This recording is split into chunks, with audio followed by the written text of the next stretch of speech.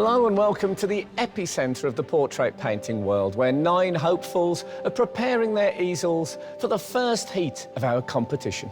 Now, according to the Tate Gallery, which knows about these things, a portrait should represent a likeness, the personality, and possibly the mood of the sitter. Do you think we should tell the judges? You can't tell them anything.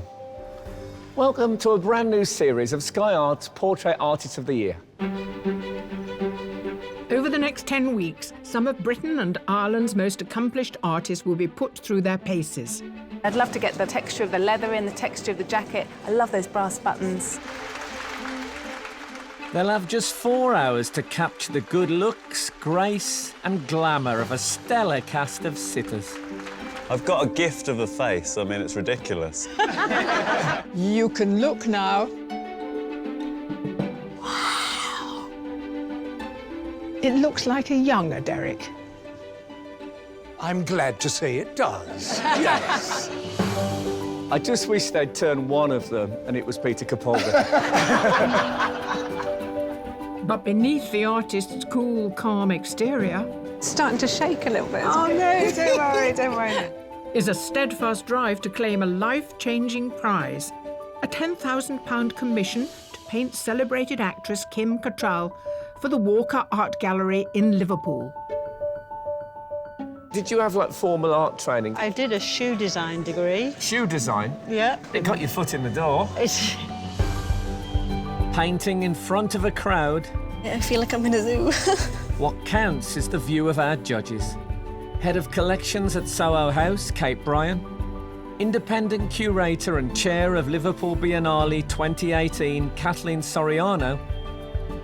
And award-winning artist, Shan Shierenberg. You can't write painting without pain. Yeah, that's exactly true. it. Mm. Suffering for their art and a place at the semi-final, who has the grit to endure their toughest test yet?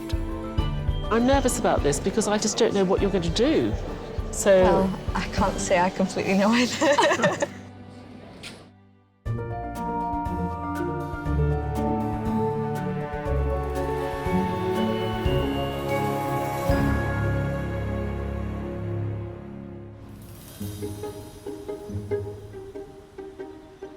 Of today's 9 artists putting their creativity to the test, 6 of them are amateur. Hetty Lawler, Paul Berryman, Alan Speed, Beth Lee, Kelly Frank and Charlie Parker. I am looking forward to it. I'm not as nervous as I thought I would be, so I'm quite excited, actually. And joining them are 3 professional artists. Judith Henahan, Kieran Ingram and Charlotte Baines. I'm very curious to know who I'm going to be painting, and I'm feeling quite bright at the moment. I hope it will last for the day. As these artists prepare for a new portrait, the judges take a closer look at those they entered with. Well, here they are. These are the self-portraits that won their artists the way into the competition. So, your judgments on this? Well, it's this beautiful, little, precious self-portrait. It's also strangely old-fashioned. It's the colours and maybe possibly the haircut. That's what I'm sort of... The curtains are very sort of 60s. It's got a lovely feel to it. You can see why it appeals to me. Sort of hippie, 60. Here we are again. I think this is fantastic because it's got these great geometric shapes sitting there making their own statement. And the weird composition. Everything leads to the head, actually. There are these strange faces that women pull when we put our makeup on, and that is definitely one of them. Yes, that's one of them, isn't it? What I find quite interesting is he's using that device that a lot of the Renaissance artists and Caravaggio used of the light coming from one side. So he's translated that painting technique into drawing.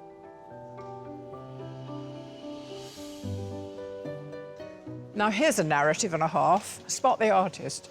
It's really rare for us to be presented with so many faces in one of the self-portrait submissions, but it's one of those paintings that really rewards further looking, because he's been quite clever about what's in focus and what's not.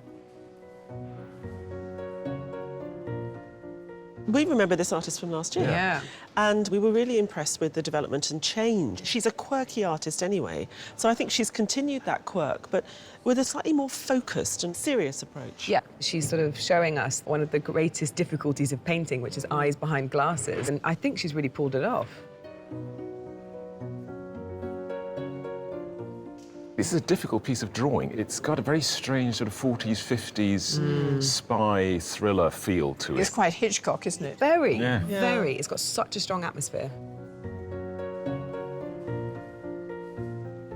It's a very clever composition. The proportions in the foreshortening are a little bit off, but it's fun and it's still a really good portrait face. Yeah, absolutely, yeah.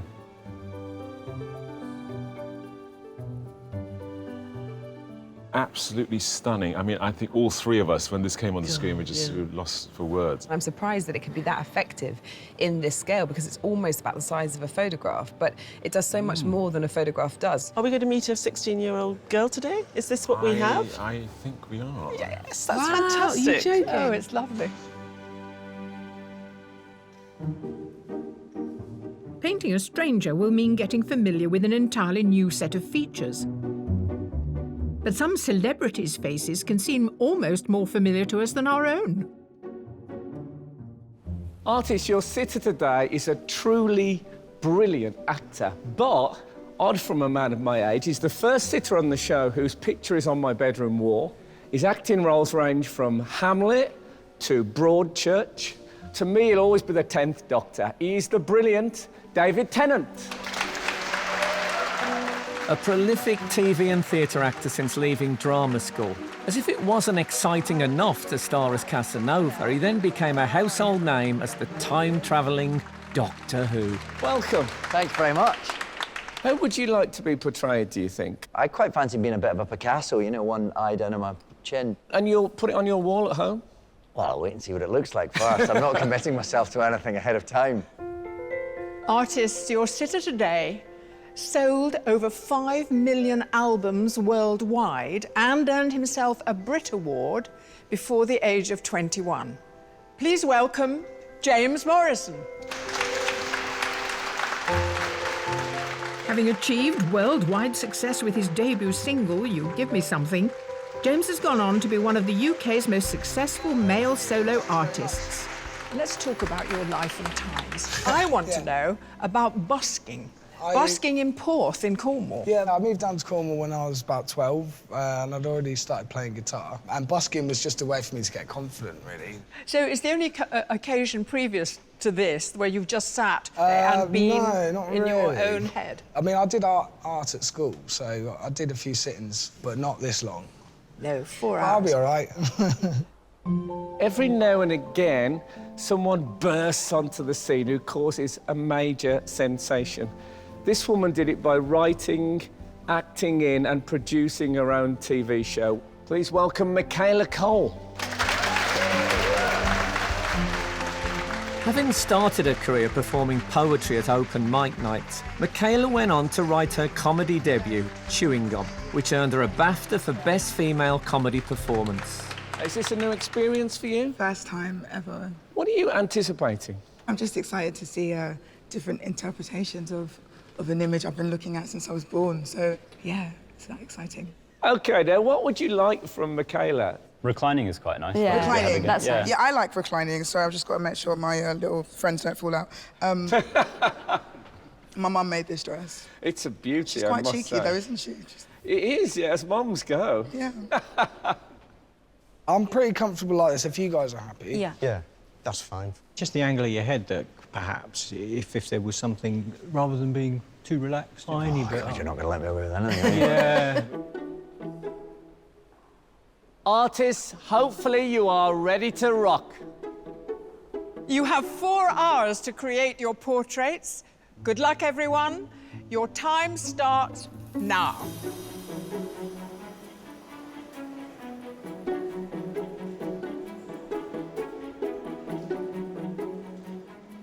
Whether it's sketching or straight on with paint, there's no right or wrong way to start a portrait. And when faced with a 4-hour time limit, technology can help speed up the process. At the moment, I'm just messing around with a possible composition, so I've taken some photos, and I've got 2 different formats of panel to paint on. Either this would be a tall or a wide panel, and then I've got a square one. So I basically have to make a decision, and then I'll start drawing. Professional artist Kieran Ingram took 4 hours to complete his self-portrait. Having had classical training in Florence, he's now developing his own style. I think it would be interesting trying to kind of transfer my approach to such a contemporary setting. I quite like painting yellow, actually, so I'm looking forward to that aspect of it. And I think the whole colour composition works really well with her dress, so it's a really nice choice.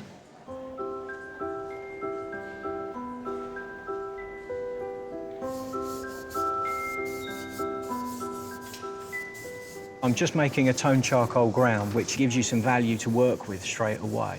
You've already got charcoal down, and you start the drawing from the middle rather than from pure white paper. So to make the lights, you erase, you go in that direction, and to make the darks, you add more charcoal and you go in that direction. Amateur artist Paul Berryman took just 2.5 hours to create his submission. Having established his own bike accessories business, he's now on a quest to rediscover the simple joy of drawing, albeit with not-so-simple tools. I think you've got a little ball filled with rice here, haven't you? Yes, it is, Not yes. so much, not such a good weapon, that. This is a charcoal pounce bag. Holbein used to use pounce bags. Oh, right. Because, yeah, pouncing is basically tracing. Yes. So they'd have the tracing paper of the portrait, they'd place it on, and then you'd use the pounce bag to mark through the little holes. But you're using it to mash up the charcoal. Yeah, because if I pick up a pencil, I'm really tight. I end You're up, literal, too literal. Yeah, and this is a release for me. You've got the shape of the head, right? Because it's a very deep head. It's a start, isn't it? Isn't it? It's Yes. not going to stay smoky and ethereal. It's just a way of getting something. You know, I think it's quite hard to add that sort of stuff at the end.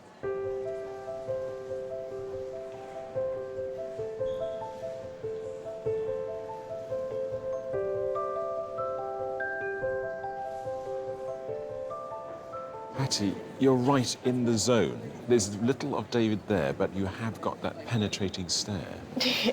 Once you get the drawing in, more coloured pencils will be used, and then blocking in a bit with acrylic. The acrylic probably come near the end. OK. Tell me, are you happy you got him as a sitter?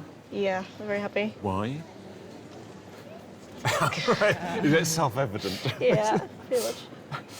17-year-old Hetty Lawler is studying for her A-levels in County Mayo in Ireland and painted her self-portrait in 2 days.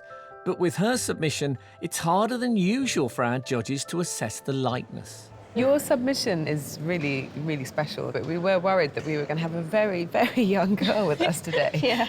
The picture of me there is when I was like 8 or 9. I kind of liked when I was younger a bit better.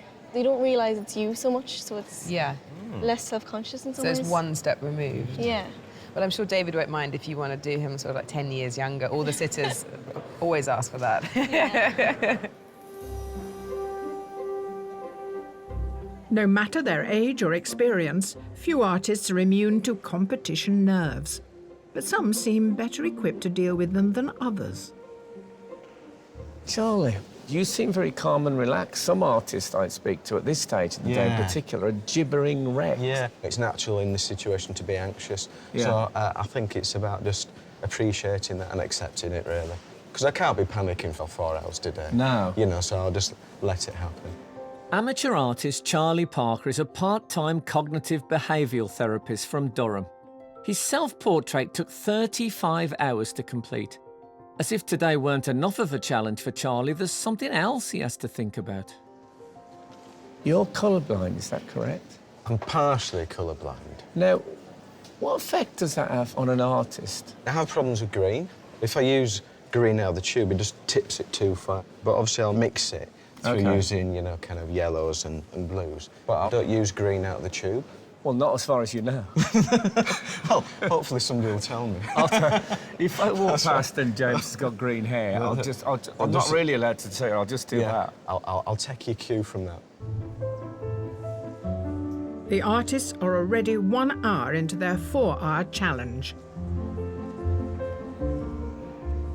There's a lot more pressure. It's a lot more exposed than I'd usually be. I usually wouldn't have a lot of people like around me when I do this. So it's new, it's cool.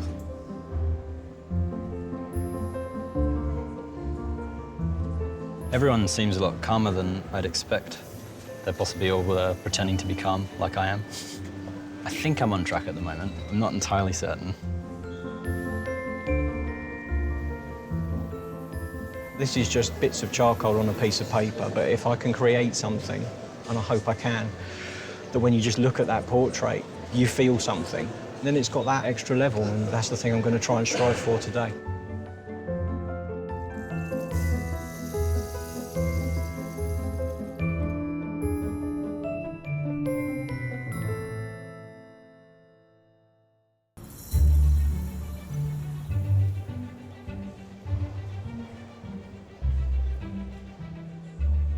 Our artists have been painting sitters David Tennant, Michaela Coel and James Morrison for just 1 hour. But already some are picking up on aspects of their character that others may not have noticed. To me, there was a sense of blue coming from my lovely sitter, and I wanted to convey that. I think you can manipulate the work as you wish and put your stamp on it that way. So the background appears red, and I've made it blue. Professional artist and teacher Charlotte Baines took 2 weeks to create her self-portrait. She painted Indira Varma for Portrait Artist of the Year 2017, so while others are new to this experience, Charlotte has sort of seen it all before. I heard that you'd had your eyes tested before the competition, and I thought, I wondered if that was part of your, this is where I went wrong last time. You've got three sets of spectacles. Yeah, I'm not taking any chances this time. Wow. And I got these goggles. Oh, wow. Do you want to try them? Did you get those from the opticians? I'd love to No, try them. they're fishing goggles. They look like the things... Try them, see. Fishing goggles? They are. They just bring things forward. If I just want to see, like, an eyelash or something, I can... Yeah, they look great on you.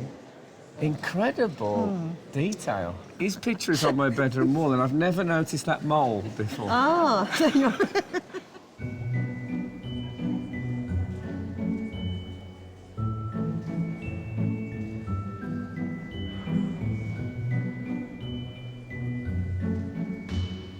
This is the first time I've painted from having a sitter in front of me. It's definitely harder because you can't see all the details, and that's why I decided to use both the sitter and the tablet as well. Amateur artist Beth Lee studies fine art and creative writing at Lancaster University and completed her self-portrait in 10 hours. Where many arrive with the trappings of an entire studio, she has a more resourceful approach. Beth, you don't have a palette, but you're using your very big canvas as a palette. Is that going to be incorporated later, or you just scrape it over and shape Oh it no, in? I keep it on. I think it's quite interesting to have proof of like my process and leave it a bit unfinished in a way. But we didn't see that in your submission, and your No. submission's much tighter on the head. I'm nervous about this because I feel really safe and secure with the self-portrait, and now I just don't know what you're going to do. So Well, I can't say I completely know either.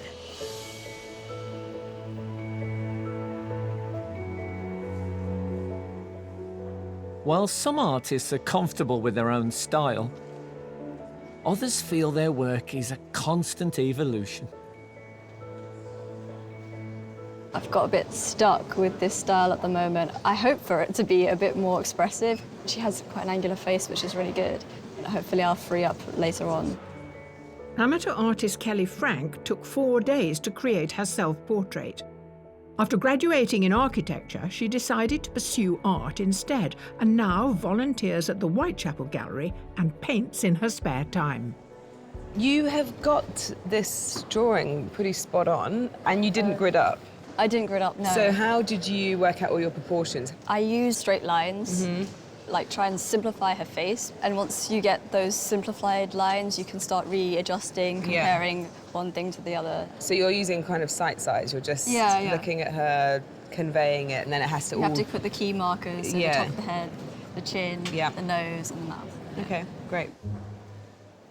It's quite nice to watch how each artist looks at you.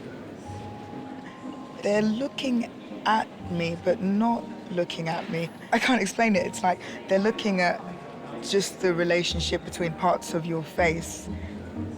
I don't know what it looks like from the outside looking in, but I really love this background. I know it's really intense, but I really, really like it. Well, it's a vivid set and it's a vivid personality. Yeah. Is it almost too much? She's an incredible presence. I actually think the whole thing works really well.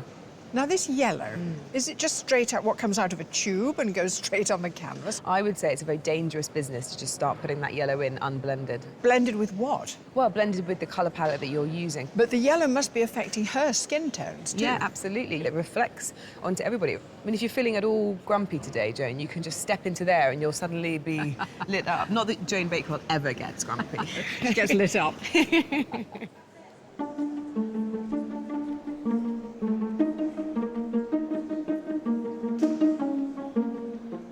Ty, I always have fun trying to interpret the symbolism of these settings for the sitters. What I've arrived at today is that David Tennant is Lucifer's representative on Earth. That's exactly what we were looking for. It's rather overpowering, but he's got the face to do it. He's got quite a saturnine face. It's narrow. He's got these dark, brooding eyes. It's very magnetic, and it works with that background. I'm trying to be as still as possible. You don't want to impose anything. If 3 different people are painting you, and presumably they have very specific ways of working, I want it to be relatively neutral. I can be quite fidgety, so just trying to kind of keep calm. James is a very relaxed sitter. I think he's very relaxing for the artists. He might look relaxed, but actually I think he's taken quite a difficult position with one foot on top of the other, which he says is comfortable, but I'd be surprised after 4 hours that it's still comfortable. And because of all the staring, you can see the stress underneath his eyes of focusing intently, beginning to play. I'm just trying to keep my eyes alive so that I don't look just like, you know, staring into the distance. My nose is severely bent and my ears are like little elfin ears. So, yeah, I'm probably not going to look great, but hopefully they'll suss it out and make me look better. I find ears a challenge, and James has very nice ears, but I'm finding them a challenge at present. For some reason, it's the structure of the ear itself is kind of confusing. I'll work on it. Professional artist Judith Heenahan lives in County Kildare, and her self-portrait took just 1 hour to create. She never works from photographs and enjoys exploring how light hits the face, something she's trying to do today. I need to bring out the tonal thing properly. I need to make it work, and I'm wondering whether I'll be able to, with changing light and with a time constraint, and it's a little difficult. There's enough to contend with just painting the head, but opting to include more of the figure presents its own challenges. We were saying how delighted you were that somebody's decided to do the whole pose, but from where you're standing, it's quite a bit of foreshortening, isn't it, to get? Yeah. And I can see it's working. Did you have problems getting that right? Not really. Not really. Lovely. OK, next. What a loser that makes you sound. An amateur artist, Alan Speed is a technical coordinator in a London architecture firm. He took 20 hours to paint his self-portrait, which combined sketches of his daily commute, a scene that rarely features a bright yellow backdrop. Talk us through what you're thinking about. If you put too much yellow, it would just dominate the whole painting. And you've gone greeny yellow. Well, it's green in the shadows. You know what? Hold on a minute. No, he's right, you know. It's a bit green in the shadows. And there is reflected yellow in the treads. Yeah. So that's something to do. We talk about timing. Is your timing good? Well, it'll be what it is. No, OK. He's very relaxed, isn't he? He's incredibly relaxed. It's OK. You know, it's good. Look, I think it's a beautiful painting.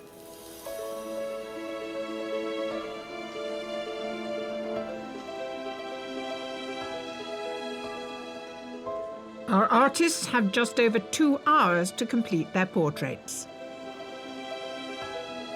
I'm not shaking anymore, but still kind of nervous, anxious. I feel like I'm in a zoo.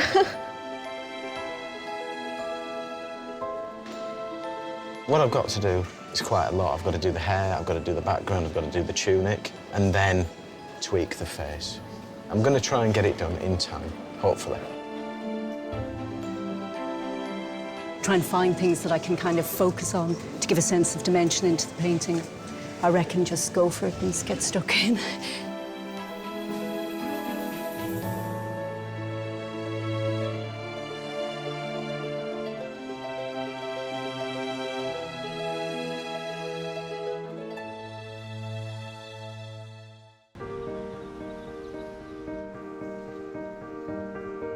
James Morrison, Michaela Coel and David Tennant have been positively statuesque for over 2 hours. But how well are the artists capturing that on canvas? So, esteemed judges, it's roughly the halfway mark, and I thought we'd have a look to see what's occurring. So what about Alan? I like the energy. I mean, the energy's coming across, but at the moment, it's sort of, it's not being contained. I suppose if I'm worried about anything, it's that now the colour's going on, I'm worried that we're going to lose her. So, James Morrison is being painted by Judith. Actually, all three of them in that section have caught him very well. Yeah. But what Judith has done, she's caught the essence of him. It looks like him, but it also sort of feels like him. What about Charlie? I'm slightly disappointed in the composition. But the artist sitting right in front of the model, they've got incredible foreshortening. Your drawing skills, when you're drawing up the figure, you've got to be quite good at it. So, Charlotte? I like Charlotte's exuberance. I don't think there's much of a likeness there at the moment, but the last time we saw her work, she pulled that all together fairly late on in the day. What about Hetty? She's a very accomplished drawing in the classical manner. Yeah. Ooh, come on, Kathleen. Yes. Am I going to be the bad guy? Yeah, again? come on. I think she's clearly brilliant, there's no question. But she's copying what's in her phone. It's almost like tracing. And I think there's an organicness to this copying. There is copying. I know no, what you it's mean. very beautiful. Usually I dream of having your jobs because I just think, you know, the prestige, the power. The prestige. But today I think, well, certainly at this halfway stage, it's going to be a tough one. Yes.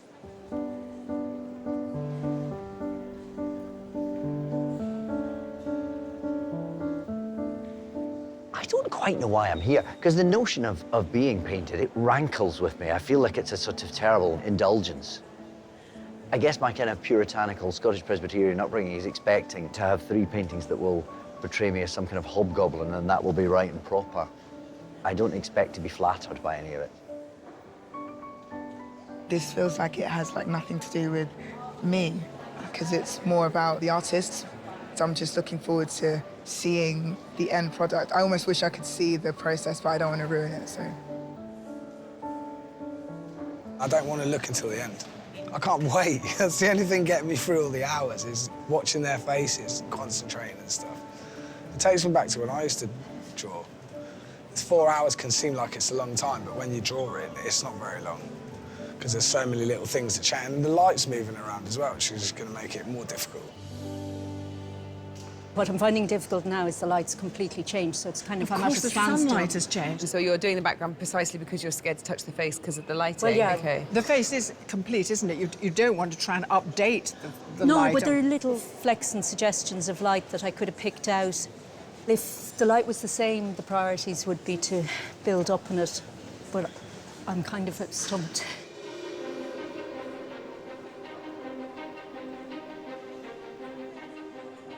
As well as an artist's instinctive flair, it's the conscious refinements that make these portraits their own.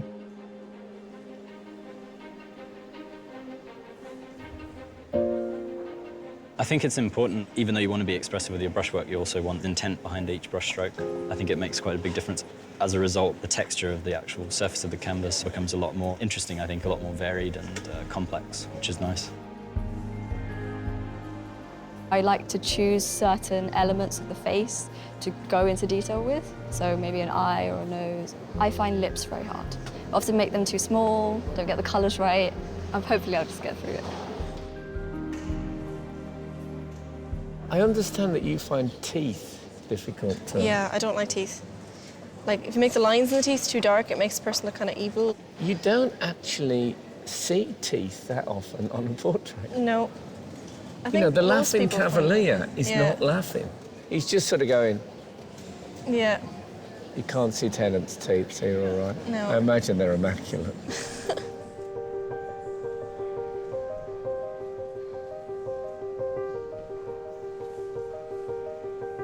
There are only 30 minutes remaining.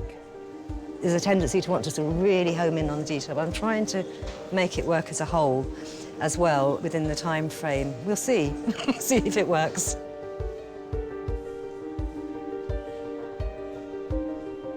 I'm into the sort of tinker time now, really. And this is the dangerous bit. There's quite a lot of energy in it at the moment. And if I go too deep with it, that's going to disappear. The big white space is definitely a worry at the minute. I don't mind there being white space, but I feel like there's maybe too much. There's a lot to do. So yeah, definitely panicking. I've decided to add more blue. There's a few other things about his eye and his ear that I need to change as well. These last-minute decisions could bring it together, or it could slip the other way. So we'll find out in about 20 minutes.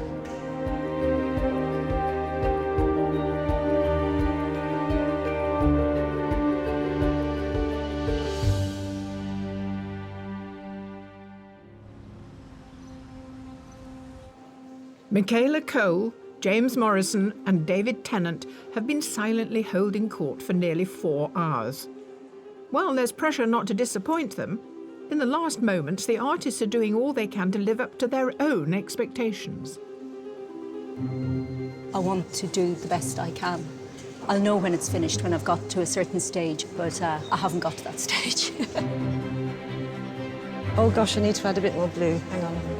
Just to sort of electrify it a bit. Yeah.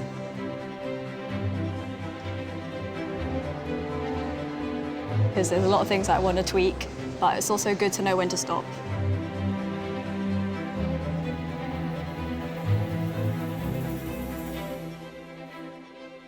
Artists, your time is up. Please put down your tools and step away from your portrait.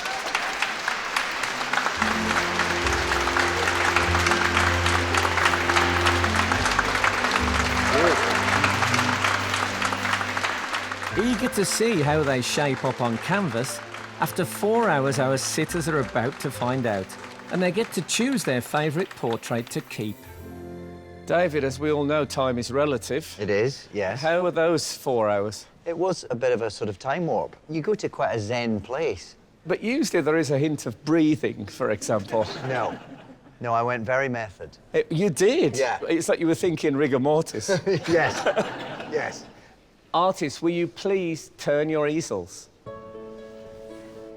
Wow. They are amazing. They're so different. I just wish they'd turn one of them and it was Peter Capaldi.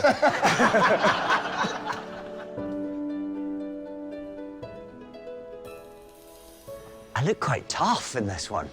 A little bit James Dean. Look quite butch. It's beautiful, yeah. Look at all this colour, it's amazing. Look quite sulky. I've got very peachy lips, though. I like that. Wow, look at that. You're obviously allowed to decide what size it's going to be. Yeah, we have an upper limit. Yeah. Yeah, we can't go billboard. Right. They're all so beautiful and inspired. I'm going to go with this one. Beautiful. Amazing. Amazing.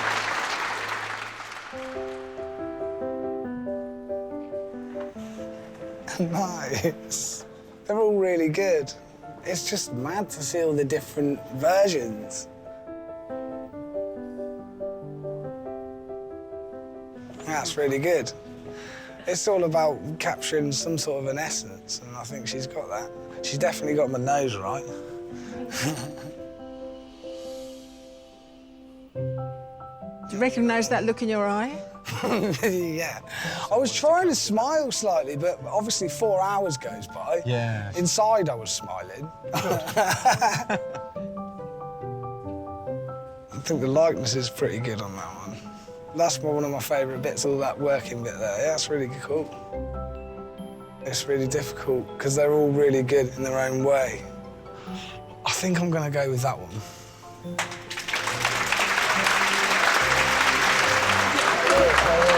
Really good.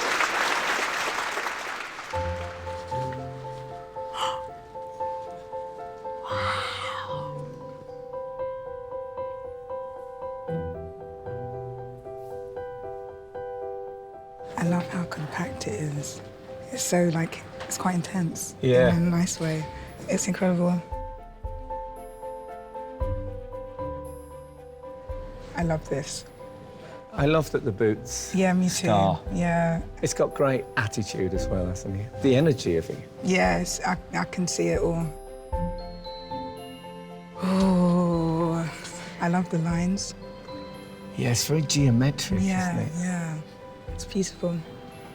What would you like to take home? My instinct says this one.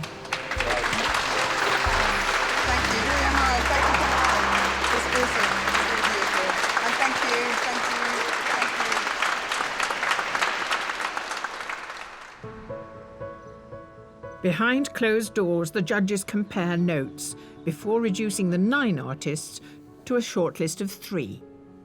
This is a little jewel. She's found something of David today. I agree with you. She's quite good at creating something which is kind of like nostalgic or romantic or slightly sentimental, even though she's such a realist. My big concern is that, so it was an exercise in proficient copying, and that's what I'm just trying to work through in my head.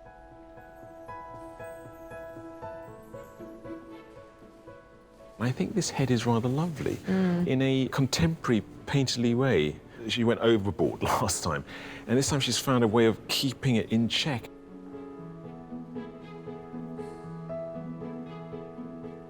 I think for me there isn't enough tension there. There's something good about it, but I wanted it to be more dramatic.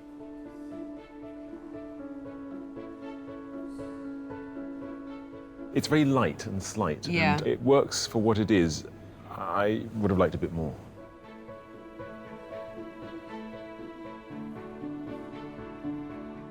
I think he looks a bit like a 1950s footballer from Lazio or something or other, carrying a leather football under his arm. I'm thinking 500 years earlier, Italy.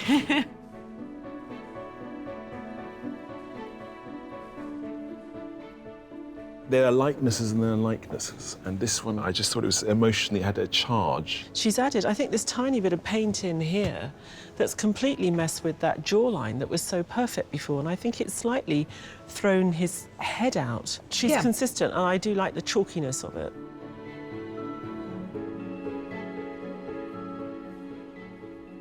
She was brilliant to watch at work, Kelly, but I just think she didn't think carefully enough about her choices. There's a realism and a reality to the head and the face, and then this neck comes from nowhere.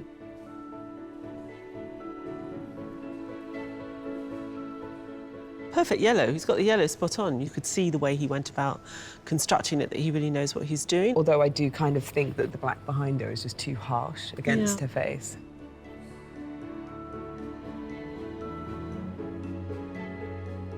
He's really presented us with this absolutely fabulous tank girl. The attitude and the character and the story of her as a sitter is there. I've got a real problem with this painting, that I can't read it.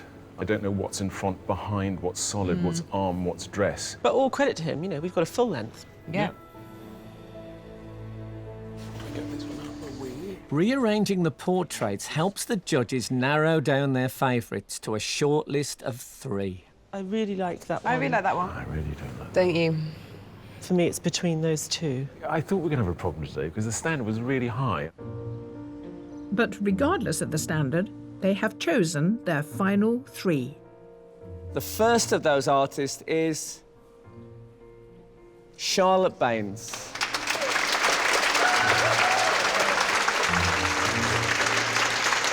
The second artist is Hetty Lawler.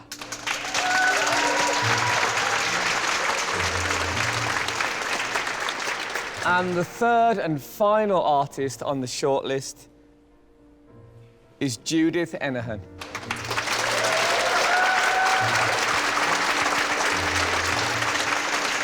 Our sympathy with the rest of you, but you did fine work, so You thank were you. fantastic. It's been a great day. Thanks very much.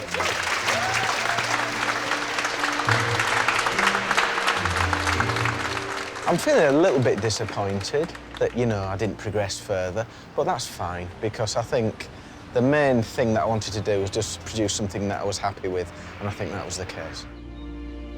Before the judges decide who will claim the first place in the semi-final, they take into account the work created today and the self-portraits. Well, judges, here's a surprise. Not one single painting of Michaela. It was very close. I really liked Alan's painting of Michaela. We wrestled with that for quite a while, actually. Sometimes you can look at something for the first time and go, wow, and then you come back to it, or you leave a bit of time, or you look at it a little bit harder, and then slowly it sort of falls or it rises. So I think that can also have an influence. So shall we look at Charlotte's, first of all? There was something of David that she caught that was rather poignant, and there was an aspect of him that I could sort of feel but didn't see, and she caught that. I find the body problematic, but I think a lot of what you've said I would agree with, and I think that nose is just really, really clever. She's caught a mood, and the little tiny bits of colour that you see in blocks across just really lift it. Now we come to Hetty. I was wondering whether she was going to be able to capture the lyricism that she had in her self-portrait, and I think it has captured a certain lyricism today. So she's not only technically proficient, but there's a kind of beautiful feeling underpinning it all. I'm not mad on the drips. I think it's problematic, but this is something to be really delighted about, that we were all here today and that someone just rocked up and did this. Can I say I think the drips are to die for? So, Judith. She's a great storyteller. She can really conjure a narrative. The submission is so dark and brooding, and today so luminous, and it's so exciting to know that she can do such different things with light. But also, the direction of the gaze gives it a marvellously pensive quality. There's something very gentle and romantic about it that appeals to me. Well, I mean, they are 6 beautiful paintings. You've got a hard task.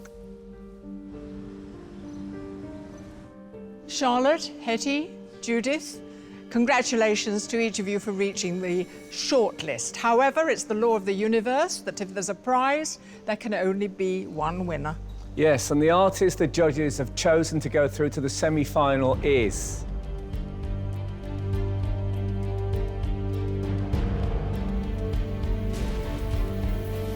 Hetty Lawler.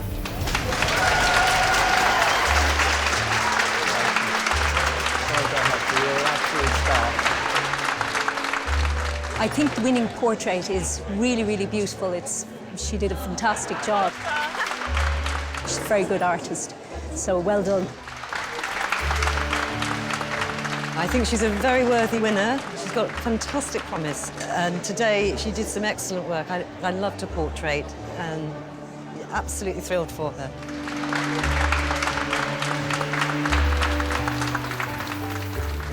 We were blown away by her submission because it had an emotional content as well as being technically inventive. And she did that again today. And that is really rare. When these two things come together, it's just unbeatable.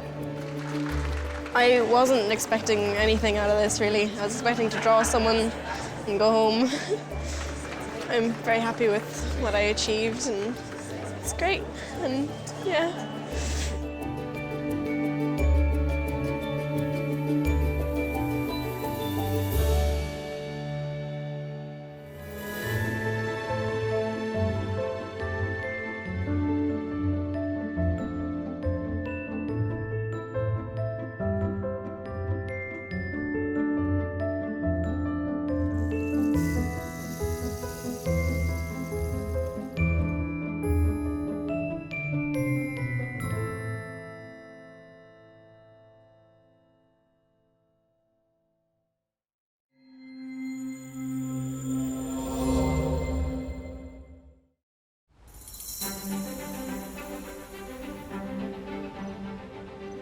Hello and welcome to the worst job in television, where poor old Joan and me have to slog around watching these amazing artists paint these fantastic portraits of really interesting, famous people.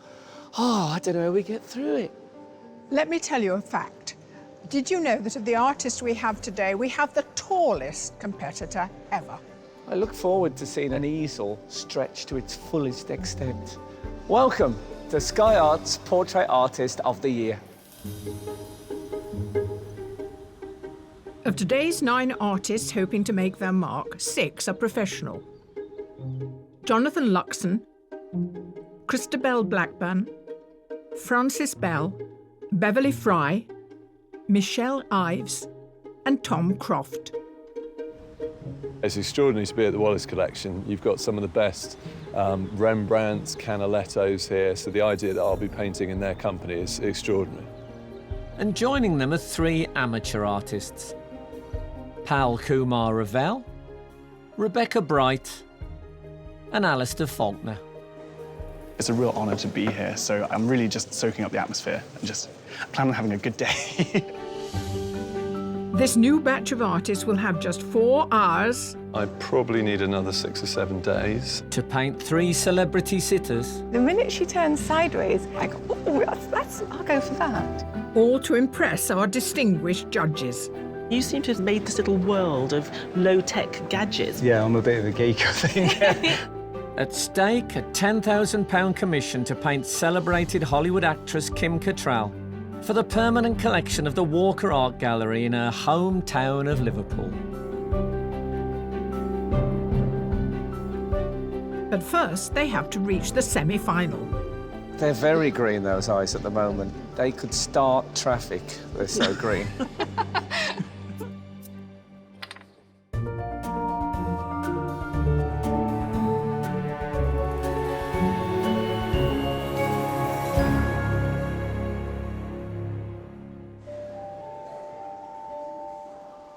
Today's artists are about to focus their attention on a total stranger, but to secure their place in the heat, their task was more self-centred.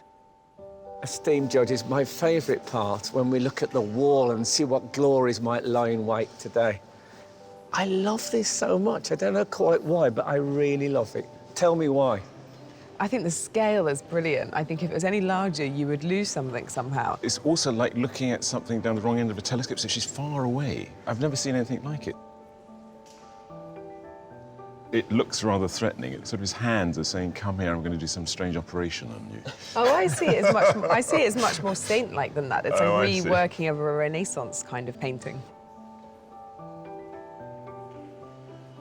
Just notice this swirling pattern across the face. It's fantastic. I love it when someone works with the simple media like pencil and charcoal and they can get so much out of it.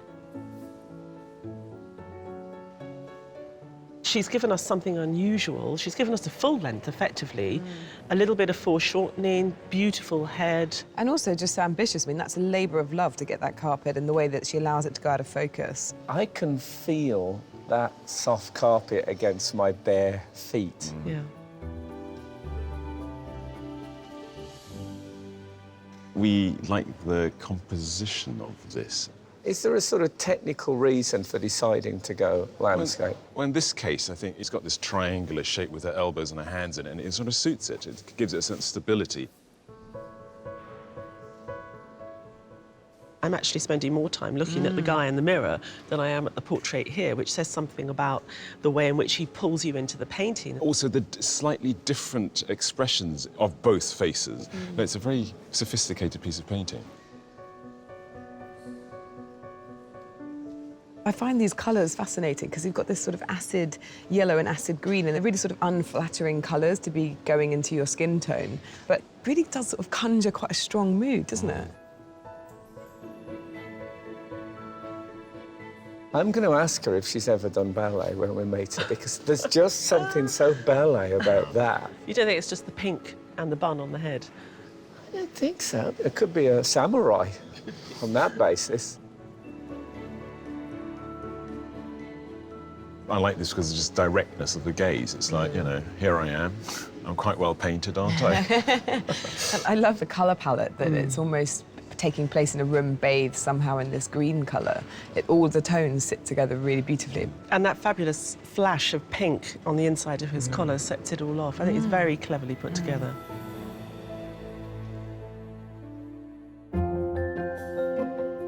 No matter how accomplished today's artists are, there's a difference between painting a face you know well and a face that's well known. Artist, your sitter today is a very successful writer and actor. If I said to you, goodness gracious me, you might have a rough idea. It is the fabulous Meera Syal.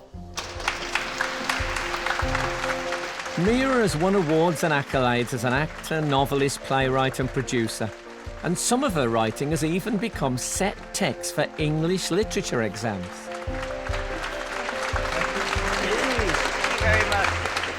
So what aspect of Mia Asayha would you want captured, do you think? Warmth, intelligence? Awake. Awake is good. Awake is good, I think. And I'm hoping that I'll look at something and go, wow, you've seen something in me that I don't usually ever see, so I'm looking forward to that. I've never noticed that spot. Yeah, yes, exactly. Despite treading the boards on some of the world's most prestigious theatres, today's sitter is just as happy working on an industrial estate in Bolton for the filming of Last Tango in Halifax. Please welcome the much-loved Derek Jacobi. One of the founding members of the National Theatre, Derek's career spans over 50 years. He's played everything from high drama to children's theatre and comedy. And to some, he's best known as Hamlet or Cadfael, and to others, he's the voice of the hugely popular In the Night Garden. I think we should explain that we're not putting you in prison by putting you in this setting. No, thank you. But I think the idea is to diffuse any suggestion of you being a theatrical knight. Because that isn't quite your background, is it? No, I'm an East End kid. But I always knew I wanted to be an actor, you know. Tell me how you're going to cope with sitting posing all day long. Well, I've sat in many a throne in the course of my career, so I'm quite used to all this. Artist, your sitter today is a fabulous interviewer and presenter. She has interrogated people as diverse as Margaret Thatcher and Madonna. She is the marvellous Kirsty Walk. Best known for keeping politicians on their toes fronting Newsnight on the BBC, Kirsty's many awards include a BAFTA for her outstanding contribution to journalism. Don't take this the wrong way, but I think of you as someone who speaks a lot. Yeah, You're a it's very true. vibrant and chatty person. Yeah. So how's silence going to be for you? It's going to be incredibly difficult because I'm going to be wanting to ask everybody how they're doing. I love the idea of you really giving them hard-hitting questions. OK, I'll think of a few. Now, what do you want from Kirsty today? I'd actually like to hear you describe your personality a little bit. Well, I think I'm possibly a more relaxed and lighter-hearted person than I might be as an interrogator on Newsnight. Perhaps I should summarise it. She's not as scary as you think she is. It's a relief. Would you like to cross a leg or...? Can I do that? Yes, absolutely. That's more comfy. You must be comfy, otherwise it'll Oh, show in your face. Yes. No, we don't want that. Oh, no. What's your best side? Probably this one. Artist, your challenge is about to begin. You have 4 hours to complete your portraits, and your time starts now.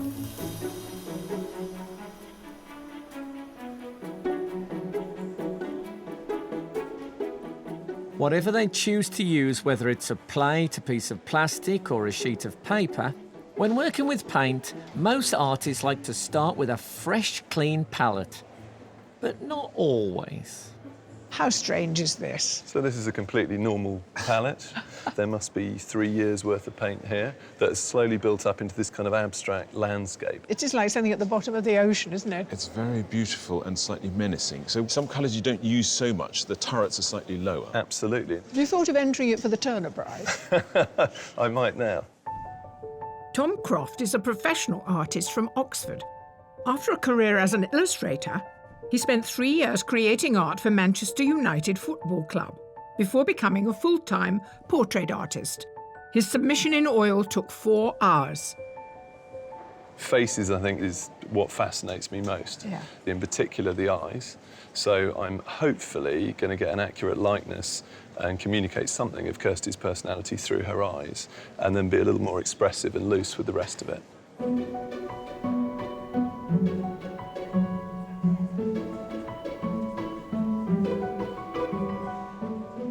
You're being quite kind of rough with your blocking out. For you, Yeah. is this equivalent to a sketch? Yeah, this is a sketch. I'm just sort of feeling my way into getting the likeness and doing that in acrylics.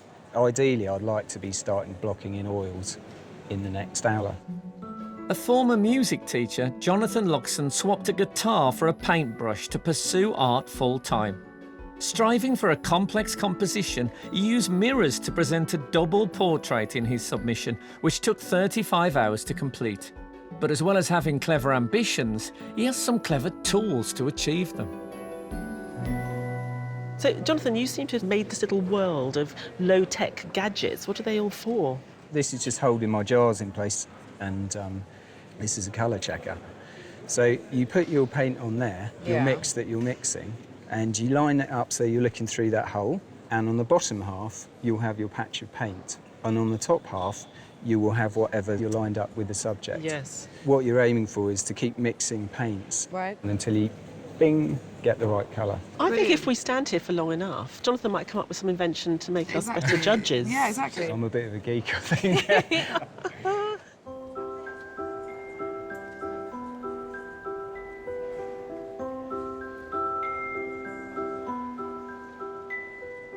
Francis, I think I've been sent in to slow you down.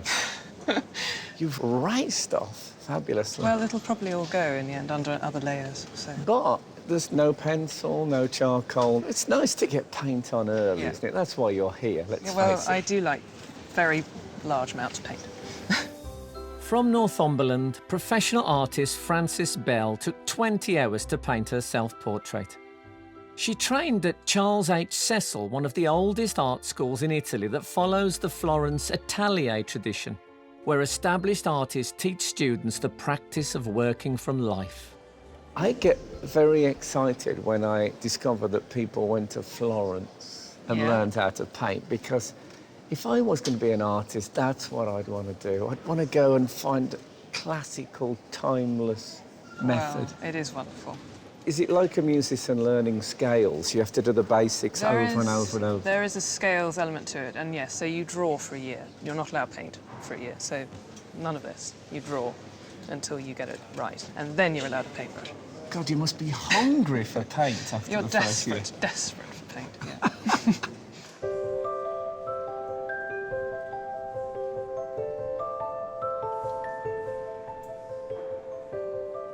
I've started by just sketching out in charcoal and acrylic.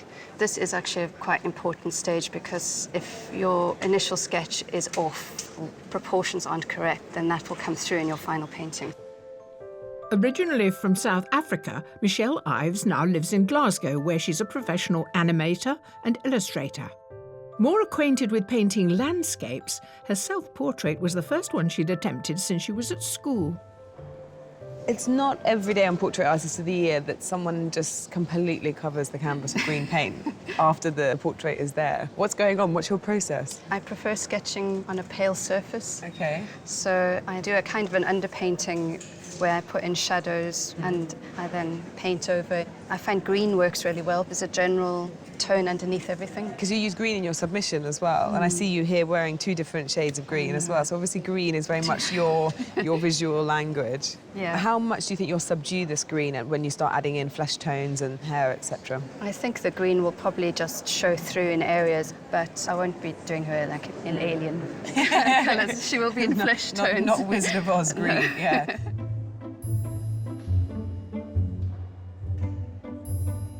The artists are almost 1 hour into their challenge. Other than the 4-hour time limit, the fact that Shan Shierenberg's a bit of a legend for me, Frank Skinner, legend again, it's all fine. I didn't think I'd ever be painting Derek Jacobi. You just hope that you get a bit of that personality. It's such a famous personality. It's fantastic. Very, very lucky. It's amazingly like I'm just at home in my studio, but I do feel an inner sense of urgency about it, which I normally don't have. But it's good, it's intense.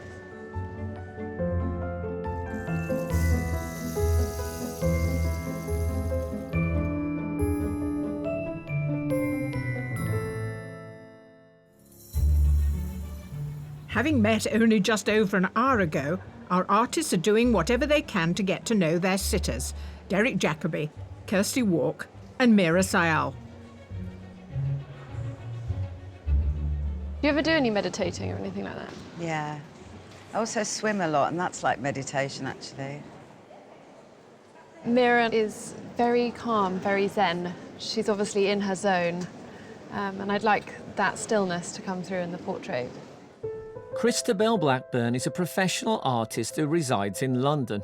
She started her training in Florence and continued her studies at the Lara School of Art in London. Her portrait in oil took 4 hours to paint and is just 20 centimetres square. This is sort of positively colossus compared to your submission. I know. You decided to go a bit bigger. I'm not great on very, very tiny.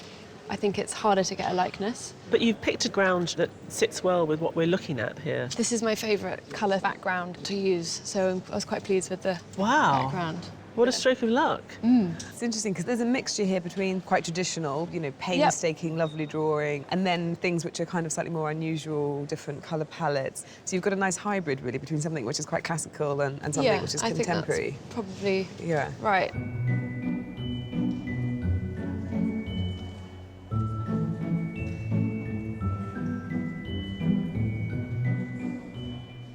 Now, Beverly, I know that when you do a portrait, you normally like to have a coffee with someone to get familiar with them. So you're having to shortcut the relationship with your sitter. Is that a problem? I suppose because her voice is so familiar to me, I feel there's a connection already, even before painting. But it is a whole mathematical dilemma, painting someone without that interaction having taken place. A former actress turned professional artist, Beverly Fry is from Shrewsbury. While in between commissions, she painted her own portrait for practice. She included her hands as they are one of her favourite attributes to paint, but today there's another feature that's caught her eye.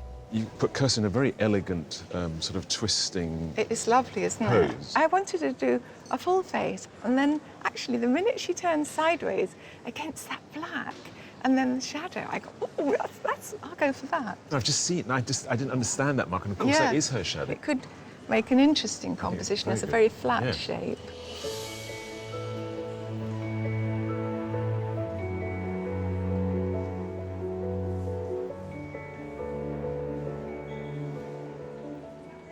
Rebecca, I was just strolling past and I noticed your list. Yeah. Can I have a look? Yeah, of course, yeah. Look, it's ridiculous, draw, isn't it? colour, eyes, mouth. You forgot nose. I know. Oh. It's not on there. That's it.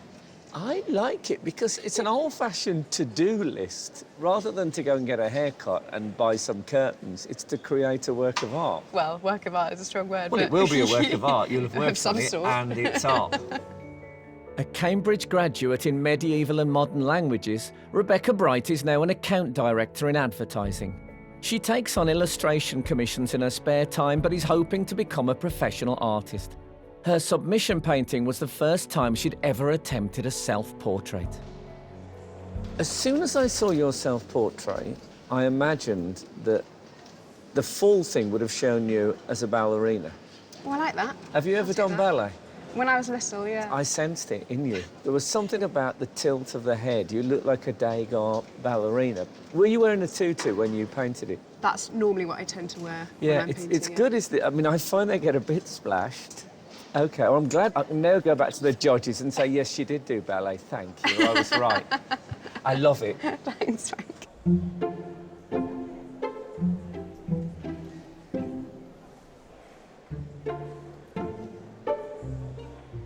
Kirsty is known as a classy dresser. Women always want to see what she's wearing. It's a very, very striking skirt, which we've all admired. On the other hand, the artists have chosen to ignore it. They've missed a trick, perhaps. It is a pity, but in a sense it gives them an idea of the flamboyant, stylish side of Kirsty, and they're seeing that, so that will inform the face as well. There's no doubt that how you dress is sort of a key to how you are in some ways, not totally, but in some ways. And I like colour and modern clothes. So it's a kind of clue to who I am. It didn't occur to me that, of course, with only 4 hours, it was most unlikely that anyone's going to get beyond the head and shoulders, but you never know. I have spoken to the artists around Mira, and they're very happy with her as a sitter. Yeah, I mean, I think she's just giving them the right balance of sitting really still but also talking to them a bit. And I think all three of those artists are quite keen to actually put a lot of her character into it, because otherwise it can be anatomically correct, but no feeling of the person. And I think that's the kind of thing that gets us really excited when you're like, oh yeah, they really caught her. This blue behind me is the colour that my hallway's painted. There's something in it that really speaks to me. I think the excitement is in what inspiration they've gathered. I think that's the challenge and the beauty of a portrait, that hopefully it's recognisably you, and then in some ways absolutely recognisably not. I'm conflicted about this set because I'm used to Derek being very heartwarming. I think that the intention of the set is it brings out the tones and the warmth very, very well, and the grey is working as a beautiful colour, reflecting his skin in the light. I think it's doing a really good job. In a sense, grey bricks are an indication of distance travelled. That's maybe where I started. Nothing to do with theatre. A nice East London boy, and the journey really is from something as plain, I suppose, as that, to something as, I hope, multicoloured as I've become. A colourful character doesn't always need a colourful portrait. And for an artist who works exclusively in monochrome, Derek's backdrop is a gift. I'm using graphite powder and charcoal. I've sanded the charcoal and graphite down, and so I mixed them together so it doesn't give you that shine.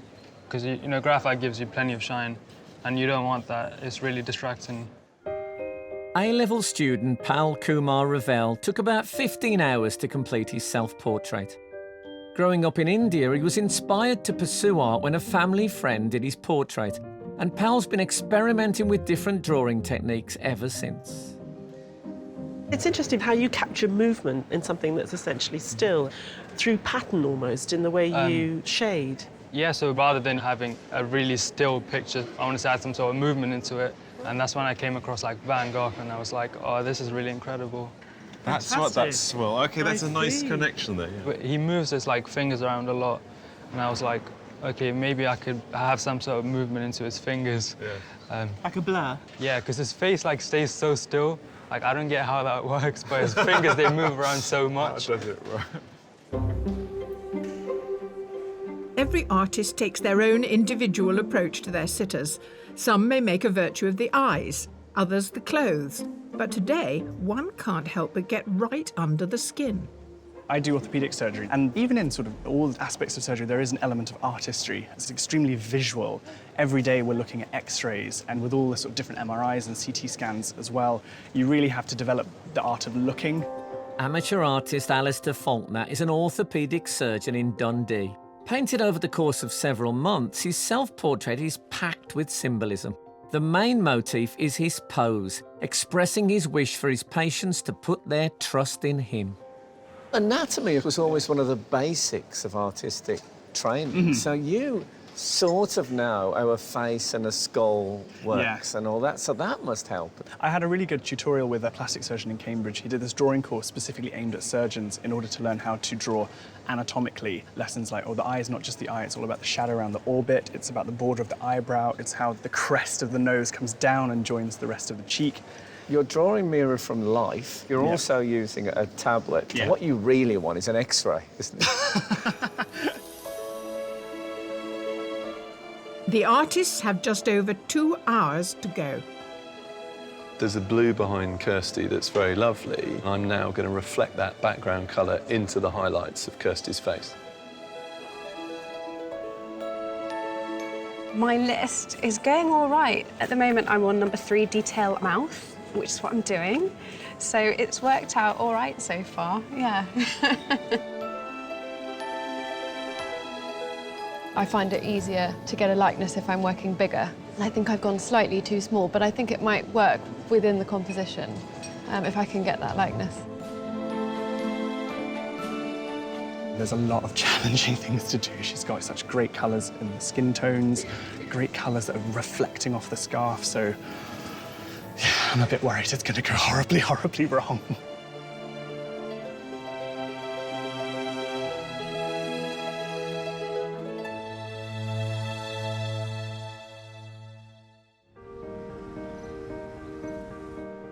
After 2 hours of drawing, painting and scraping, Mira Sayal and Derek Jacobi have resisted the urge to see how their portraits are progressing. But for Kirsty's inherent inquisitive nature, it's all too much to resist. Quite like green under the skin tones because it just pops through every now and again and livens it up. Lovely. What I love about this show is not only the degree of difference between all the different artists, but the different stages they reach at half-time. If we look at the portraits of Mira, what do you think?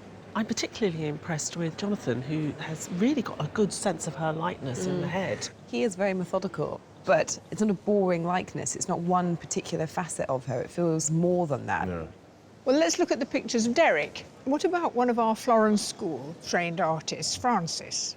And what we recognise as that style, of course, is the colour palette. It's reduced and it's naturalistic. She's got a silvery light to it, and I think that's unusual. At the moment, I'm slightly mourning the loss of the lighter, romantic sketch of earlier today. And Rebecca? So you have these rather very strange psychedelic colours and no eyes, and it looks startlingly weird at the moment. I've just seen, though, the eye coming in, and it actually reads more as light and kind of vitality. It's looking better. OK, now we move to Kirsty.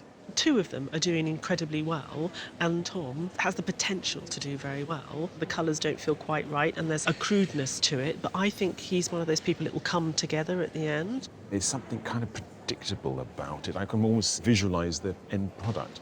OK, Michelle. The head's looking fantastic, and I'm a big fan of the scale. She's made her somehow share her own features with the city. We've seen that before, but I think this is the strongest I've ever seen it. It's a bit unsettling. Both Rebecca and Michelle, it was the first time they'd ever painted portraits. Brave. It's amazing. Isn't it amazing? Wonderful. Well, it'll go on being wonderful, we hope. There is a danger, I think, because of kind of Newsnight, to think of the personas being very hard. I don't think of myself like that. I mean, I think I'm direct, and I think I'm direct, not coy. But, you know, I think there's so many other kind of facets, and I'm sure that they're all working very hard to pick those up.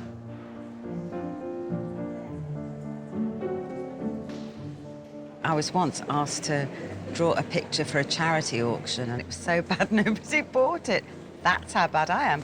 So to be surrounded by three really talented people, just seeing them mix the paint is some kind of wonderful alchemy, really. I genuinely am in awe. It's a great talent to be able to do this. I have had my portrait painted once before, many, many years ago. One Sunday afternoon, it was quite a well-known painter whose name, of course, I've forgotten. I ended up looking like a cross between the Queen Mother and Noel Edmonds. Not my favourite.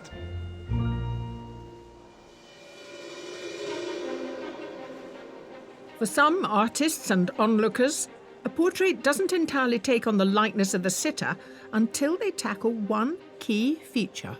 It was rather spooky for a long time because you didn't put in the eyes. I know, yeah. Were you looking forward to doing the eyes? Were you Massively. thinking? That bit where you put the little glint in and it just suddenly comes to life. To the point where I normally only do it right at the end, but I couldn't help myself and I've already done it.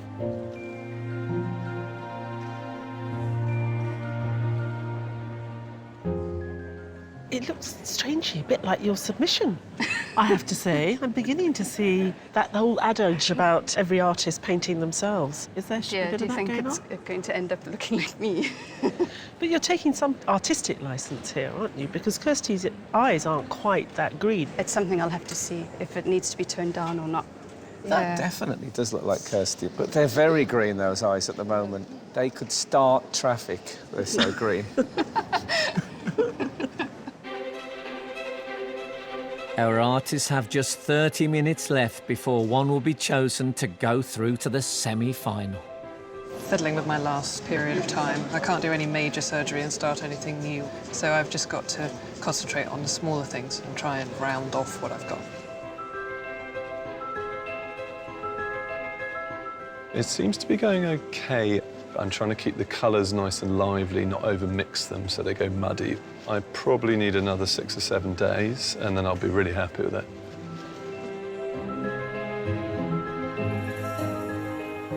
I did have a plan to be at a certain point at this stage, and I'm probably about an hour behind. So I'm just sort of soldiering on and hoping it comes together quickly in the last stages.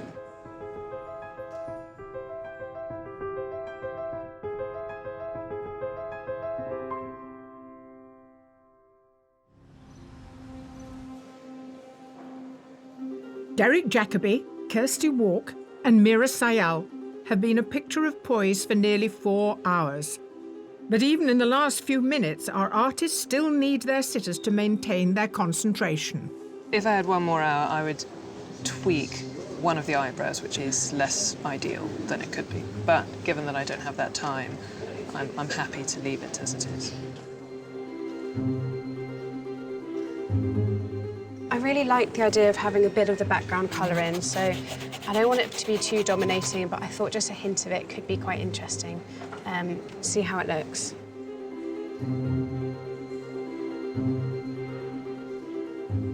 Artists, you have just 5 minutes left.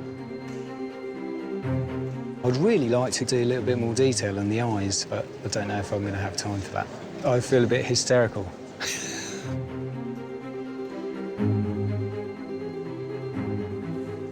I'm trying to fill it in so there's no white bits.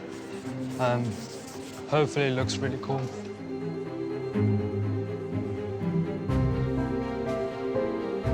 I don't really know what else to do. I need to sit down and have a cup of tea very soon.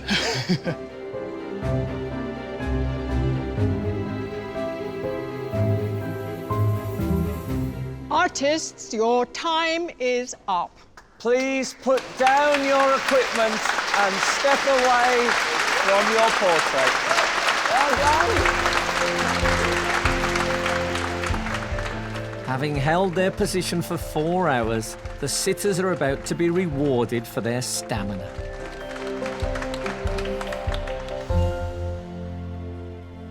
So, would you like to share with me that very special moment when 3 Kirstys appear simultaneously? That'd be very scary, I have to say. So, artists, will you please turn your easels? Wow. Quite different. I think that's a very strong image. When you're working, when I see you crane forward like that, it's a very Kirsty Walk moment. It is, isn't it? It is. I think these strong brush strokes are really good. And I like the fact there's lots of little crow's feet here. I wasn't going to mention it. You love green. In terms of likeness, you've done brilliantly as my broken nose. So, Kirsty, I'm going to ask you to choose the portrait you would like to take away with you. I'm going to choose Tom's. Thank you very much. Thank you so much.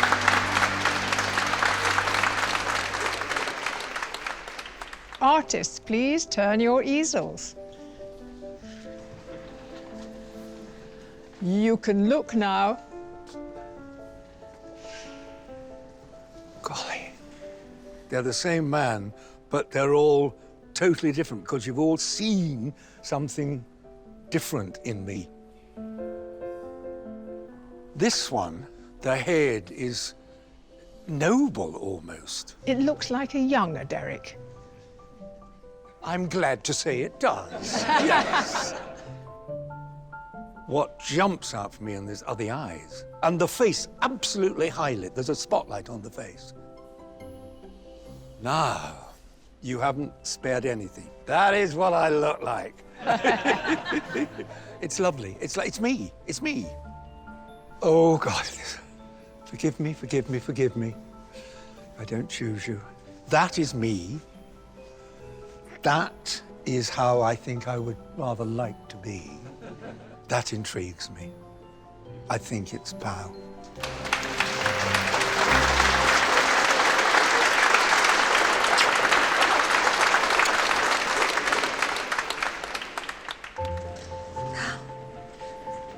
Oh my goodness. Oh, they are amazing. I love those layers of blue on blue on blue. And I look quite intelligent. Well done. Oh, well, I'm extremely pleased you think so. delicate. Really works. Wow. Boudica. Figurehead on a ship. I think it's got warmth as well. You're smiling on the inside, if you know what I mean. It's really very difficult. I love all of them. What about the one that you can get in your car? All right, I'm going to go completely instinctively and I'm going to say Christopher. Well done, Christopher. Thank you so much.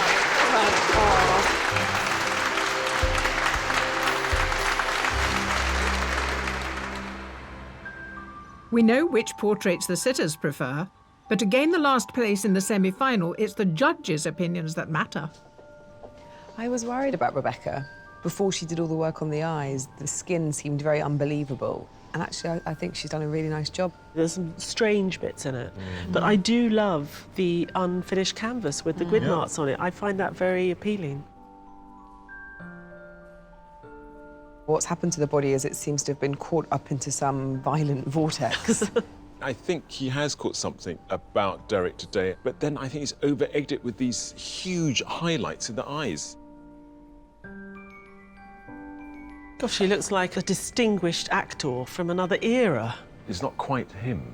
No. She had a likeness. It was there in the morning, and I think she painted it out somehow. It's not terribly fashionable painting, but it is lovely to look at, isn't it? It feels like a really creative, organic painting, but actually when you talk to him, he's incredibly methodical, and I think that salmon pink underpainting is brilliant. He did talk about if he'd filled in all the blue, it would have been oppressive. I mean, the set was oppressively blue, but yeah, I kind of agree with you. I like the salmon. I totally get why Mira picked it. There's a sort of a dreamlike look in her eye, and it's positioned so beautifully on the canvas. I think it's tricky because Alistair's style's so different in this to his submission, and I think he's still learning. I think the composition is fantastic. I like the way this diagonal leads you into her head. I was so excited by Beverly in the early part of the day when she was working mainly in black and white, and then as more and more of the colour went on, she sort of lost her. But I thought she got Kirsty's The Grand Inquisitor rather well. There's a crudeness to it, but it's undeniable. Tom has caught that alertness that was clearly there in Kirsty. And there was something rather sort of crushingly, I don't know, sort of... Formulaic. Yeah, formulaic about it. Having said that, it's a good likeness. I really like this one. The colour around the outside. I know she was taking artistic liberties, but, you know, if an artist can't, then who can? Actually, the colour palette doesn't bother me so much as the use of these grey marks around her face. It just looks like she's been down the coal mine a bit. But it has got Kirsty's Yeah. awakeness. Yeah, definitely. But the judges have to settle on a short list of just 3. I do have a problem with where the eyes are here. That's an intriguing, It is weird little intriguing. number, and that's fantastically accomplished. But there is something wrong with this one as well. That one's great. I think I agree with you. Yeah. So which 3 have they selected? The judges have made their decision, and the first of those artists is Jonathan Luxon.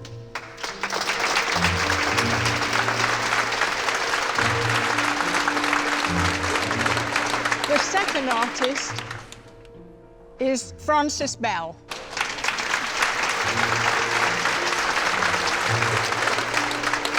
And the third and final artist on the shortlist is Tom Croft.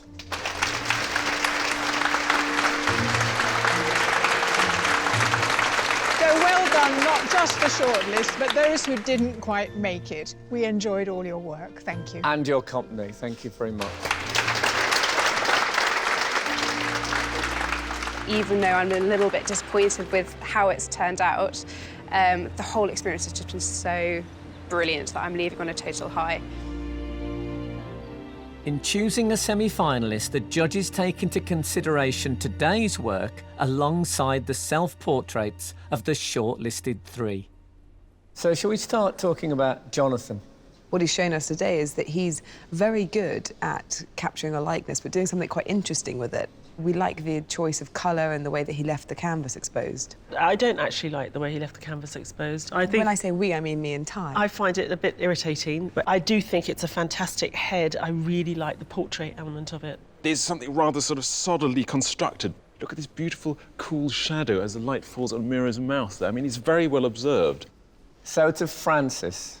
Now, I have to say, I think this is the first time you have shortlisted a Florence School artist, because I sense you have a resistance to the traditional. She's got the Florence School training, but she's gone for an interesting composition in her self-portrait. She hasn't just stuck with the traditional Florence School pose. It's not about new and different, but it's about developing the language. I think her painting and her understanding of light and the way she puts on the paint was a revelation. So, Tom. I have a problem with the utter predictability of his work, but there is a great facility there and a great sense of the person. I think he's great. I love the direct approach that he takes, and they feel very vivid and real to me as two heads sitting there. And he didn't begin the mouth and chin until within the last half hour. Scary. Yeah. So, do you now know who is going to be the winner of this heat? It'd be lovely to bring all the different styles forward, because you so want to see those styles represented at the semis, but we can't. We've got one, and I think we agree. Jonathan, Francis, Tom, your work is terrific. We like it all. Each of you has the making of a winner, but only one can be the winner. Yes, and the artist going through to the semi-final is...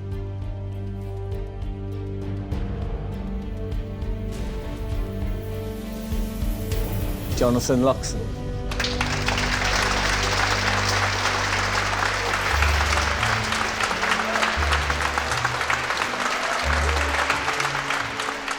I did love the winning portrait. It was my favourite, and I think it's a very, very competent piece of work, thoroughly deserved, so I'm very pleased for him, yeah. I thought physically he'd captured her, and there's a little bit of her spirit there too, so I think he's done an amazing job. he did something really lovely, which was to present more than one type of Mira. He caught her likeness, but it wasn't completely static, it wasn't fixed. So you felt that every time you came to it, it was always her, but a slightly different element to her. And the whole thing was just really difficult to resist. We want to see him do more of that. Well, I won. I'm very surprised.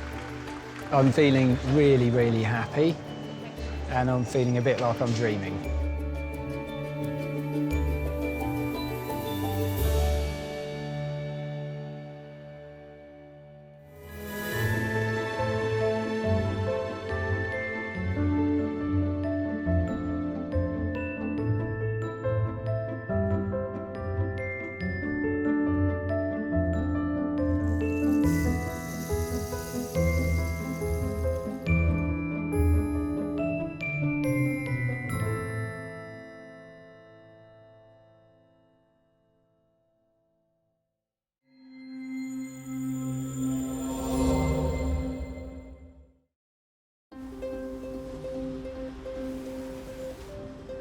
Hello and welcome to the art competition that's a heady mix of paint, canvas, famous faces and heated debates about whether a portrait should actually look like the sitter.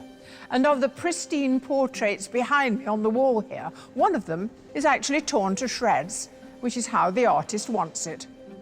You see, it started with ripped jeans and now it's on the gallery wall. For the want of a nail, the shoe was lost. Welcome to Sky Art's Portrait Artist of the Year. In the heart of London at the Wallace Collection is another chance for 9 artists to paint 3 celebrity sitters. Arriving today are 4 amateur artists: Ashley Kitchen, Liz Ellingham, Troy Edwards, and Andrew Kelly. I did so much prep for this that I actually sprained my arm and had to stop about a week ago. So I'm actually hungry to do it now, yeah. They are joined by 5 professional artists: Philip Mackey, Michelle Apuku-Taylor, Daniel Yeomans, Leanne Mullen, and Danielle Vaughan. I want somebody with an interesting face, lots of lines, maybe a beard, and no teeth. As in, I don't want to do teeth, because I think I could spend a week on teeth. To claim a place in the semi-final, our artists will sketch, even rip, and paint portraits of 3 striking sitters. I think he's got a really nice bone structure. And in just 4 hours, create a portrait worthy enough to catch the eyes of our 3 judges. I didn't know how I was going to do the background until You got your credit card out. Yeah. This year's prize is a £10,000 commission to paint award-winning Hollywood actress Kim Cattrall for the Walker Art Gallery in her hometown of Liverpool. But which of today's artists will make it through to the semi-final? Did you have, like, formal art training? I did a shoe design degree. Shoe design? Yeah. It got your foot in the door.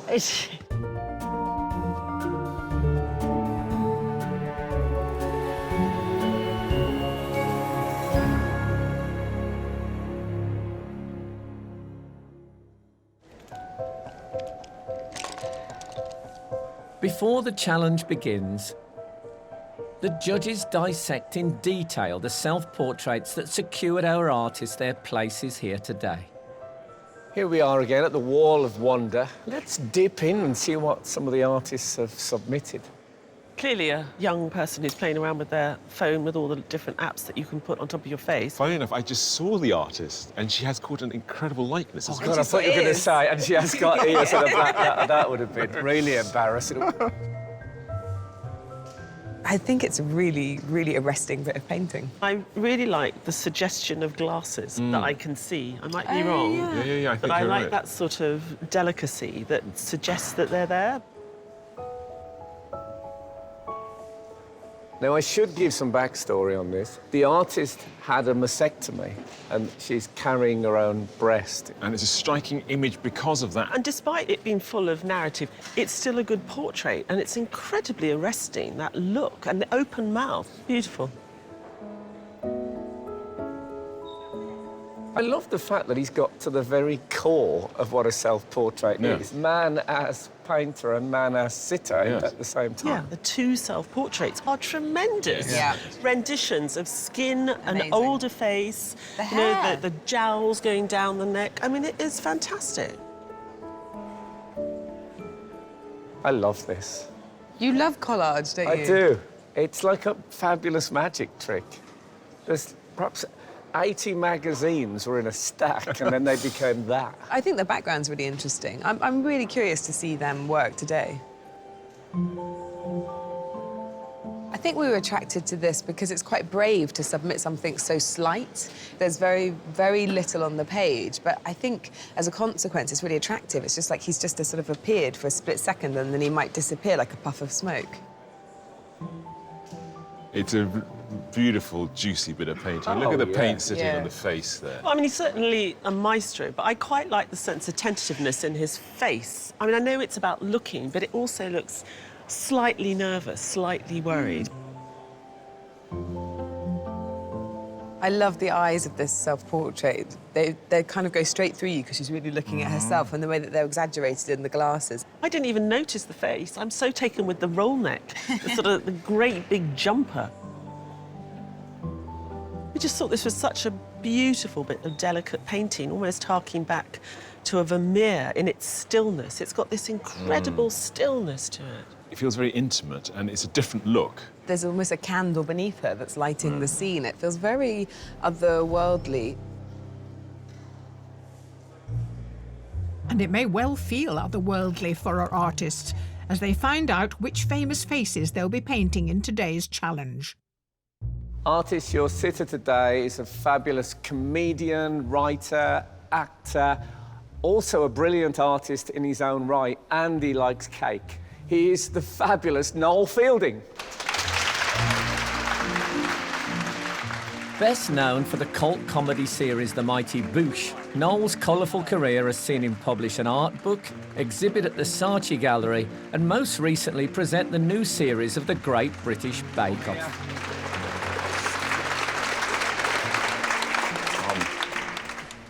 How lovely to see you. Well, this is fun. I'm excited. I've got a gift of a face. I mean, it's ridiculous. There's a lot of shapes in my face. So you've painted a lot of portraits? I have, yeah. I like painting faces. I painted Brian Ferry once, and he looked a bit like my dad as well, and it was really freaking me out. So I was sort of trying to draw him, but not make him look like my dad, but still make him look good-looking. I got in a bit of a tiz. How did it turn out? I ended up doing nearly a whole exhibition just on Brian Ferry, and I think he was a bit freaked out. I would have gone to that. It was a bit like a stalker's exhibition. Just him in lots That's of it different... with stalkers. they don't produce enough public art. I always think that. Exactly. I hope it'll be an artistic experience from the other side of the easel for a change.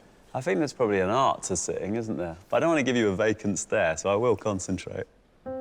We first knew him as an exuberant presenter of children's television programmes, but since then, he's created an award-winning career as a maker of gritty television documentaries. Please welcome the enormously talented Reggie Yates.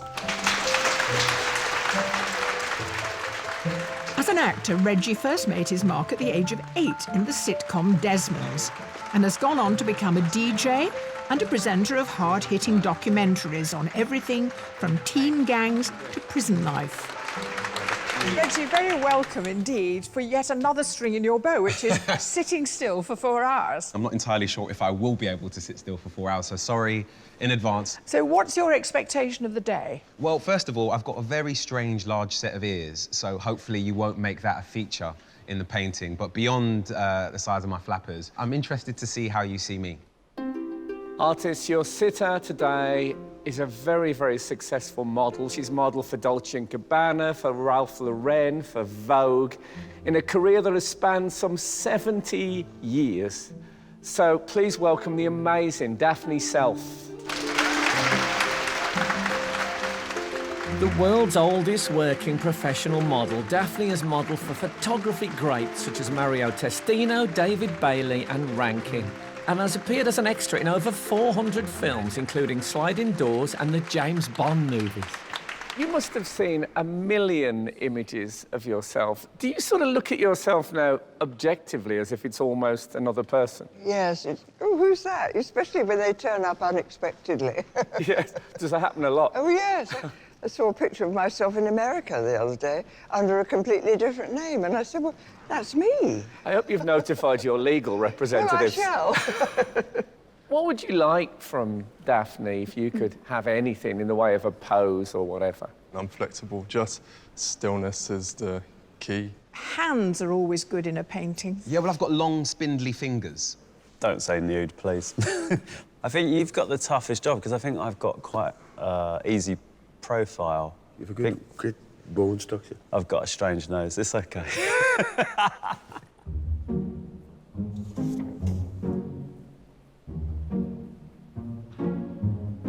Artists, your 4-hour challenge is about to begin. Good luck, everyone. Your time starts now.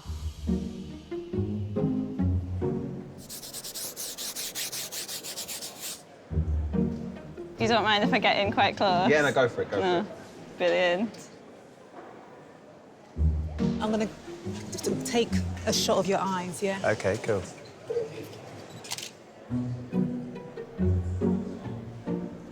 Today, some of the artists are starting by meticulously focusing on the features, whilst others have gone straight for the background.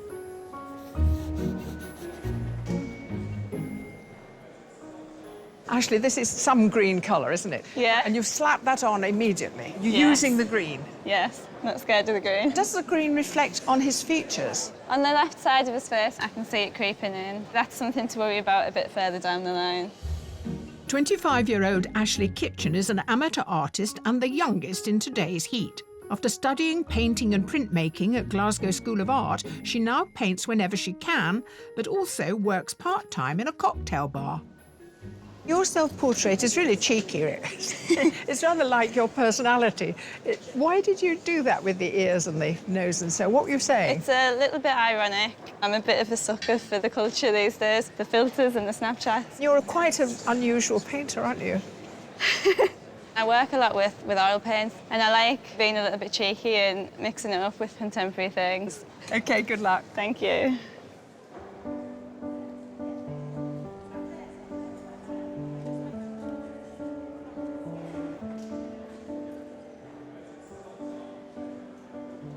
Are you looking at Noel as well as your tablet? I am, because of his complexion, his aura, and what I'm getting from him. His aura?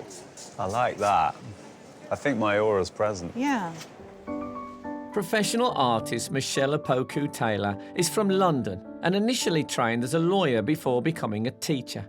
Her self-portrait represents opportunity in the face of a challenge and was painted to show new beginnings after a mastectomy. It took 100 hours to paint. You're mixing quite a lot of black and its derivatives on there. It's the hair, yeah. I'm trying to achieve that hair colour. It's a Noel Fielding thing. You've got to get your black paint out when he appears, because obviously he's a Gothic icon. Why do you dye your hair? How do you know he dyes it? That's a bit of a presumption.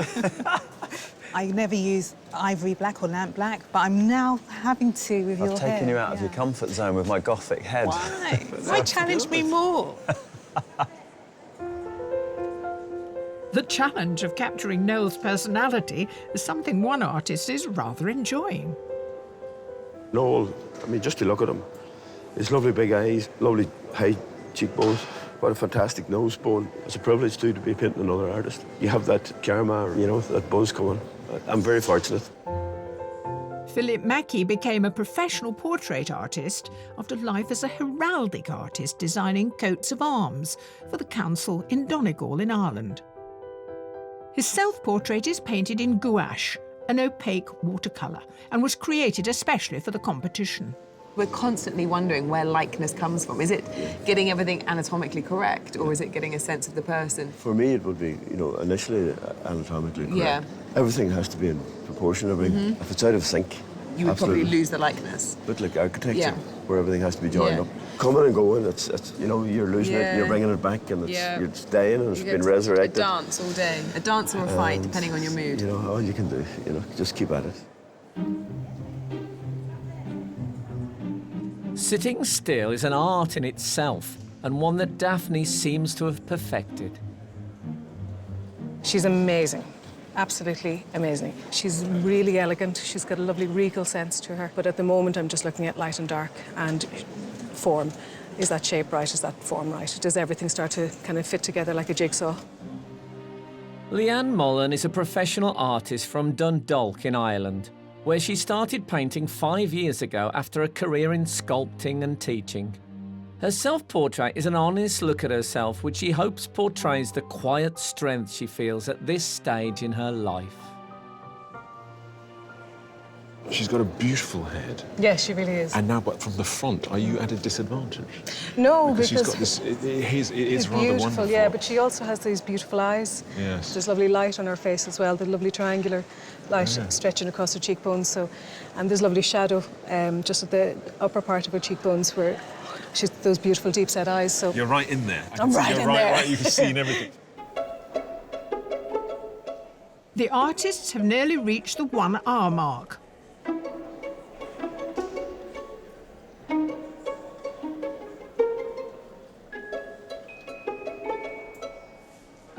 I'm not used to painting that much stubble. Fingers crossed it will look like him within the time.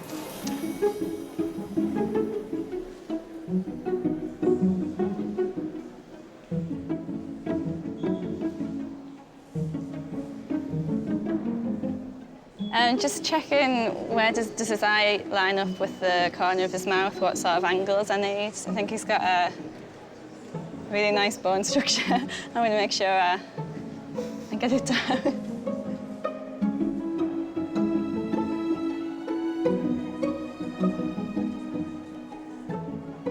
it's a critical stage at the moment because I'm trying to map out the basic tones now, so light and dark and mid-tones. It could go good, it could go awful.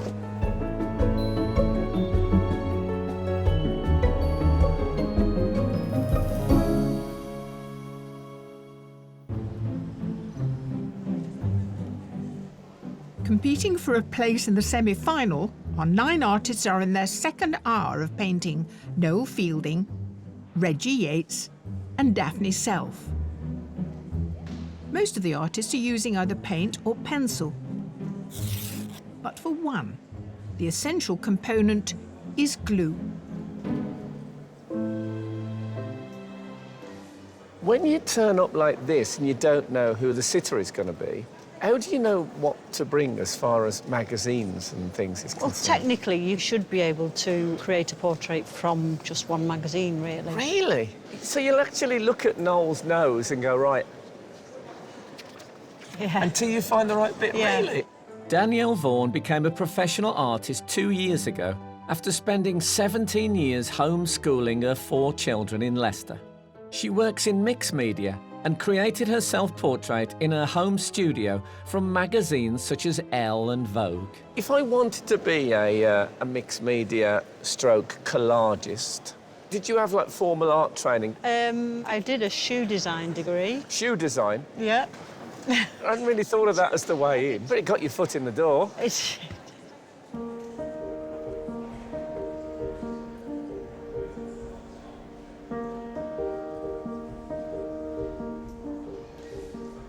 Your first thoughts about that wonderful face in front of you?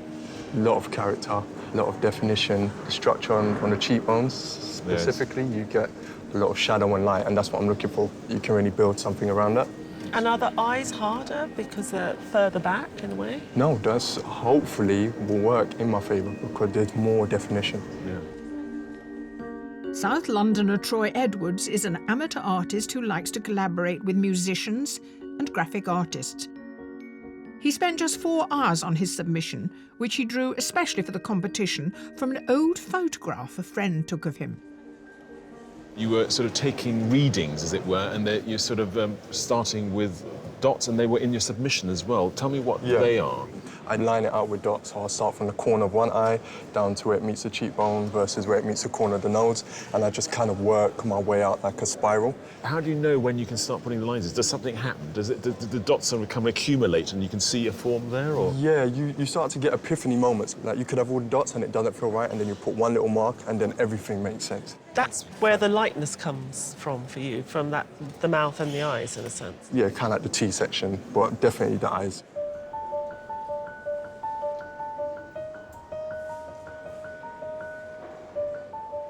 For the visitors at the Wallace collection today, it's not just the artwork that is proving of interest.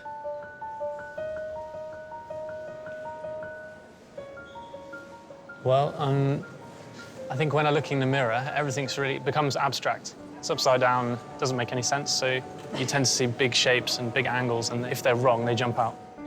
Professional artist Daniel Yeomans paints portraits from a converted cowshed in his family home in Wales.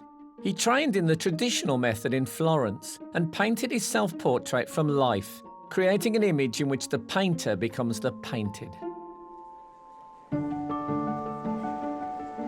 So, Daniel, you're actually doing the 3/4 length. What made you decide to go for that? As well as a face, we're also a body and how we sit, and that tells you quite a lot about the sitter, and it gives you a mood within the painting. I thought to try and add in the hands. And there's a lovely echo between the position of his hand and the line of that jaw. You've struck out being here on the side, haven't you, do you think? Yeah, I think I've lucked out there.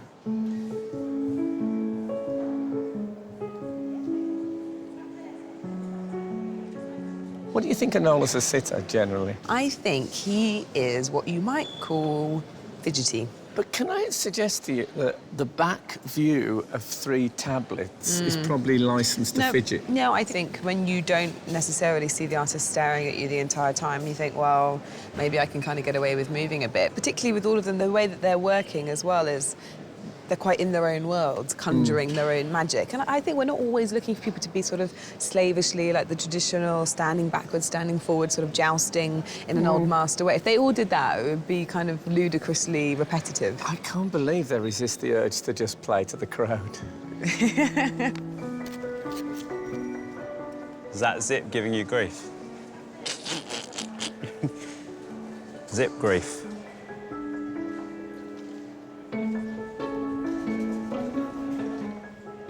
You and I are standing against a very green section. Yeah. It's a really bold, acidic, strong colour, which is great in many ways because it defines Reggie so perfectly. But in other ways, I think it's a bit of a shock. Is it required of the artist that they include the particular colour that's put on this set, or could they avoid it? The trouble with inventing a background is you have to imagine what the effect is on the skin tone, because it's not the reality that's actually in front of you. What will be interesting, though, is to see where his vanity sits, or if he has any vanity when he comes to look at the final. He certainly deserves to have some vanity, as far as I'm concerned. In colour theory, green is quite a positive colour. It's a positive colour. I can live with it for those reasons. Would you have this shade in your house? Definitely not.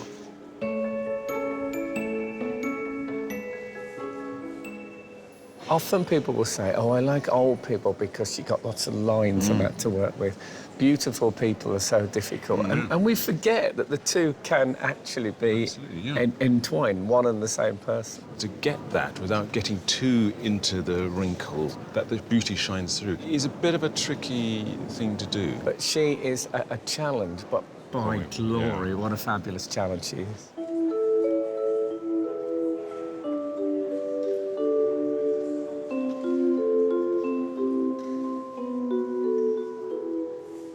Now, this is very interesting because you have the profile shot of Daphne. A profile. Got a wee bit of her eye there. Yes, it's nice, isn't it? The photograph here, she's slightly smiling. What's she like as a model? Fantastic. She hasn't moved an inch. Liz Ellingham is an amateur artist from Glasgow.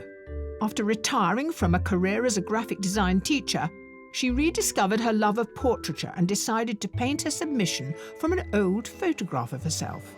Now, Liz, your self-portrait, yes, it doesn't look like you look today. No, Explain to me. It was a photograph taken in around about 1972, something like that. Really? That's it there. It's a terrific picture, and of course, it's a very good one from which to do a self-portrait. Was it a colour photograph? No. So you took a black and white photograph and did that lovely self-portrait. Yeah.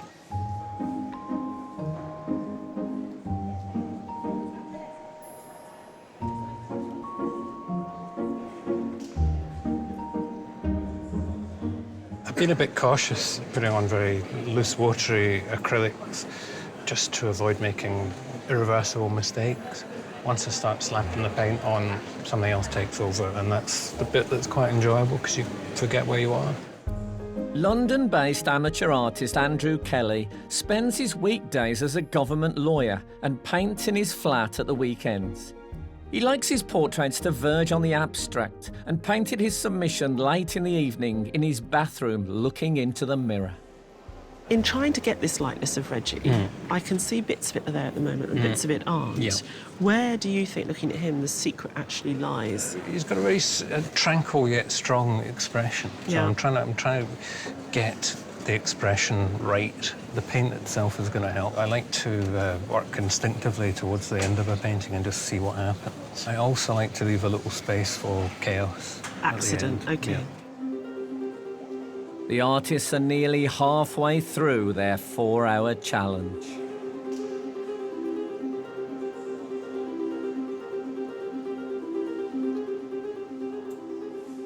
You've done a brilliant job of the earrings. They're brilliant vestibules for light. Yeah, You've got the colour of the dress in them, you've got the colour of the set in them, so you're not going to work them too much more. No, I'm going to leave that kind of loose.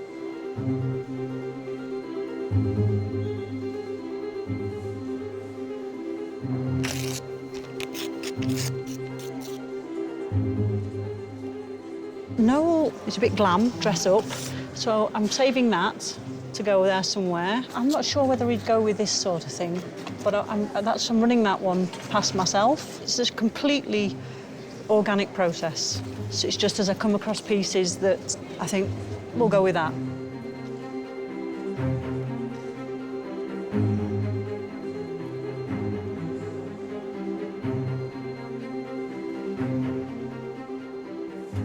I'm fighting with you a little bit. I just can't see you yet. Yeah, I'm wondering whether it's time to patch it and start over, but I'm not sure if I've got the balls to do it at this point.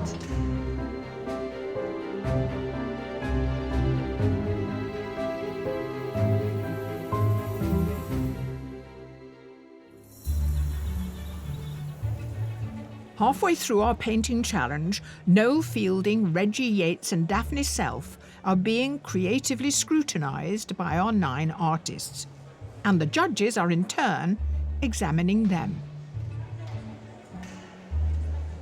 What about the paintings of Reggie? I think most of them are doing really well. I think, you know, Daniel's got a fine likeness. Ashley said she was struggling earlier on with the green, but I think she's doing a really good job. You know, her work looks incredibly simple, almost naive, but it's much more sophisticated. What about the paintings of Noel? Michelle, she just put the paint in, she drew it very well, and now she's trying to put the features in. It's almost there. Well, Danielle's really captured that gothicness, I think, with that dark black mass of hair. Now, the portraits of Daphne. I think Leanne's done a fantastic job. I mean, it's such a great composition. She's tackled the face in this frontal way, and none of it has escaped her. She's got all of it. Troy on the other side, we were hoping he would stay as reduced as his submissions, and he's got everything right, but he's got us incredible likeness. It's just wonderful, but I'm scared because there's still a lot of time, and both Leanne and Troy could have too much time, I think. We all have this moment, don't we, in the late afternoon in which we feel that they're going to do too much. Yeah.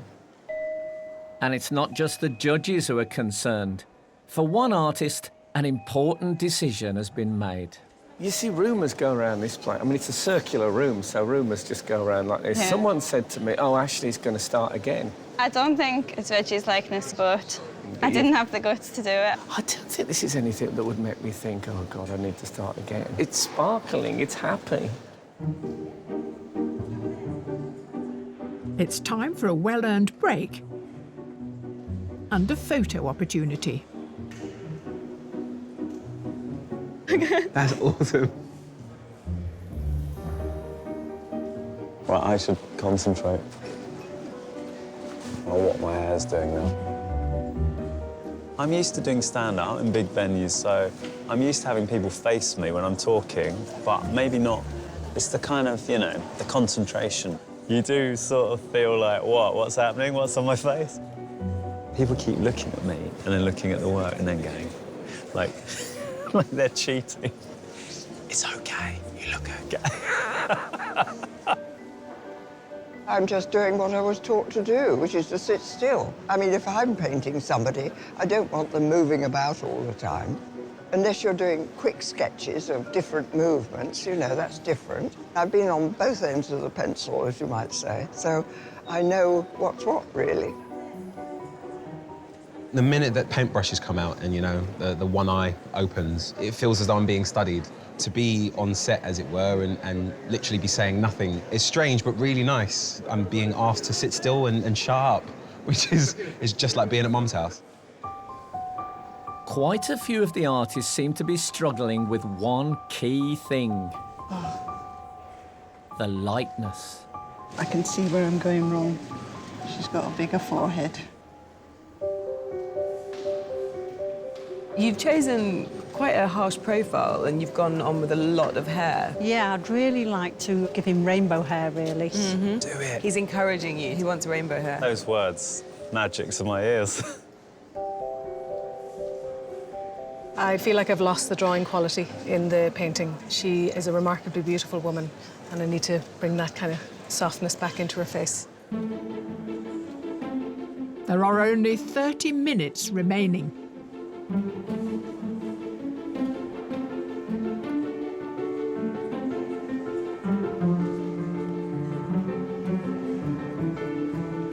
When you started, you had a real plan, and now there's a bit of panic. Is this part of your plan as well? Well, it was the plan to do the background, but I didn't know how I was going to do it until You the got your face was credit done. card out. And... Yeah.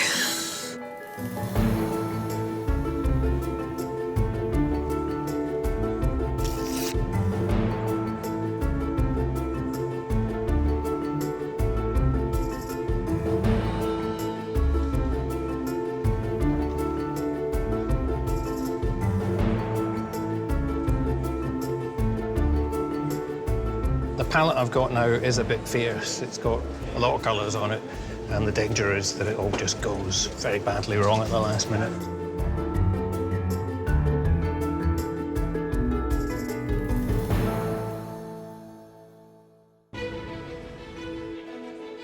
We're into the final stages of our artist's 4-hour challenge, painting Noel Fielding, Reggie Yates and Daphne Self.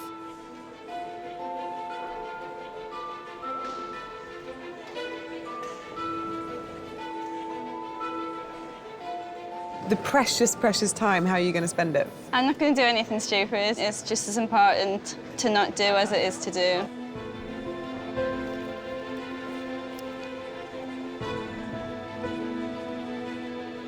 The clock is ticking. I'm just sort of looking for the final bits that I think will shout out at me that need to be added.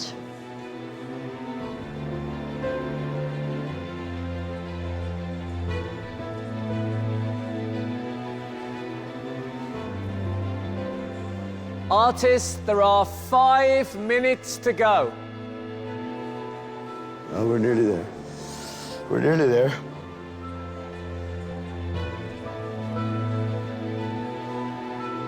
Well, I'd like another at least 2 weeks on it.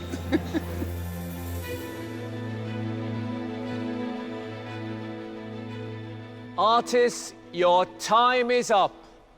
Put down your equipment and stand back from your easels. After 4 hours of sitting still, the time has come for Reggie, Daphne and Noel to see their finished portraits and choose one to take home with them.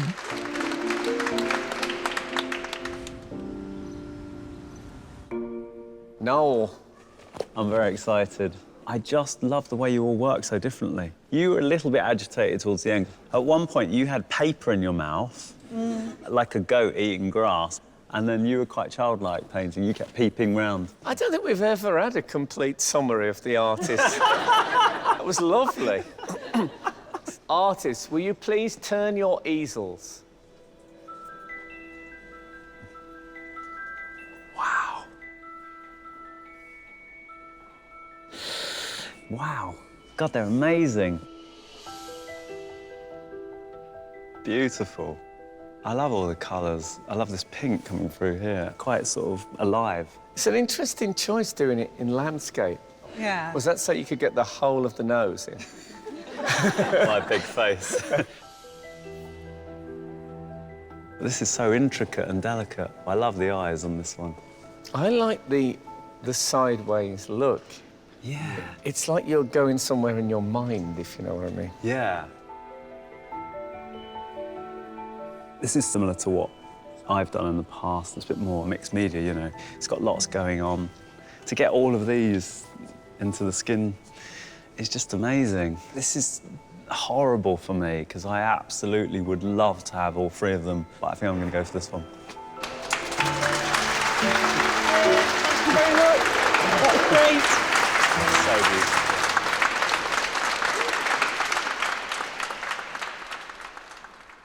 Artists, will you turn round your easels, please? Whoa, whoa, whoa. I just can't believe how different they all are. It's gorgeous. There's a little bit of a smile there, but at the same time, it's quite stoic. But just sitting there, you know, lots of different expressions come across your face, and they were each seeking out a different one, I think.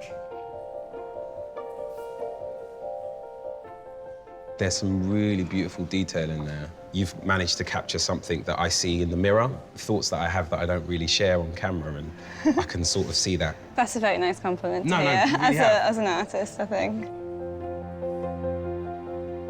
I just see the most angry version of me in this painting, but I love it. It's so interesting because, look, there's blue here, there's pink. It's so rich in opportunities to find things out. I'm gonna go for the painting that I think will represent me for years to come, and I think that it's this painting.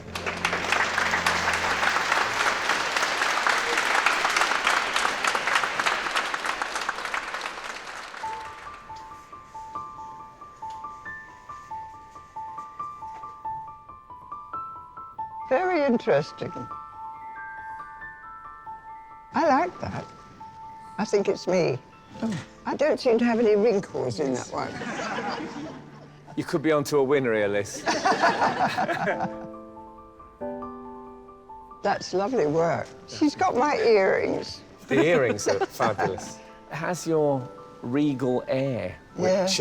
Yes, I agree. Don't fight it. That's lovely pencil drawing. Got great hairdo there, better than I have in normal life. Well, you want a little bit of improvement here and there. Oh, yes, it's all for that, all for that. I want all of them. Well, I like this one, actually, because it's got my earrings. Thank you. Thank you very much. You were a pleasure, and thank you very much.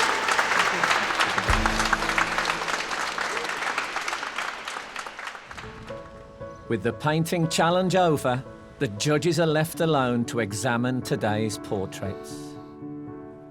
I liked the composition. I thought it looked kind of quite exciting right from the start. I know she was very interested in creating a sense of the aura, and I like that slightly sidewards look. It's almost as if he's gazing into that space. There's definitely something there.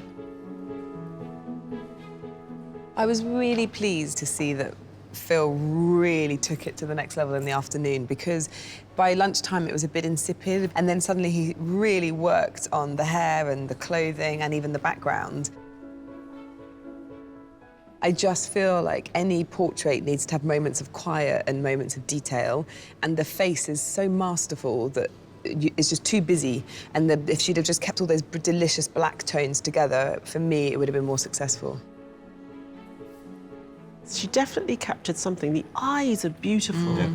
It looks as if it's just simple slabs of colour. Yeah. But actually, when you get in there, it's much more subtle. It's much more gentle than that. This is such a powerful piece of painting, but it doesn't really make sense. And I thought it made sense when he had this kind of powerful stroke early on in the day when it was just drawing. My goodness, the drawing on this was absolutely perfect. And then the paint went on and somehow something's happened in the jaw. I think that's a problem here when the artist is aiming for such realism. I love the way she started with that sculptural drawing. It was almost like there was a three-dimensional head of Daphne inside the canvas that you could pull out. And very closely observed, so you get the arch of the eye, you know, socket, and the eyes aren't quite symmetrical, and all these things are very well observed. It was better when it was simpler, I felt, early on, and I almost wish he'd done another one, or a few, so that then he could have picked the best one. The way that she's brought all the colour palette together is really elegant. These reds and these greys look brilliant together. There is a likeness there. I don't think it's the best likeness. What she has got is that intensity of the gaze. But the judges can only choose 3 to make it to the shortlist. This one is just singing more and more at me. I like the atmosphere. It's something romantic and filmic going on. My preference would be these 3, personally. The judges have decided, and the first of those artists is Michelle Apoku-Taylor.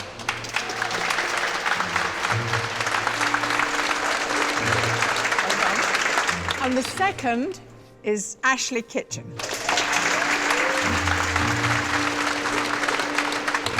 And the third and final artist to be shortlisted is Leanne Mullen.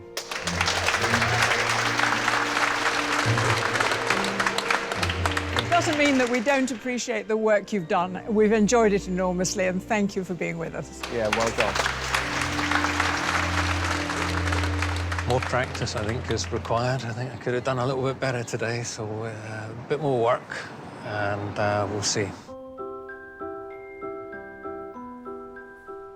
I think we've had a few conversations about why people don't smile in portraits. And here are 2 happy portraits. So why does it work for Ashley? I think because she has this lightness of touch. Sometimes when you labour an expression, it becomes really forced, so the spontaneity of the smile gets lost in hours of work, whereas she does put down a very small amount of paint and tend to kind of leave it and just let it hover. I think it's also because she's younger. You know, she's not interested in what the rules are, which is why this has got such a strong contemporary feel to it. So on to Leanne. I think it's caught right in between, where if she'd given enough time, it would have had the clarity and resolvedness of her self-portrait. You could see the starts of it when she was painting Daphne. She's finding these clues in Daphne's face to her character, and I think it's very well built. I like the lower quarter best. I love the red dress and the fact that it's not finished. I think that's really painterly. What about Michelle? I really liked the way she split up the canvas and put Noel's head in the middle of this sort of wide horizontal composition. Noel is sort of floating around in there, and he looks like an adventurer, but it also has a vulnerability. I think it caught something about him rather well. She was after his aura, and actually, I think she did get something in that. She caught Noel just moving. You just catch the moment in which he looked.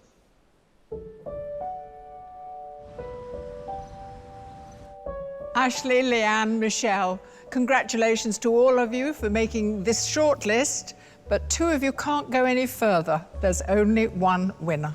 Yes, and the judges have selected that artist. And the artist going through to the semi-final is Leanne Mullen.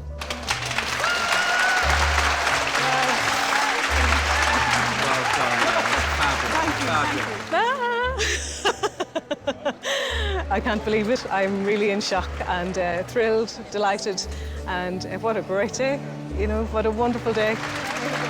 Thank you, darling. I think Leanne did an amazing job of Daphne, and I think she'll do great in the semi-final, so girl power. Well done. Wow. Beautiful. Stunning. Yeah, she did really well. I'm very happy for her. Thank you. Thank you so much. Today, Leanne really sort of won through. She's got this experience and a quality to her work. She understands painting and sculpture. With the other 2 finalists, huge potential, and we'll certainly want to watch them going forward, but not just yet. Right now, I have to go off and fly home. Then I'll be painting like a wild woman until the next date. It's amazing. I can't believe it. It's shocking.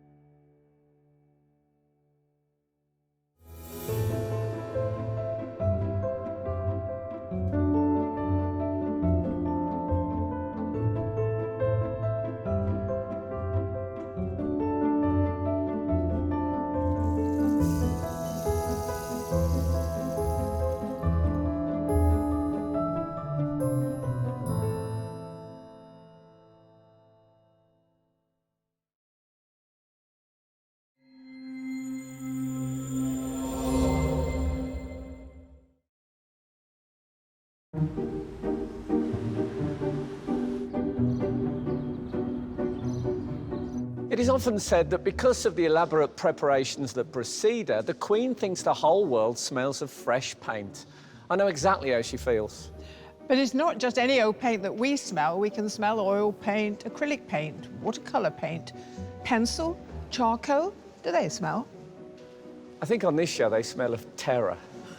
Welcome to Sky Art's Portrait Artist of the Year. A new day at the Wallace Collection sees a fresh set of hopefuls equipped to sketch and paint, including amateur artists Anirudh Shenoy, Jack Freeman, George Metuonyeka, Kiara Crompton, and Rebecca Oliver. I've never taken part in any sort of art competition like this before. The last competition I took part in was an Easter egg designing competition when I was about 8 years old.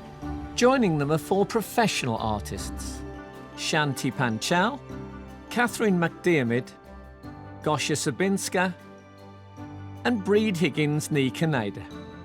There's the kind of calm anticipation at the moment, so that's good, the calm part. The skills of these 9 are about to be put to the test as they are tasked to portray one of 3 famous sitters. He's younger than I would have wanted. I wanted someone with some wrinkles or something. But they only have 4 hours. Time is a problem. I think any artist would quite like to work on it infinitely, but there has to be a stopping point. And they must impress our 3 expert judges. I really, really like this painting. I wish there was a little bit more of a likeness. All for the chance to win a once-in-a-lifetime prize, a £10,000 commission to paint award-winning Hollywood actress Kim Cattrall to be part of the permanent collection of the Walker Art Gallery in Liverpool. So which artists can make their mark and gain a place in the semi-final? Often you can see the artist in a portrait, but in this one you're completely hogging the limelight.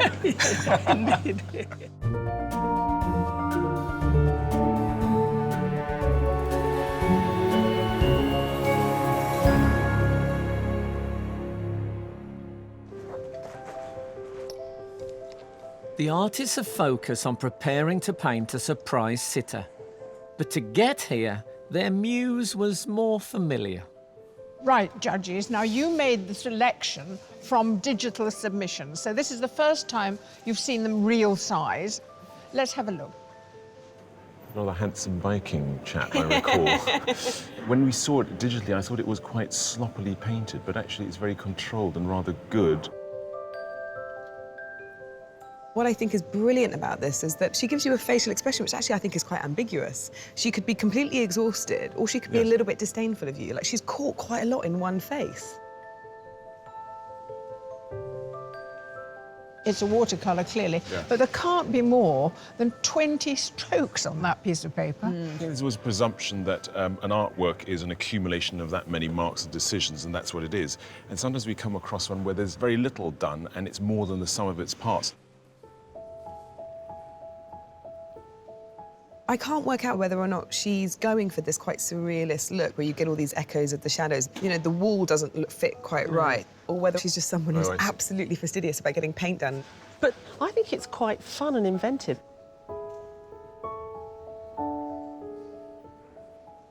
I definitely know this guy. He used to feature regularly in the Portrait Award at the National Portrait Gallery when I was there. He has an incredible consistency of style, and I'm a huge fan. Isn't it great that we've got him here today? He's using this very peculiar kind of mark making. It's thoroughly unique, isn't it? It's very inventive. I've never really seen anything quite like this. I like it even more in flesh. He shows incredible skill in all these different textures, which are all reinvented with graphite, with a very simple line.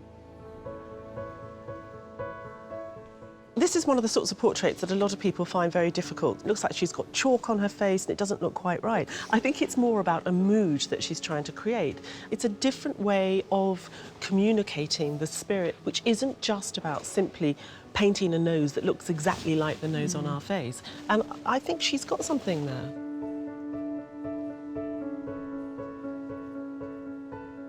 Why I really love this is that it's someone who probably could be hyper-realist if they wanted to. He's not done that. It just hovers in this really beautiful space of not being photographic, but of being real. Who am I? What am I? Am I any good? It seems to be asking. But she is good. She is. I think this is a wonderful submission because it's very small, but she's decided to kind of go for it. So there's this whole kind of opera happening. And the gaze is extraordinary. It really is arresting. You can't really escape from her eyes. And I'm hypnotised. It's so full of story, isn't it? Incredible. It'd be great to meet her. Yeah. Our artists may have proved they can capture their own likenesses, but today it's all about capturing the likeness of a surprise sitter. Artist, your sitter today became a big star in EastEnders, and then he transformed into a BAFTA award-winning documentary maker. He goes to some of the most dangerous places on Earth. Please welcome Ross Kemp. Ross Kemp's hard-hitting programmes have seen him pinned down by sniper fire in Syria, wade into some of Rio's most lawless districts, and visit the toughest prison in Africa. Dear fella, please sit down. Okay, sir.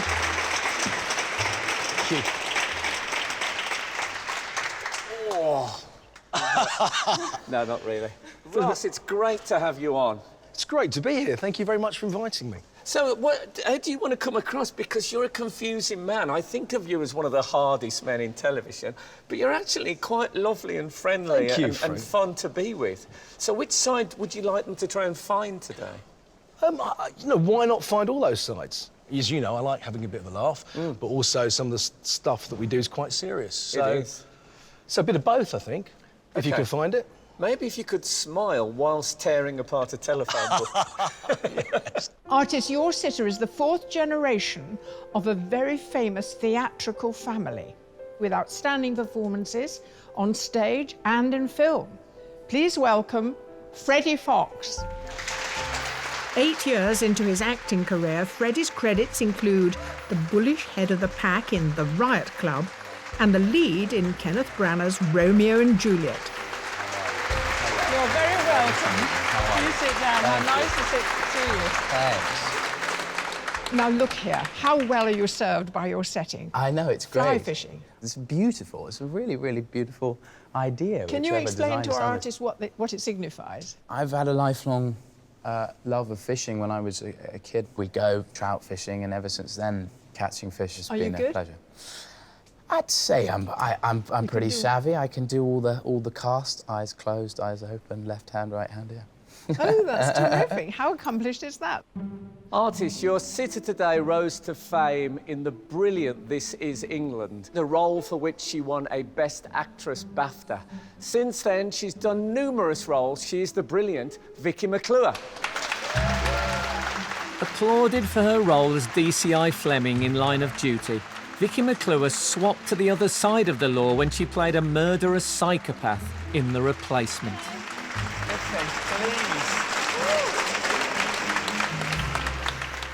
So, have you sat before? No, never sat before. Do you know what? I'm really intrigued to see what... Because we've all got, you know, hang-ups about something or other, and it's whether or not they've picked certain things up. What's your massive hang-up about your face? My eyebrows. Oh. Yeah. But surely you could do something about eyebrows. Well, you can, but I don't want to look like I've got the drawn-on eyebrow. Oh, because OK. it's not for me. I think they look smashing, but I'm no eyebrow aficionado and don't think that I am. What would you guys like from Vicky in an ideal world? I'd love if you could stay in the same position. In this position, is this good? I'm comfortable. That's good, yeah. Yeah, just be comfortable and natural and as you would just normally sit. Like that's pretty good. OK, yeah. Yeah, looking this way, sort of, not up, but just about Just this. out, yeah. excellent. There's two naked women on that urn there. I shall observe them. Not quite here, but just about, just there. Oh, I can't look at the naked women, OK. I think the thing is, you need to be comfortable and also having a fixed spot to focus on that's not down, that's up somewhere, like... Yeah. Yeah.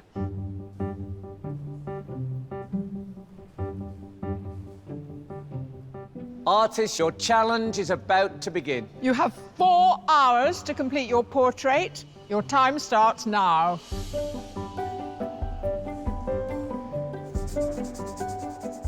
There are various methods an artist can take to break the spell of the blank canvas. And today, 6 of them are laying the foundations of their portraits with an underdrawing.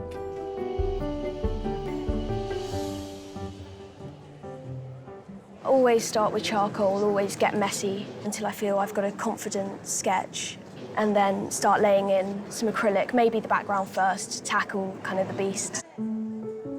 Today's youngest artist, Kiara Crompton, spends time sketching in front of the television or painting in her bedroom.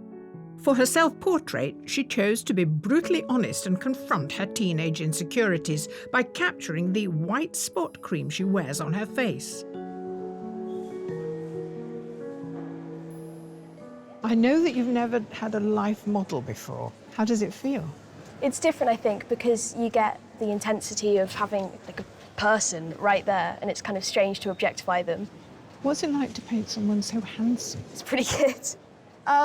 It's great because to have such a good bone structure is kind of ideal for me. I find it easier with bold shapes and bold lines. So yeah, loving life right now.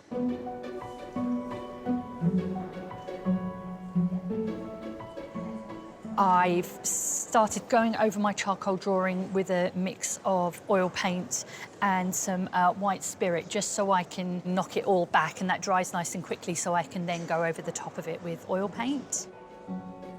Amateur artist Rebecca Oliver from London is a retail manager for a large fashion outlet. She started art classes 3 years ago, and her submission is only the 2nd painting she's completed in oil. Hooray. I love it when people do the entire sitter. Yes, I don't know if this is an absolutely amazing idea or a Really? suicide mission. It's an exciting challenge, but then at the same time, it means that you have a lot less work to do on the face. That was the reasoning behind it, so yeah, you've caught me out. Well, no, I won't tell anyone. Oh, right, OK, fair enough. Composition and framing are both important in creating visual impact and connection with the viewer, and each artist has their own approach. I'm going to use the grid to help control the scale that I'm painting. So if the painting starts growing, if the head starts growing, I'm going to use that photo to bring me back to the composition I have chosen. Professional artist Catherine McDiarmid teaches at her local art centre in the Lake District. She painted her submission using a mirror and produces one self-portrait a year in order to record how she changes with age. Catherine, you're blocking in the tones with blue now to create a structure. Yeah. So I'm looking at Ross and feeling that he's quite blue and quite grey, obviously with a grey background. Yeah. It is quite blue. In your mind, this makes absolute sense, but to the sitter, It's he's so- thinking to himself, when I left the house this morning, my face wasn't blue.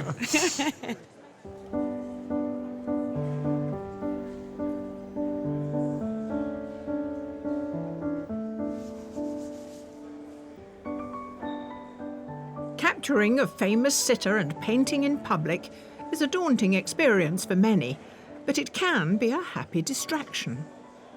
I have exams coming up, so to be honest, if this wasn't happening, I'd probably be revising or working on my essays and things like that. So it's quite nice to have this as an excuse to not be in the books. Medical student Annie Rood Shenoy only gets the opportunity to paint during his summer breaks from university. His self-portrait was the first time he painted himself and took a couple of weeks to complete. So how come you entered the competition? It was my mum who sent the application in the end. Without telling you?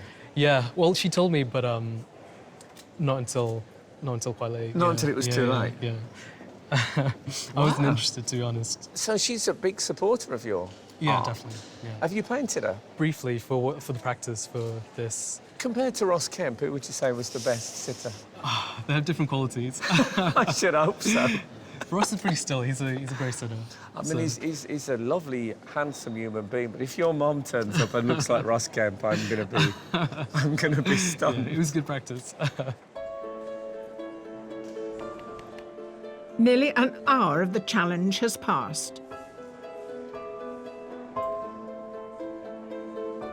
Not quite at panic stations yet, but this first hour has absolutely flown by.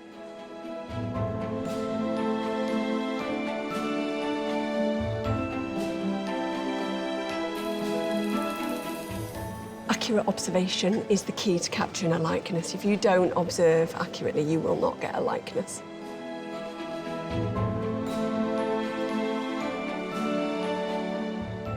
I didn't realise the time had passed so quickly, so I think painting the face is going to have to be pretty quick.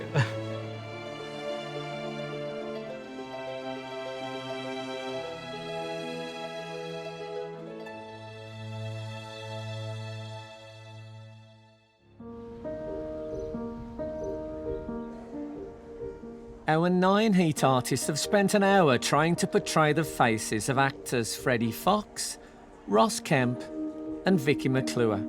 And the celebrities are being admired for more than just their faces. She's sitting really well, and I think she's engaged with the thing, so that's great. You couldn't ask for much more. After completing a degree in Russian and philosophy at Trinity College, Dublin, professional artist Breed Higgins-Nicaneda went on to train at an art academy in St. Petersburg. She painted her self-portrait 2 years ago and wanted to show off her tan from the Californian sun after a period of living in the States. You've got a fantastic likeness quite quickly. Thank you. An entire figure. What made you plump for the entire figure? I thought her relaxed pose was beautiful. I wanted to capture that, but also I thought because she was facing out that I might use a landscape format to give it more space and breadth. If you squint, the tones in her face are very similar to the background. Is that causing problems at all to make her stand out? But to be honest, when I first saw the background, I was a bit worried about that. But I think the blue really offsets it. I've made it a little bit bluer there for that reason. It's a question of balancing it, I suppose.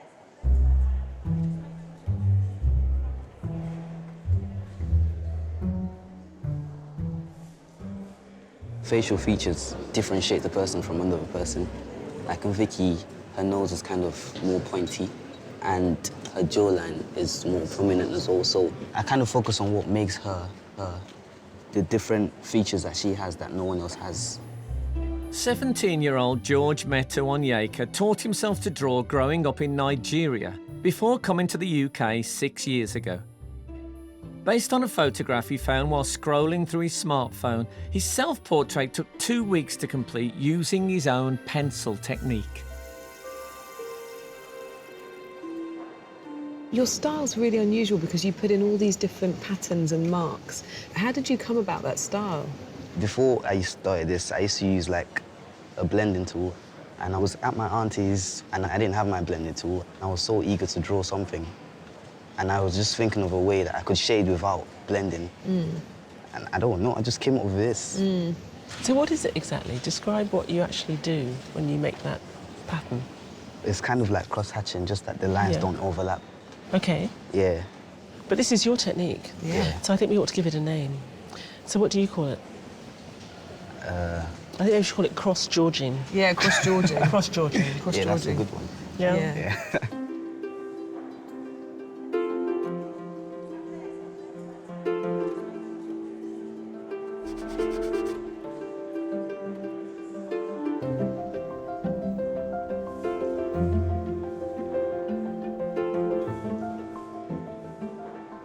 At this moment, I am sketching with paint. I want to find his character. After that, I will start to create the final portrait.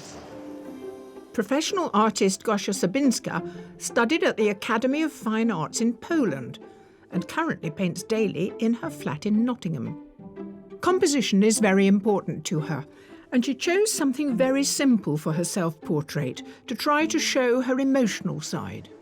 I want to focus on his face and his personality. If I have enough time, maybe I create the background. All the artists are busy focusing on the characteristics that distinguish their sitters. But for those painting Ross, there's a particular attribute they must deal with. Are bald people easier? It depends what kind of artist you are. I mean, I think there are definitely artists that use the hair, and we've seen them in this competition, to help sort of tell a bit of the character. But then there are other artists that go for quite strong, direct, alert heads, and actually the absence of hair can really help enhance that, because often you're just then looking right into the eyes. There's nothing to distract you. I wouldn't want to be tested in terms of my ability in this kind of paint-off way, but they all seem to be dealing with it admirably.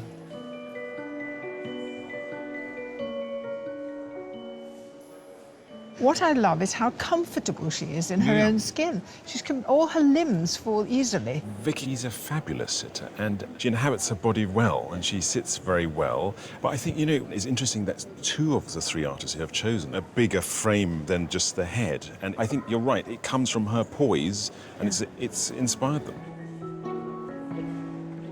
I thought I'd be really chatty and want to interact, but I don't really want to, like, annoy them. They're concentrating so hard.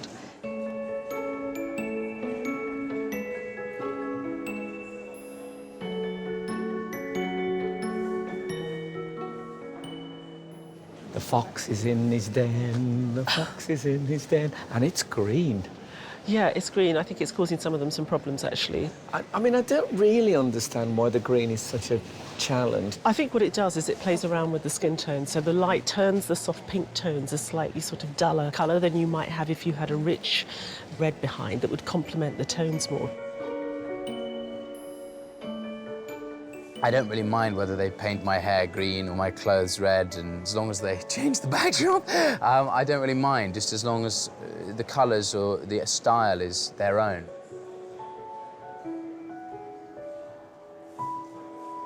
I'm definitely not going to try and replicate that green. I'm going to do a green, but not that green. With a degree in fine art from Falmouth University, amateur artist Jack Freeman is hoping to pursue a career teaching art. He painted his submission on a wooden board and was restricted as to the size of the composition as he paints in his small bedroom. Look at this palette. Yeah. How spare is that? Tell me about it.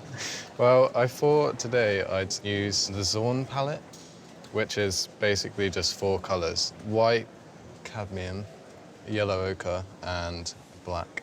Why do you need to restrict yourself? Is it a challenge, another challenge? I think it helps because it stops you from doing things that you shouldn't be doing.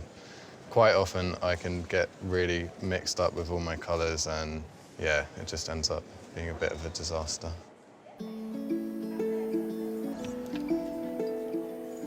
In order to achieve bright colours in his paintings, one of today's artists has developed a unique way of using his medium. I use very heavy, thick paper. I mix color on the paper itself. So each time you paint, it penetrates deeper into the paper. So when the painting is finished, the whole paper is saturated with color. Professional artist Shanti Panchal started painting at school in his village in India and has gone on to win many accolades, including the BP Portrait Award. He painted his submission after seeing a shipwreck on the beach in Barcelona. With up to 15 layers of paint, it demonstrates his distinctive style.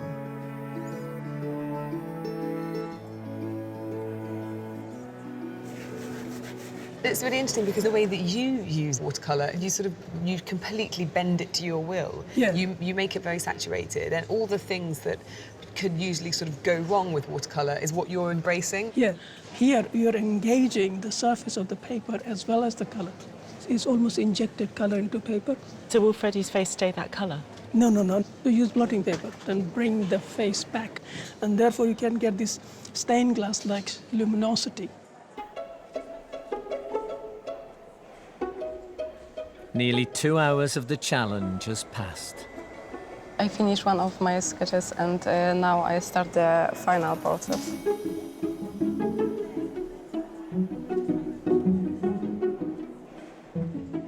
I still have a lot to do in terms of background and joining the whole picture together. Hopefully won't lose any of the dynamics.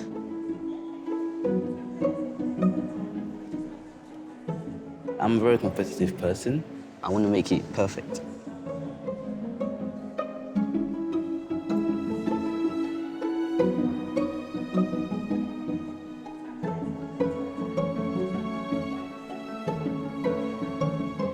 I feel like I'm in a bit of a middle ground right now. Like, it could get a lot better, or it could just kind of sit at this slightly average state. I think the next hour will be really important.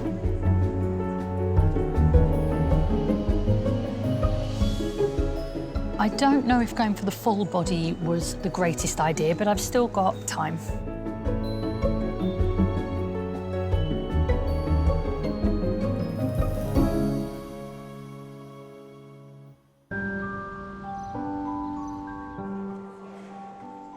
Ross Kemp, Freddie Fox and Vicky McClure have been patiently posing for 2 hours. I'm just going to sit like this for the rest of my life, aren't I? Okay. And each of their images is becoming more distinct with every brushstroke and pencil mark. It's also time to get some insight. So, esteemed judges, we have reached the halfway stage. What do you guys feel is happening at this point? It's a good day. I mean, this was a really strong wall. That makes you a bit nervous because then you spend all morning saying, oh, it's going to be a good day, and then you get a bit worried. Maybe it won't. Shall we start by talking about Vicky's section? I mean, breed. It's beautiful. She has got something lovely. Beautiful. It's romantic, elegant, but not chocolate boxy and sweet. Vicky's sitting very well. The way she inhabits her body is lovely, and Bree's got that perfectly. Yeah. And then in the middle we have Rebecca. Did she pop out this morning and go run some errands? She's not really done anything. She started with a fantastic charcoal drawing, but as she started to apply the paint, I think that her lack of experience in portrait painting is beginning to show. In George's case, the way he makes the marks out of the pencil is very rich. It is almost like painting and placing a brush mark, and he's filling these grids with this very dense matter. He's delivering today. For me, it will come alive when he starts to get a bit bigger. So when he comes away from the head and he can start doing the background. Yeah. OK, so then, Catherine. I'm really positive about it. I really like it. And I think that what we'll see over the rest of the competition is her starting to bring that colour in so that we lose that strange blueness. I love Jack's painting of Freddie. He got the likeness so quickly. Yeah. What I really like about it as well is I feel like it's captured Freddie's uncles and fathers and cousins, and so it's not just Freddie. It's a consummate fox. It's the Fox dynasty. It's the Fox dynasty in one face. But I feel we're halfway through what could be a spectacular day. And I'm always ambivalent about spectacular days because it makes our judging task at the end even harder. Much worse.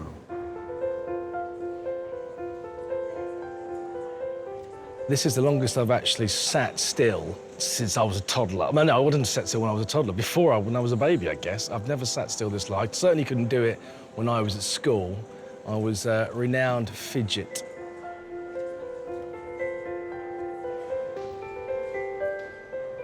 I wouldn't say I was the Dalai Lama, but I've been focusing, you know. I haven't really been thinking about anything much other than just breathing and sitting, you know. You don't often get time to do that in everyday life. In my own life, I'm daft and stupid and annoying and, you know, I've got quite a childish sense of humour, but majority of my work is really serious and quite powerful in that kind of sense. So it'll be interesting to see what they've done with that.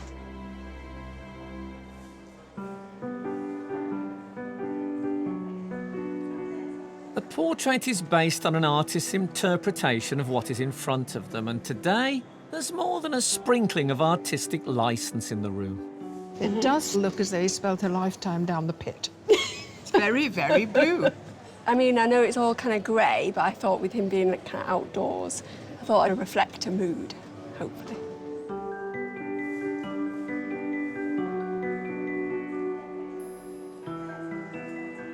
Now, Breed, I deduce a device that you used in your own self-portrait. Oh, yes. With this sort of corner. Yeah, I thought there was a lot of space here that needed to be divided up. Yeah, I think it works. It's interesting. I mean, it's actually a quite clever way of introducing rhythm.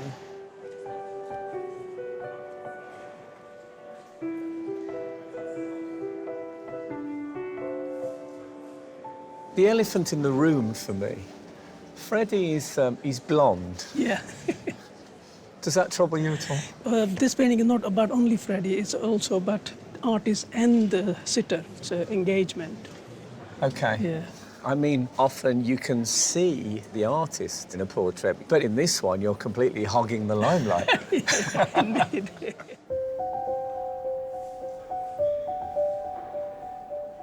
There's only 30 minutes of the challenge left. Very impressed. Very impressed indeed. I find people coming up and talking to me quite useful. They'll notice something that I've not noticed, and if I'm on my own in my studio, I don't notice sometimes until I go away and come back.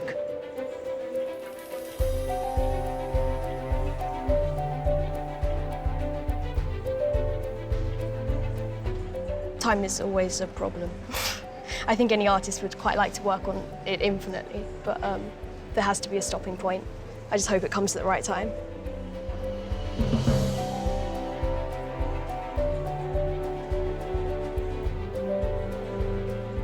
Painting is like agony and ecstasy simultaneously. I'm still not there, but I'm hoping to get there.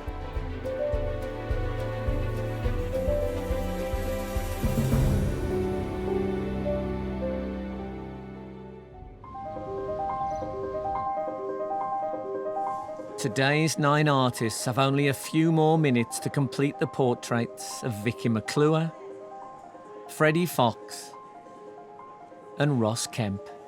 I'm worried I might overwork it, just putting too much paint on when I should just stop. The main thing I'm working on at the moment is the ear. Beyond that, just minor touches, and I should be done.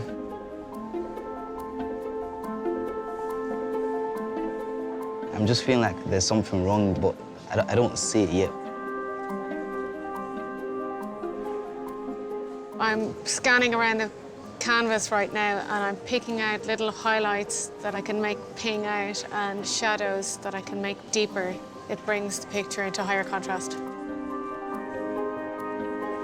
Artists, there are 5 minutes to go. It's not going to get finished. I think I'm just going to make the best of what's here with the last few minutes I've got.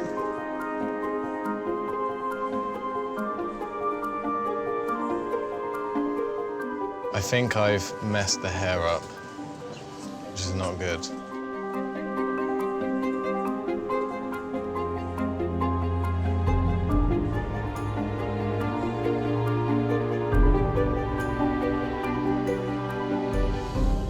Artists, your time is up. Please put down your equipment and step away from your portraits.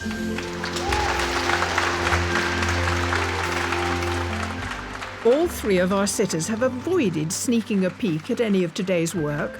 So how will they react when faced with 3 different images of themselves? So, Ross, how was it for you?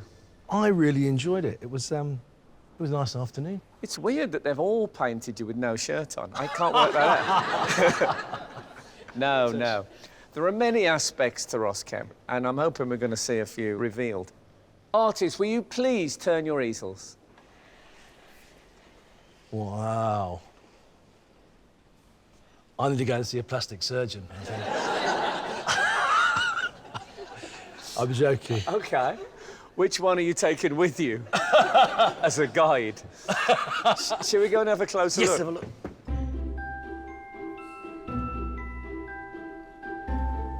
It's interesting, isn't it? What do you think I'm like? Do you think I'm a nice person?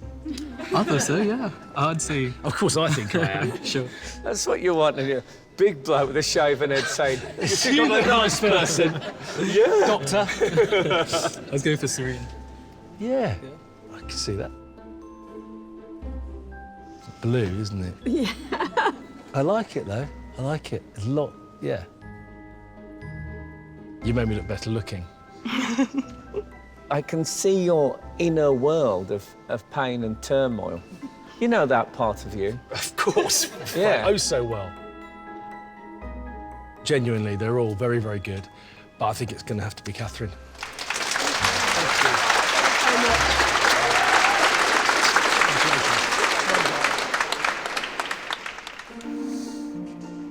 Oh, wow.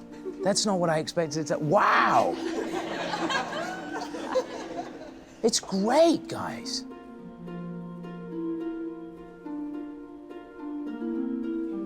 Everybody tells me I look like my dad, everybody, and I never see it, ever. But that is got so much of my father in it. My dad would love that. Really impressive. I didn't like this green, but you've turned that into a different green, and it works so well. It's really moving. Thanks. You've done an effect that I wouldn't have believed possible with watercolours. And the colours build so up and build up and Yeah. build up on this very special paper. Isn't it mad? And it feels like that feels like it's coming out of the paper at you, you know.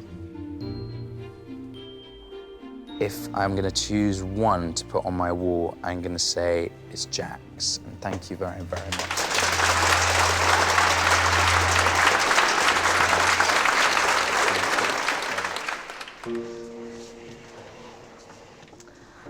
Oh my God. Wow. Wow.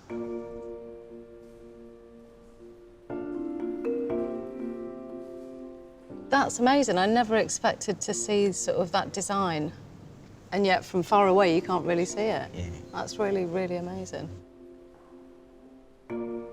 I love the unfinished nature of Yeah. it. Please tell me it was deliberate. Absolutely. Yeah. 100% deliberate. It's really unique. Amazing, well done. Thank you. I love what you've done with the brushes, the way that's... all the colours are sort of very different but blended so well. Yeah, it's really stunning. My attention keeps going to that cross thing, whatever it is you've created. It's George. Well done, George.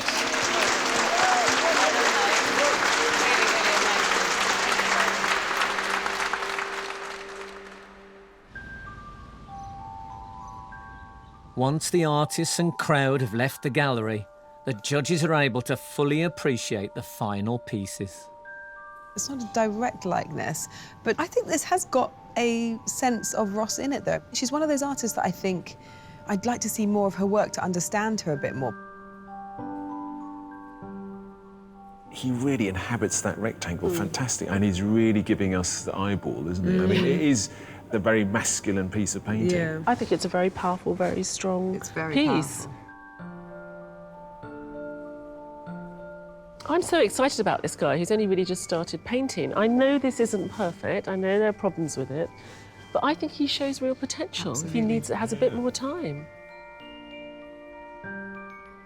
I absolutely love this. This is Shanti's signature style, but ultimately, you know, this is a competition about sitting for a portrait with Freddie, and unfortunately, he hasn't captured him. Yeah.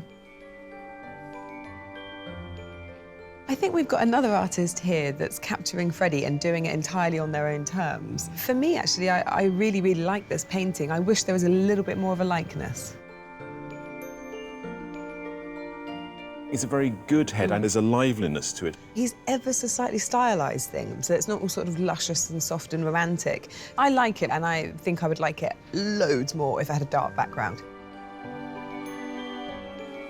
Something happened with the face and it slowed her down, and then I think she panicked. I think she does quite quirky, good things with paint, and I just wish that, you know, the timing had been a bit better organised. I think the light is nicely treated, both on the face and the hair and on the jumper. She's so good at knowing how to get these colours to sit well together. I see her when she was, you know, barely out of school. It's a very young portrait of her. I see what you mean, but for me, the likeness is still there. And I really, really have to applaud him for coming up with this quite unusual way of making marks. Okay, I'm being a bit harsh. The boy's 17 and he's invented his own language. That is pretty impressive, yeah.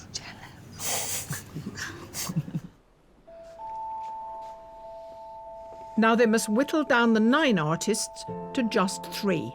It's incredible how those two are they look like they're from a similar style of painting, but actually they're miles apart. I think that one can go. I think that one can go. I think we've seen other artists like that. Okay. They had a terrific day, though.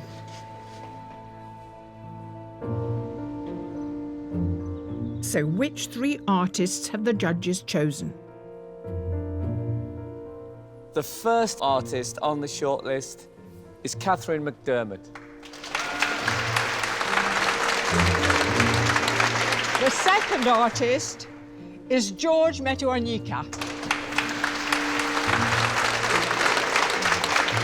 And the third and final artist on the shortlist is Breed Higgins Nikaneda.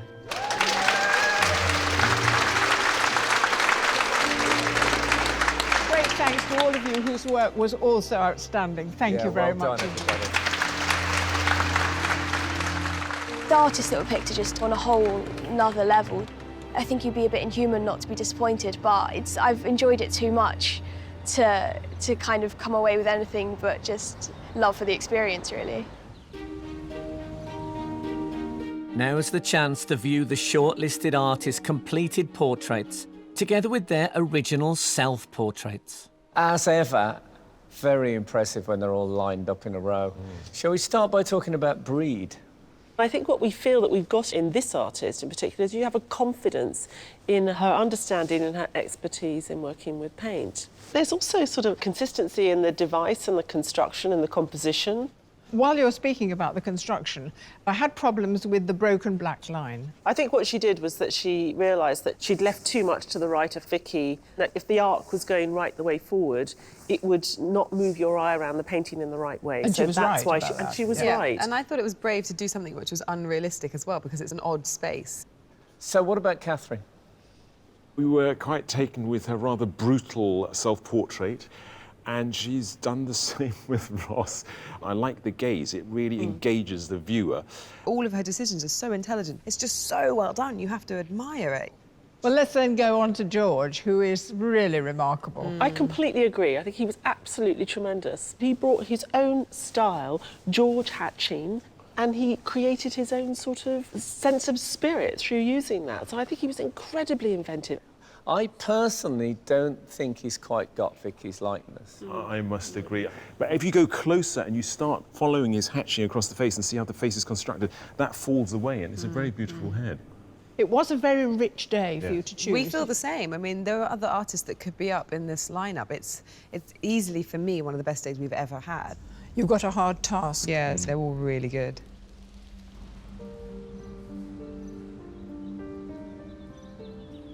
Breed, George, Catherine, congratulations on having got this far. But alas, 2 of you can go no further. Yes, and the judges have decided which artist is going through to the semi-final. And that artist is...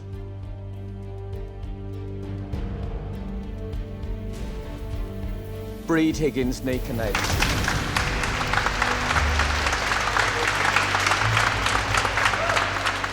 I'm delighted, I'm thrilled and amazed.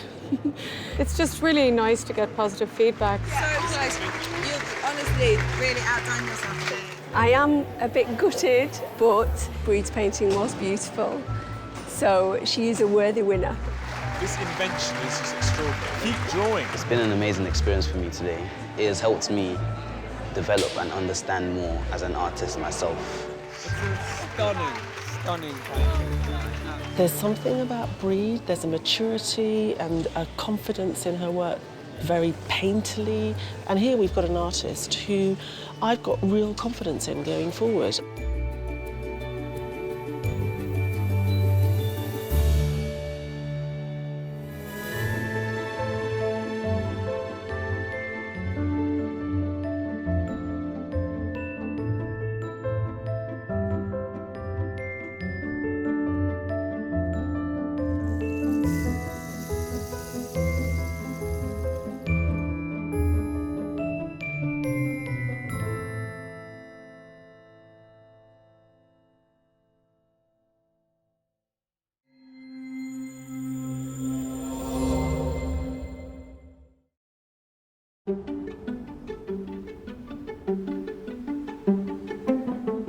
Do you know, Joan, art was in the Olympics between 1912 and 1948. I find that hard to believe. Brilliant. How very strange. However, let's hope we've got a gold medalist here today. It's a bit tragic that me and you shouting, "Your time starts now," is what constitutes the opening ceremony. I mean, where are the multicoloured body stockings? Anyway, welcome to Sky Art's Portrait Artist of the Year. Arriving to compete in today's heat at the Wallace Collection are 5 professional artists. Tham Van Duck, Lisette Dingemans, Sarah Hope, Lee Feather and Richard Kitson. I've never painted in a significant, huge, stately manor/gallery before. I'm usually in a little room in Barnsley painting away, so it's slightly intimidating. Also here to test their skills are 4 amateur artists. Georgia Palomba, Liam Dunn, Jonathan Stockley and Corinne Pierre. I've been feeling nauseous for weeks, but you know what? It's not a firing squad.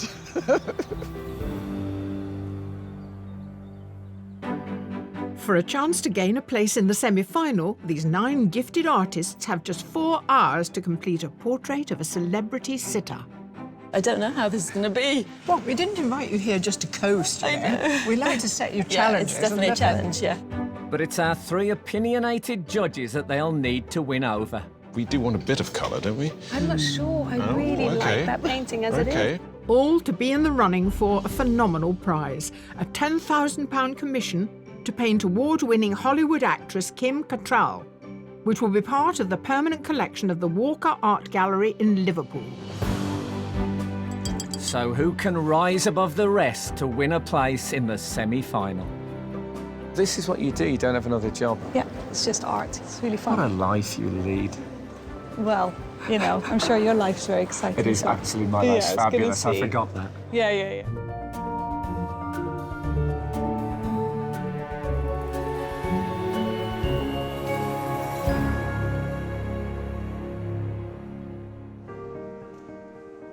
To earn their place in today's heat, the artists submitted a digital copy of a self-portrait. But the actual pieces now adorn the gallery wall. This moment when you see them on the wall is a bit like when you've been through a dating site and you finally meet them in a bar. That's exactly how it feels. Shall we do that thing when we look through the window of the bar and not actually go in when we see them, or shall we actually meet? I'd definitely meet this one. I think the quality of the painting's fantastic. It feels very much like a real glimpse of someone, but you feel like you really know them, so it's a great first date. I love the hooded fur, which really sort of buries her in the painting, but also acts as a way to kind of frame her beautifully. I think it's a really clever device. Is this in pencil? I'm just wondering myself. The red here is the paper and it's the ground, and you see it coming through the whole picture. It's very sophisticated in a really clever way. It's clever to see the profile. You get that tension in the neck. You don't sense the sort of focus from the eyes. You're sensing it from that tension in the turn of the head. This vortex caught our attention. I thought it was an interesting device. Maybe it makes the head look that much better. I do like the head as well, but they're never going to be able to do something quite like this on the day, so we need to make sure that that head is as good as we think it is without all the other noise, because otherwise we're going to be a bit let down. We thought this was a beautiful, reflective self-portrait that draws you in its simplicity of the stare, but actually it's a very sophisticated layering on of paint with these beautiful highlights. We love this. It's brilliantly painted. It's a story first, and that's what can be really exciting about portraiture. I think we've all agreed she's a spy. Is it Second World War? Yeah, French resistance. Oh, right, but obviously having a dangerous liaison with a German officer. The fag's just out of sight. Yes. For me, the caption should be, what happens on tour stays on tour. Oh, no, don't muddy the waters of our French resistance, woman. It's phenomenally observed, and that reduced palette, that cool light is absolutely believable. It's a very beautiful piece of drawing. The face is quite nice. The eyes are rather good. Lovely eyes. I've got a real sense of him. And We'll I'm have no problem recognising him today. No, I'm looking forward to meeting him.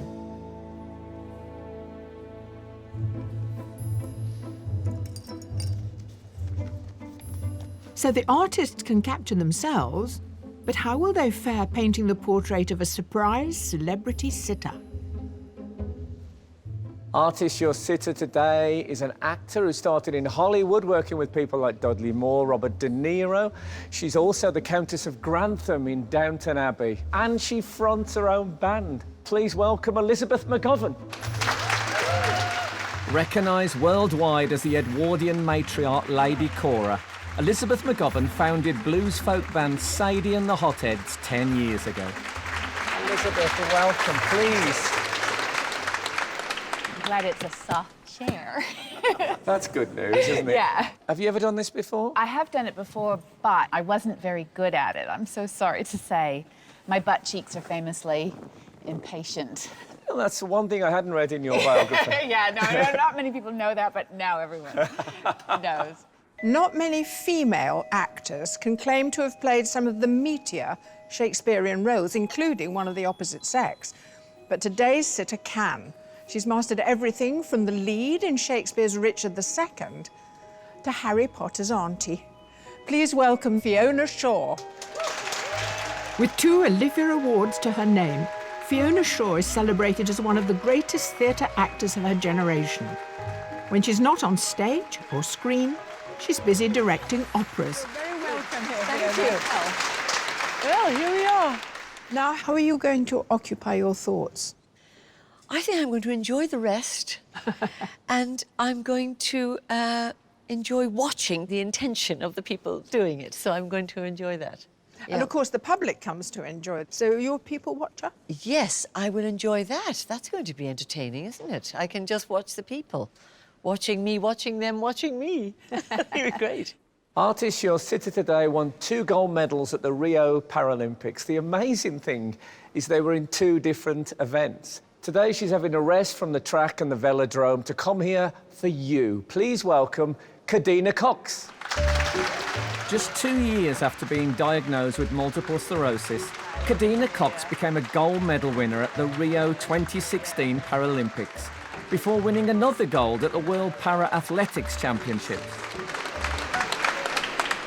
So this is the very opposite of your life, sitting still for 4 hours. This is actually quite exciting. I don't think I've ever been able to have this much time to sit down because I'm normally trading or I'm running from different locations, so it's going to be quite calm and peaceful.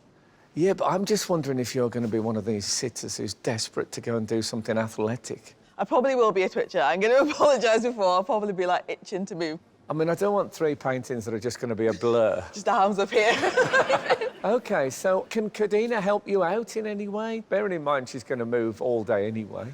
Apologies. Just try and find a fixed point somewhere. So as long as you're comfortable, you'll be fine.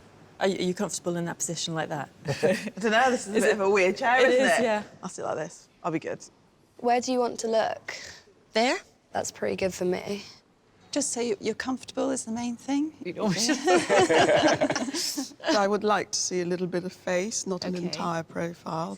I'm quite happy with profiles. Yeah? If you, that's fine with me. Great. This is great, actually.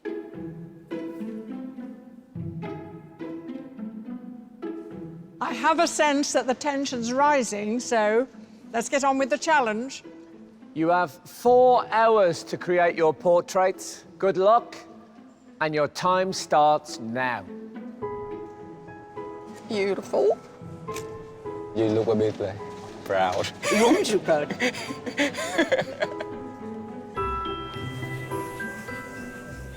To cope with the pressure of producing a painting in such a short time, many artists rely on time-saving techniques to get a head start. Just as gridding is often used to get the outline of a sitter quickly onto canvas, another accepted method is to use tracing paper. So I started by tracing a photograph and then holding a bit of tracing paper up onto the canvas and going over the marks I made to get a basic image on the canvas. Professional artist Lee Feather has twice been shortlisted for the BP Award and has a painting in the National Portrait Gallery's collection. She wanted to portray a brutally honest and unposed self-portrait using her typical palette of muted tones. You've got quite a big board here. Yeah. With this lovely yellow wash in it. Yeah. If I miss bits of paint, it won't matter. There won't be bright white coming through. Yeah. So how much will the yellow background come into play? Will you ignore it completely? Will you let it inform the tones of the face? I don't want to have a formula. I just want to... I just do it. OK, that's fine, that's fine. Does it mean it could be different every time, then? Yeah. So that's very exciting. Yeah, We're good. looking forward to it.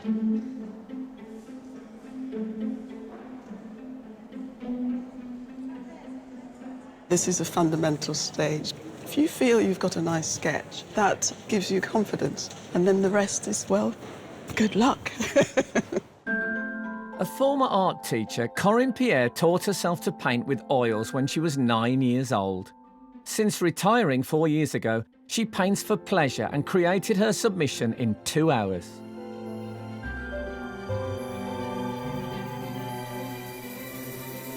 What are you looking for from a sitter, then? Something that you feel attracted to, and that doesn't have to be an attractive person. If something in them holds something in you and you want to capture it somehow. And have you spotted that in Elizabeth? Absolutely. Oh, good. We're off to a flying start.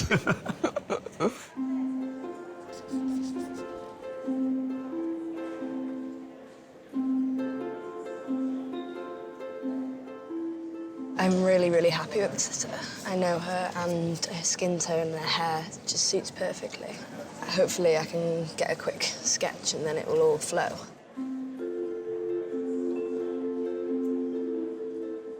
Georgia Palomba is an amateur artist studying fine art at Kingston University.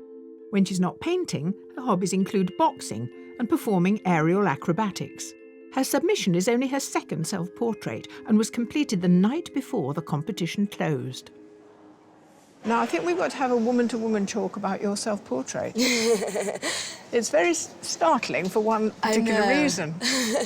At first, I wasn't going to put my bra in, but then I kind of liked that it was kind of tasteful in a way, but like not too showy. And I just wanted to get every little detail. I wasn't going to airbrush myself. That's terrific. And about Fiona, how do you feel about her amazing profile? I love it. I love her. I love the little bits of like copper in her hair, and the skin is really nice. Yeah, the blue, everything is working. But how an artist interprets the backdrop is entirely their prerogative. I've picked a red background. That could be a mistake. Red's quite a dangerous colour to use, but I like there to be another colour underneath so that that colour comes through. Professional artist and part-time teacher Sarah Hope decided to bring art to the forefront of her life after her mother fell ill 7 years ago. She chose to portray herself at an angle to show her vulnerability, but is holding hyacinths to indicate optimism. The grain of the paper remains, so the red comes through. Yeah. So you're always mixing with the red in the background. I am. I'm kind of mixing my colours on here. So one layer of one colour over the next. Yeah. So it's layers, not sections. No layers. I might put a bit of grey. I see a grey shadow. I put grey down. I think, oh, that's a bit grey. It needs a bit more of pink in there. Sort of building it up gradually. Can you overdo it? Can you kill the red by overlayering? Yeah, I can. So that's another consideration. Yes, yeah. I have made life difficult for myself, but exciting for us, though. An hour has passed, and it's the sitters who are feeling it. Do a portrait of me asleep. Just wake me up to my eyes. I am absolutely starving. But the artists are focusing on the job at hand.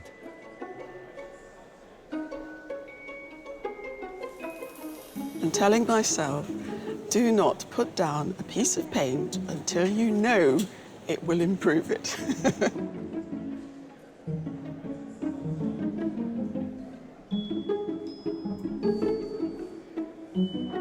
I've done a really big head. Could have painted smaller, but it seems to be going okay.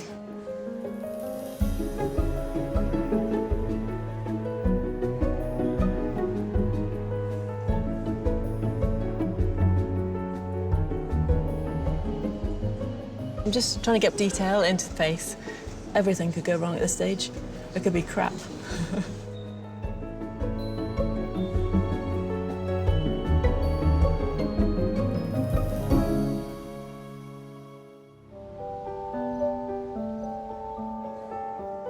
For the last hour, our 9 heat artists have been capturing the faces of Elizabeth McGovern, Cadena Cox, and a no longer hungry Fiona Shaw.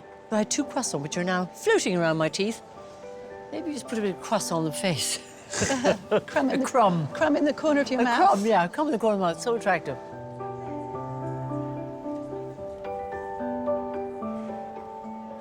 At this stage, I can be a bit loose because I'm going to move it around later. So if something's a bit out, it doesn't really matter. There's going to be plenty of layers over this. Amateur artist Liam Dunn is in his final year at Leeds College of Art and works part-time as a chef at weekends. He painted his self-portrait 3 years ago and it took him 8 months to complete due to the slow-drying layers of translucent oil glazes. So, do you paint a lot of live sitters? No, never. You've never done it? No. You're kidding me. It is quite weird. Normally I'd work alone with music blasting out. Music blasting out? Basically, the music can kind of inform the mood of what I'm doing. So if I'm doing something really precise, it's obviously not going to be blasted out heavy metal or anything like that. So what do you get? Mozart for the fine detail? Basically, like that. It's an interesting idea, but I suppose it makes absolute sense. The composition and framing of a portrait is essential to help create visual impact. So size is everything. I've gone too small. I should have gone a little bit bigger. I didn't want to sort of do too big a portrait because I want to try and get as much of a hair in as possible. Richard Kitson is a sixth form art teacher and a blues folk musician who only paints from life when producing portraits. His motivation for his submission was to capture himself as an artist at work, and he used 2 mirrors to avoid a direct gaze.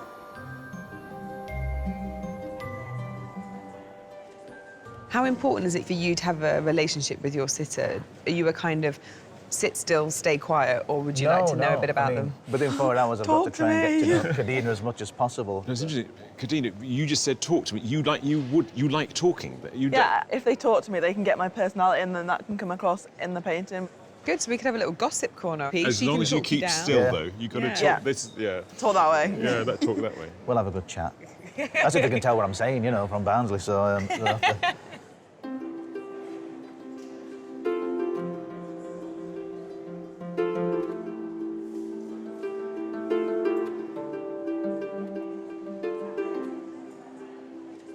you paint someone, you want to kind of see what you like about them, what you see in them. Because every time they make a little movement and it enhances their personality, you can put it in. Originally from Holland, Lisette Dingemans is a professional artist and teacher who works from her studio in South London. For her self-portrait, she decided on a direct gaze in order to reflect her straightforward personality.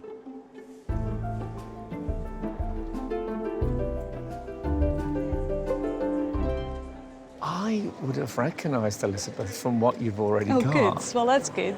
Are you from an artistic family? No, I'm not actually. My father's a doctor. We had a bit of a role reversal in our family. Normally, you've got a father who, you know, says, "Oh, please be a doctor. Come on, we gotta." Yeah. And he was like, "No, please be an artist. Don't become a doctor." So, yeah. That's great. So this is what you do. You don't have another job. Yeah, it's just art. It's really fun. What a life you lead. Well, you know, I'm sure your life's very exciting. It is so- actually my Yeah, life's I was gonna fabulous. I say. forgot that. Yeah, yeah, yeah.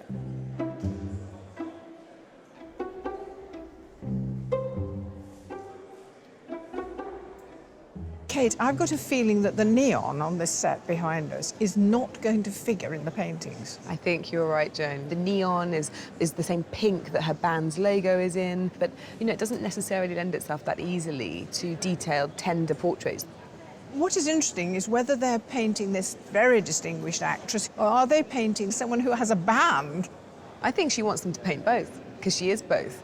And I really like the dual personality. She's got the refined nature of Downton and then the cool rock. This is definitely her as Elizabeth that we're seeing today. I love being in this atmosphere of creation and hearing them talk about the process and watching the process. The artists are so serene and so passionate about what they do.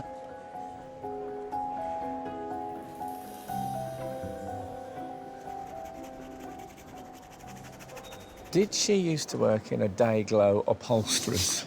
Right. Oh, you think they look like buttons? Yeah, they look like that leather Chesterfield thing. There's a symbol of a jasmine flower, and her mum's called Jasmine, and it's her favourite. I mean, how could I possibly work that out on my own? What do you think about Cadena as a sitter? Well, she's a top athlete. I Yeah. mean, her body is finely tuned for action. Exactly. And the idea that she's got to sit still for 4 hours, I feel for her. I mean, it's Yeah, extraordinary. it's like trying to keep a cat on a dinner plate. I've always wanted someone to draw a portrait of me and to see how it comes out. And now I've got 3 being drawn, which is amazing. So can't complain.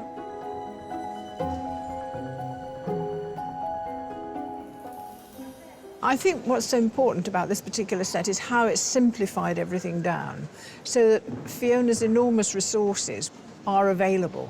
But I think with her, it's something about the entire body. She's an actor.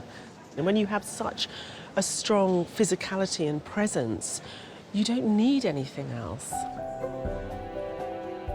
You know, when you're acting, you're organising your mind to make the audience's mind follow your mind. It's quite different to being looked at. You don't feel you're being looked at in the theatre.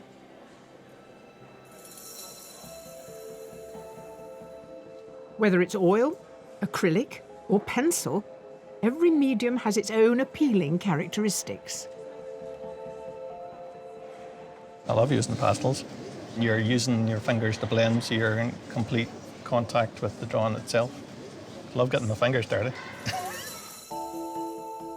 Amateur artist Jonathan Stockley from Lancashire is an architectural model maker. His submission was his first ever self-portrait and took him 12 hours to complete. You've done a lot already. You've got the eyes in, and that's great, because the eyes are so important. To me, the eyes have to be first. If you don't get the eyes right, there's no point going any further with it. Okay. And actually working with the eyes looking out at you from your page is rather heartwarming, isn't it? It's just very steely blue look to her. So, Fantastic sitter. Yeah.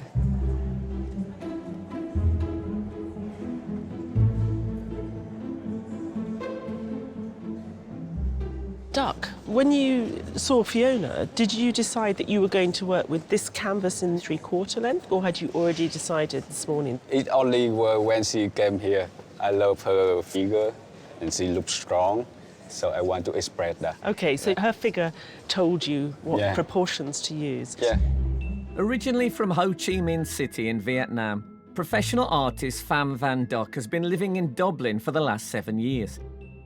He incorporated hand gestures in his self-portrait to symbolise the balance of life, yin and yang. One of the things that we really loved about your self-portrait was all the dynamism and the movement that was in it. Are we Yeah. going to see that in your painting? I hope I have enough time to do that. Really? So Yeah. how are you going to do that? Legs flying. I can feel that he wants to make my... I can sense from him. She not very still at all, so like it kind of like fit into the style. So, Oh, it's perfect for you. Yeah, so But she's a bad gotta- sitter. It's really good.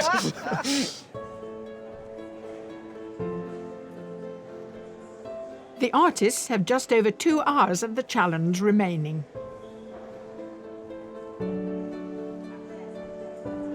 I'm a little bit stuck. I don't really know what exactly it is I'm trying to do at this stage of the painting. I've got to either add more to this or refine what I've got.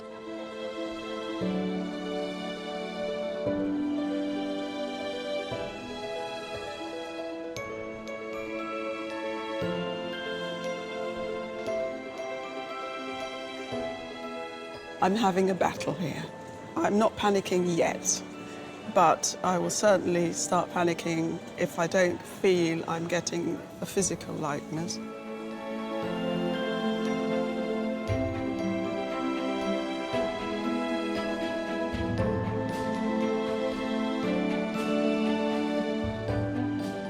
At the moment, it's all a bit all over the place. It needs definite refining. Still a way to go.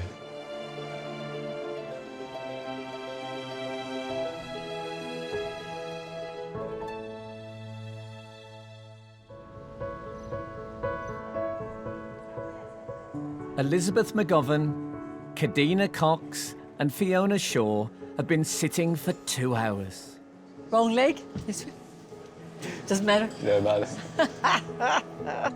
Our 9 heat artists are all vying for one place in the semi-final. And at the halfway point, there's a mix of detailed images and loosely painted canvases. One of the things that strikes me today is at how many different stages many of them are. Yeah, we're used to having people doing sketches that look fantastic in the middle of the day and then tip. Today I feel it's more the other way round, that people are putting together rather messy starts, but actually slowly they're coming together.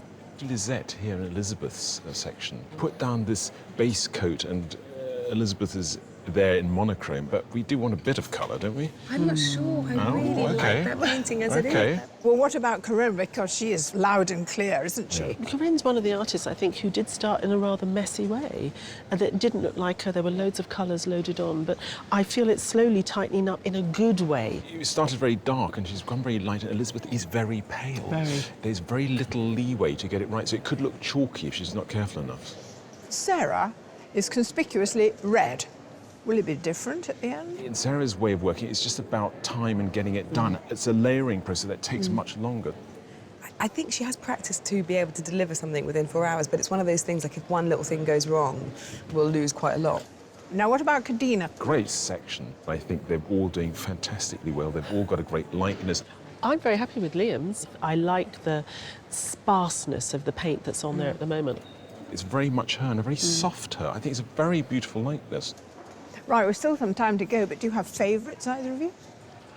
No, I don't allow myself any favourites at this stage. Oh, no. you don't? No. You're It not just watching. changes so much, and I've been caught out a few times.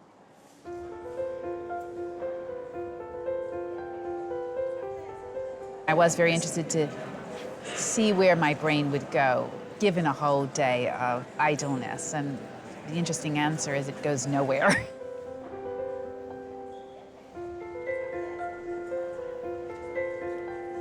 I wonder what they've captured. Do you come over more intelligent or less intelligent than you are? I'd be interested to judge what their view of that is, or whether the features of my face carry that information.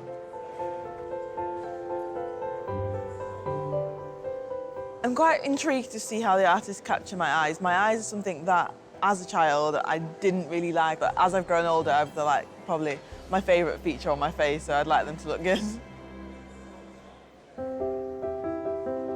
One of the most difficult elements when creating a successful portrait is imitating an accurate skin colour. I was really concerned that I couldn't do white skin, possibly because I'm used to painting myself. I'm fairly happy with it. Basically, what I've learned is that I can do a black face and then lighten it up.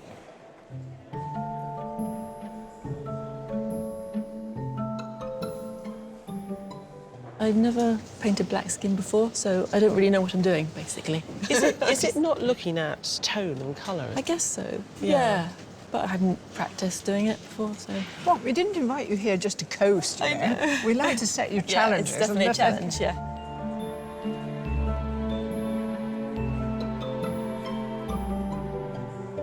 When the artists discovered who they were painting today, they all said, we've never painted a black person before, so we've got to now completely change the palette we had.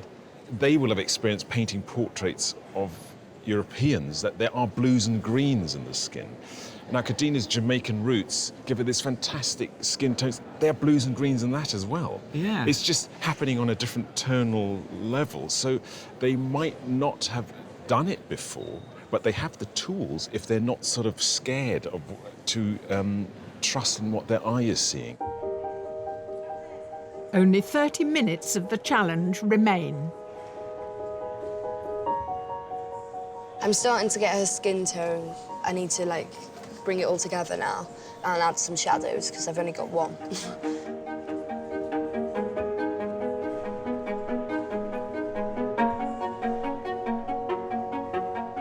I think I've maybe bitten off a bit more than I could chew with the red. But if I can knock the red back in the time that I've got, hopefully it's going to be okay.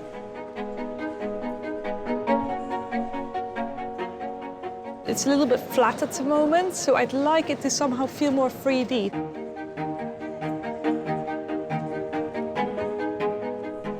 You've finished? Yeah, I just felt there's nothing more I could do that would add to it.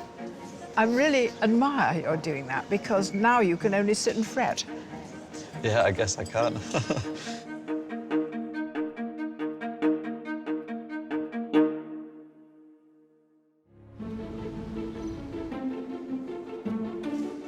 There's only a few minutes left for our 9 artists to complete their portraits of Kadina Cox, Elizabeth McGovern and Fiona Shaw. And at this stage, it's not always the face in the portrait that needs work. This red background is a bit overpowering. If I cut down this border, then the red hopefully won't be quite so strong.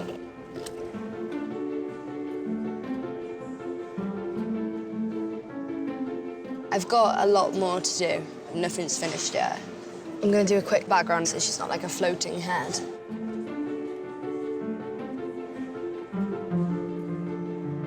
I'm not planning to do the background.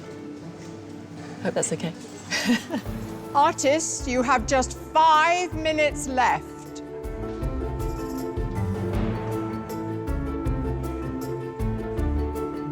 I would like to go back over the eyes a wee bit. I think they need a wee bit more oomph to them. We're running out of time, so I'm going to do some swirly bits and hope for the best. As long as I don't make a slip of the brush, I can finish it.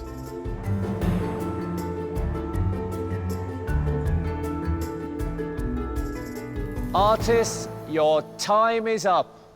Please put down your brushes and step away from your easels.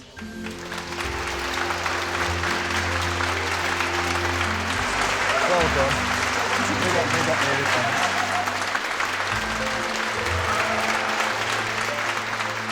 All of our sitters have avoided glimpsing their portraits.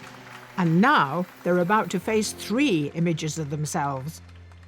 Elizabeth, you've done a lovely job today. Great posture, I thought. Well, thank you very much, You're an inspiration Frank. to us all. Thank you very much. Like a fabulous... It was like nothing. a gazelle sitting there. Next time you guys can use a photograph.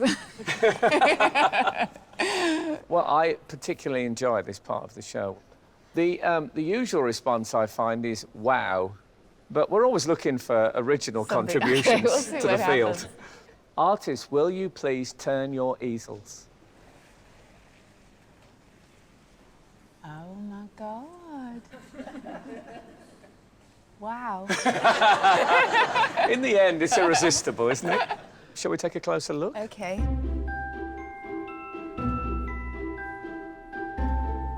This is a beautiful painting. I really love the controlled use of colour. She's got your cheekbones, which is Yeah. everything. I mean, Yeah, well, of course, I was sucking them in. Definitely. So thank you.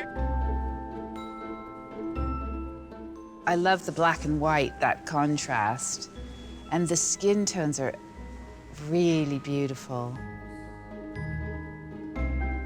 Oh, God, that's just amazing, too. Is there a hint of sadness in those eyes? I think there is. I think it's incredible.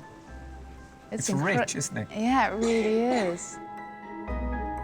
It's really, really tough. It's just a complete instinctive thing, but I'd like that one, please. Corinne, well done.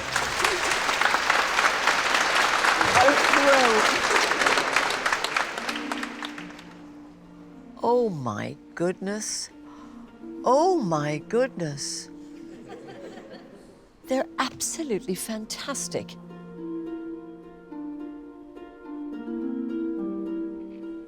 I look like a queen of a very small country. Brilliant hair, brilliant likeness. It's very heroic, isn't it? It's rather grand. Well done. That's why you wanted me to cross my legs back. I can see why now. Amazing brushstrokes. Look at these huge brushstrokes. It's not so obviously a likeness, but it is because the expression is very good. This is a magnificent piece of work. A breathtaking likeness, I think. Wonderful. Many, many thanks. For the reasons of ambiguity, I'm going to take this painting.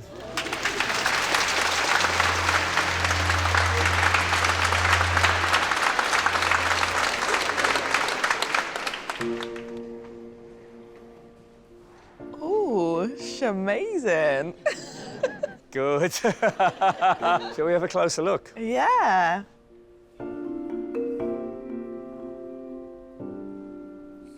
Yeah, I like it. You kind of put the detail in my hair and in my top. Yeah, I gave you a bit of a challenge there. Yeah, that was tricky. And my eyebrows look amazing. Good. You look really at home with yourself. I feel like I look quite calm, which isn't very So often well seen. Well done for catching that 10 minutes of calmness. You have captured Cadena, Machina.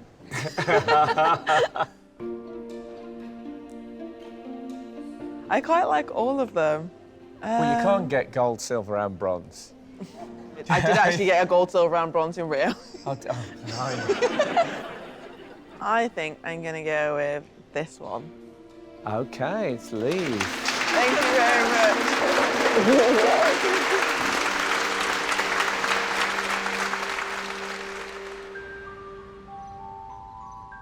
Left alone in the gallery, the judges have the opportunity to get up close and really scrutinise the finished portraits.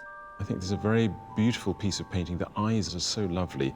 It's not your conventional, beautifully romantic portrait, but I think there's something very arresting about it. When Lee started this morning, she didn't really have a plan, and then the patches of colour started. It's like, OK, this is getting somewhere. And I think it's a very beautiful conclusion to a difficult day. I think she looks really sweet here. She's really relaxed, she's maybe a little bit sad. And I think what he's done, which is great, is treat the set well. She's very naturalistic, but he hasn't made that jarring with this yellow background. She managed to catch a really nice expression on Fiona's face, and I really like the red and the way in which she creates form with these lovely shapes. This is one of those artworks that if you just shrunk everything down by, say, 30%, I think it would be a better painting. The drawing that she started with was very good in capturing Fiona's likeness, and as she painted, things started going wrong, and the likeness sort of seems to slip away. He's given us a very lively, vibrant painting. The likeness isn't good enough, and I don't know whether or not he'll ever get great likenesses, because I just don't think he really worries about it too much. It started in a sort of a mess. I just thought she's never going to find it. But it did the opposite of what pictures normally do. It did get better and better and better throughout the afternoon. It's got sort of grit, and I love that. It's just fantastic. I wish it was a little bit more of a likeness, because I'm really happy for sort of Downton Abbey to go really dark. But the zombie. Yeah, zombie Downton Abbey is brilliant. The problem here is the eyes. He's brought the tone up so light, it just looks very strange. I find it quite romantic and enchanting. I think she came to quite an elegant solution about colour, which was to just allow the eye to come alive a bit more and put a bit richer colour tone in the background and in the hair.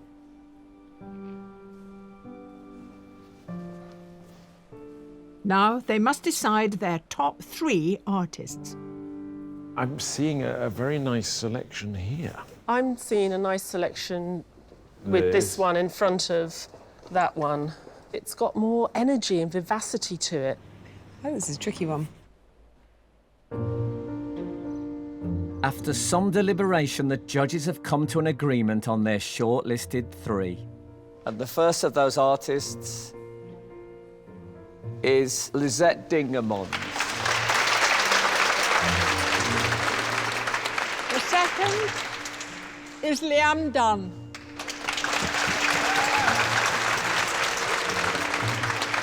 And the third and final artist on the shortlist is Corinne Pierre.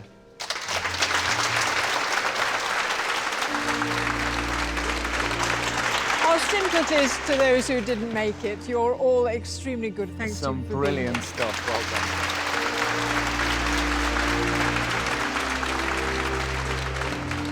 done. I'm not too upset. I'm happy with what I did. If I'd messed it up, then I'd be disappointed, but I'm not. With only one place in the semi-final available, the judges weigh up each shortlisted artist's finished portrait along with their submission. Again, in one of your fabulous shortlists, there's some beautiful paintings. Let's talk about Liam. I like what Liam did today more than I like his submission, actually. He is very good at capturing a likeness, and we loved the braids, we liked the background, we liked how he made the whole thing sit together. He was the only artist who put down his brush and said, I have finished within half an hour of the end. You can see that there's a looseness and a lightness of touch that he's brought in, but I think he's kept a sense of aliveness and vivacity, and I love the way the light's falling into the hair. He caught something of her. So, Lisette. I loved her submission. I thought it was really full of narrative. She's obviously a classically trained artist. It feels like she's on the beginning of a journey to do something really interesting. She's got such skill. OK, she had Elizabeth in profile. That was quite difficult. But she's got it. You can see in bits of it that she's found form in it. So, Corinne, it's beautiful. As soon as they use the word beauty, I don't think it is beautiful, and that's why I like it. The paint is put on quite clumsily, and yet there's something about Elizabeth and her enigmatic look. I think it's a fantastic combination. It was not working at the beginning, and to see her just slowly pull it all together to construct a study at the same time as being finished, I think there's a lot of good about it. Is it going to be one of these days when you feel you know the winner? Yes. It is? Yeah. OK. In that case, I should be home for the one show.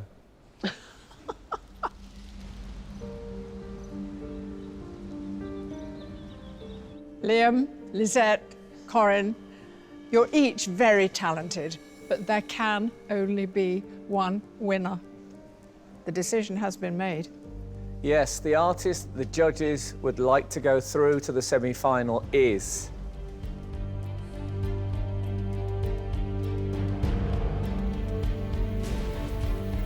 Corinne Pierre.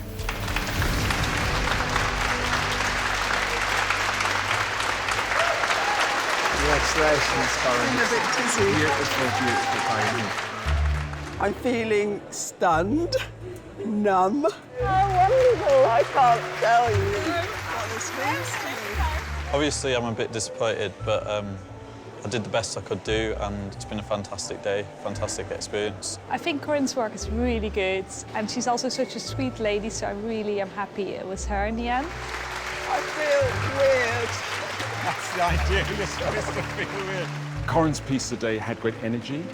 The 4 hours she spent working were a revelation in how one can make art. and she found a likeness within that swirling mass of her paint, and that's what made it so exciting to watch. I don't think I even took my work seriously. And what it makes me feel is that you should start taking it seriously. You can't put a value on that.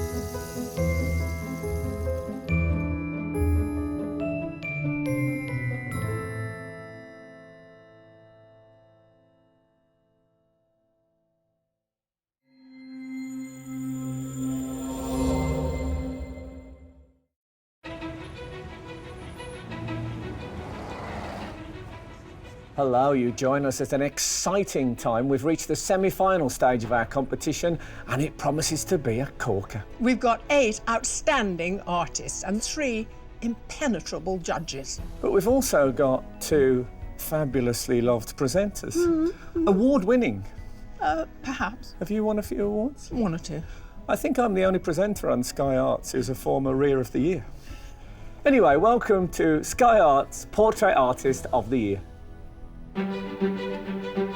In the last 8 weeks, we've seen over 70 of the UK's best amateur and professional artists compete at the Wallace Collection to paint a sensational array of famous faces. I've got a gift of a face. I mean, it's ridiculous. Just 8 artists were selected to go through to the next stage. I can't tell you. I don't know how I feel. And now they're tantalisingly close to the final, and a £10,000 prize to paint celebrated actress Kim Cattrall for the Walker Art Gallery in Liverpool. But there's a semi-final challenge with a twist they have to deal with first. I'm in a panic now, and I'm thinking, why didn't I just panic actually a lot earlier? Prowling the easels in search of something exceptional are our judges. I'm quite intrigued to watch you do this, so go on. I'll pretend I'm not here. But with only 3 places available, I am not good under pressure. The artists will need all the skill and stamina they can muster to reach the final of Portrait Artist of the Year. It's sort of very unusual Mount Rushmore.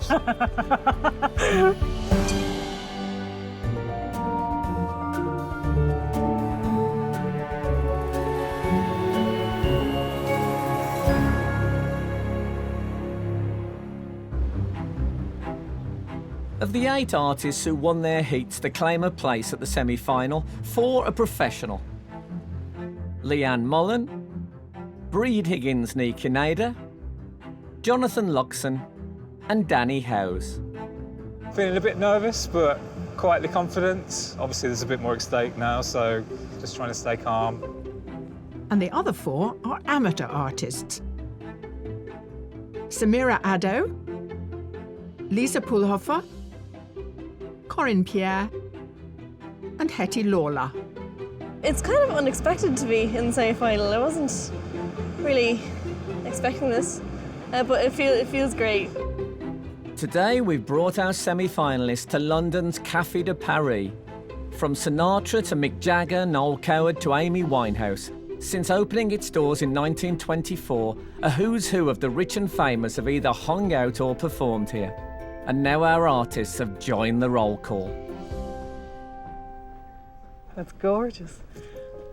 We've got 8 artists and we've only got 3 places. So we've taken them out of our sort of safe place and put them in a new environment, full of story and full of history. So we're hoping that they're going to capture that in the works that they're going to produce for us today. It's a nightclub. I haven't been in a nightclub for a really long time, so it's quite bizarre. It's beautiful. It kind of gives me the feel of post-impressionists when they painted in clubs and venues like this. It's a really kind of decadent atmosphere. So it's semi-final, so we had to make it harder. We want to make sure that everyone here deserves their place. And at this stage, really anyone could win it. It is such an open playing field. We like to push them because we've got to see a development. What we really want, of course, is to be surprised. But before they can rise to the challenge, they need to know who they're painting. I haven't got a clue who this might be, although when I heard it was Cafe de Paris, I did think maybe somebody like Peter Stringfellow or something like that, because it's a nightclub. I don't know. Is he still alive? Yeah, I think he is. Artists, first of all, congratulations on making it through to the semi-final. It is no mean achievement. I guess you want to know who your sitter is today. Well, this woman was a much sought-after model, then became a very successful actress. Please welcome the fantastic Lily Coel. Gracing the cover of Vogue at just 16, as a model, actor and entrepreneur, Lily's enjoyed both professional and academic success ever since, graduating from Cambridge with a double first. Lily. Hello. Now, you studied the history of art. I did, yes. Which makes me feel a little bit self-conscious, because I'm sure you know a lot more than I do, but let's just... I've forgotten it all by now, don't worry. Oh, thank God. Now, I have a little surprise for the artists, in that Lily will not be your only sitter today. There'll be two, and the second one is an award-winning actor. You'll know him from things like Room with a View, 4 Weddings and a Funeral. He is the marvellous Simon Callow. Simon was awarded a CBE for his services to acting in 1999. But beyond success as an actor, he's written and directed plays and even operas to critical acclaim. Simon, right. First of all, I'd like to establish the connection between you two, or at least one of them, and in that you directed Lily. I did. In The Philanthropist in the West End. Yes. What kind of director is he, Lily? It's very unique to have a director who's an actor and understands acting, and it feels like I'm in acting school. But I do feel like I learned a lot working with Simon. And you're an art enthusiast as well? Yeah. In fact, I come from quite a long line of artists. William Callow was a great Victorian watercolourist. I have not inherited this gift, alas. Look, haven't you got enough gifts, Mr. Greedy? Well, look, it's great to have you two on. I love the fact that you are art enthusiasts as well. But you're not going to stand for 4 hours. That would be, I think, unreasonable. Yeah, they said sitter. I did think about that. They did say sitter. Yeah. If they'd have said stander, you wouldn't be here. Probably not. So could we get some seats for Simon and Lily? That's the least we can do. Yes. OK, so what would you like from Lily? Anything particular? You're happy with this? I can take my jumper off if that helps, just a plain T-shirt. Yeah, that'd be great. I'll take it away if you like. I'm happy to do wardrobe. The white T-shirt's great because now we've got reflections on the lower half of the face. Lovely. Where your hands are, Simon, Yeah, at the moment is just for us. That's great. That's great. OK, please enjoy painting Lily Coel and Simon Callow.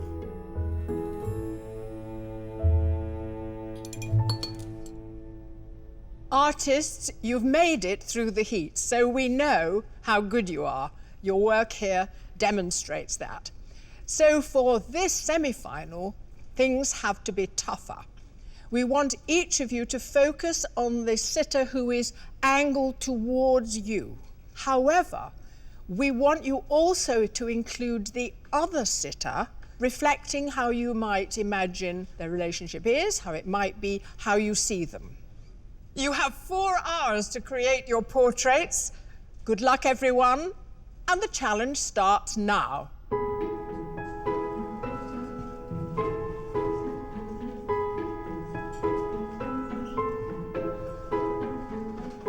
Until now, the artists have had 4 hours to paint just one sitter.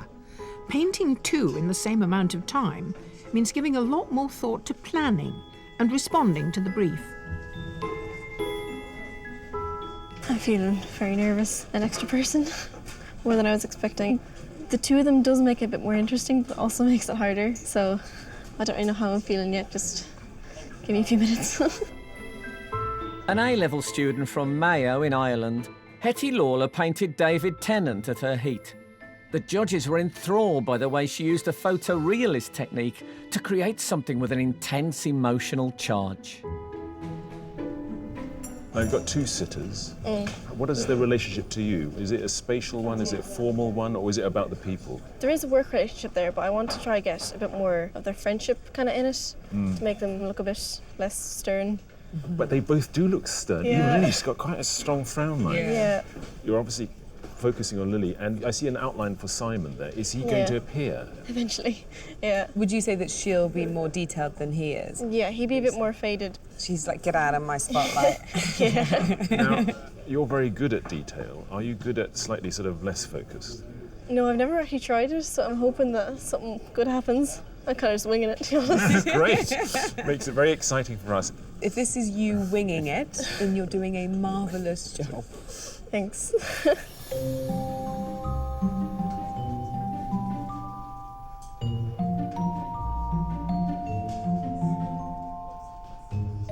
You've made a terrific start, Bree. You've splashed it on there. Yeah. Because he is a very buoyant but grounded personality. He's got a dark, big, yeah, resonant exactly. voice. I would love to paint his voice, so that's kind of, I was thinking about that, actually. A graduate in Russian and philosophy who trained with the Russian Art Academy, Breed Higgins-Nikoneda draws on a wealth of inspiration for her realist paintings. And the judges felt she brought that maturity and confidence to her portrait of Vicky McClure. Lily's rather ethereal. She has sort of muse. Perhaps, although I hesitate from going there because, you know, the younger female is always portrayed as the muse, so I'm trying to make it more of a kind of a friendship, perhaps. Don't let me impose that upon you. I mean, won't. let's reject the muse. She's not the muse. She's a working colleague, Yeah. and he's the director. Okay, that's what I'm kind We'll of settle going for that, shall we? We will. It's a deal.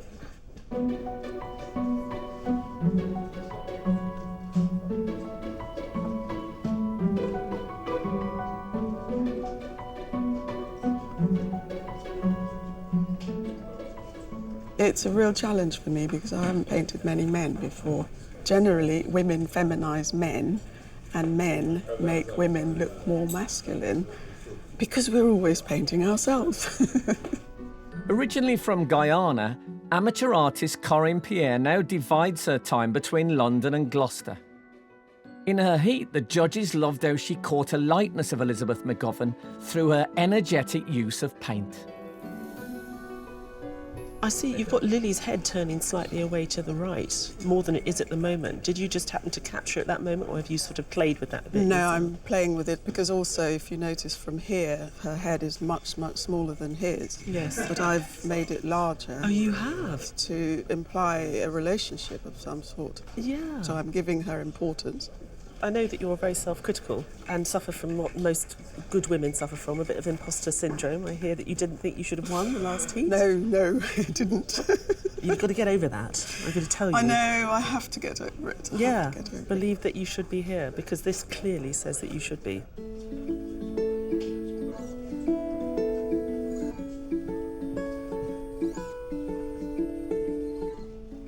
As ever on this show, whenever I see the artist's sketchbook, I always think, I bet the portrait won't be as good as that. I know, yeah. There's such beautiful things. I prefer everything, even sculpture, half-made. You know, paintings, Yeah, underwear, me too. yeah. And also Yeah. music. I Yeah, don't yeah, like yeah, it too. And polished. people. Yeah, I'm with you. Yeah. A professional artist from Dundalk in Ireland, Leanne Mullen impressed the judges with her careful observation and sculptural use of paint, which combined to create a striking portrait of her model Daphne's self. It's a tricky old challenge. I mean, do you kind of feel, well, if I get Lily right, I can get a vague ghost of Simon, or are you really going to try and do... Both. I'm going to try and get both of them accurate. He's got such a strong profile. It's a sort of very unusual Mount Rushmore, which includes young women as well as elder statesmen. Yeah. I'm very interested to see your Lily, and I'll tell you Right. for why. Now, don't get upset. Okay. But when I first met you, you were a much younger woman than I anticipated. Because I thought on your Right, self-portrait, okay, right. I had a hard day. yeah, I thought, this woman, she's retired. And then I thought, hold on, the daughter's same turned up. person. And I even thought you managed to make Daphne Self, who's 88, look a little bit older.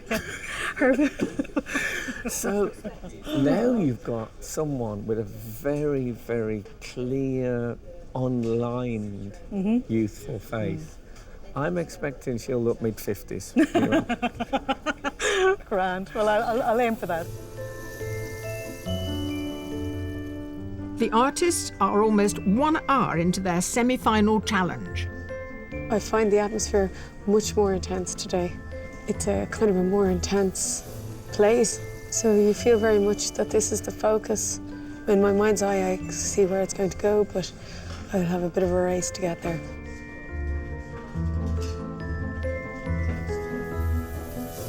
I'm not feeling that competitive. I'm not really a competitive person. It's weird because a lot of these people, this would be their career, whereas for me, this is the start of what I want to do. Yeah, it's cool being the youngest here though. I like it. I'm delighted. I like the double pose. I like the challenge of it. So I think it'll be an interesting day. It'll be lovely actually, I think.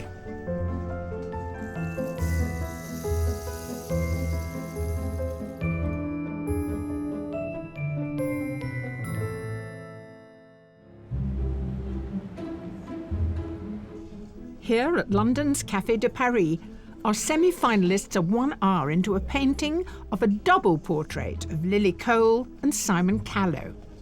The judges have asked for a suggestion of their relationship, which luckily they can't seem to help but reveal. I've got a review to write for The Guardian. About a review of what? A review of a book. Do you think it makes you a more sympathetic critic because you know what it is to be critiqued? But maybe it is.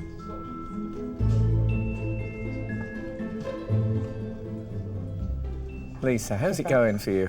I'm struggling a little bit at the minute. Simon, much as it's lovely to see them talking, he's moving quite a lot.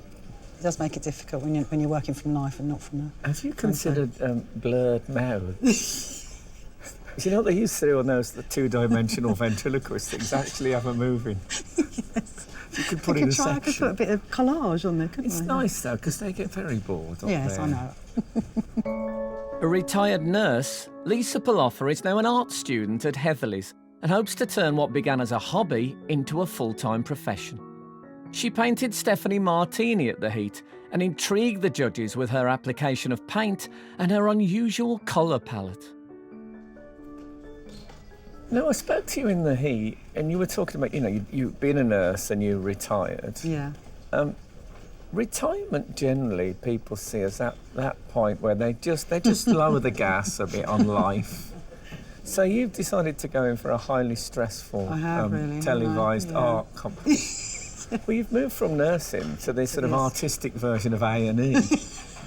Because who knows? Who knows what's going to be wielded here at any moment?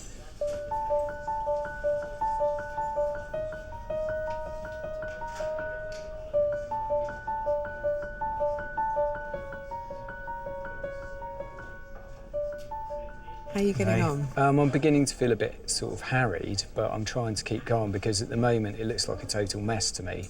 The messy bits are a sort of necessary process toward where you're headed. It's such a necessary thing to suspend your judgment. Yeah.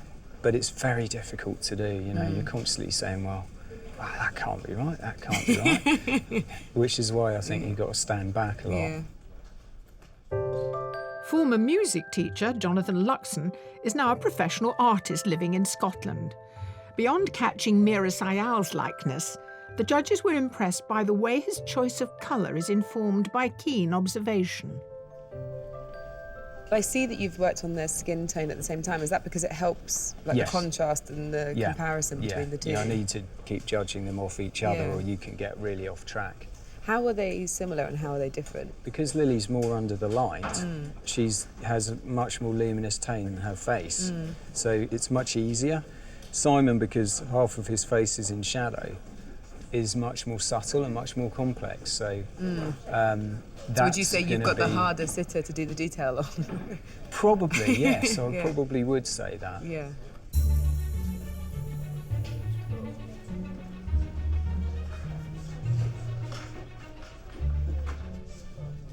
So we've slightly pulled a fast one today, haven't we? Everyone thought they were going to come here and paint one person. We've sprung a double act on them.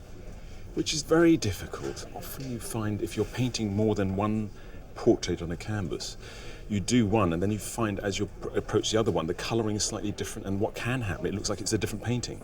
So they've got to be very careful that they produce something that is believable, that both the heads, both portraits inhabit the same space, and they're short on time as well.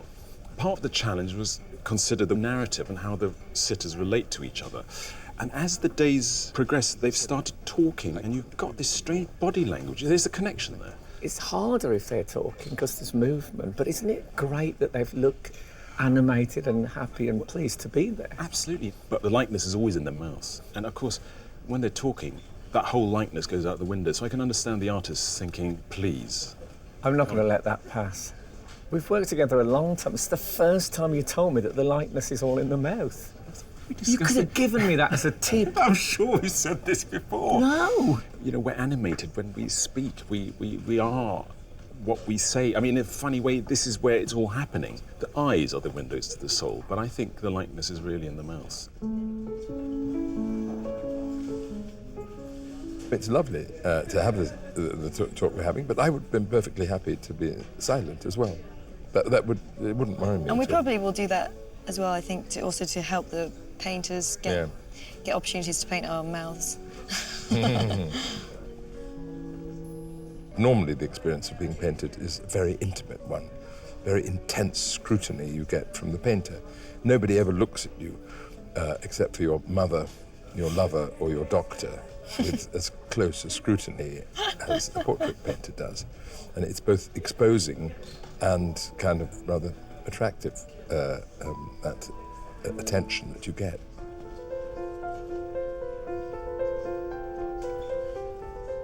Choosing to work over a ground or base colour helps artists to judge tonal values, as painting onto white can make colours appear darker. But it also impacts on how you illustrate the background. I'm curious about the white. I mean, you don't kill the white at the beginning, do you? Yeah, I don't mind working straight onto the white. It doesn't really faze me too much.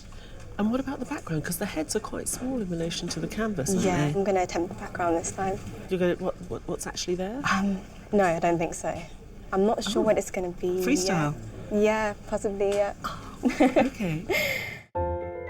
Amateur artist Samira Addo is a former quantity surveyor now specialising in building sustainability. The judges were struck by the kinetic energy of both her self-portrait and her heat painting of Robert Bathurst, something she's instinctively recreating today. You've caught a nice relationship between the two of them, but it seems like you're focusing on Lily from here. Yeah, I think I kind of use the paint a bit more to get the features in. So you've drawn her as she is, but then you pulled Simon's profile, which is really over there, closer to her. Yeah, I guess I was kind of feeding off the storyline, like when he was directing Lily, so he's kind of in the background. Yes. And she's the one, like, she's the performer. Yeah, she's... nice, nice. So what do you think you've got to do in order to make us pick you today? Maybe add a bit more colour. More colour? Yeah, Okay. potentially. Okay. And yeah, get more of it done, I think. OK, all right, well, I'll leave you be.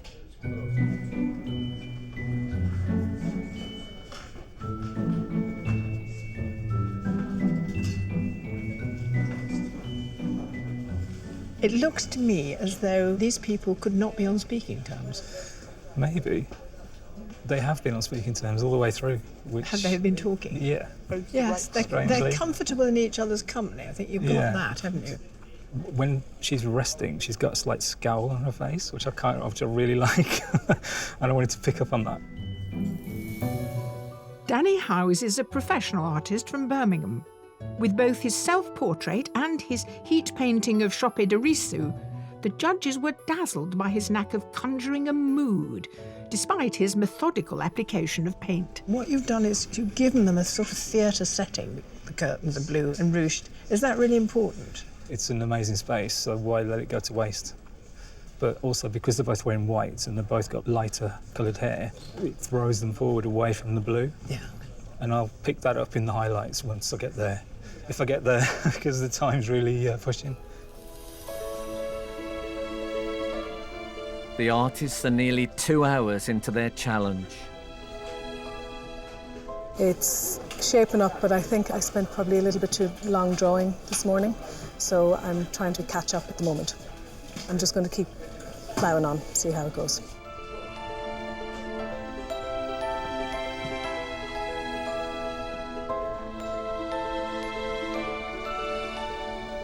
I didn't really have any plan at the start, but I'm happy where it is now, so let's just keep going with that.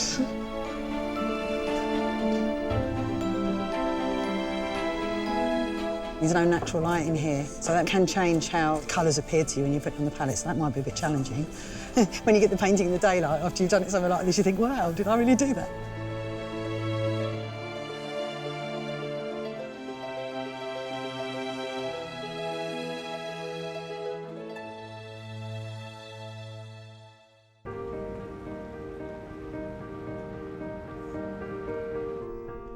Two hours into painting actors Lily Coel and Simon Callow in London's Café de Paris, our semi-finalists know that every brushstroke could take them closer to the final. But it's not just the artists facing important creative decisions today. We're about halfway through the semi-final. You could cut the atmosphere with a knife. What about Hetty? She's gone a bit looser. She's decided that she needs to have a quicker approach to be able to do two heads. She hasn't really practiced that, so she's just literally sort of feeling her way through today. Well, I'm pleased to see, though, that she is looking a lot more today. I feel a bit better. She knows the way to your heart. She does, Kathleen. yeah. She's got two heads, though. At the moment, they feel like they're quite isolated from each other. There's a big gap, and some of the other artists have circumvented that by actually bringing the figures closer together in their composition, and I think that works very well. What about Danny?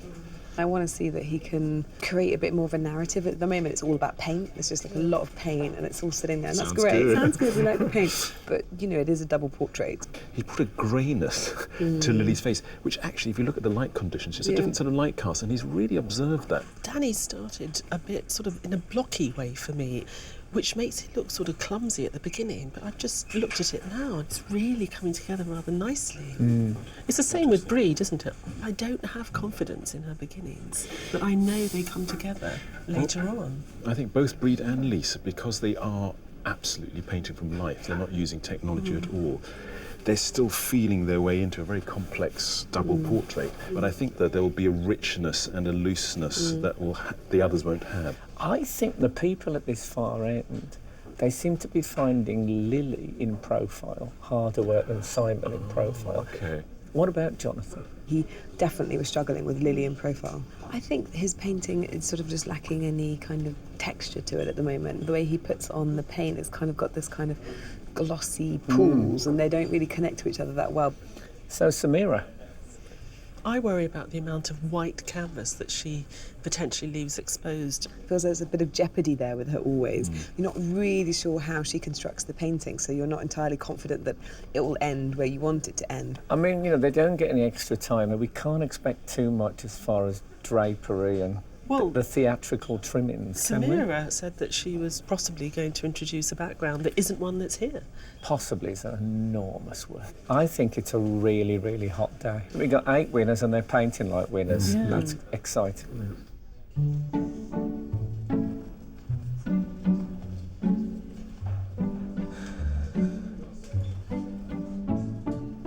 I love the way you use thick paint.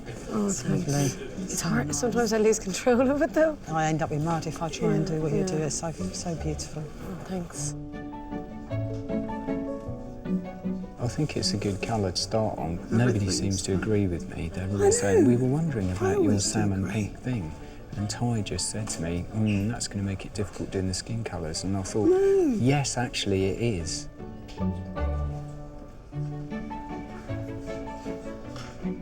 I never, ever look. I don't think they generally like one to look. It's like taking a cake out of the oven before it's cooked, you know. I think it's kinder to the artist to wait. If I was working on something, I wouldn't want someone to look at it and judge it halfway through. Yeah, exactly. To address today's brief of reflecting Simon and Lily's relationship, most artists have given a thought to the composition. But to conjure a narrative, it's not just where they sit on the canvas that needs attention, but how. It's interesting because it feels like you feel some of the portrait is in the body. I'm just trying to concentrate on their body language, the way that Lily's got her arms folded and Simon's kind of sat with his shoulder out. There's a definite body language there that conveys that sense of something going on between the two. I mean, you set yourself quite a challenge. Yeah, This is a big yeah. picture. You've got both of them half length. I want to put a bit of detail in the chairs as well, because I like the reflections on the chairs. Should we leave you to do that? Yeah, please. Okay.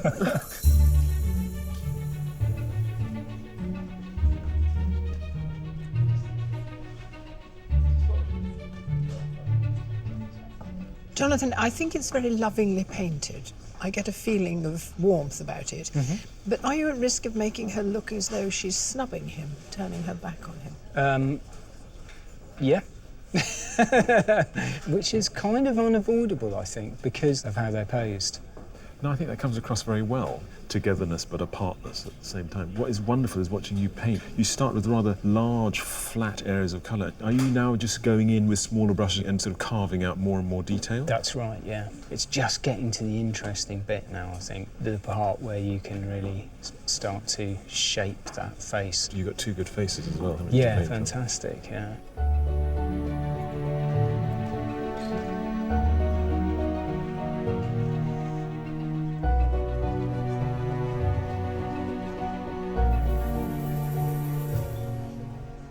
I am starting to think that you might be a supernatural being.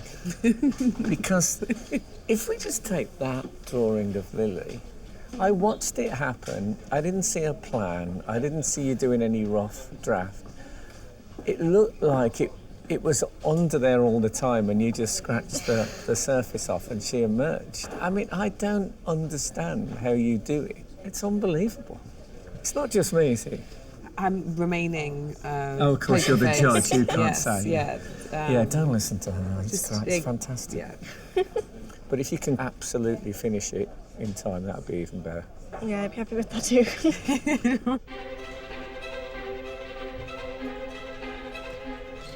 Our 8 artists have just 30 minutes left before 3 of them will be picked for the final.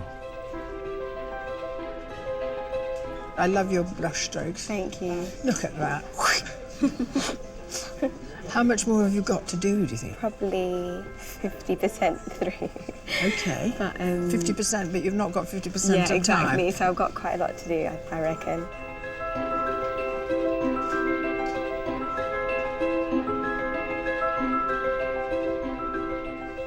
Judging by watching you paint in the heat, I do think that you do your magic in the last half hour. And I wonder if you are just particularly good at pacing yourself. You know exactly what you're doing and you know where you're going to be. No. OK, it was a theory I came up with, which you've shot down in flames.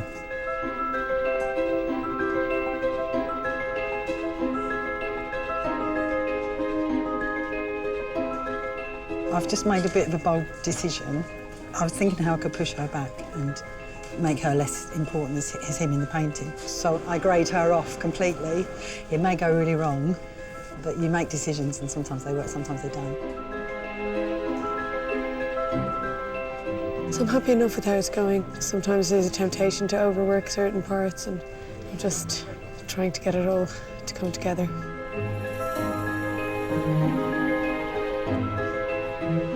I'm happy with elements of it, not all of it.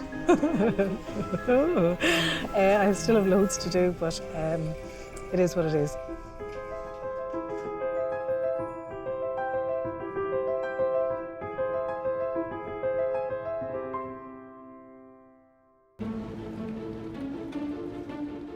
Award-winning stars of the stage and screen, Lily Coel and Simon Callow, have been posing for nearly 4 hours.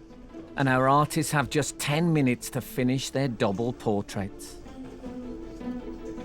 Samira, what are you doing in these last moments? I'm trying to bring out the highlights, but in like a bright colour. And I'm quite intrigued to watch you do this, so go on. I'll pretend I'm not here. All right.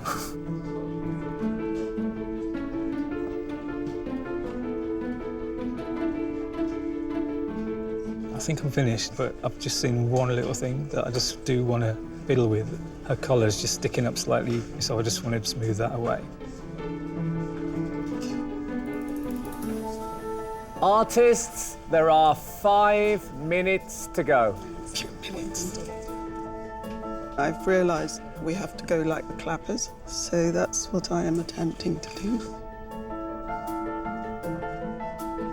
I'm in a panic now, and I'm thinking, why didn't I just panic actually a lot earlier?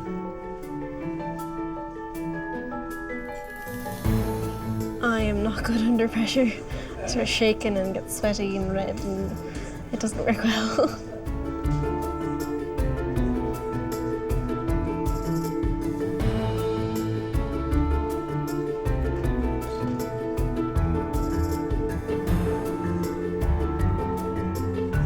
Artists, your semi-final challenge is over. Please put down your equipment and step away from your work.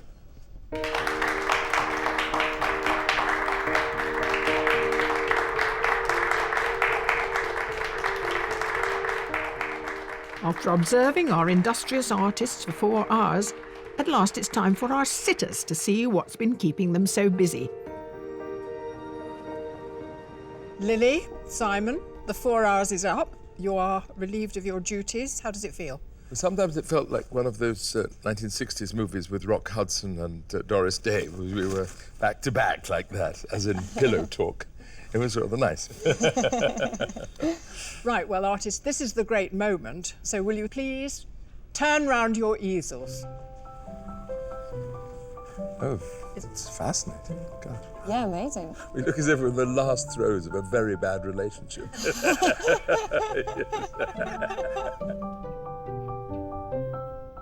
think he's captured you pretty well, Simon. I recognise myself absolutely in that, as if I was reflecting darkly on things. I love the geometrical sense of the way the face is divided up. I'm like a ghost. You look sadder in this one. Yes, there is sadness, isn't there? But a real sense of flesh and blood about it, which I love. I like the depth here. Yeah. But all of this is so kind of full of energy.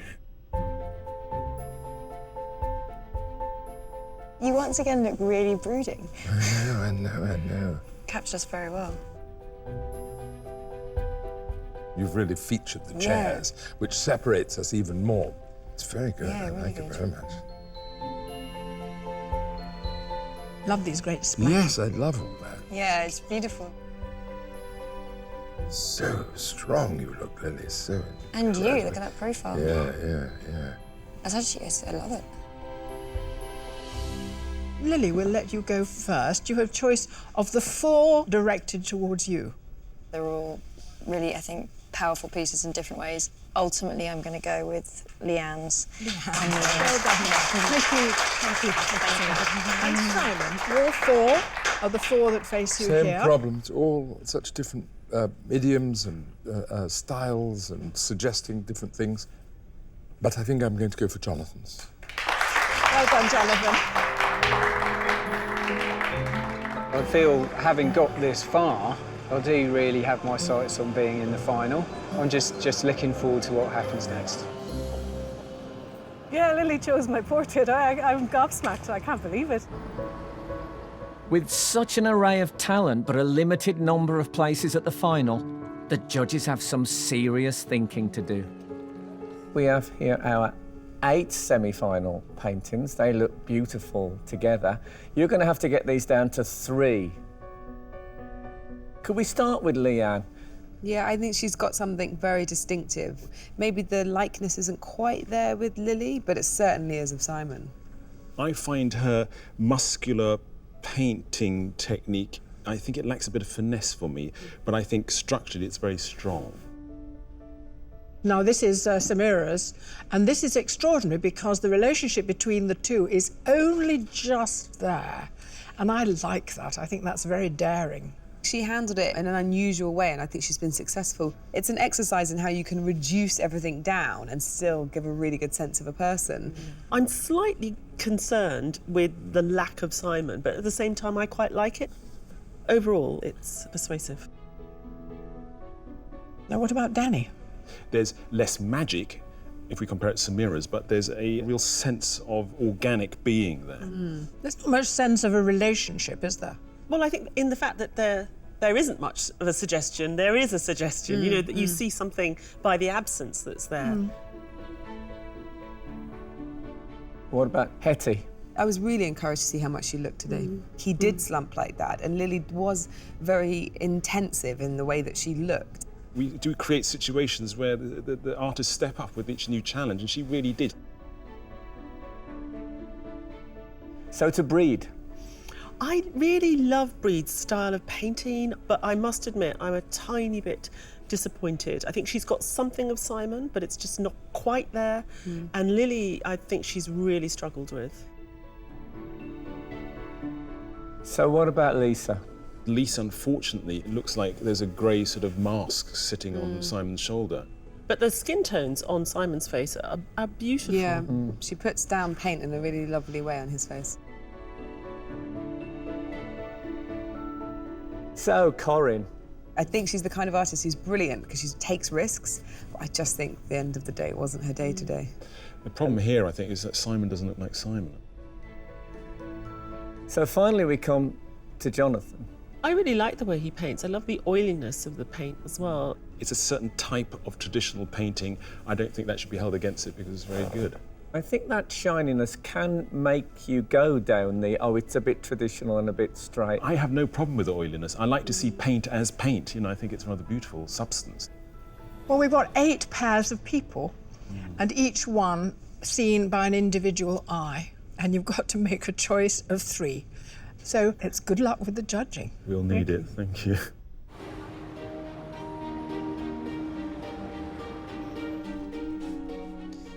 With 8 strong contenders, the judges will have to do a lot of shuffling around to get to the final 3.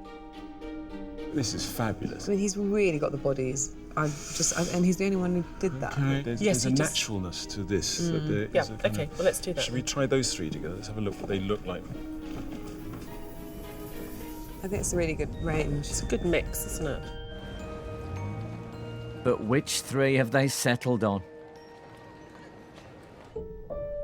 Artists, thank you for all your efforts. It's been wonderful to watch your work unfold throughout the day. And your family and friends have joined us now for a decision that has proved enormously hard for our 3 judges to make. But they have made that judgment. Yes, they have. And the first artist to go through to the final is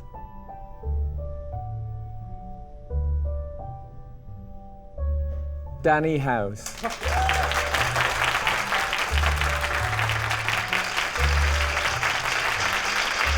The second finalist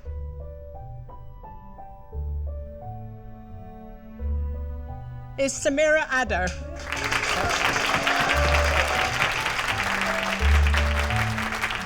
And the third and final finalist is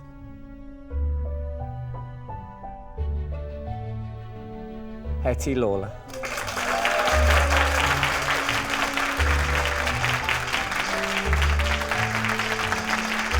Commiserations with the rest of you. There's been an abundance of talent on display today. Thank you. Well done, guys.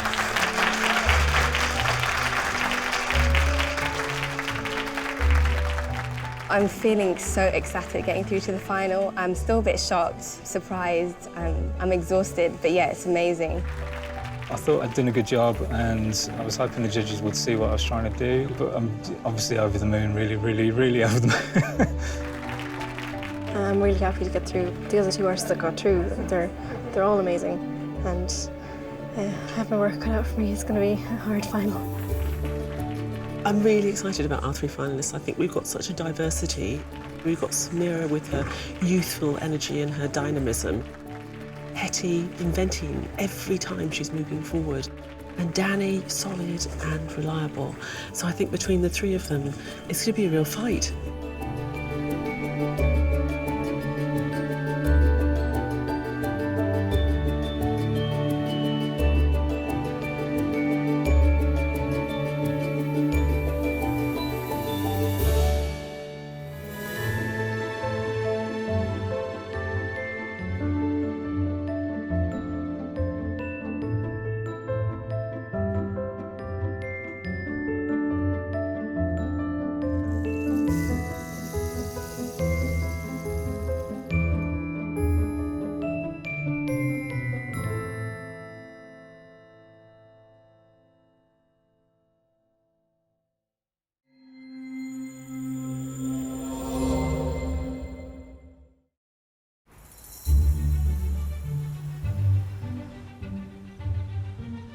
Hello and welcome to your favourite art competition.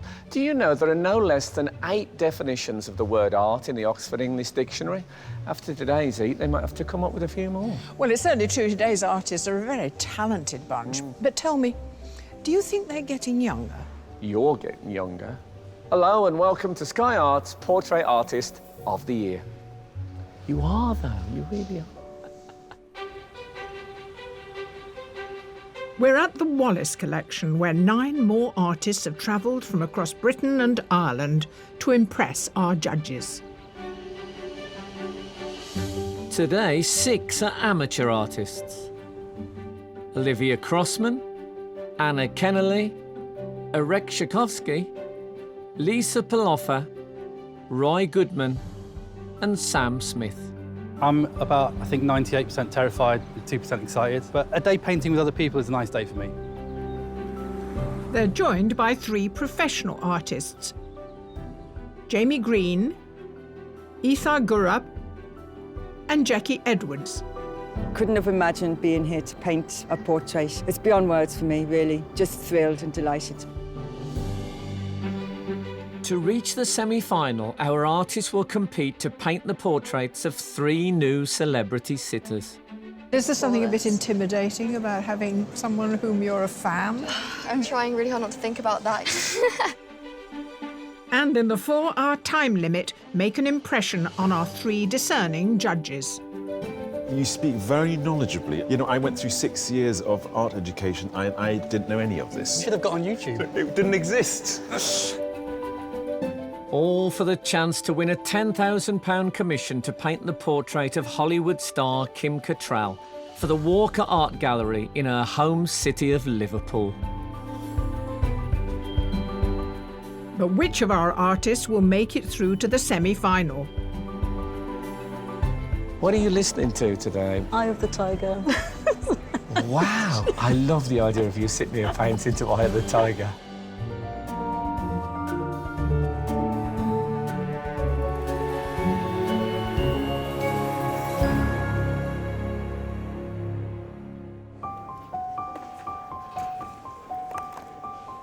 Before any paint is put to canvas, our judges take a moment to survey the artistic talent here today.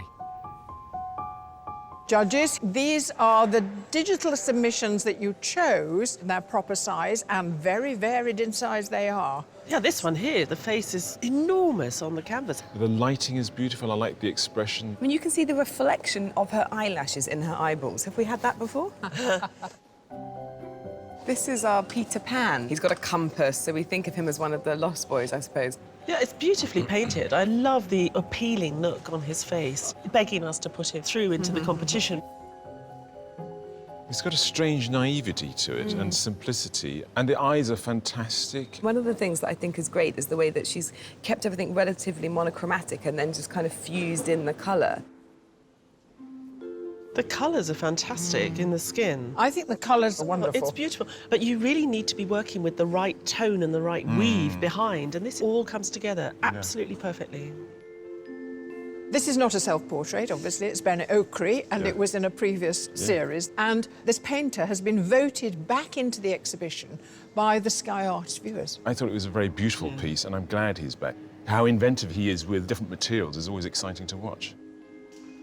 Now, how endearing is the tilt of that head? I love the way that the brushstrokes almost go along with it. And I really think the treatment of the glasses is just gorgeous, the way that they kind of come in and out. You feel something quite tender toward her instantly. The way in which she's put herself deep into the garden, and there are beautiful passages, like the hair that goes across the upper eye and the shadow that falls across her face. She can't possibly use a canvas this large today? Well, why not? Possibly. Yeah. If you know, the paint looks like great big brush strokes, she might be getting in there. The way she's looking at us says, I'm not a mug. So she's got a confidence about her. She's an extraordinary realist. Look at the skin on the neck, the cuff with the paint marks on it. You know, she's grubby from the act of painting this. Wow, look at the light on this, particularly here where it catches the beard. The colour in the beard is incredible. It's totally unreal, yet it's one of the things that makes the picture exciting.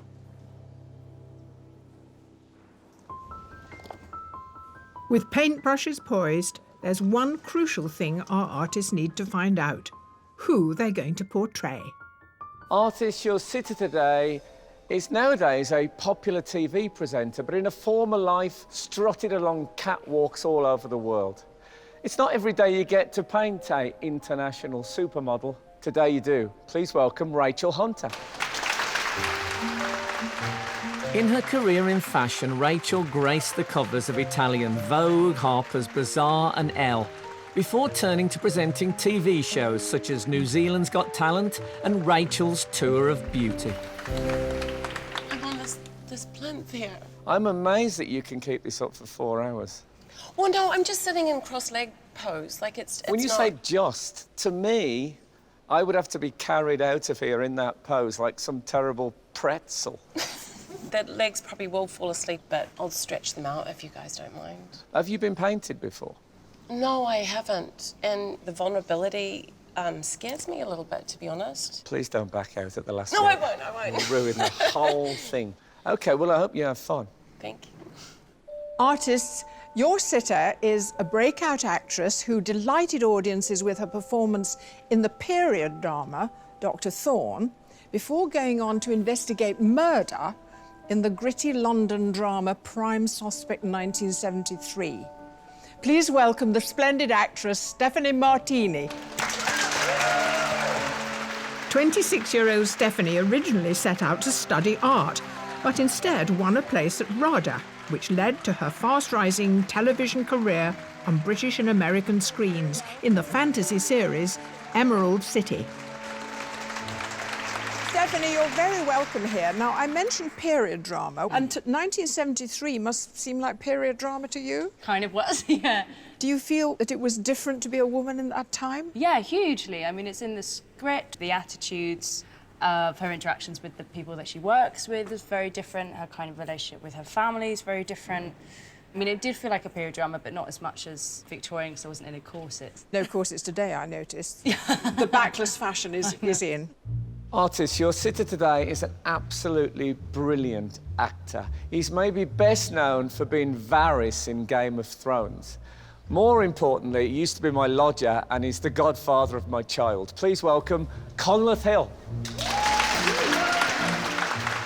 Spanning a career in TV, film and stage for almost 30 years, Conleth Hill is equally at home with the musical comedy of The Producers or the dark bitterness of the West End play Who's Afraid of Virginia Woolf. When I said Varys, I know they were all expecting a bald head. Well, yeah, no, it grows back, thankfully.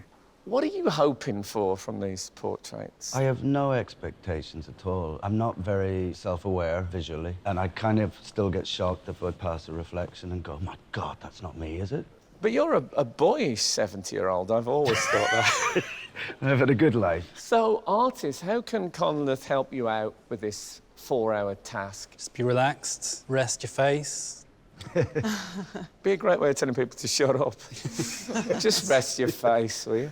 Most important, you need to be comfortable, so don't cross legs. Don't cross my legs. Don't lean on arms. Don't lean on arms. Yeah, so... Yeah. I think it is like a collaboration, so I think we'll have a little chat about posing and stuff and make sure we're all happy. Are you the team captain now? Well, I've just sort of... I've been here before. Of course.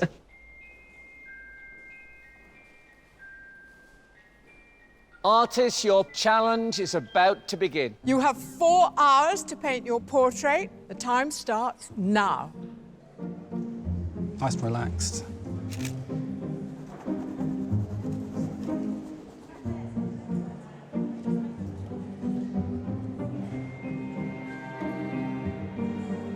Today, 8 of our 9 artists are starting their portraits in pencil. The 9th uses paint to get the bare bones. I am delighted to see that you draw with a colour that isn't that far away from the colour in your hair. It's my one of my favourite colours. It's a nice colour to work against. Yeah, it's in the background, her skirt, so I'm probably going to use it, and hopefully it will come through. Amateur artist Lisa Pulliver is a former nurse who's currently studying portraiture at the Heatherley Art School in London. Her self-portrait took 8 hours to paint and was intended to reflect her expression when she's painting, thoughtful and sensitive. You've got quite a gentle character. In your self-portrait, your head is tilted in such a way that sort of compounds that. When you're looking at a sitter, do you make those sorts of decisions about her character just from the way she's holding her head? I do try and get a feeling of something from them, whether it's thoughtful or happy. It's quite good to have an element of that in the portrait.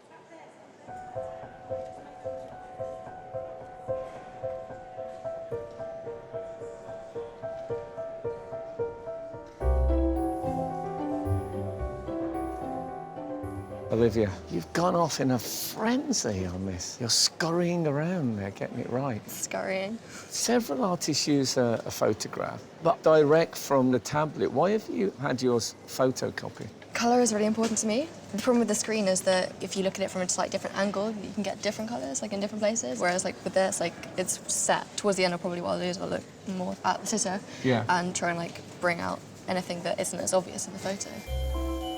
19-year-old Olivia Crossman is an amateur artist and the youngest in today's heat. Having just completed a foundation art year at Camberwell, she's going on to study biology at Imperial College. Her submission took 20 hours to complete and is her first ever self-portrait.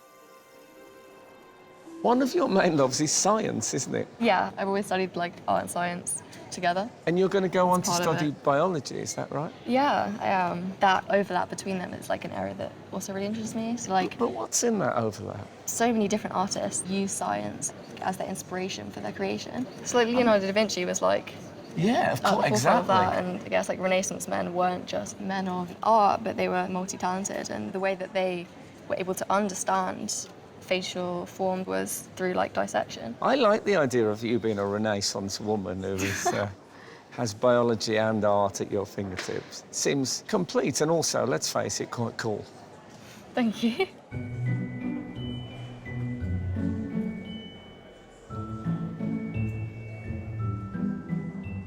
I'm really happy with the sitter. I really like the hair. I really like the ripples in the garment that she's got on, and she's got a great face. So every photo I've taken, it's so hard to choose between because she just sort of nails every one of them. So. A professional artist originally from Liverpool, Jamie Green was shortlisted in last year's competition with his portrait of Ben Oakrey. He won his place in today's heat after the Sky Arts viewers voted him the artist they would most like to see return. Hello, Jamie. Welcome back. Thanks. So this is an aged background. Yeah. And her features are very beautiful and quite soft. So how are you going to make sure that you do her justice? I like to try and find a balance between a textured, almost abstraction, and then kind of like a tight, controlled painting as well. So you're marking it out in pencils? Yeah, like a chalk and pencil, just to get the image roughly in place, and then I'll ditch the photo and I'll revert back to staring at you for the next few hours. I'm sure there are worse ways to spend a day. Yeah. Painting in different light conditions takes a little getting used to for some of our artists.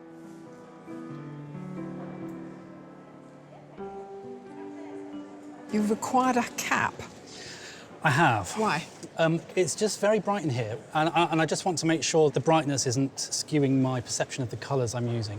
When I was practising at home, I practised in my conservatory. I mix all my colours, they look lovely and bright, and the sun goes away, I'm left with a muddy picture. Did you practice in the conservatory because you knew it was like this? Absolutely, yes. Man, you're good. And you gave yourself a 4-hour time limit as well? I actually gave myself a 3.5-hour time limit because I thought people would be coming to bother me and talk to me for half an hour. That's amazing. Sam Smith is an amateur artist from Hertfordshire who in his day job is an IT manager. Sam took up art later in life. He's painted only 7 portraits, including his submission, which uses oil on a linen board, part of which is left exposed. Are you self-taught? 100%. I did go to a life drawing class for a few years, but it was more of a tea-drinking club with a small break for drawing. Conleth is against a white background with a quite a detailed, technical... How are you going to work with the background today? I'm not going to wait too long before I put some background in, because I think, like I was saying earlier about the brightness and the white maybe skewing your perception of the colours, I think I'm going to get some white into here soon. You speak very knowledgeably. Really? For a self... You know, I went through 6 years of art education. I didn't know any of this, You so should- I had to find it out. You should have got on YouTube. It didn't exist. The artists have nearly reached the 1 hour mark. I've actually never really drawn a man before, like an elderly man. He's not elderly, middle-aged. There's different things that I need to consider around the eyes, and getting that right is something that's going to make or break the painting.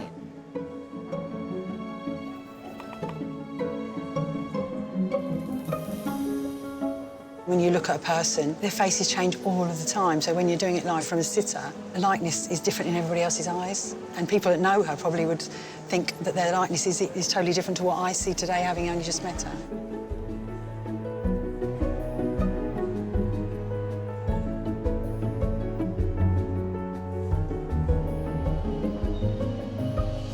I do chuck a lot of stuff out or overpaint a lot. Not really sure which this one is at the moment, but hopefully it's a keeper.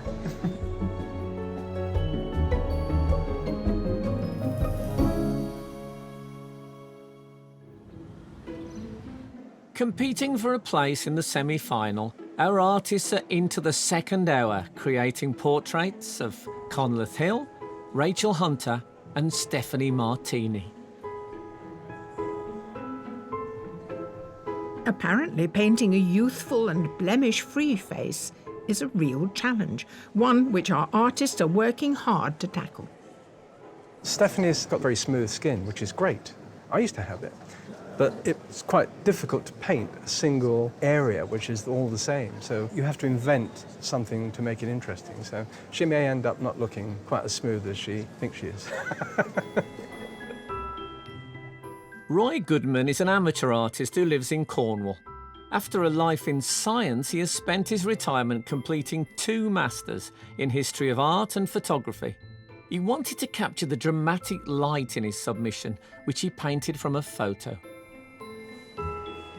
Roy, I like it. Thank you. Are you happy? I'm always happy at the drawing stage. Then there's the opportunity to ruin it. Yes, But I I'm like to feeling think good. you're at a stage where you can make it something truly wondrous. It's going to sing. You work in acrylic as well, not Yes, in oils. I used to work in oils, but I don't want to smell the house up with white spirit. That's lovely. You've turned your back on oil painting because it smells a bit. That's it. Yep. It's that sort of dedication that gets people through on this. It's not always necessary for an artist to paint a portrait face on. I find side profiles really interesting. I love this sideways glance. Just gives a different look. And I like to paint in the classical style. I normally like to bring something contemporary in, so see what I can bring into it. London-born Jackie Edwards is a professional artist who moved to Wexford in Ireland in her teens and has lived there ever since. She likes to convey emotion in her work and wanted to capture a self-assured look in her submission. You're the person whose self-portrait had mug written on the forehead. What is the story behind that? It's like a statement piece. I'm defiant and don't take me for a fool. It's a very dark, atmospheric painting you've got there. Are you going to lighten up the background? I leave it till the end. Oh, right. So it's a bit of a surprise then. Yeah, it is. We'll see how the painting goes and how it speaks to me and, you know. It's terrific.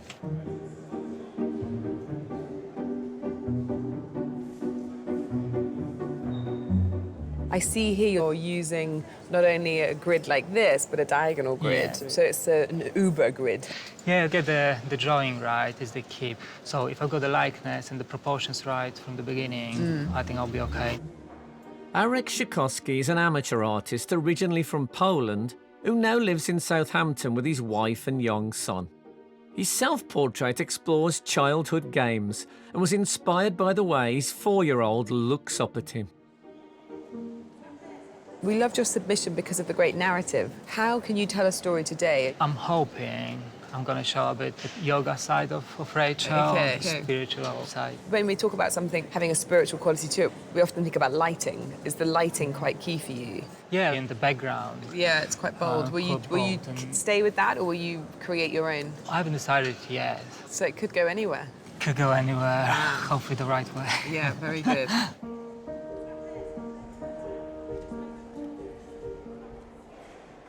So what about Conleth as a sitter? Conleth has got this very rich colour to him. He's got this grey hair. So the contrast is quite strong. He's sitting as though he's carved from stone. I think he's got a very classical beauty to him, though. His features are very even. I would think his likeness is quite difficult to capture because it's very subtle. I've been surprised by how many people have told me how good looking he is today. I've never really noticed, but I looked at someone's photo of him and I thought, you know what? He looks fantastic. Yeah. How are you getting on, Jackie? I've got you quite dark and tanned looking, but I hope I've got a good image of you.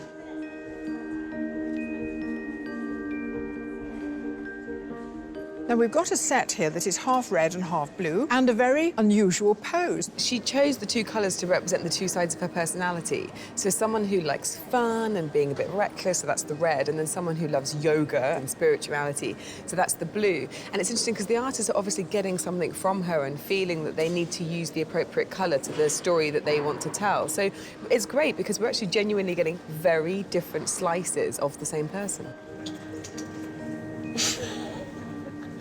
Wait, let me try. Can I try? Okay. You've done it.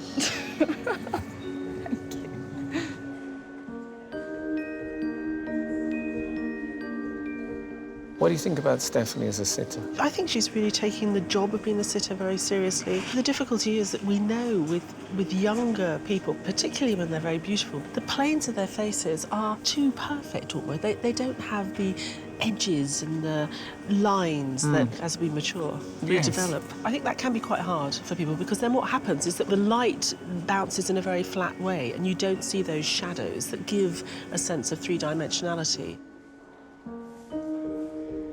The set actually looks a bit like my bedroom. It just feels very kind of magical and cosy and quite true to me, which is good. It's not every day artists work with the distractions of a live audience, so they're using their own methods to stay focused.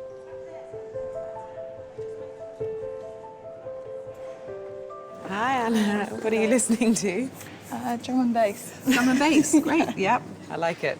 So the pressure's on for you today because you've gone for a really big canvas. Yeah. And you have a sitter with one of our best ever poses. Yeah, I think it's important to have the whole figure in there. It's part of someone's identity, the choices they've made in how to sit. So you're going to be able to communicate something of Rachel through her figure as well as her face?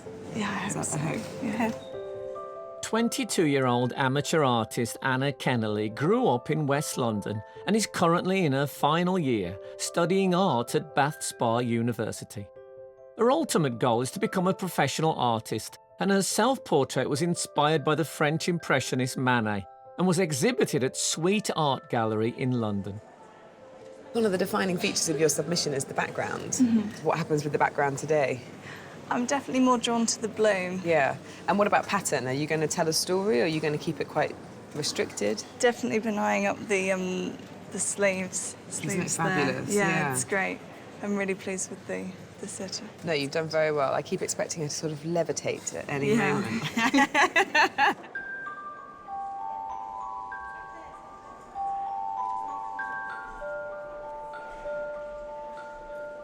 Aoife, we just realised that Stephanie's looking directly at you. Is that from the picture From a you photograph, took? yes. But at the moment, you're looking at her, so is it a combination? I just asked her to look towards me for the photograph, so I think it's more engaging when the eyes are looking to the viewer. And you're happy to play with that position between the phone and between the real sitter? Yeah, it's fun. It's fine. Great, cool. We won't worry then. That's really, really good. Originally from Egypt, Aoife Gurub studied fine art and worked as a professional artist in Cairo before marrying and moving to London 10 years ago. She enjoys surrealist art and took 28 hours to complete her self-portrait. Your eyes are very good in your self-portrait. Thank you. Are eyes important in a portrait? Look at those. Absolutely. I love painting eyes. I think they're the most engaging part of the whole face, and they just show the character and the essence of someone's soul, really. So I have to really focus on them. Well, I love the way you've positioned her centrally that regal use of the shoulders. It's beautiful. She's beautiful. I just want to capture that. Our 9 heat artists are approaching the halfway mark.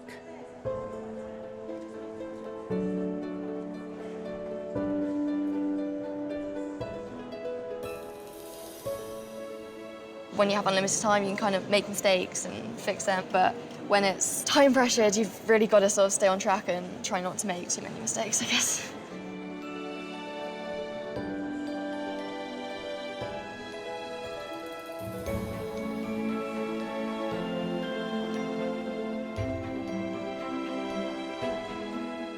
I'm very happy with the form of the head and I don't want to spoil anything, so it starts to get a little bit more thoughtful now, making every mark count, trying not to make too many mistakes.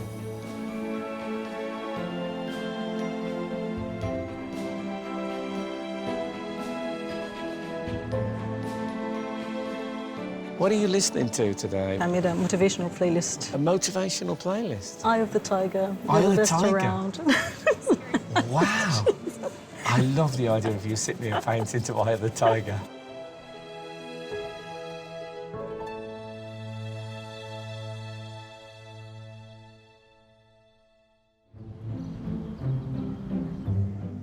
It's halfway through the day's painting competition, and Rachel Hunter, Conleth Hill and Stephanie Martini have been sitting still for 2 hours.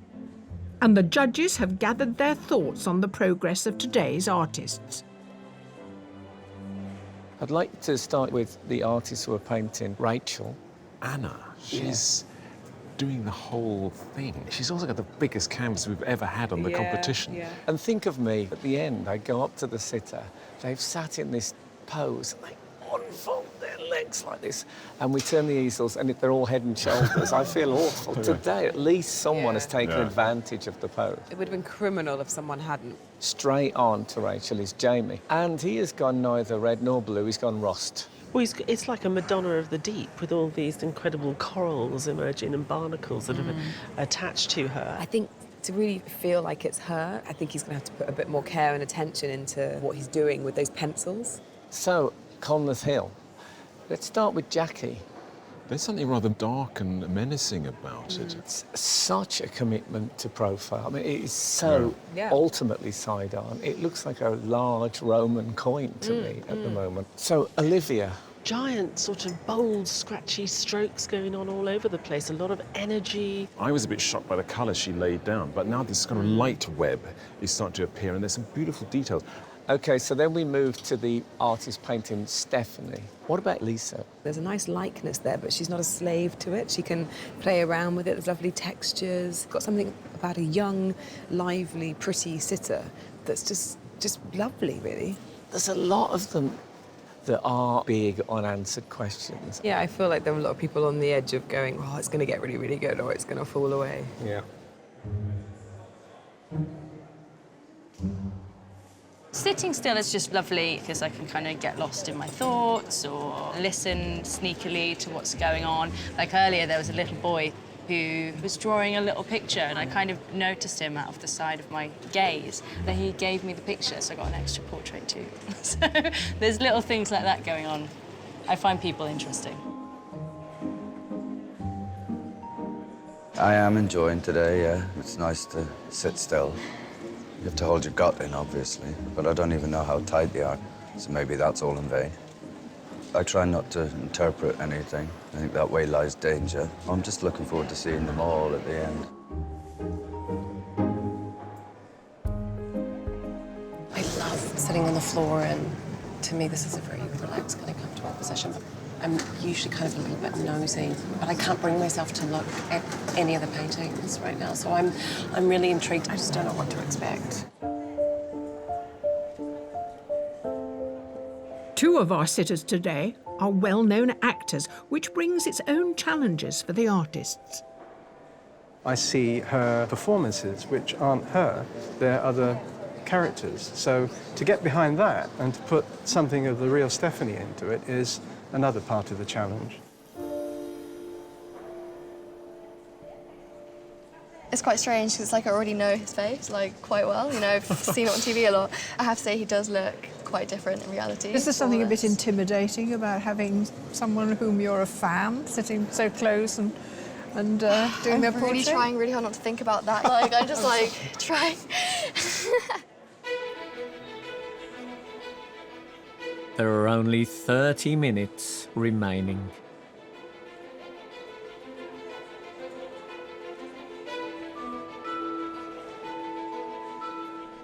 How are you going to spend your precious time? Panicking. Oh. Is that because you think you've got a lot to do? Yes. I want to work on everything and I don't have time, so I'm trying to get to pick and choose, basically.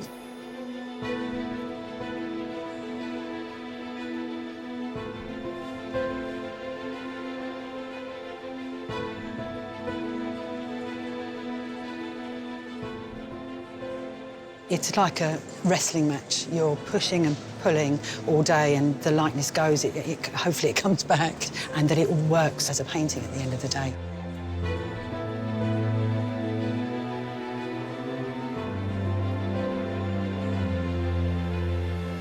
I'm pretty much just going to be focused on the face. I reckon there should just be enough time for me to get it to a place where I can be happy with myself.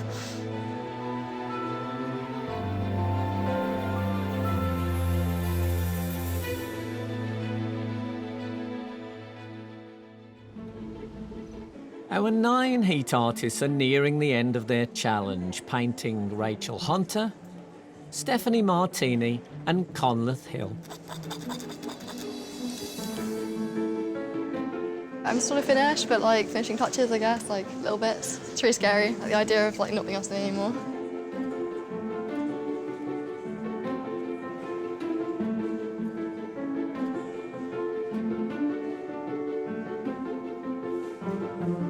I tend to finish on the eyes, and that's where I'm at now. So anything extra will be sort of spare at the moment. It changes. Artists, there are 5 minutes to go.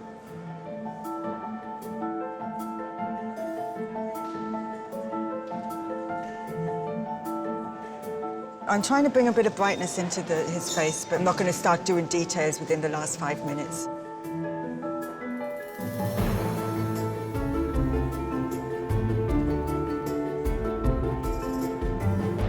Last minute fiddling. I know. How much more fiddling are we going to see? Are you going to stop? I think. OK. Panicking, panicking, panicking.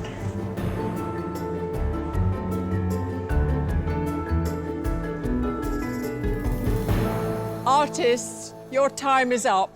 Please put down your equipment and stand away from your portraits.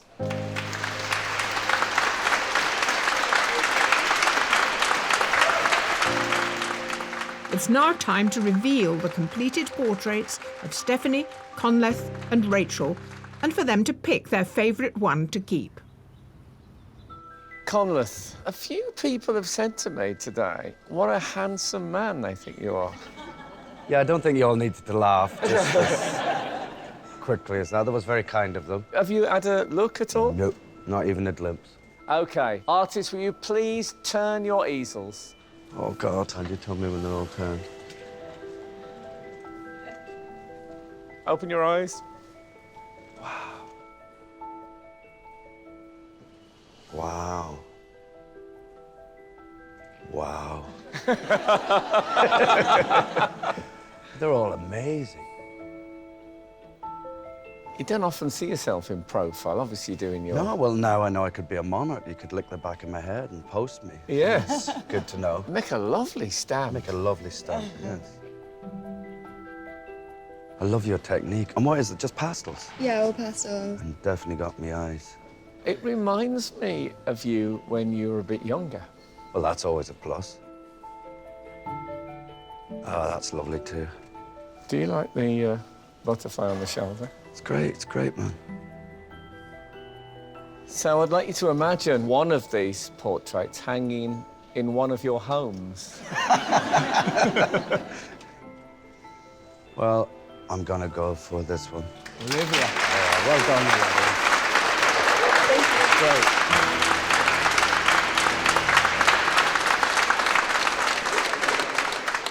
Stephanie, I've got a fantasy, which is you played Jane Tennyson, the part that Helen Mirren had made so famous. Just suppose when they turn their easels round, you were on the way to being Helen Mirren. How about that? I mean, amazing. Artists, please turn your easels.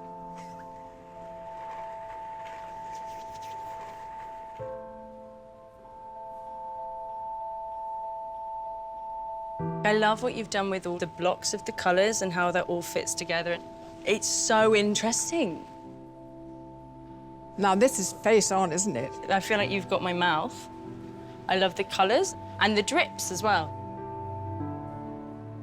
It's so soft, and I've got such big eyes. It's awesome. This is the moment of choice. I think I'm going to take this one. Thank you so much.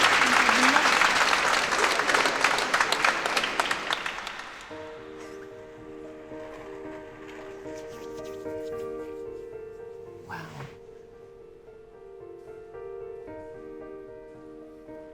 I love how you've got everything in. It's a very private moment, I would say, that you captured in the eyes.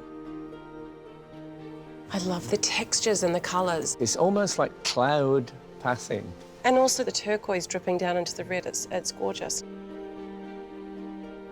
The colours are just stunning, and the texture of the hair, I think, as well. It does have a soft focus. Very, very Gentleness soft, about yeah. it. Very, very soft.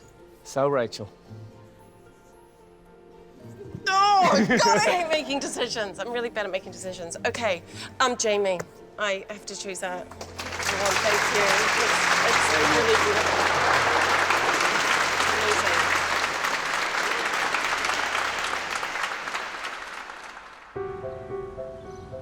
While the artists take a break, the judges get down to what they do best. Judging. It's very Disney, isn't it? It's got a very sweet, soft approach with these big eyes. And I think we picked a submission on the strength of the storytelling, and there isn't much storytelling here. I love the way that she's left this beautifully textured canvas. It's a really nice oil study, but the face is completed enough to make me feel that I'm looking at a finished portrait. I like the colours. I love the colours. He'd done a fantastic drawing. The eyes are still there, and this extraordinary extension of her face in the middle. It's such a pity because there are elements of it which are rather nice. There's something chocolate boxy about it, but I really like it. I really like the expression that he caught of her. You know, it's very dreamy. He found a very clever way of shifting the composition that her hair did go where the metal is corroded. I think I preferred her more when she was the Madonna of the Deep and there were bits of coral coming off the side of her head. When she was actually, I could have imagined that she was a mermaid. Now that I've seen this, I want to see lots more big paintings in this competition. To see someone putting down brush marks that we haven't really seen before because no one's had this big a canvas before. I really do like the way that he's put the paint down with this feathery technique. You see the soulfulness in the eyes, and then you start to realise that he's treated the paint in that way. I think he's got a nice balancing act there. It's like he's just been caught drunk driving. Yeah, it's the best mugshot I've ever seen. I'm immediately on his side. I'm like, right, I'm going to give him an alibi. The scratching is exciting. It's not drawing, it's not painting, it's somewhere in between the two. She went further round so she really had full profile. There are beautiful passages of colour in a way that you don't see it straight away. Blues and greens and this lovely purple around the eyes. All the judges have to do now is get the 9 to 3. It's a great face-off, isn't it? I like Yes, yeah. We like this. 1, 2, 3. Yeah. Yeah. The judges have decided on the 3 artists they want to go through to the shortlist. And the first of those artists is Jackie Edwards.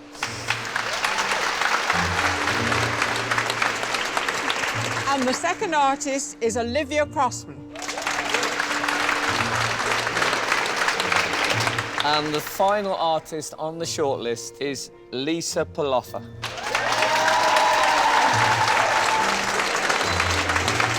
Our commiserations to the rest of you. It doesn't mean your work wasn't fine. We've enjoyed it very much. Thank you for being with us. Well done, guys.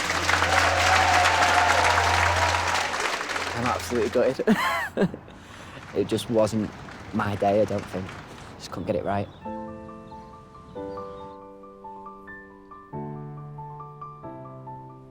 Well, judges, Frank and I have just been surveying some of those you didn't include, and we liked them a lot. But I think if we'd left some of these out, you'd have been having that same conversation. Maybe that is true. Anyway, let's have a look at Olivia. I'm really impressed she went for a large canvas today and pulled that off in 4 hours. Her approach is very unique, this strange scratching, and it's arresting, you know, it's absolutely 100% demands you look at it. So, Jackie?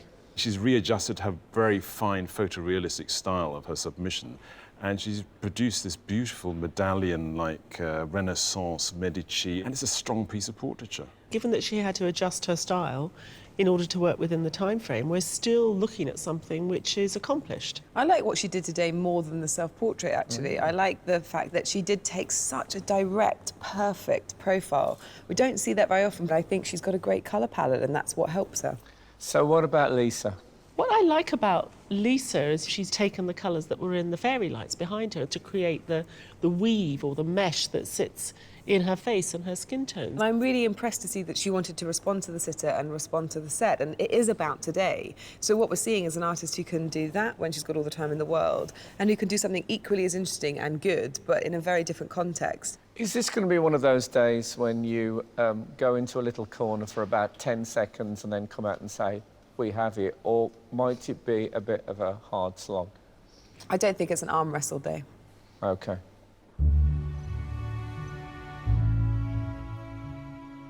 Olivia, Jackie, Lisa, congratulations on getting through to the shortlist, but only one of you can go through to the semi-final. Yes, and the judges have made their decision. The artist going through is...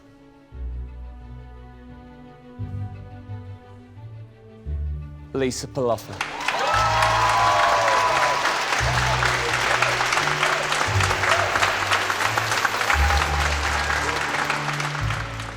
I can't tell you. I don't know how I feel. Unbelievable. So honoured. I'm just so honoured.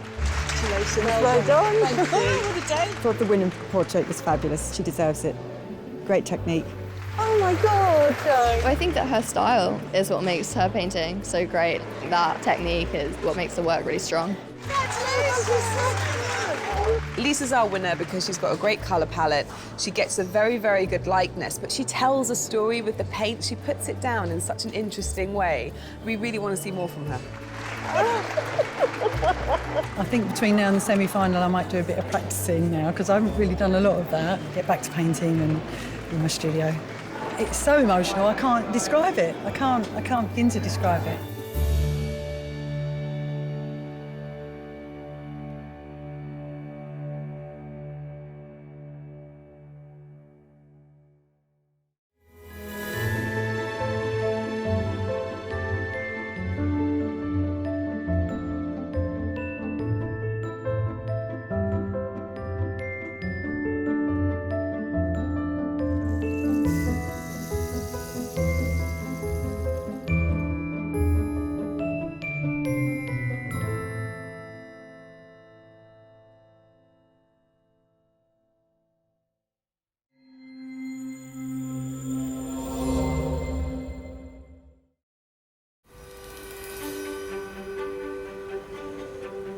Over the past 9 weeks, we've seen 26 famous faces being painted. We've smelled 200 tubes of paint being opened, and we've heard the opinions of 3 quite contrary judges. And you know what? It's been a joy, but it's not over yet.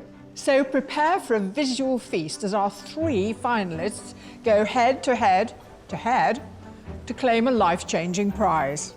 We haven't covered all 5 senses. We can touch. Oh, yeah, and you've got loads of taste. I think we've cracked it. OK, welcome to the grand final of Portrait Artist of the Year. In our search to find the next Lucian Freud, Frida Kahlo, or Rembrandt, 72 artists put their extraordinary skills on public display. It's starting to shake a little bit. Oh, no, don't worry, don't worry. Painting a Hall of Fame. I've got a gift of a face. I mean, it's ridiculous. I just wish they'd turn one of them and it was Peter Capaldi. Only 3 remain. Obviously over the moon, really, really, really over the moon. Today they face their final challenge. I don't really have a plan. I'm just going to kind of keep spreading the pencil around and hopefully it matches her face. I'm really feeling the pressure. I just want to feel proud of my painting. It's the final chance to win. It's all or nothing, so that's where it is. Before one of them will claim a phenomenal prize, a £10,000 commission to paint celebrated Hollywood actress Kim Cattrall for the Walker Art Gallery in her hometown of Liverpool. But as always, the decision is down to the judges. So I'm getting emotional. Oh, Ty! So who will they choose? The Sky Arts Portrait Artist of the Year for 2018 is...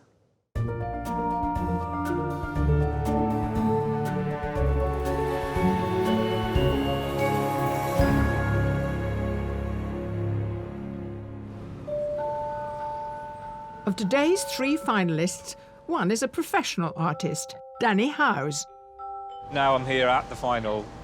I'm trying to keep a cool head, but at the same time I really want to win.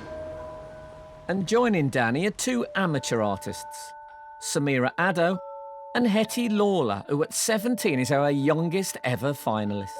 I'm really excited to be here. You know, it's the National Portrait Gallery and it's the final. It's really mad, actually. I never expected any of this to happen, really. Winning this £10,000 commission would be absolutely amazing.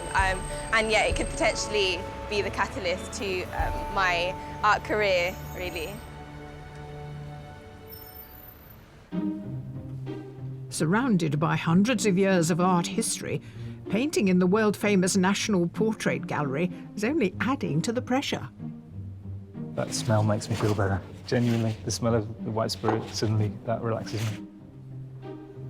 The intensity of the experience with just 3 of them in that small space, I think we'll feel that pressure and see it in the quality of the work they make. I suppose I'm trying to prove to the judges that maybe age isn't as defining a factor in art, and also I suppose that pencil maybe is a bit overlooked in some ways. What we want to see is not only ability to capture likeness, but to make art, to make something that tells us what it's like to be alive today. I just want to prove that I can produce something that is kind of a development of what I've done before, something a bit more colourful, a bit more creative. We're giving someone almost like a free pass into the art world. So we need to know that they're an artist that's going to continue to grow and to evolve and make us proud out there in the real world. But to prove they deserve the title of Portrait Artist of the Year, there's a small matter of a final surprise sitter. Danny, Hetty and Samira, congratulations on making it to the final stage of the competition. Your final sitter is a singer, musician, songwriter, a major talent. She wrote her first song when she was 11. She has won several Brit Awards, several Mobos, and a couple of Ivor Novellos. Please welcome Emily Sandé. Acclaimed for her powerful voice and soulful songs, Emily Sandé's debut album broke a chart record previously held by the Beatles. And to add to her accolades, she was awarded an MBE for her services to music. You're very welcome. Well, it's a great joy to have you on. Thank you. Have you ever sit for a portrait before? No, this is all very new. I'm going to try my best not to fidget and, yeah, Do you think you have any focused. technique for concentrating? You can sing a few songs in your head? I think You could so. write a song. That's what I was thinking. Usually I'm at the piano, but I'll try my best. That's your challenge Yeah, for today. okay. You've got 4 hours. Then the judges will decide what they think about it. Okay. Not really. Would you like to step into your throne? Yes.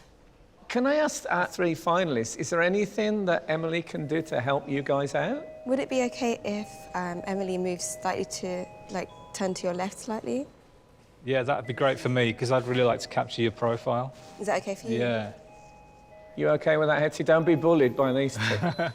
They're very demanding, the finalists. Are we all happy now? Yeah. Good. Then please enjoy painting Emily Sandé. You have 4 hours to complete your final portrait. Good luck, everyone, and your time starts now.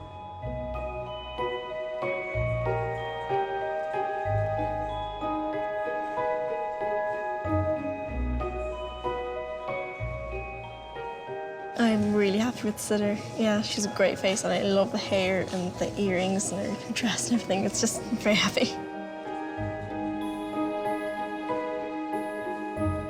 She's absolutely beautiful. She has really good cheekbones, so I'm hoping to capture like elements of that.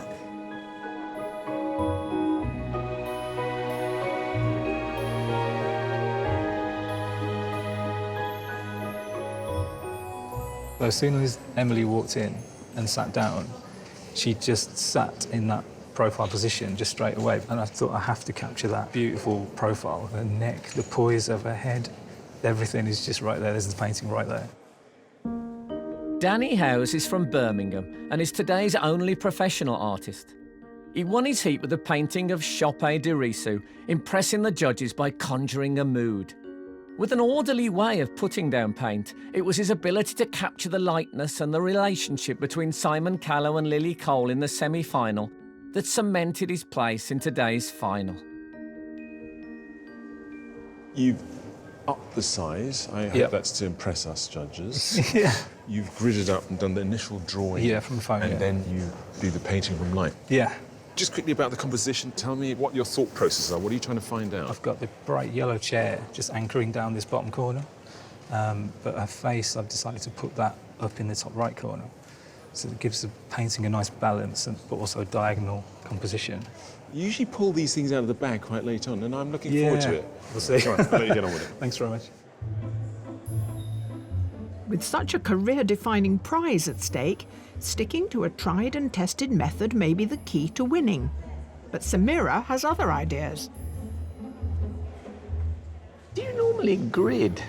Not usually, but I just wanted to get this satisfactory before I start painting. You see, what I've always loved about watching you paint is the face sort of emerges through blocks of colour. There doesn't seem to be any mathematics involved. But I turn my back for 5 minutes, you've got the ruler out. I hope this is not going to cramp your style, so to speak. Well, I hope so too. Samira Addo is a former quantity surveyor from London. A self-taught amateur artist, her heat painting of Robert Bathurst impressed the judges with its energetic style. And they were persuaded to give her a place in the final because her painting of Lily Coel and Simon Callow showed an ability to reduce the number of brush marks and still find a lightness. I think every time we speak, I ask you about your day job and whether your continuing success on this show is making you think, oh, maybe I could be a professional artist. Are you still thinking about that? Yeah, I actually left that job. We'll see how today goes, but yeah, it's definitely on the cards. Are you currently unemployed? So I'm currently an artist. Oh, you're an artist, okay. So yeah, today's quite important. Yeah, well, it is quite important. Yeah. I think it wouldn't be going too far to say it's potentially life-changing. Yeah, I reckon so.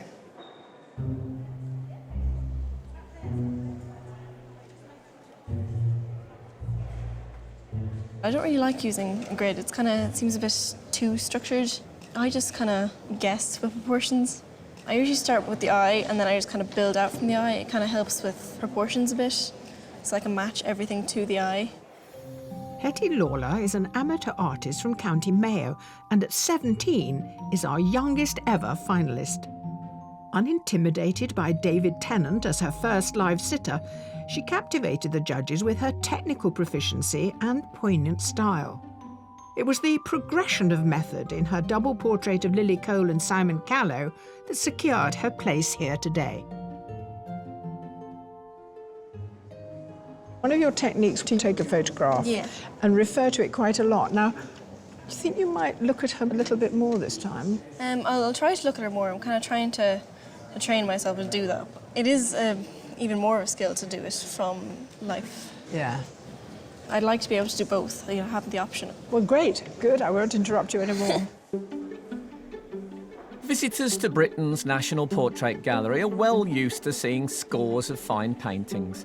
but usually they're all finished. Today, the gallery has helped us to throw open the doors to over a dozen working artists who have come with brushes, canvases and easels in tow. The atmosphere here in the gallery is absolutely electric. Sat in a room surrounded by men in wigs. It's great. Painting from screens with a live video link, the artist who impresses the judges the most will claim a place in the heats of next year's competition. Is this what you do full-time? No, I study textile design and I make closable sloths. We can have a play if you want. OK. Do you use the colourings for any other things in your life? I'm not sure. Maybe. OK. I see you've got a whole array of palette knives. These are like my comfort blanket of palette knives. I'll probably use about 3. Oh, OK, So- OK. You're just showing off. I like that.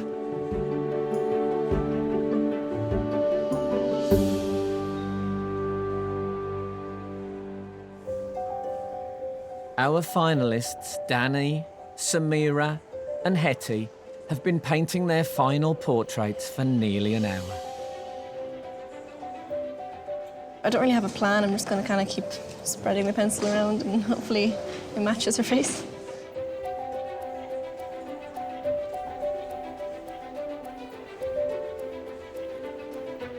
I am feeling the pressure of the final in a way that I haven't felt it before. It's the final chance to win. It's all or nothing. So that's where it is.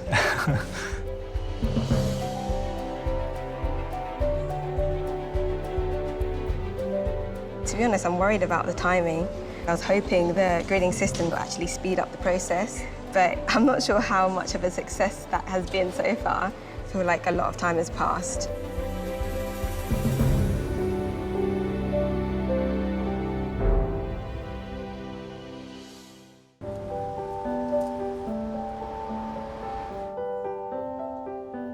At the National Portrait Gallery, our finalists, Hetty, Samira and Danny, have been painting the statuesque Emily Sandé for just over an hour.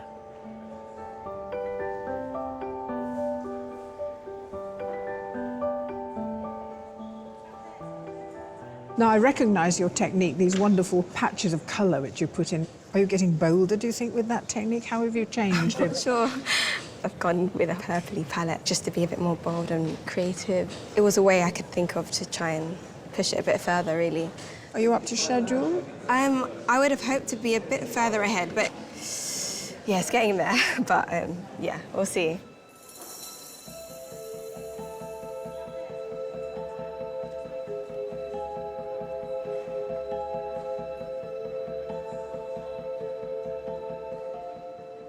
I'm curious as to what you feel's changed in the process of going through the competition. I think I have changed a bit.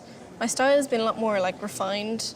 I've experimented quite a bit and I've gone a lot bigger. I've never really done this big. Yeah, it kind of made me a bit more confident doing this. We really appreciate the artists who come along and really take risks and let us go on the journey of them trying new things.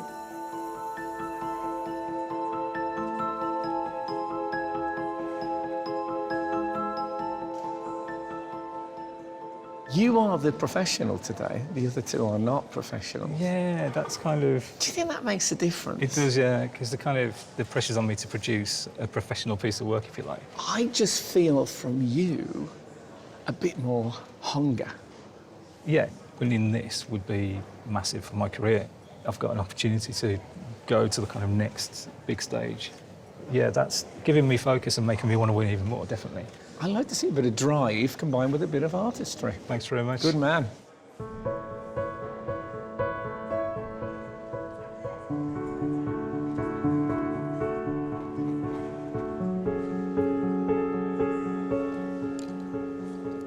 Over the past few weeks, the set, the sitter's outfit and their pose have helped inform the artist's portraits, and Emily is proving the perfect final sitter. I think their faces lit up as she came into the room, and when she sat down, they immediately started saying, oh, I can do something with this. She's delivered by sitting absolutely still. I mean, she hasn't moved at all, which is fantastic. No, she's incredibly still, rather scarily still, actually. Lightness is also how one holds oneself. And she's got a sort of the aura of a high priestess or sort of prophetess, you know, the way she's holding her head. It's rather magnificent. And I think they've all responded. The hair is the most Yes. extraordinary. It's very, very beautiful, and it's been coloured so that it's like an aura or a halo. Yeah.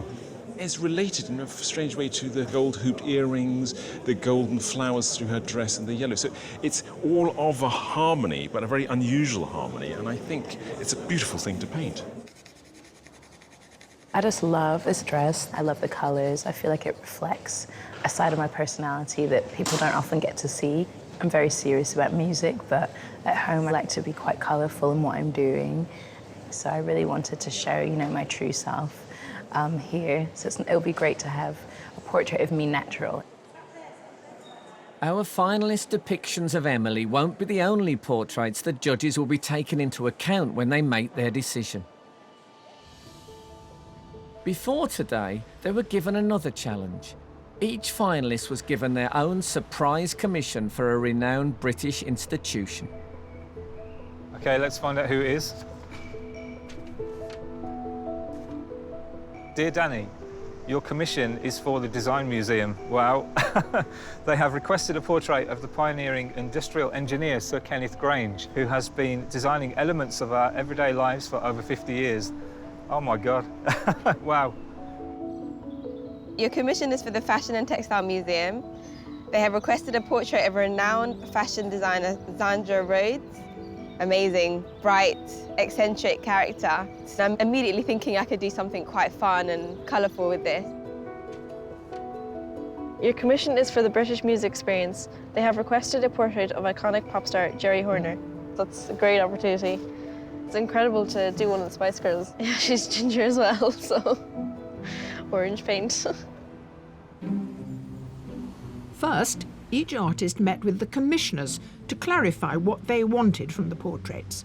Hetty went to the British Music Experience in Liverpool to meet its curator, Kevin McManus.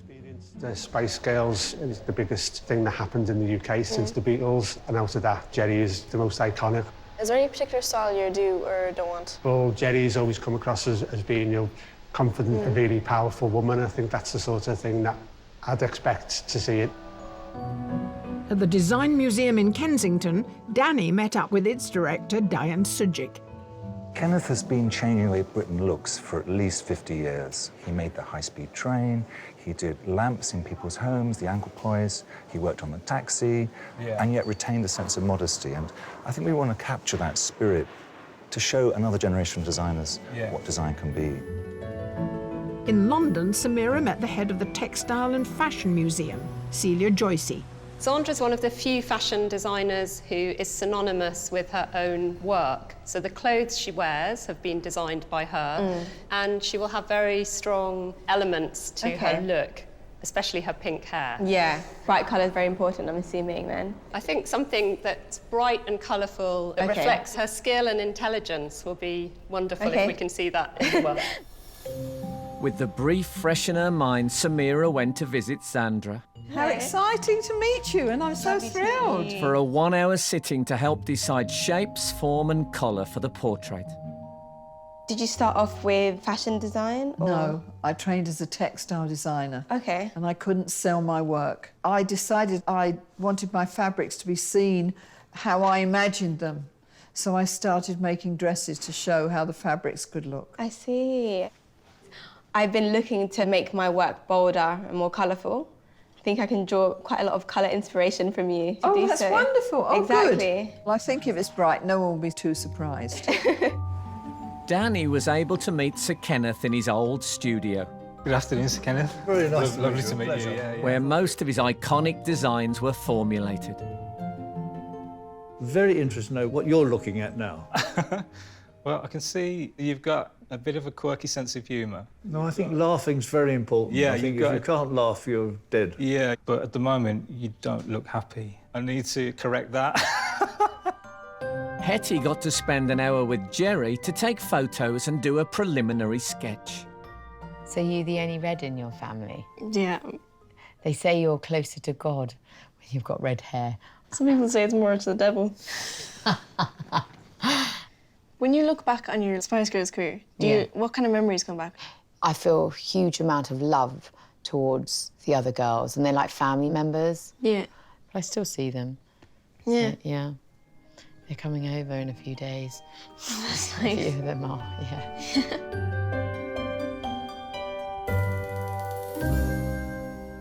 Okay, I'm done. For now, anyway. Preliminary show. Yeah. Oh, it looks very strong. Oh, I'm glad I re-pinked my hair. Dum, dum, dum. Oh, brilliant. No, that's very good. What an old bugger. My goodness. Wow, that's amazing. You did that in 1 hour. That is incredible. Thank you. The artists then had 2 weeks to complete their commissions. I decided to go bigger because the area that's going to be hung is going to be quite a big area. The pose I've chosen is quite striking because the brief I got was to make her really stand out and pop. I chose the background as red because she has nice blue eyes, so the contrast of that is nice. I wanted to sort of fill the painting with his personality, so it's a collage really. Everything in the painting is him. It's his workshop. The lamp that he designed is next to him. It's very tidy. His personality is all there in the painting. I got orange, pink and blue from Zandra. I'm trying to capture her quirkiness, the boldness of her character, her fashion. So I'm hoping the judges can see that I'm not scared to explore or to be creative, and that I can produce something that is the development of what I've done before. The completed commission work won't be revealed to the judges until the end of today's challenge.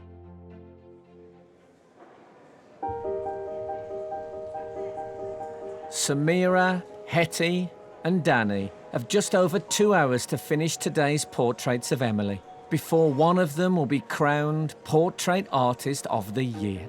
I'm starting to feel the pressure now. It's like halfway through. I'm just getting the skin tones right and I have a bit to catch up on.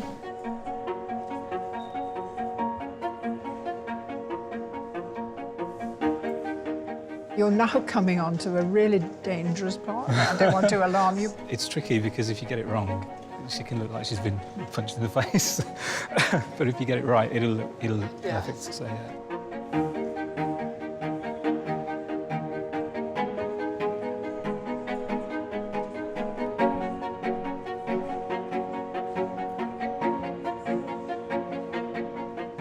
I'm worrying about the colour scheme of my painting. It's hard to tell how it's going to turn out and how I'm going to make it seem seamless.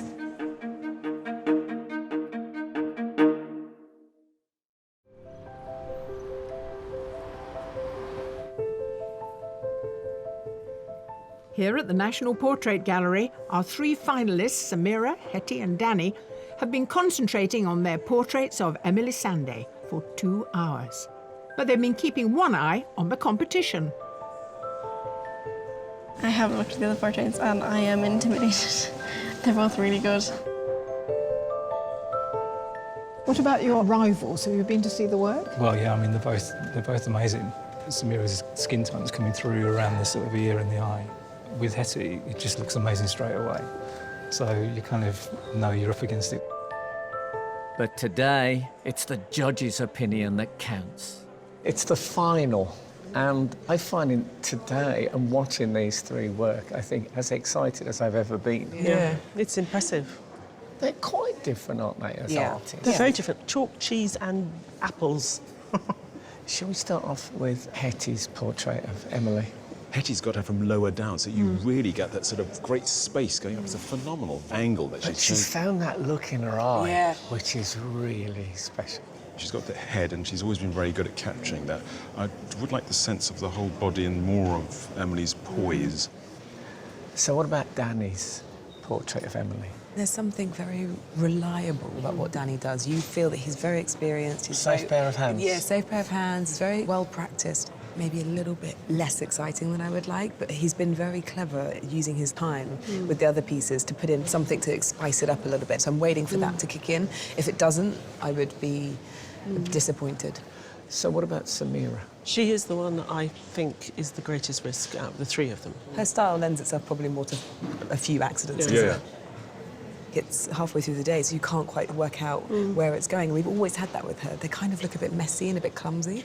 It's not messy enough. I've got a feeling that because it's the final, she decided to be a bit more controlled. She used a grid today for the first time. I find the colours a bit odd. I totally disagree. Oh, you think it's good? No, I really like the colour. I find it works really well with Emily. There's still that looseness of touch that I really like in her brush stroke.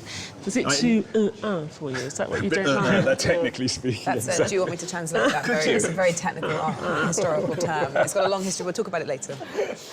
Well, I think you have a sort of a dual task today because there's also the 3 commissions. And we don't see them till the end of the day, and everything can change. Here, they're kind of full throttle competing, and the commissions have a very different feeling to them. Although I feel nervous about them, but no. But all the good things in life bring excitement and nerves. Yeah.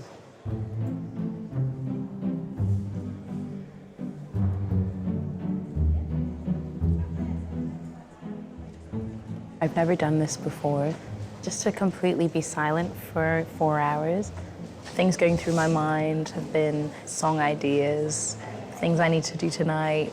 But then slowly the thoughts get less and less and you just start to relax. It's been nice just to slow down the mind a little bit.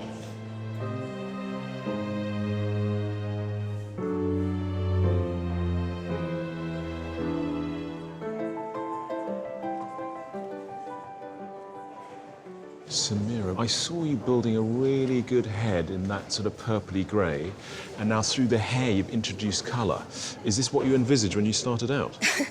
My paintings never turn out to what I envisaged, but that was kind of the plan. I just wanted to introduce another colour. I didn't necessarily know what it was going to be or how. Now, you're still using quite a wide mark here. Usually people start kind of wide and get more and more detailed, whereas you work, is it all at the same time? It kind of goes wide, then a bit narrow, and then I do big marks again to refine where ones I wanted were.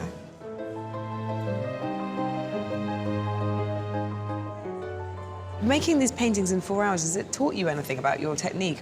It has, yeah. It's taught me to be a bit more brave with brushstrokes in particular. It's working out okay as long as I just don't run out of time, so, yeah. On that note, I'm going to leave you to keep painting. Go.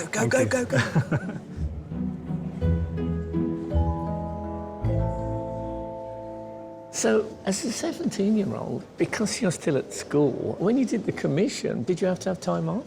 Yeah, I took the 2 weeks off. So your friends, what do they think you're up to when you disappear for a... They think I'm sick. Oh, do they? Yeah. I couldn't really think of any better excuse. If you go back as the winner, then that's going to be a fabulous surprise. Not only will they be proud that you've won, but also glad that you're not really ill. Yeah. It's not just our 3 finalists who are focused on Emily.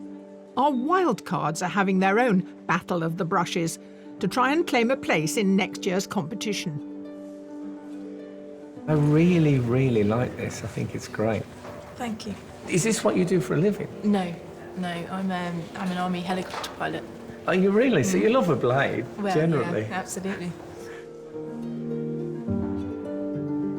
There's a lot of paint there.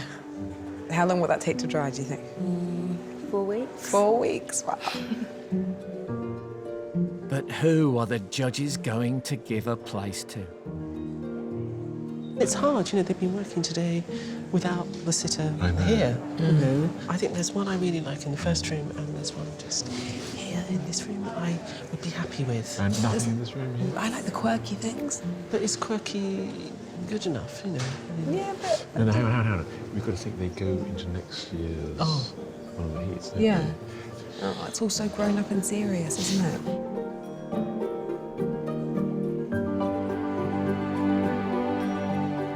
You're our winner today. Congratulations. Thank you. Oh, I'm so surprised. I like the colours and everything about it, and the fact that it was good right from the start of the day. It was brilliant. Thank you. Hannah Shergold is the first artist to claim a place in the heats of next year's competition. There are just 30 minutes left before either Danny, Hetty or Samira will become Portrait Artist of the Year 2018. I'm really feeling the pressure. I just want to get it down to a good standard. I want to feel proud of my painting.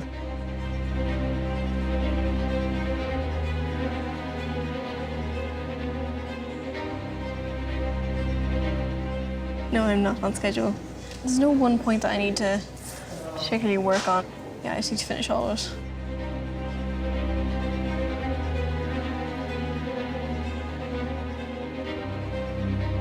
The dress is obviously covered in flowers.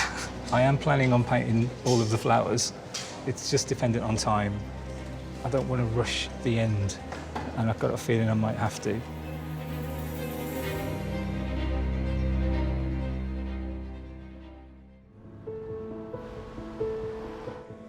Samira, Danny and Hetty are in the final moments of their final challenge.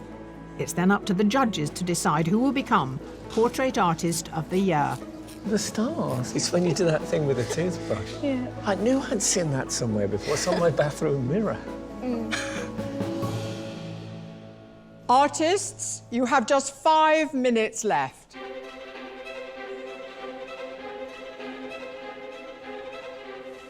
It's been an absolute mad scramble. I've got the hair done, I've got what looks kind of like flowers on the dress done.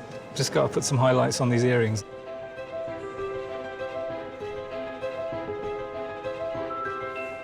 I don't know whether it fits together well, like the background and the pencil. I don't know whether they fit together.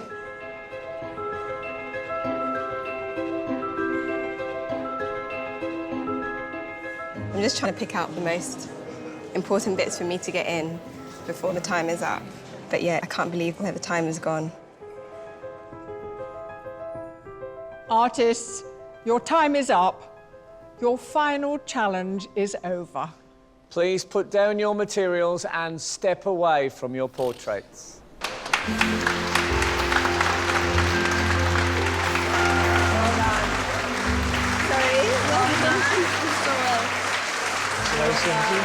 I know, I'm so sorry.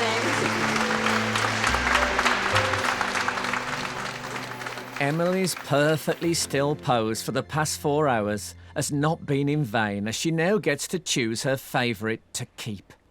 Emily, I think of all the sitters we've had, you are certainly in the top 3. Thank you. You are amazing, absolutely still, with a sort of posture that I felt I should possibly kneel. Really, you were so regal. In my experience, the better the sitter, the better the portrait. So I think you're in with a good chance. Awesome. Shall we have a look? Yeah. OK. Artists, will you please turn your easels? Oh, wow. Wow, amazing. Would you like to come and have a closer look? Yes.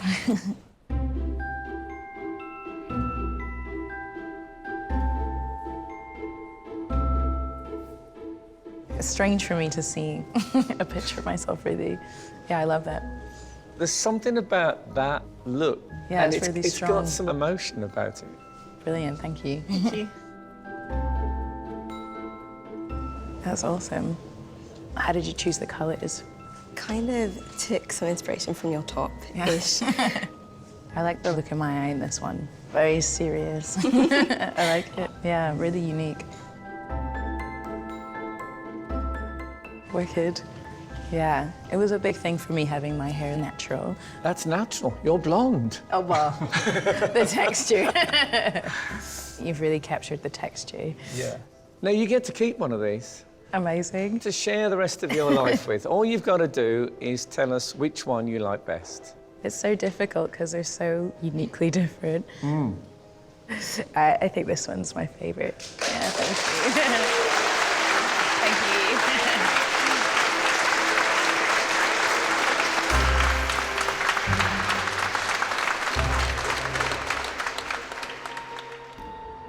In order for the judges to decide who is this year's winner, they take into account not only today's portraits of Emily, but also the 3 commission paintings they're about to see for the first time.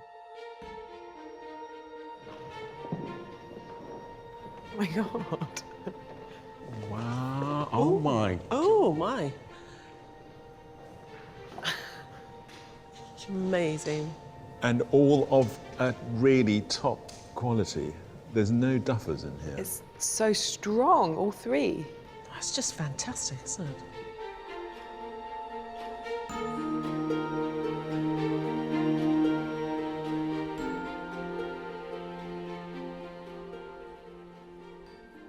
incredible to see Danny's style move on from the 4 hours we give him onto the finished work and see how far he can push it. It has a finesse and the vision is so much larger. I love all the tools. I mean, I'm almost distracted by them. You get such a strong sense of his vivacity and energy just from that expression on the face. It talks about what he represents. If you look at Emily Sandé, this is incredibly competent as well. Hair is a tour de force. I think he caught some really beautiful passages of paint and was very clever not to overpaint them.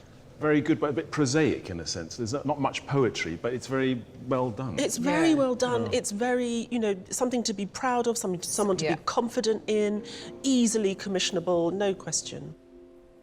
That was pretty intense. It's a big competition and a big thing to win this, so that's what I'm hoping for, so fingers crossed.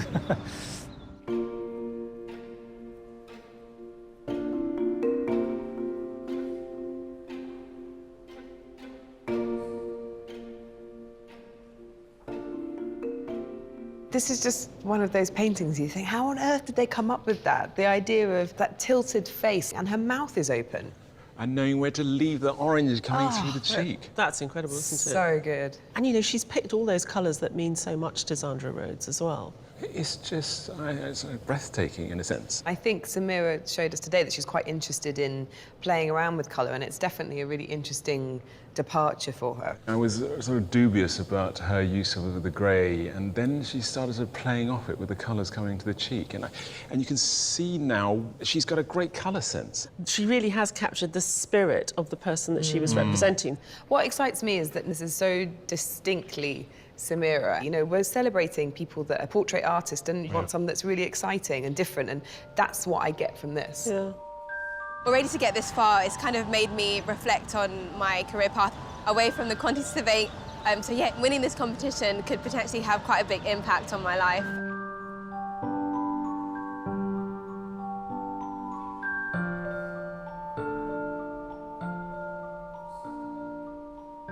I love what Hetty did today. She's trying to look a lot more. It's not just about looking at the tablet, and really impressive. I think it might be my favourite from today because of what she caught of Emily. This sort of direct, lifted gaze, funky attitude, you know, and she didn't get it from a photograph. You have to get that from looking, and she did look.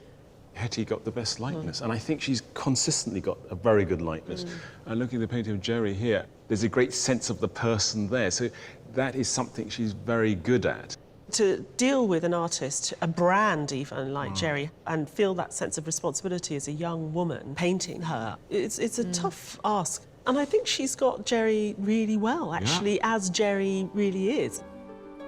That was pretty stressful. Yeah, I'm glad it's over now. I think I've done myself justice in the competition. I've advanced enough to be proud of, so I'm happy with that. Right, we have to make a decision. One of these have got to win. Okay. It's time. Not easy. Come on.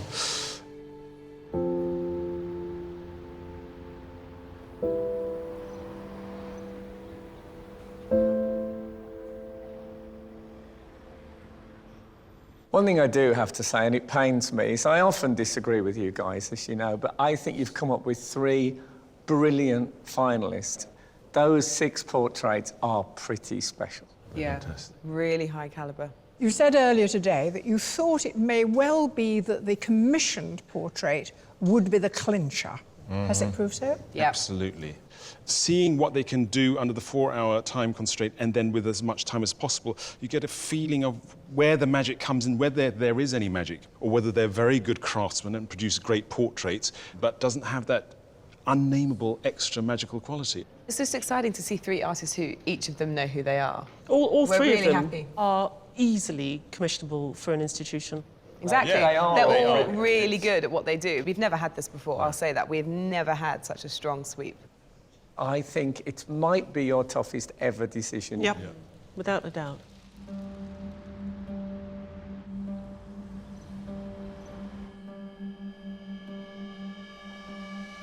Artists, congratulations on being our 3 fantastic finalists. It's been a real pleasure to watch you work, and we've enjoyed every brushstroke over the weeks that we've travelled with you.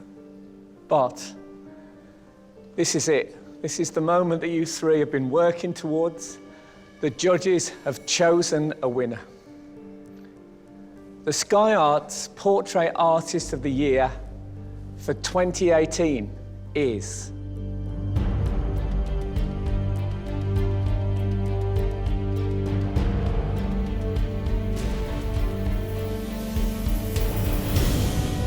Samira Addo.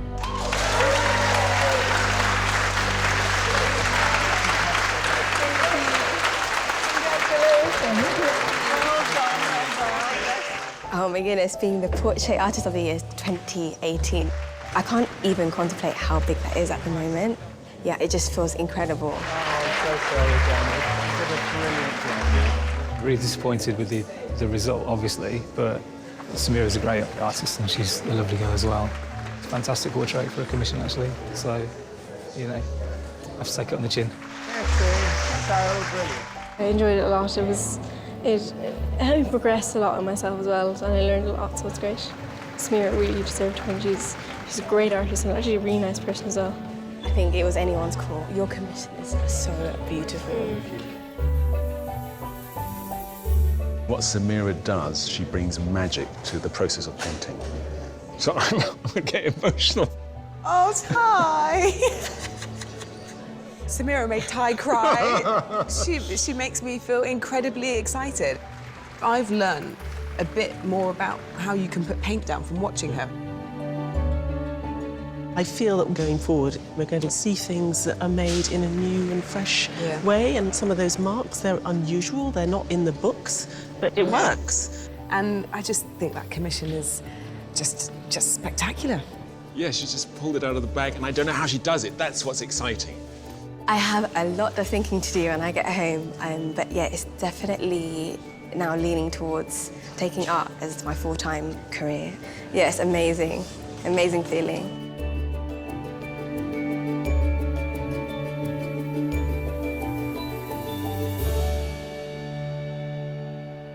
I really can't wait to see what she does with the prize commission. Yeah. That's going to be really interesting. Next, our winner, Samira, paints celebrated actress Kim Cattrall. So I've just put random bits of blue on your face. Am I blue? As she begins her £10,000 commission for Liverpool's Walker Art Gallery.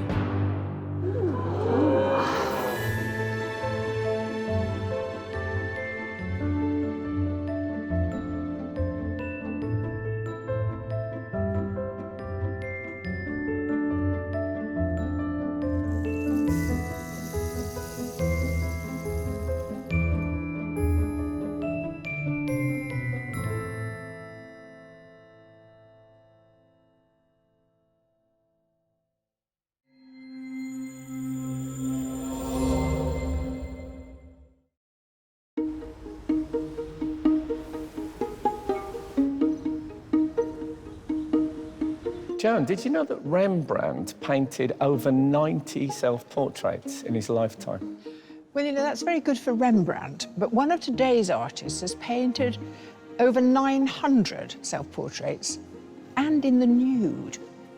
Do you think he still uses the mirror, or has he got it down to memory now? I think he probably knows what he looks like, and probably so do the people who live with him. I didn't imagine his family around on the sofa. Anyway, welcome to Sky Arts Portrait Artist of the Year.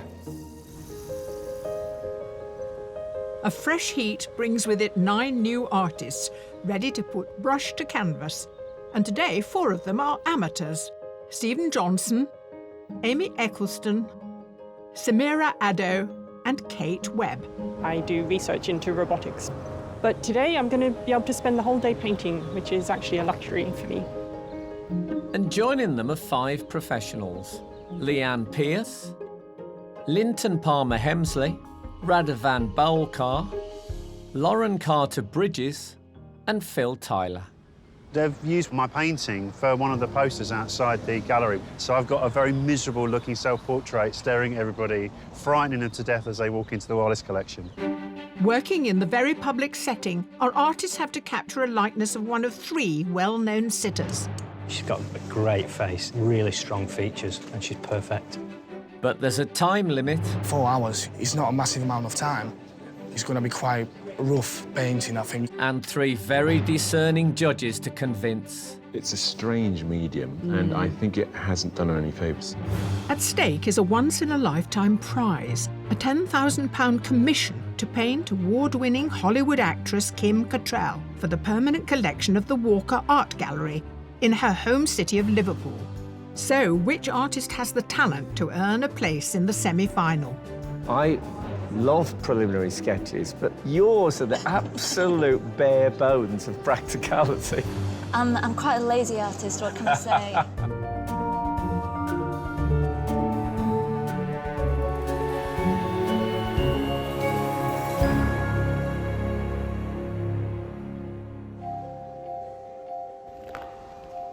As our artists set up their workstations with everything they might need for the challenge ahead, it gives us a chance to study the self-portraits they entered with. But can the judges unravel the stories behind them? I love this. I like the fact that it's such a slight painting, but the gaze is so stern. Actually, she's not looking at us, she's obviously looking at herself, and I think I like that concentration. I want to know the narrative here. Oh, I thought you didn't like narrative. Well, I've learned. I've learned here. Who did you learn from, Jo? I wonder. It looks like after bath time at home, but underlying it, the rough handling, it makes it something much more. It's terribly romantic, It isn't is. It's nice to be a little bit of Jesus. Funny enough, I think I've spotted the artist and he shaved his beard off and he doesn't look quite as Jesus-like. Smartened up a bit. Yeah. Now, I was surprised how large this painting is. It's a really substantial piece of work. That different treatment on the shirt as opposed to the face, I love that. The tones and the colours here are like an old pack of Spangle sweets. You know, they're really delicious. He's a man alone at night trying to sort of work out who he is. So it's got all that sort of existential angst, I think, coming off it. Well, here's a face we know because Lyndon has submitted before and he's not given up yet. No, we felt he deserved a place again. We felt that there was a real development.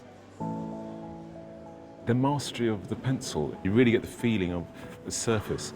I think a brilliant narrative, you know, the beer bottle, the hair extension, kind of really catapulted into this person's moment in time. You've got a simple head, but it has a huge story in that. It's the contemplation of the self. I get the feeling that she's quite young. It feels very young and energetic. Someone wearing his running shoes, so he clearly enjoys being a runner as well as a painter. I think that use of blue is fantastic as a colour that's coming from underneath. Now we're going to meet them, see if they live up to what we've deduced from their portraits. Our artists may have been able to paint their own likeness, but how will they fare with a perfect stranger who just happens to be famous? Artist, your sitter today has been in music and broadcasting for about 32 years. He's a brilliant actor, a brilliant singer. He once made me cry in Sweeney Todd. He's the fabulous Michael Ball. Celebrated for his glorious singing voice, Michael is also a double Olivier Award winner and has been honoured with an OBE for his services to musical theatre. Please. Oh, nice chair. How are you? So it's fabulous to have you on. I'm thrilled. I love this programme. Oh, thank you. I really do. I'm imagining the walls of your home are covered with portraits of you. Is that fair? No. Something's gone wrong. I've never sat for a portrait, so I'm hoping I can sit still for the time. I've only got one request of the whole thing. 20 years younger and 2 stone lighter. Sorry, it's not going to happen. I'm thinking of this more as an airbrush rather than a portrait. Look, if you're going to look 20 years younger, we'll have to get rid of the chair and get a buggy. Yeah, I love you. I love you. Artist, let me introduce you to the person you'll be studying for the next 4 hours. He's an actor who's been in some of the most popular television series recently. Please welcome the enormously talented Robert Bathurst. He became a household name in the much-loved television series Cold Feet, but Robert secured global recognition by playing Sir Anthony Strallan in the award-winning drama Downton Abbey. Robert, welcome. Thank you very much. Well, we've put you in a rather dramatic setting here, rather theatrical, ruched. Splendid, yeah, and I'm really, really interested to see what happens. Sometimes when actors have got lines to learn, They sit, and throughout the day, they're running through Yes. the lines. Have you got any lines you need to practice? I've got 2 hours of poetry, which I'm learning. One's very serious and one's very funny, so maybe you can tell which one I'm working on at any one time. Artist, your sitter today is an extremely versatile broadcaster. You could see her with her wellies on Country File. You could see her in her heels on Strictly Come Dancing. She can do it all. She is Anita Rani. Anita's broadcasting career started at the age of just 14, and she has gone on to become an established presenter on The One Show, Watchdog, and This Morning. Hello, Frank. How are you? I'm good, I'm nervous. It's an interesting combo Yes. that you've got there.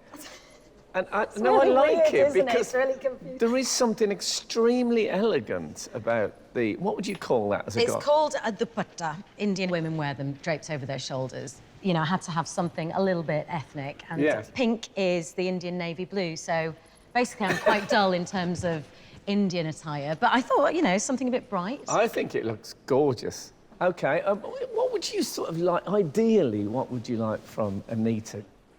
Anita's got a great smile, so it would be... Depends what I she think can a hold a nice, for- smiley portrait would be Can good. you smile for 4 hours? We'll find out. Yeah, I think that might be a bit much to ask. What would you like to do with your hands? I think they look great against your black So against trousers. that, So, yeah, gnarled old hands. perfect. And if I'm thinking about my poetry, if I'm looking into the middle distance here... I think, yeah, find Pick a spot and keep looking. Just move your leg over there. No, I'm joking. Something natural, you mean? What you were doing anyway was really exciting. OK.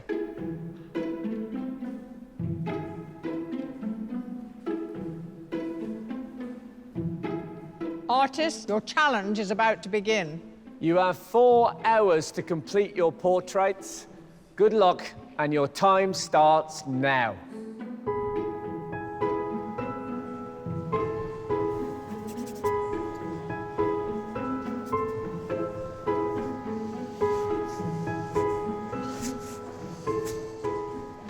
Today, the preliminary work of the portraits is starting in a variety of ways. 4 artists are taking photographs. If I could get like a slight smile so I can see dimples. 4 are sketching. But 1 doesn't start with an image at all. Please, would you share something with me? What music would you be listening to now, if you could? Oh, right now, the mood I'm in, I'd probably listen to the new Laura Marling album. Oh, good choice. She's amazing. I actually already have that on my playlist, so I shall listen to it for the both of us. Oh, I'm so jealous. I think music is really revealing about someone. Finding out what kind of music, not so much what their music taste is, but what they would be listening to right now, I think tells you more in one question than anything else. Professional artist Lauren Carter Bridges gave up her jewellery business 2 years ago to pursue her love of art. Her self-portrait is a celebration of motherhood, capturing the moment she and her daughter shared their last clean towel. Painted in oils, it took 20 hours to complete.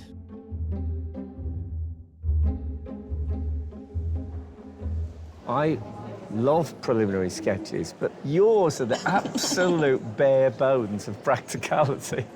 What have you gained from doing that? Because I can see that to make a smaller head on this one and fit more of the outfit in, there's just something more pleasing about this that's mostly head. I see. You know, I don't need more than that. I'm quite a lazy artist, what can I say?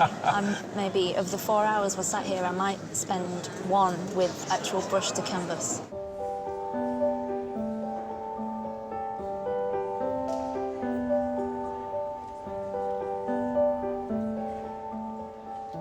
From working in front of the public to painting a celebrity sitter, for many of our artists, today is full of new experiences.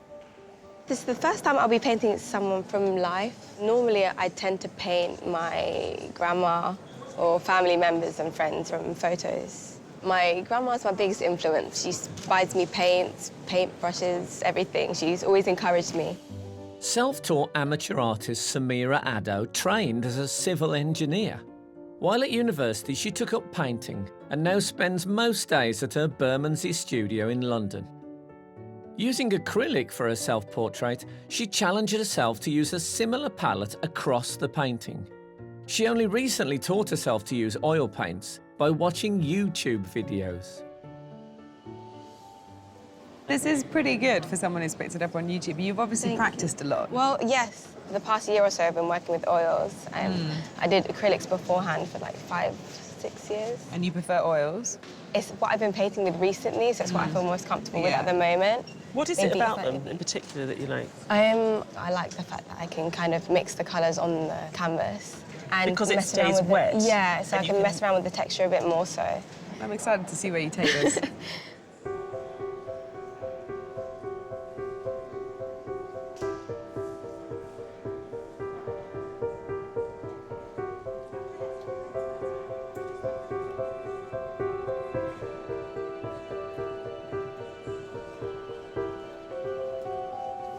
It's going to be quite rough painting, I think. I'm not going to have to concentrate on details, you know.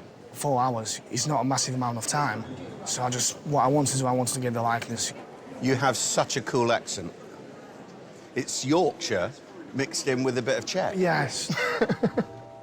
Professional artist Radovan Bolkar came to the UK to study contemporary fine art at St John University in York and has recently been working on a commission for a church in Birmingham.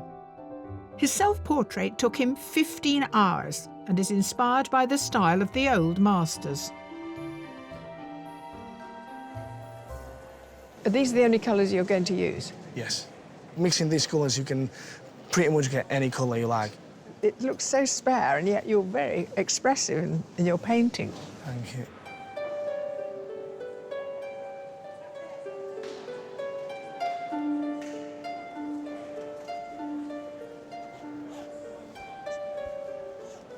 I've been playing around with which colours are going to get me to the mix as quick as possible. I'm going to try and maybe stick to the absolute minimum colours, makes things less complicated. Linton Palmer Hemsley is a professional artist with a 30-year career in advertising before he became a full-time painter 4 years ago.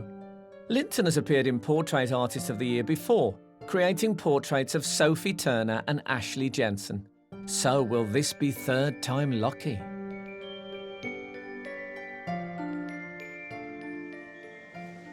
You're not sick of us yet? Are you sick of me? No, we're not sick of you. Delighted to see you. And this is looking really different to what we've seen before. Is this thicker than usual? You don't start. Do you usually start this thick? No, I do, yeah. I kind of start all my paintings quite sculptural and just work and work and work at them. I mean, it thins out as I go along. I'm hopefully I'm going to have some fun when the pressure's off. OK, yeah, this Is will be... the pressure ever off? No. Do you know, I kind of don't enjoy painting. I never understand people who paint for pleasure. It's heartache, isn't it? One of my students says you can't write painting without pain. Yeah, that's exactly it. Our artists are approaching the 1 hour mark.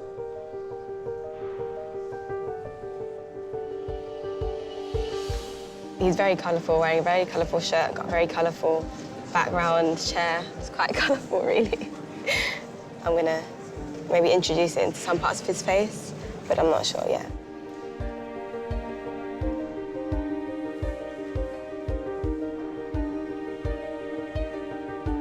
I'm starting with big shapes and working in, chiselling away at it. Lots of paint so I can move it around with my hands a little bit later on.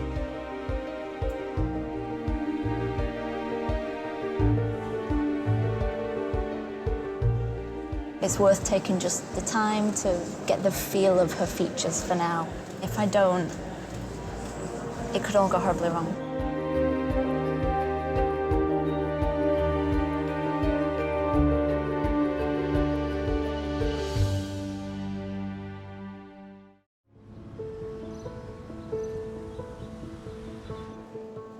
During the last hour, each of today's 9 heat artists have used various methods to capture on canvas Michael Ball, Robert Bathurst and Anita Rani. Try and get my drape right.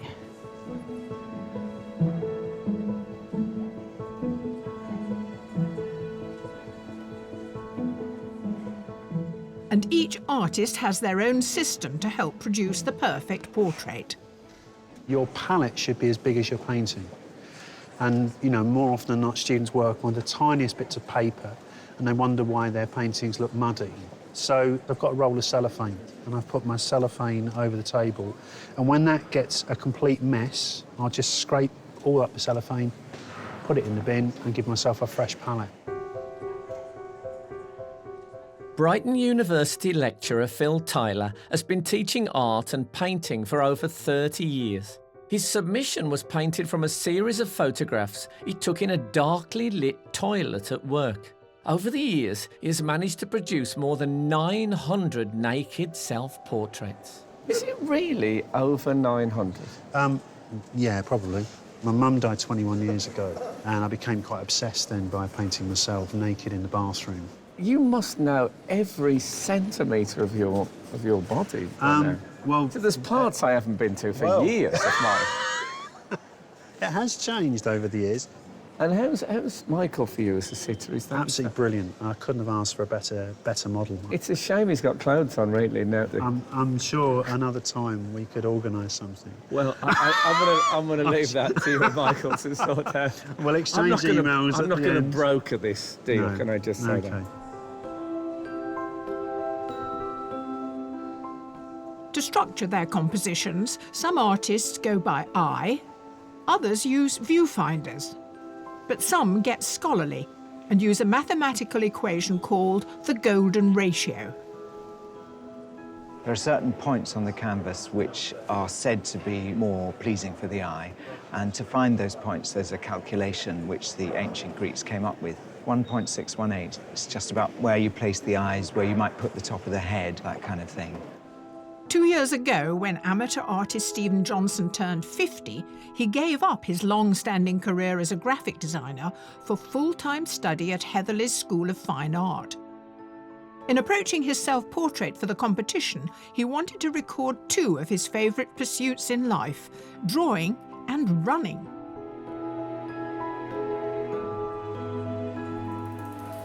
I can't but notice that on the table here, the book is opened at a Vermeer painting. He is a great master. What are you learning from Vermeer? Vermeer, I think, is about metaphor, particularly the one that I have. There's lots of suggestion about the sitter's character. So you're looking for clues? Yeah. Which will inform the painting? Something beyond the likeness, so something that says something about the sitter, which is not the face or the immediate recognition of another human.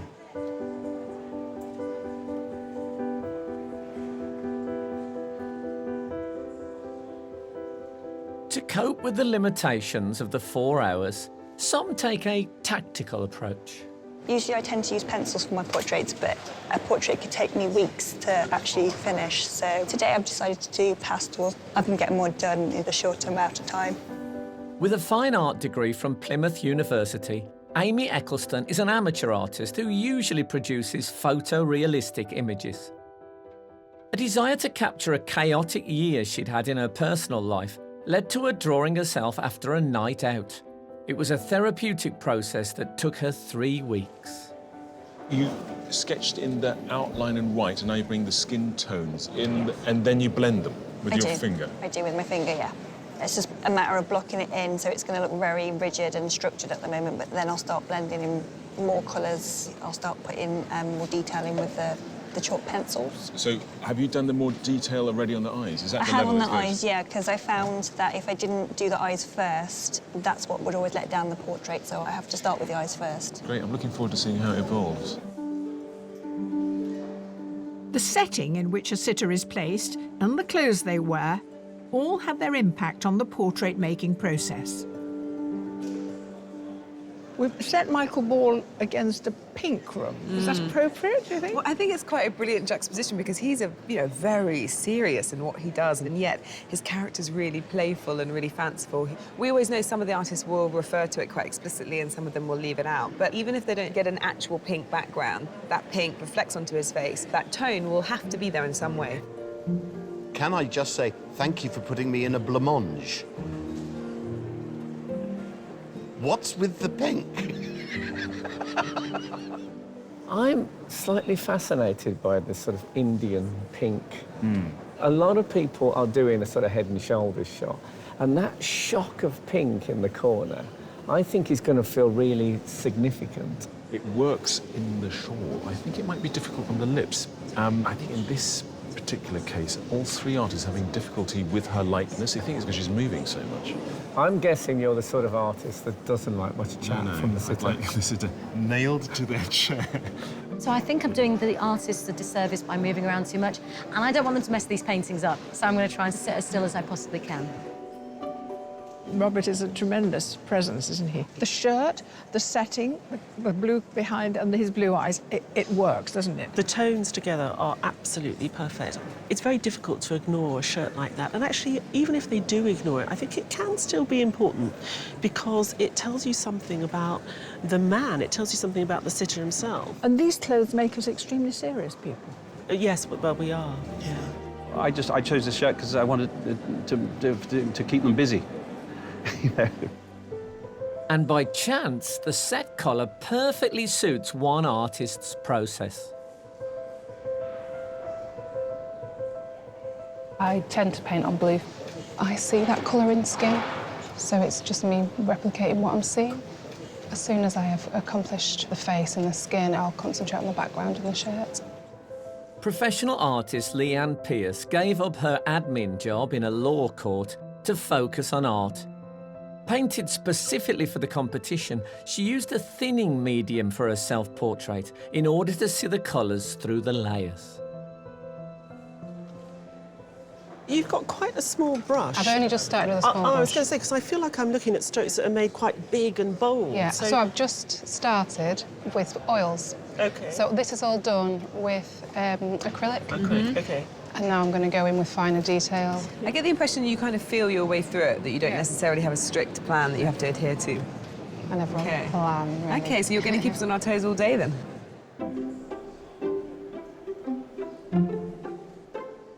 Settling on the right composition and medium can take several tries, and it can be even more challenging with a restless sitter. Anita, if you could just hold the pose for a little while just so I can... Yeah, thank you. No, that's fine. After charcoal and pastel, will watercolour finally capture Anita's personality? Anita has the most fabulous face, but I'm hoping she's going to settle down. It's fine for her to move sometimes, but she needs to get back to the same place and stay there. Originally from Australia, Kate Webb has been a professor of robotics at Edinburgh University for over 15 years. She painted her watercolour submission in a 2-hour sitting, using a mirror to try to capture her sceptical gaze. So you don't do this professionally, is that right? I build robot insects. You are kidding me. That's the best job I've ever heard of in my life. Yeah, it's not bad. It's quite fun. Any other interests you've got? Well, yes, music is the other one. So, Music, OK. Yeah, so I play music, medieval music. So I play a harp. You play medieval music, make robot insects and paint? Yes. If you were on Tinder, that would be the best ever profile.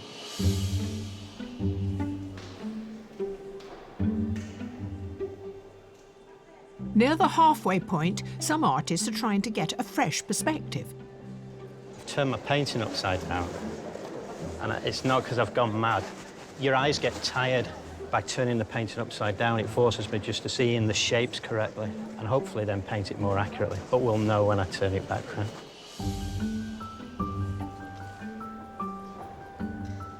Right, Phil? Yeah, I've started a second one. The second one? Yeah, it's quite nice to be jumping between one painting and another, and that gives you, hopefully, some fresh eyes.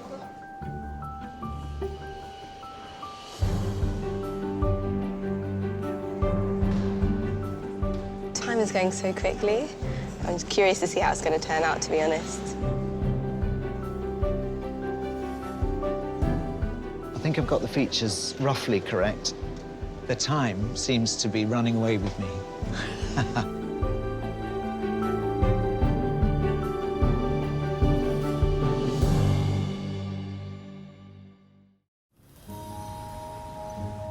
After 2 hours, the artist's portraits of Anita Rani, Robert Bathurst and Michael Ball are evolving in a variety of ways, and the judges have been watching every mark they make. This is probably my favourite part of the day. Will they, won't they? It's like spinning plates, isn't it? Some will fall and shatter, but some will continue to revolve. I want to say, Robert is sitting there like an Easter Island head, and I think his section, and especially Samira, have caught him very quickly. I like what she's doing. I'm sort of waiting for the next stage because I want the colour and the vibrancy and the kind of emotional content of the submission. I want to see a little bit of that. Leanne has got this fantastic, huge head. She started blocking in with acrylics, and now she's starting to get the subtleties in with oil paint. I think she's going great guns. What about the paintings of Anita? For a long time, the three of them were struggling with trying to get the likeness. I mean, Linton, he's painted a very beautiful head. I don't really see her in it. Not yet. I mean, it's still at quite a sculptural stage, isn't it? I like the way he's building her from the different colours and tones. But the one that really jumps out for me is Lauren's, because I think she's sort of spent the time, and I'm really beginning to see Anita emerge from it, actually. What about the portraits of Michael? I'm really pleased that Phil's given us the entire scene. I really admire an artist when they give us the set and we get a sense of what it's being like here today. Don't know who it's of yet. There's not much of a face. But that's the difficult thing, I think, when you work on a full length on that scale of canvas, the head becomes very small. So how do you get that level of detail? And Amy? I loved her submission, but I just think because of the way that she's doing it in the pastels, it just looks like a bit like street art. That's where, if she'd stuck with the pencils, the graphite, I think she'd probably been a bit safer.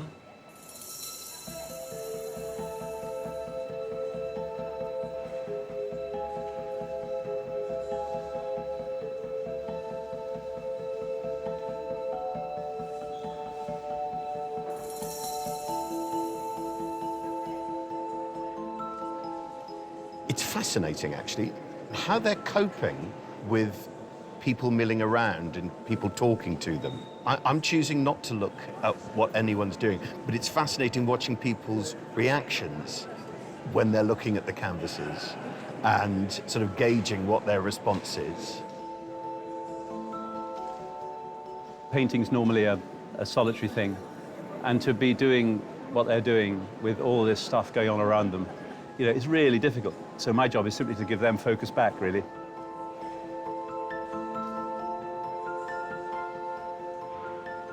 Everybody has a hang-up about their face. Come on, the hooter, massive, Indian. Nothing I can do about that, genetic, it's fine.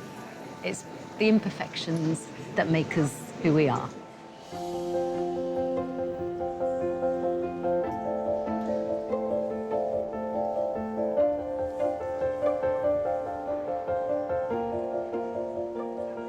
Phil, it's really exciting watching you because we've got this entire body, we've got the set, we've got the chair, and we haven't quite got the face yet. It's just, I keep getting really excited. Oh, there it is. There he is, wow, okay. And which one would you rather go with, the landscape or the portrait? Well, I think compositionally, I quite like that. Right. You know, this one, it might surprise me. I'm going to work on that for a little while. You're reckless, I like it. Now, this is really interesting. This is your watercolour, but over your shoulder is a drawing in pastel, which you've done. That's right. I might go back to it in a moment. It's annoying me that it still seems to look more like her somehow. Yeah. Do you want to vote on which one I should submit? Just 30 minutes of the challenge remain. The thing that's worrying me the most are the eyes, you know. You have to get it right, I think, to make it look like a person, you know.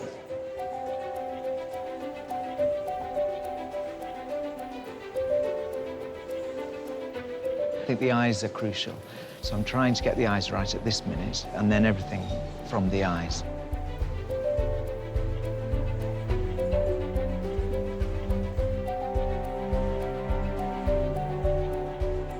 I'm worried about the eyes because they're missing at the moment. I've left the eyes until last because it's a different colour. That's the bit I'm most scared about, I think.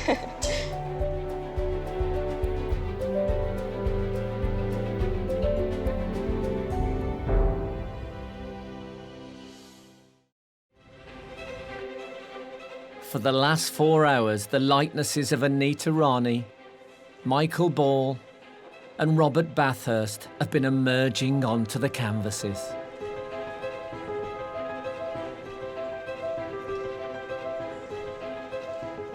The eyes turned out okay in the end. Now it's done, I feel a bit more free. I've just a few more bits to do, and then I'll be slapping some pink on and seeing what happens. Artists, you have just 5 minutes left. 5 minutes. I mean, it's never gonna be finished, you know. I'll do what I can and that's it. I just want to add like the little bit of detail. That's my aim for the last few minutes.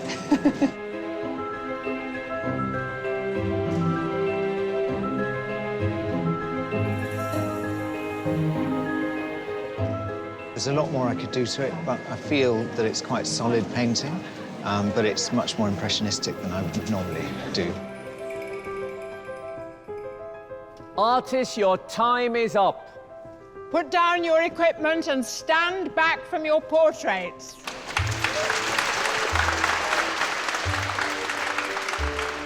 Throughout the day, Anita, Robert and Michael have refrained from taking a sneaky peek at their portraits, but their restraint is about to be rewarded.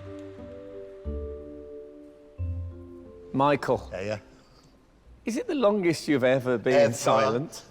Been silent and had to try and sit still. I found it fascinating watching the 3 entirely different techniques and styles. In that case, this moment will be incredibly special. Just hold on to that chair. Yeah. Artists, will you please turn your easels? Gosh. They are nothing like I thought. Wow.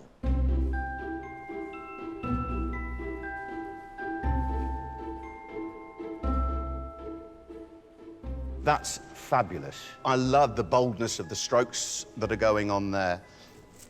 Oh, it's sweet. Well done, kids. Thank you. Wow. The first thing that hits you are the eyes. Oh, this is going to be a nightmare. Oh, that's beautiful. Extraordinary. But again, those eyes of yours. Those eyes, those beautiful eyes. I got a tingle, I hope you did too.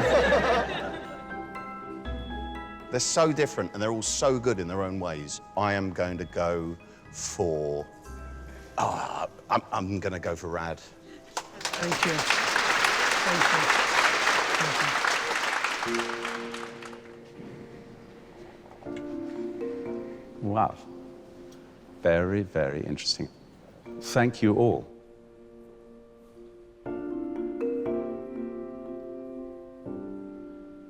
It's lovely, and I have the freedom of it. Great slabs of paint. Yeah, absolutely. That's it's good. I'd love to. I mean, it's a really good likeness, and it's got a sort of stillness to it.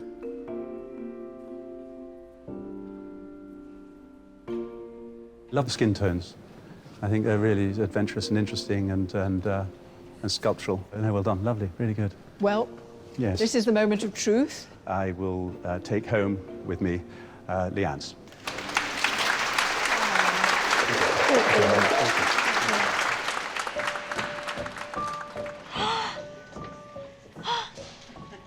Oh, wow. Oh, my goodness me.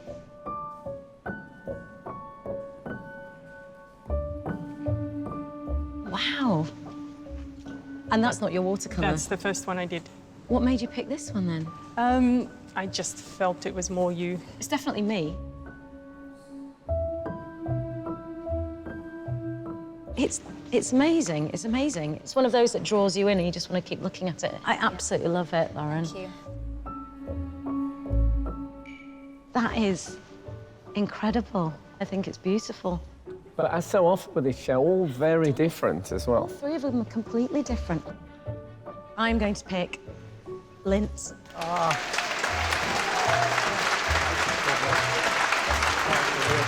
Thank you.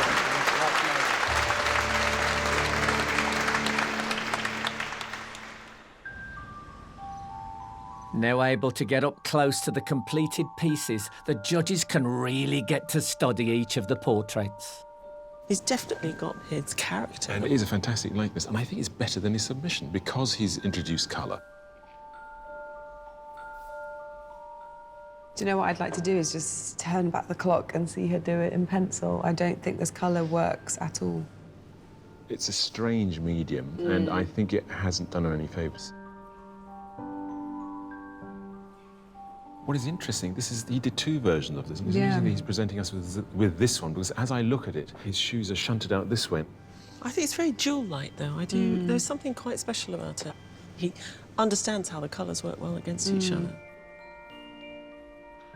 This was hard to watch because I felt that there was a great painting around lunchtime, and then in the course of the afternoon, I watched it slightly slip away. I think it's been overworked. I was really worried about this earlier in the day. I couldn't see a likeness. And then suddenly he did something. I think it was around the eyes.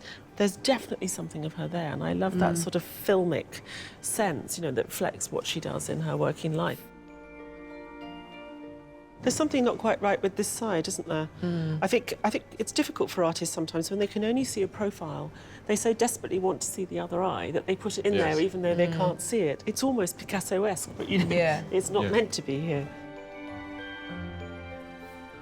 He's caught Robert a little bit. I think he sort of came in and out, Robert. He was really there at the beginning with the sketch. And then when he started to put the lines in for the mouth, after he started doing some of the basic painting, it sort of really, really went, but he pulled him back. Yeah, that's the Robert I recognise. She's really caught him, especially in the eyes. The thing that concerns me is it's very worked, and so you don't get any breathing space. I think as a consequence, it feels a bit forced. Samira had this in the bag quite early on. I love it. And I think it's quite remarkable to get such a good sense of likeness when it's all fighting each other. All the elements do fight, and it gives it the energy, then, sort of kinetic energy.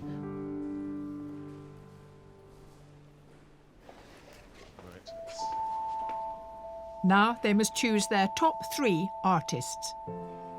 This one, I'm just finding it more and more captivating. Yeah. It's sort of, I feel like I'd want to live with that one a little bit more. I'm just going to stand in front of this one and look at the other 3. Nice. Yeah. Really nice, actually. It's a good 3. Yeah. Good. Yeah, lose it. Yeah.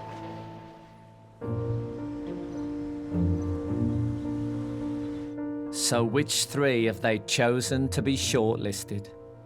The first artist is Phil Tyler.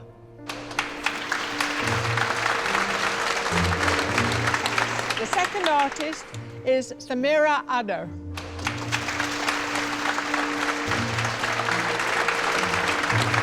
And the third and final artist to be shortlisted is Linton Palmer Hemsley.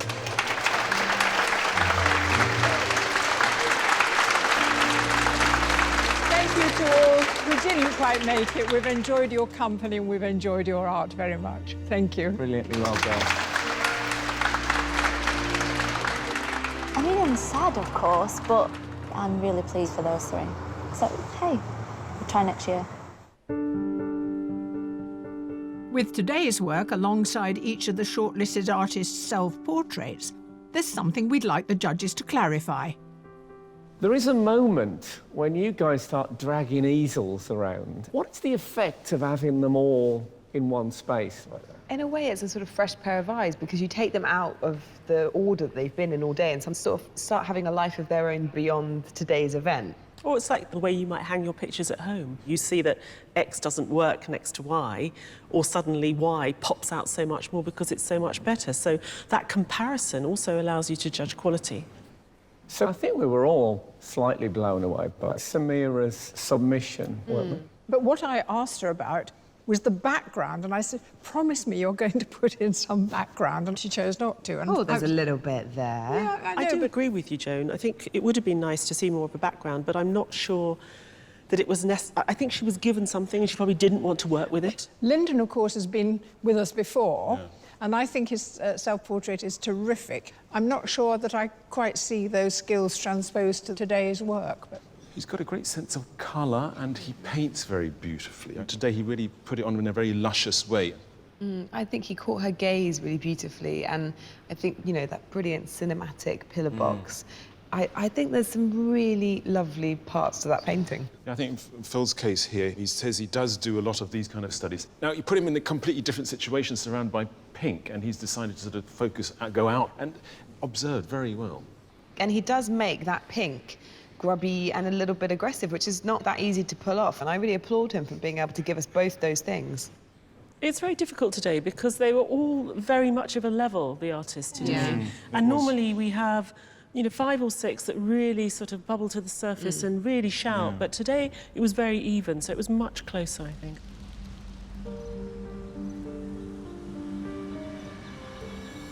Phil, Samira, Linton, congratulations on having got so far, but there can only be one winner. And that winner has been chosen, and it is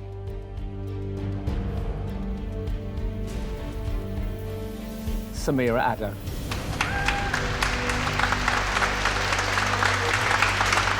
Well done.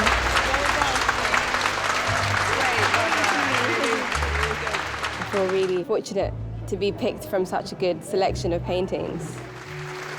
You've done it. Thank you, Nana. I used to draw with Samira when she was little. She's done brilliantly, and I'm really proud of her. Been absolutely brilliant. You know, really well-deserving winner. Samira's portrait today is stunning. There's no disappointment, really. Samira absolutely deserved that. Really pleased for her. And I'm just dead chuffed to got through to the final 3. It was a close day today, but the reason Samira went through is because there was just something so interesting about the way that she tackled taking a likeness. For her, it was about the act of painting. It was a constant negotiation. That process is a bit reckless, but it was so rewarding.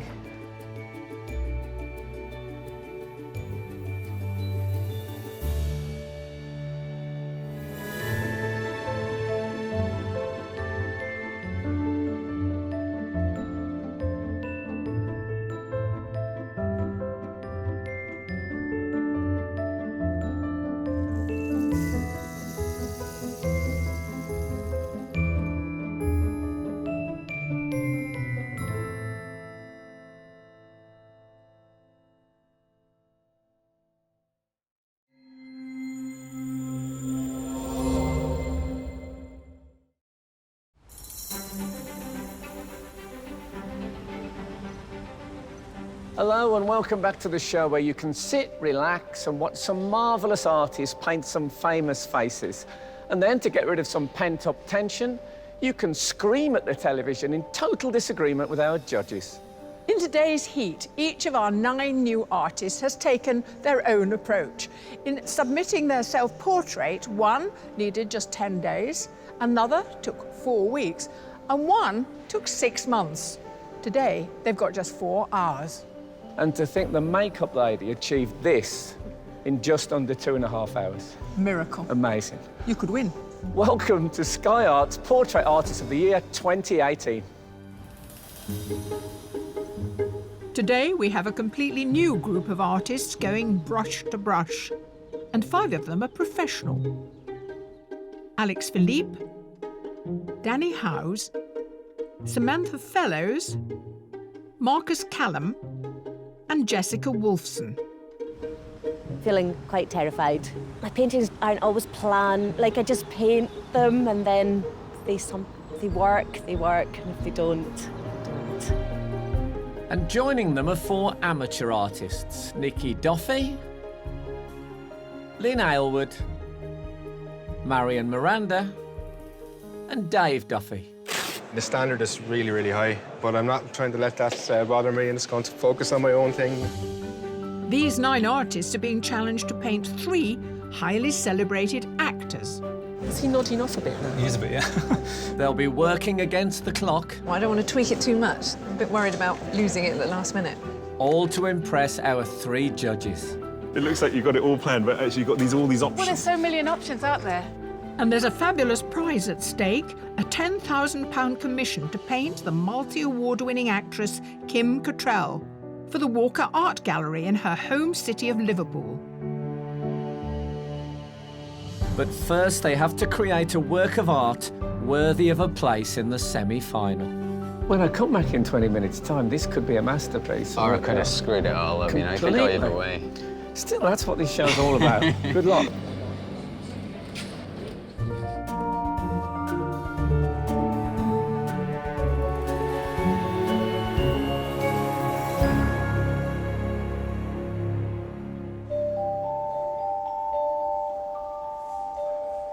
As the artists settle into their surroundings, the judges have a chance to evaluate their submissions. A lot of people send in a lot of self-portraits, and you, our three esteemed judges, pick the pick of the crop. Yep. Shall we examine them more closely? Let's do it. I liked this because a portrait can be just about trying to look for something, and it's a kind of record of that search. So it's a different sort of painting, but I think it's very touching in its way. This guy is really a master of his technique. He's looking hard at himself, isn't he? That's what we're seeing. It looks like Antigone, who painted the Queen. Yeah. Beautiful. And he's given us a 3/4 length, which is good. I love the loose wash of the face. When you look at the hair, for example, it's quite accomplished. This is one that conjured a really specific moment. We get so many heads and shoulders, and to see somebody try something a bit more elaborate is great. This is very different from what we've seen up to now on the wall. It's got that sort of background behind her so that she pops forward in that way. I think it's quite clever. We do talk a lot about good, honest painting, and it's quite interesting how well observed it is. There's two highlights on the clock, and they're different colours, because the metal is slightly different. It really works very well.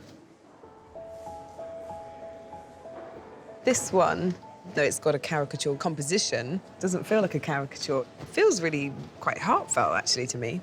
Would you like it more or less if it was mounted on the back of an enormous spoon? I'm going to go less. OK, less. I thought so.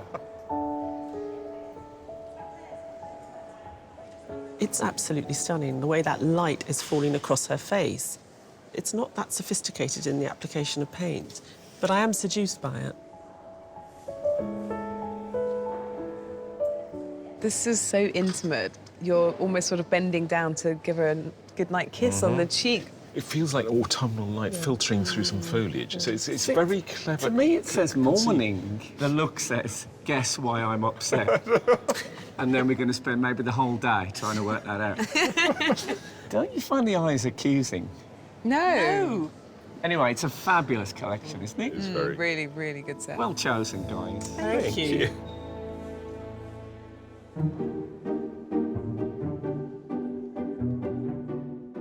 Painting your own portrait is one thing, but painting a celebrity sitter, well, it all depends who it is. Artist, your sitter today was a poor beleaguered mother in Outnumbered. She's a surgeon in the TV drama Critical, and she was a loving daughter in the theatre production The Father. She is the fabulous Claire Skinner. Since starring in Mike Leigh's Life is Sweet, Claire has enjoyed an impressive career in many critically acclaimed productions for television, radio, theatre and film.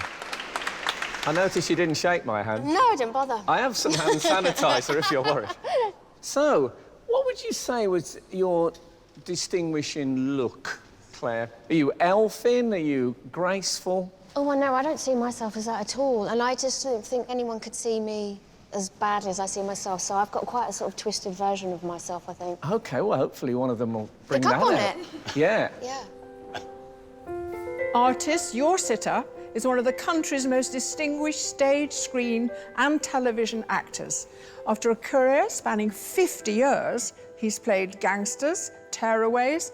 He's even played the father of Claire Skinner, who's just next door. So please welcome Kenneth Cranham. Beginning his acting career in the 60s in plays by Joe Orton and Harold Pinter, Kenneth has performed in hundreds of starring roles over half a century. Hello, my old friend. How are you? I'm all right, my darling. Come and sit down. Now, what is this? Oh, these are some images I brought of myself Look, that's me in Oliver, and I was Noah Claypole. That was me at 21. What can you do?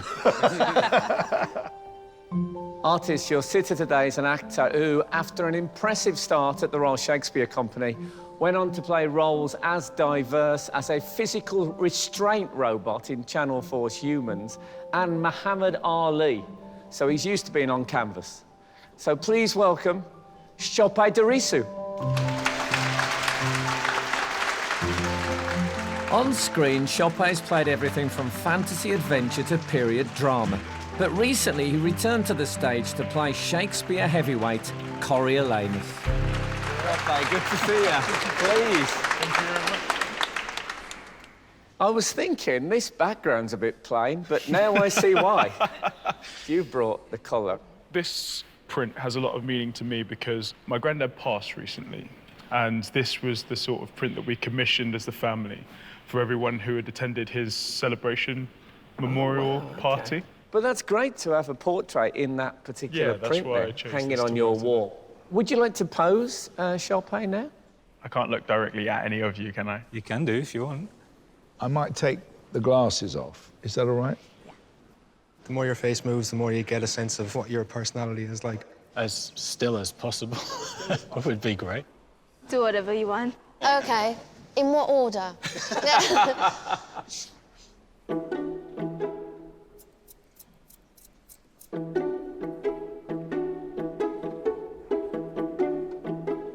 Artists, I can tell by the smell of oil paint and pencil sharpenings that you're ready for your challenge. You have 4 hours to paint your portraits. Good luck, everyone. Your time starts now.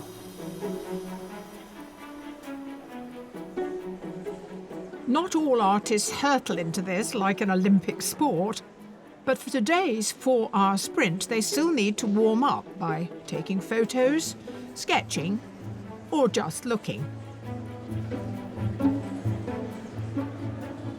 I have got a strategy. I thought if I could do some sketching just to sort of get used to the sitter's face, and then I'm hoping to get straight onto the canvas with the oil paints. I think it will hopefully be a good painting day. A part-time secretary, Lynn Aylward paints in her spare time and took 4 weeks to complete her self-portrait. She was keen to present a side of her character others don't always get to see, dressed up for a night out. And she chose a special type of canvas to enhance her vintage look. This is a linen canvas, and I've only just started using them, so it's a bit of an experiment. I'm not sure about putting a background in at all because my canvas is so similar to the background. I'm going to have to make that decision in the next sort of hour or so, though, I think.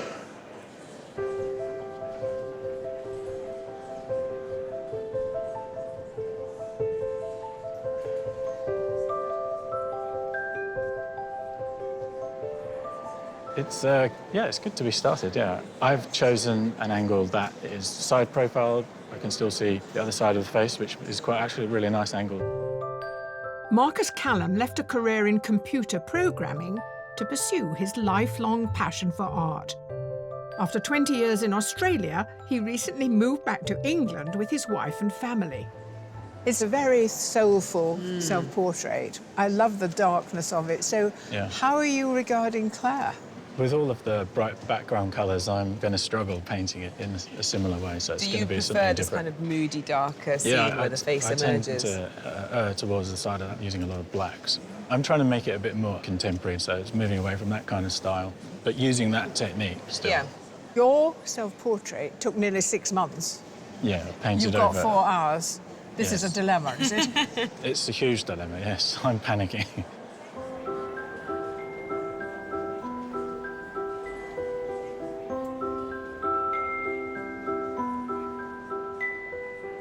How are you entertaining yourself while you sat over there? I'm doing a police show tomorrow. I'm running through the lines. Oh, yeah. It's really cool to have somebody who's worked in a creative and artistic industry for so long and has all this experience behind him, so yeah, it's exciting for me. An animation graduate from Manchester, Nicky Duffy fits painting around working in a restaurant and took 3 weeks to paint his self-portrait. Even though he normally paints from photographs, today he's keen to make the most of having a sitter. You've got an interesting conversation going. Do you think that informs the painting a bit? Well, it reduces tension for a start. Oh, okay. Okay, so it's that, yeah. So it makes it easier, and it's nicer to get a sense of the person. I didn't know whether to do a full figure or crop it, but there's quite a bit of foreshortening, so it's going to be a bit hard to... And then also, I think the head would be very small if you got the whole... But he's got quite a strong shape to him. If I had a choice of sitter, I think this would be the top. You're saying the right things. I know. OK, get on with it. Thank you. Cheers.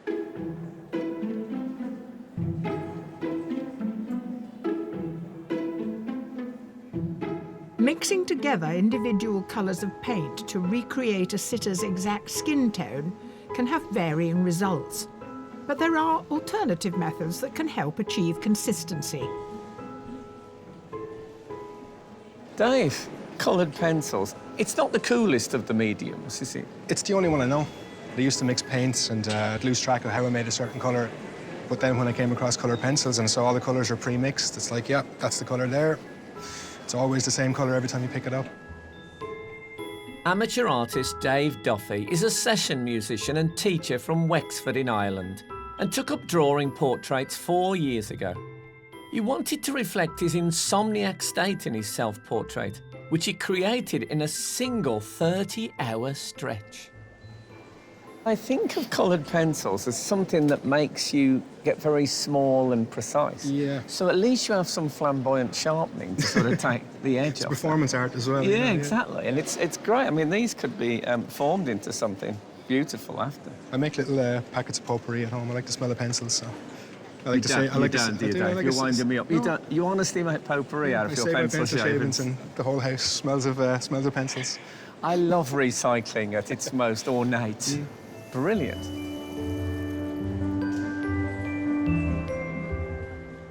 The artists have nearly reached the 1 hour mark. I'm a little bit worried. I've had a look at some of the other works, and they're all a lot further on than mine, so I've got to shift it, I think.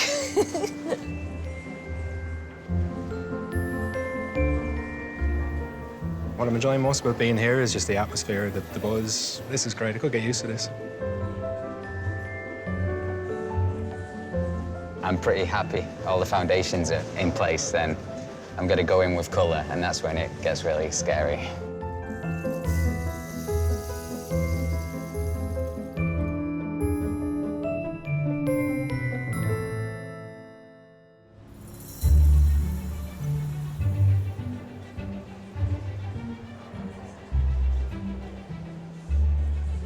The artists have been at it for just under an hour. And while super still sitters like Claire Skinner, Chope Derisu and Kenneth Cranham are an artist's dream, it seems there's just no pleasing some people. I think you're always fighting that frozen look. My paintings that don't have everything in exactly the perfect place work better because the people seem a bit more alive or that they move around, I think. Samantha Fellows is a professional artist from London. She finished her submission in a couple of weeks. But as well as portrait commissions, she paints scenic art for the theatre.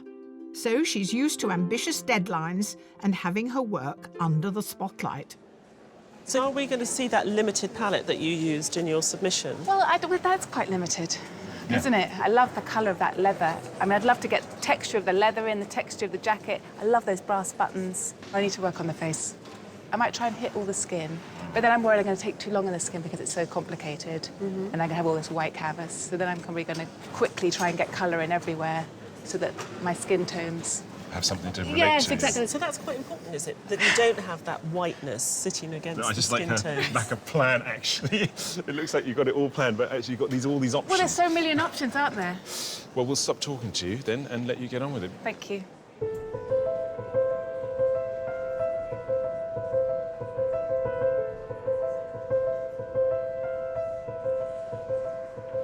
I love to try and capture skin tones, you know, all kinds of different things going on.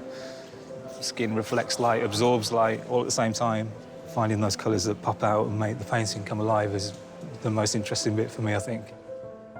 Former graphic designer Danny Howes is a professional artist.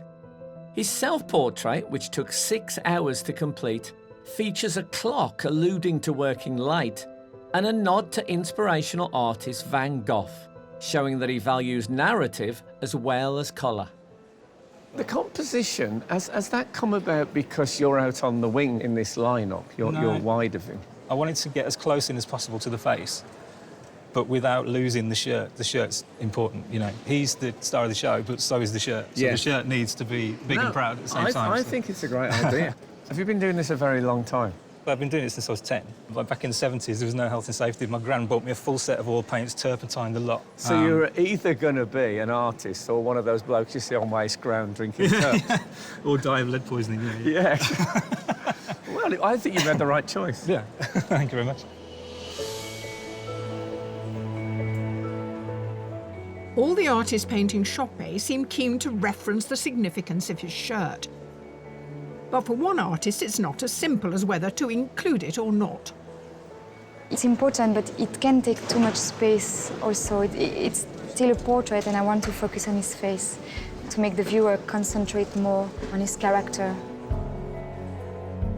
Belgian artist Alix Philippe left a career in law to become a professional artist in London and took 10 days to create her self-portrait. Inspired by narrative art, she tries to conjure atmosphere in her work through her use of colour and composition. You've got a very strong sitter, Yeah. and the background contrasts very nicely with his skin tone, and yet you've chosen to make it grey. It's not the right color for the moment. I like to put a layer quite dark and then maybe make it brighter. So this, which is quite dark now, is Yeah. going to get much paler as the day goes on. I hope I will have time to do it. Yes. Yeah. Now you're using acrylic, which dries very quickly. So quickly. So while we've been talking to you, all that paint has become rock hard. Exactly. But all my mix are finished. Go on. I can use it. It's good. We anymore. keep you on your toes.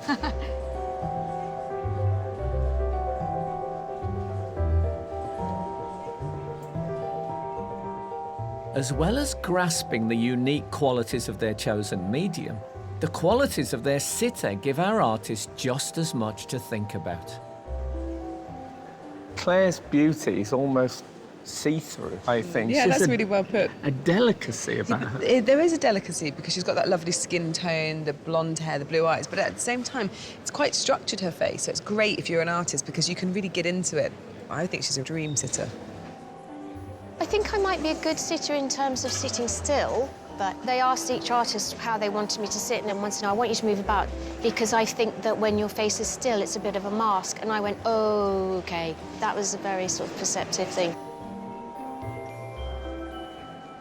Ty, he's a very impressive sitter, isn't he? Yeah, he exudes just it's sort of totemic sort of power. And I think it's got a lot to do with his beautiful shirt and his fantastic skin colour against this very neutral background. So they've got to really look for the colours and the tones and show his skin. And what is interesting is they're seeking out the blues and the shadows and the purples that you get on a black face. Extraordinary colours. Try my best to sit really still. Although I suppose it's not the same as like a slow shutter speed on a camera where if you move too much, you'll blur the picture. It's more just about helping them maintain their focus. So I'm guessing from the set that Ken likes London. One of the greatest pleasures that he has is wandering around the beautiful streets of London, particularly Bloomsbury.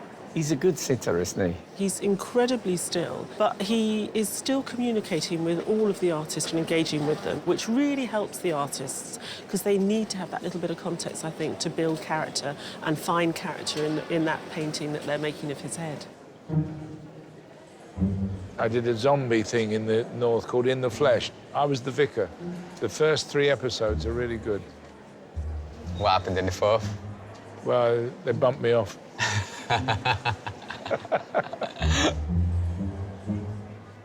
Even if they're not chatting, the artists can connect with their sitters in their own individual ways.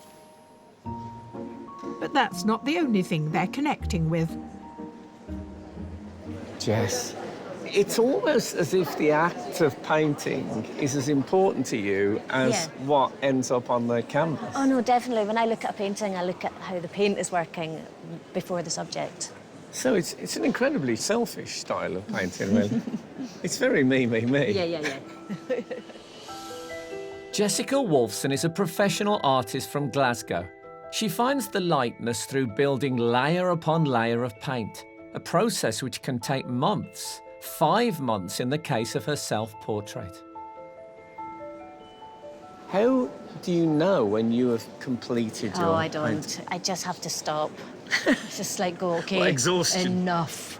Of course, now I'm a little bit anxious that you'll keep Me pecking too. away. Just seen a bit. I need to just sort that Oh, bit. God, there. you've always just seen a bit, So though, once Jess. I need to see it. But I'm just going to work about here for a bit, I think. Yeah, I'm that's it. getting- Can't do any harm down there. Yeah.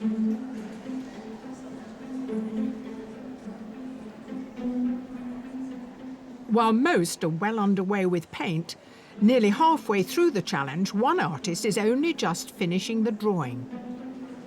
What I try to do is look carefully at the sitter and write back at the board as well. So it's kind of just imagining what colors might come out later on. That's the part I'm nervous about, though.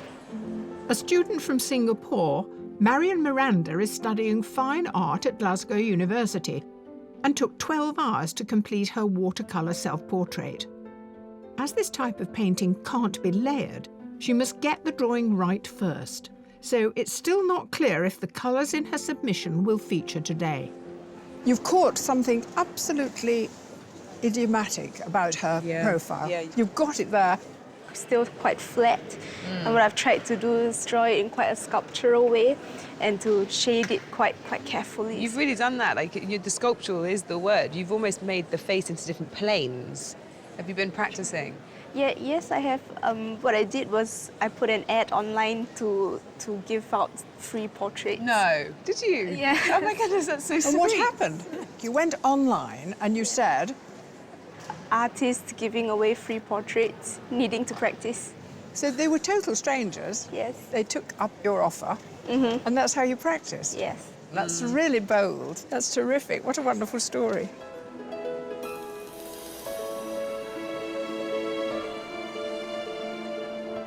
The artists are 2 hours into their challenge. With the face and with the lightness, everything is pretty much there. Maybe this arm's not quite right, or this arm's not quite right, but I can sort that out later. So.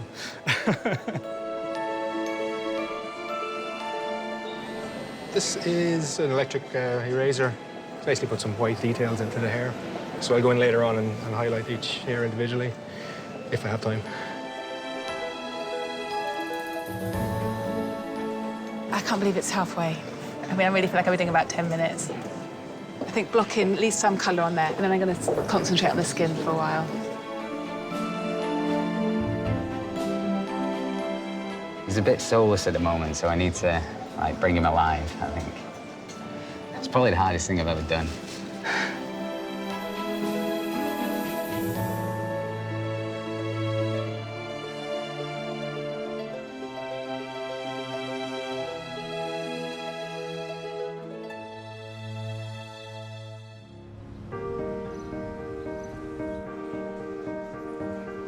The faces of Kenneth Cranham, Claire Skinner and Chope de Rissou are taking shape across the canvases.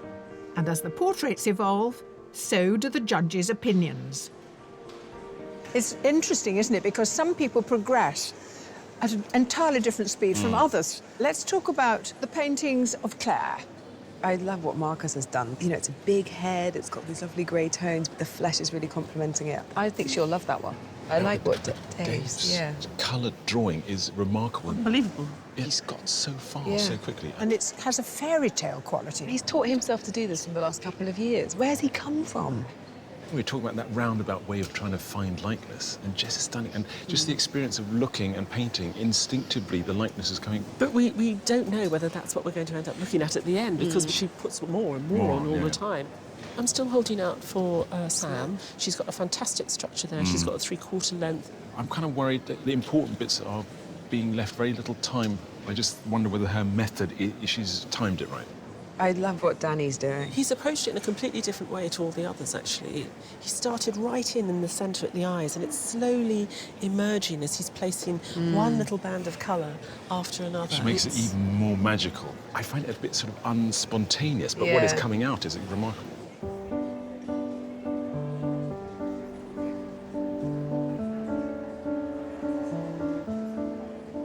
I haven't seen any of the paintings, so I'm starting to get really curious now. I think it's better to leave it until towards the end just to see which direction they're going.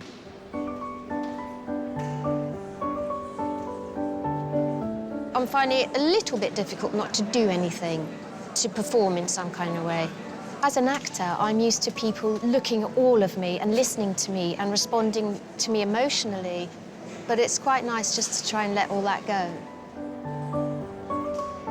I'm sat here trying to keep myself entertained, like, in my head, but not moving too much. I don't know if I have fallen asleep yet, but I feel myself going in that little roll where you go, oh, yeah, I'm back in the room. But I really hope you haven't caught me sleeping on camera, because that would be really awkward.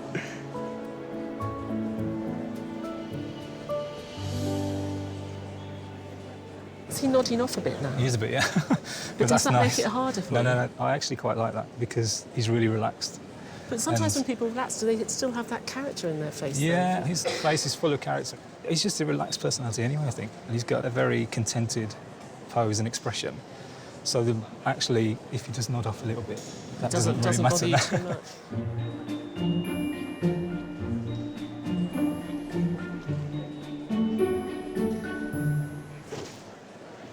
While it's a relaxing day for some, there's no rest for our artists, who are undoubtedly their own harshest critics. Well, usually.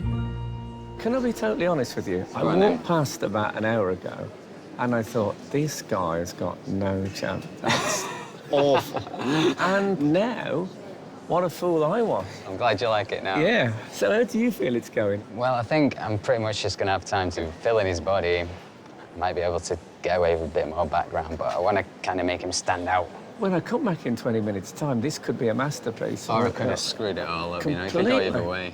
Still, that's what this show's all about. Good luck. Thanks, Frank.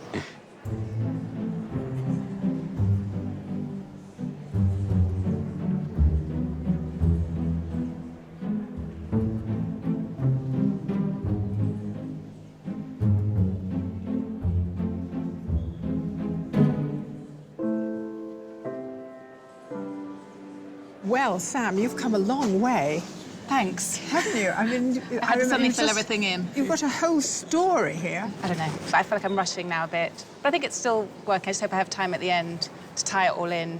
But obviously, I'm not going to get... Exactly. I'm not gonna, I'd love to get these brass tacks in. You know, one they're lesson really I've always cool. learned in life is always pay attention to what Joan Bakewell says. There are just 30 minutes left to try and secure a place at the semi-final. I'm just going to crop the image down a bit more. Before it was a little bit off to one side, so this is the final stage now. Hopefully it looks a bit more finished when it's cropped. I'm panicking because I haven't done anywhere near as much as I thought I would have by now. I should have had all of the paint on. Got to work fast. I love the way you've incorporated the shirt. Is there a fear with the last half an hour that you ruin it? Yeah, I'm just starting to shake a little bit. Oh, no, don't worry, don't worry. I think I'm finished. I just feel I'm fiddling now. Yeah, if I carry on working, I'll probably completely change it. And then it'll start a whole new painting.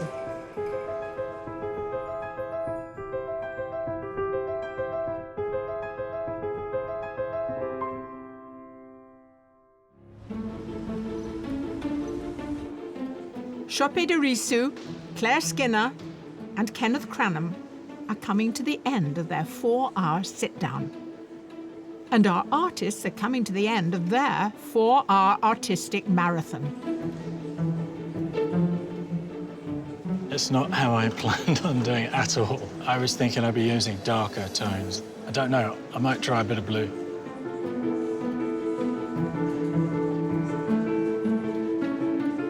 For the last few minutes, I just need to try and finish the pattern on the shirt just to make it look a bit more coherent. Time's just crept up on me and just caught up with me, so...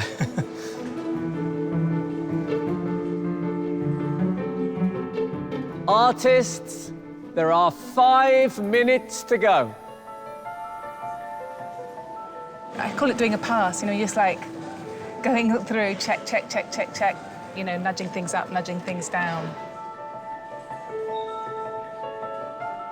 I think I'm happy. Yeah, I've done the best I could.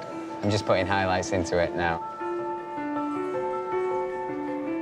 Kind of tweaking it. Well, I don't want to tweak it too much. I'm a bit worried about losing it at the last minute.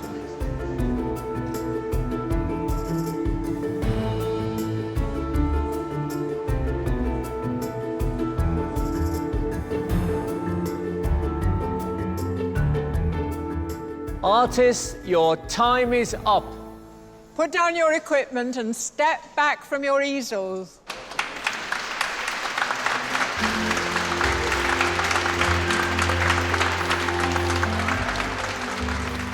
Having taken care all day not to look, at last our sitters get to see the finished portraits before choosing one to keep.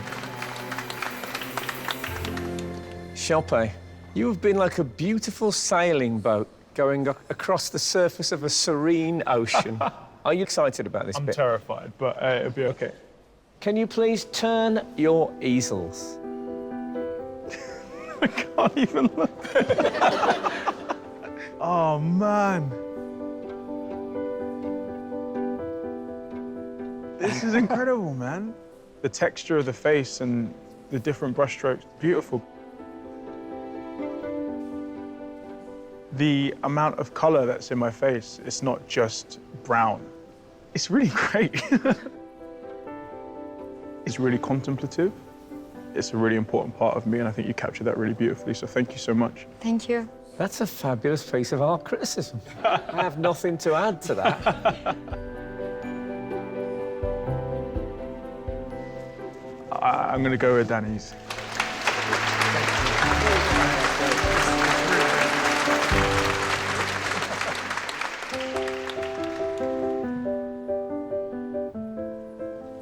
Wow. I look very grim, don't I? I look like somebody in a science fiction film.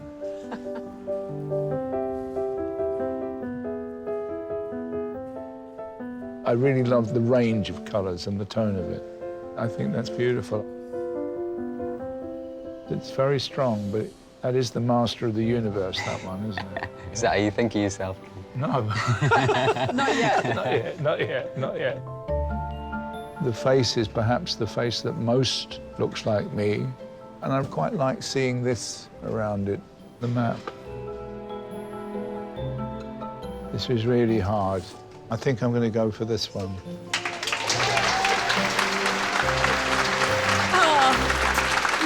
Thank you so much. You're wonderful.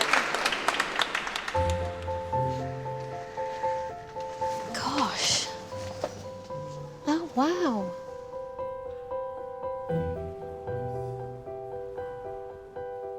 I love the eyes. I absolutely see it as me, but not me. It's a real sort of push-me-pull-you thing, and I really like that.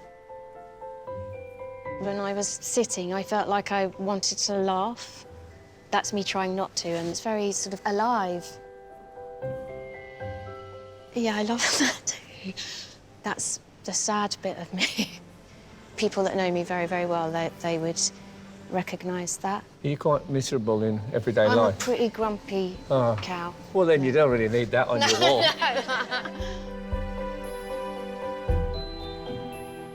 I'd go for this one.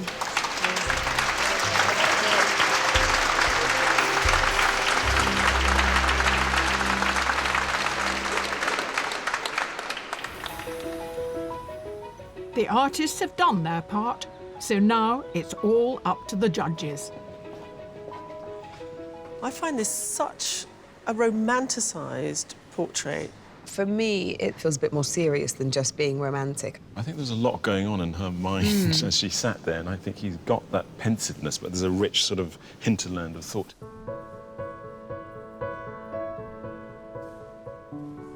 This is just so brilliantly quirky, isn't it? One of the things that I found wrong was this eye. From the place she was sitting, you wouldn't have been able to see that eye.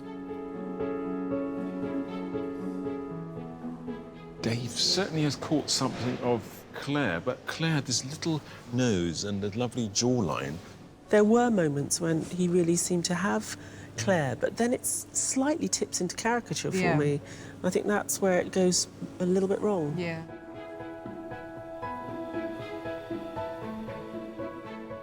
The body's probably not quite right, but I can forgive it that because it's telling a good story, I feel. The painting is a bit unresolved, but you're right, it does capture him very well.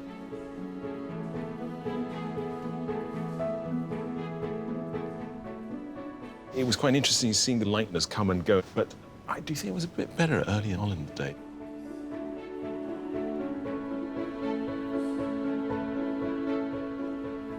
Nikki's definitely caught something of Kenneth. I can't quite work out what it is. He got it together in the end, and I think as a whole it works as a painting.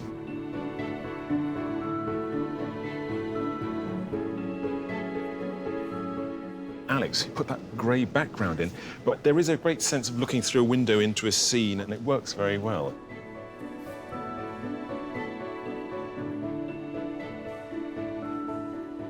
I'm so pleased Danny's managed to do quite a good stab at the shirt because I think he felt a bit guilty that he hadn't done it, and he was really rushing to do it in the last half an hour. He's got this fantastic shadow sitting over the right. He's It's great, just isn't it? fabulous. It just pushes him forward.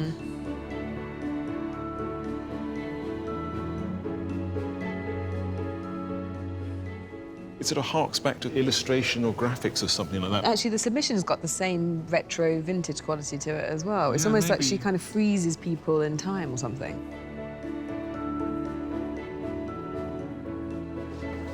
To help the judges narrow it down, they first select a short list of 3. I wonder, could we move that one, the little one, to one side? Well, that would be a very nice selection, wouldn't it? Yeah. So, who have they chosen? The first artist on the shortlist is Marcus Callum.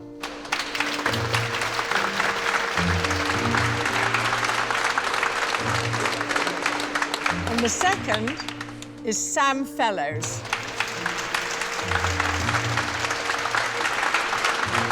And the third and final artist on the shortlist is Danny Howes.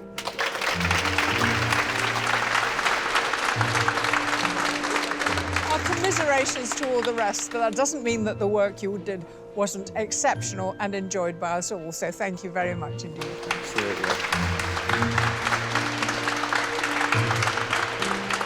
It was a beautiful experience to see how to paint very quickly, and I think I already improved. Is it possible? I don't know. While we don't always agree with the judges' choices, we can at least subject their rationale to rigorous interrogation. Congratulations on your choice. I like all of them. Should we Done go? something wrong. We might have time to revise. Must be something wrong. Yeah. Yeah, I think that's the end of our conversation, but it's been great. Just to establish, you are now taking into account both the submission, the self-portrait, and what they did today, just to make it a little bit harder. Well, actually, I think it's helpful to take the submission into account because it gives you a fuller picture of them as an artist. I looked across at Sam lying on her bed. I actually thought for a second, is that the light coming? The light. Yeah. I keep getting drawn back to the light on that face. What I like is that there are all heads except for the one with a complete picture, and I think that makes that really rather special. We know that she does a lot of scene painting anyway, but you know, she's clearly a good portrait painter. That experience does shine through. Now, Danny, I love the skin tones. He was saying to me, look, can you see the blue on his lip? Can you see the grade? I couldn't. I just couldn't. I think he's also looking back at some of the great masters. I mean, Cézanne in particular used these little rectangles and squares of colour that he would lay on in order to build up a sense of the presence, and that's what he does. I think you're right. There is some kind of weird abstract magic happening where he's putting in colours that he sees but doesn't quite believe, and it sort of comes together. What about Marcus? I prefer what he did today to his submission. I found his submission a little bit too Creepy? You call it creepy. I like creepy. I think it's really nicely creepy. I like the fact that he's lightened up. He's really caught her deep in thought. She's almost angelic, isn't she, in it? And maybe it's that blue that makes it pop out. He put the blue on in the last 10 minutes. All of them have such redeeming qualities. You've got a hard task. Yeah, this is horrible, actually. They're all really good. Marcus, Sam, Danny, congratulations to each of you for reaching the shortlist. but only one can go forward. Yes, and the judges have decided who that artist will be. The winner of today's heat is...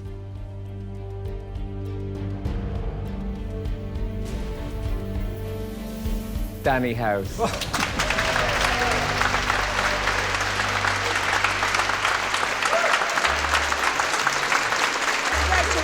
to the others too. Well done.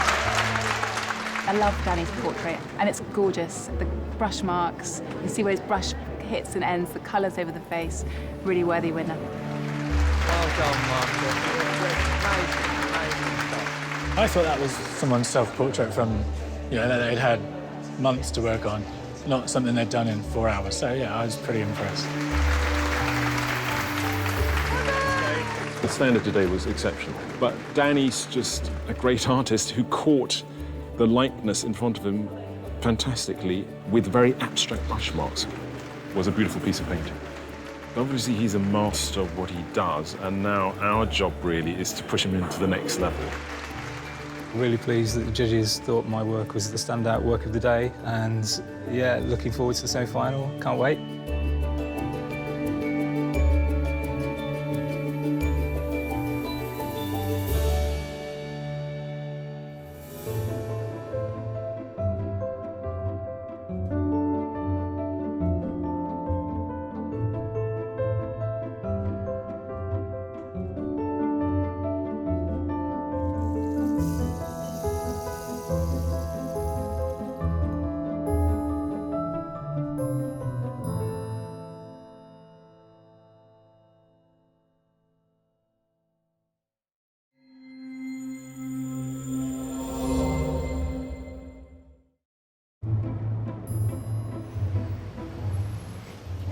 Hello and welcome to the fabulous Walker Art Gallery in Liverpool.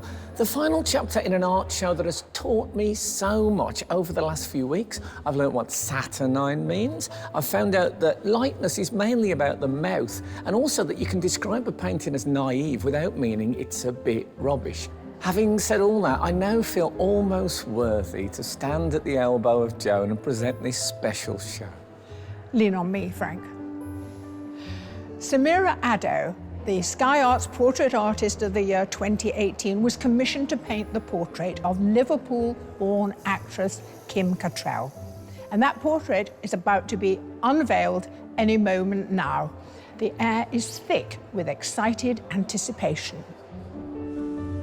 Over the last 10 weeks, artists have travelled all over Britain and Ireland to compete for the chance to win this £10,000 commission. Amateur artist Samira Addo first impressed at the Wallace Collection in London with her energetic portrait of actor Robert Bathurst. She then competed against 7 other artists in the semi-final with this double portrait of Lily Coel and Simon Callow. And after a tense final at the National Portrait Gallery, Samira's painting of singer Emily Sandé and her commission portrait of fashion designer Zandra Rhodes secured her place as winner of this year's competition. Congratulations. What Samira does, she brings magic to the process of painting. So I get emotional. Oh, Ty! Samira made Ty cry. Now we follow Samira to the city of Liverpool, where she will sketch, photograph and paint Kim Cattrall in some of her favourite spots, making friends along the way. And he says, Liverpool, Liverpool, Liverpool.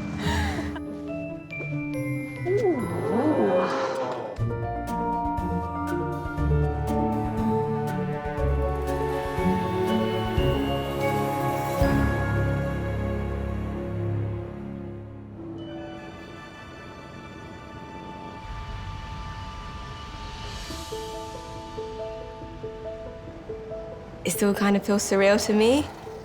I literally have to convince myself that I actually did win.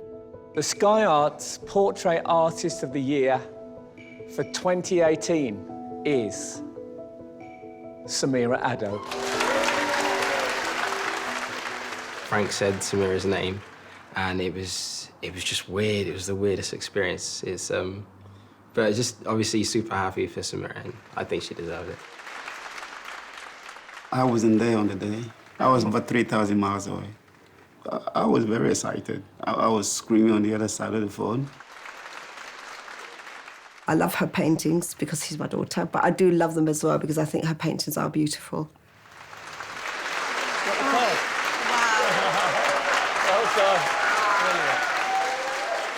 At 25 years old, Samira Addo is the youngest ever winner of this competition. She's also the first amateur and the first female portrait artist to win the prestigious prize.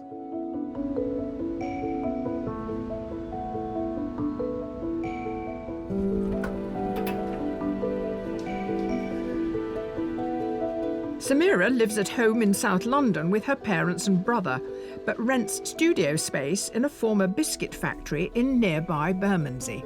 Okay, so where do you want me? Sit about, on the table. She graduated with a master's in civil engineering and worked as a quantity surveyor, but stopped to follow her dream, painting.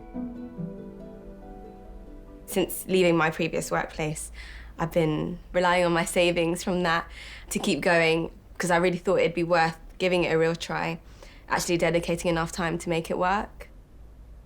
I've been spending the majority of my time doing some sketches, developing my painting, trying new things, scrapping things, making things that I didn't think I would be able to make. I always remember when we used to sit in class, you always drawing, and I remember going, she's going to be an artist. Really? 100%. Samira usually works from photographs, not life, so needing the practice for her commissioned portrait, she's asked a good friend since school days, Amina, to come and sit for her. Perfect. For the way I paint, freedom is really important because it can help me develop the proportions, but at the same time keep it quite free and creative. I'm trying to consider what colours to use. I'm thinking to pick out maybe the pink in your top. I tend to avoid flesh tones in my colour palette because I think it's quite restraining, for my style anyway. And most of the time, the colour inspiration comes from the expression. In terms of your face, I'm not sure whether I'm going to go down the pink road, the green road. I don't know yet. Samira's about to head to Merseyside in the northwest of England for her prize portrait commission.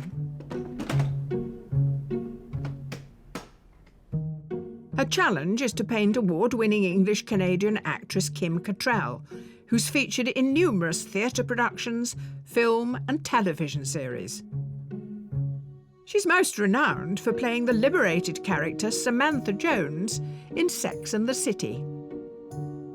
Well, I'm not sure how Kim's going to feel about possibly having maybe a purple face or something, but I don't even know. I'm not really sure where I'm going to take it yet. It's really good that she's an actress, actually, because she can probably give me a lot to work with. So yeah, it's going to be fun. It's going to be interesting. If this portrait goes well, it could help Samira fulfill her dream of making a living from her art.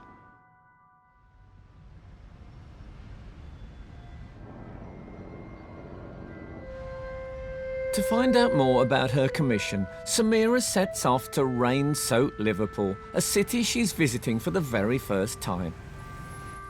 She's on her way to see the place where her portrait of Kim Cattrall will hang. The Walker Art Gallery first opened to the public in 1877. It has a world-famous art collection from medieval to modern. Paintings on its walls include William Hogarth's portrait of actor David Garrick as Richard III, and this early self-portrait by Rembrandt.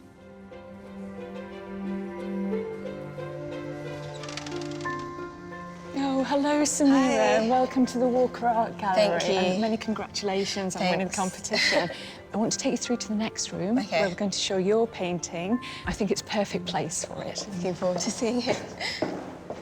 This is the exact spot where we're going to show your painting. As you see around the gallery, we've got some stunning portraits painted by some of the great portrait painters of the 18th century. And we've picked this spot because we thought your portrait of Kim would have a wonderful resonance with this picture here, which we're going to move on the wall and put your painting underneath it. So this portrait is of a famous figure called Mary Wollstonecraft, and she campaigned for the equality of women. So I think a portrait of Kim here, someone who loves Liverpool and also who is a wonderful advocate for equality as well. I think this will be a perfect position for that work. What do you think? Do you like it? I do love it.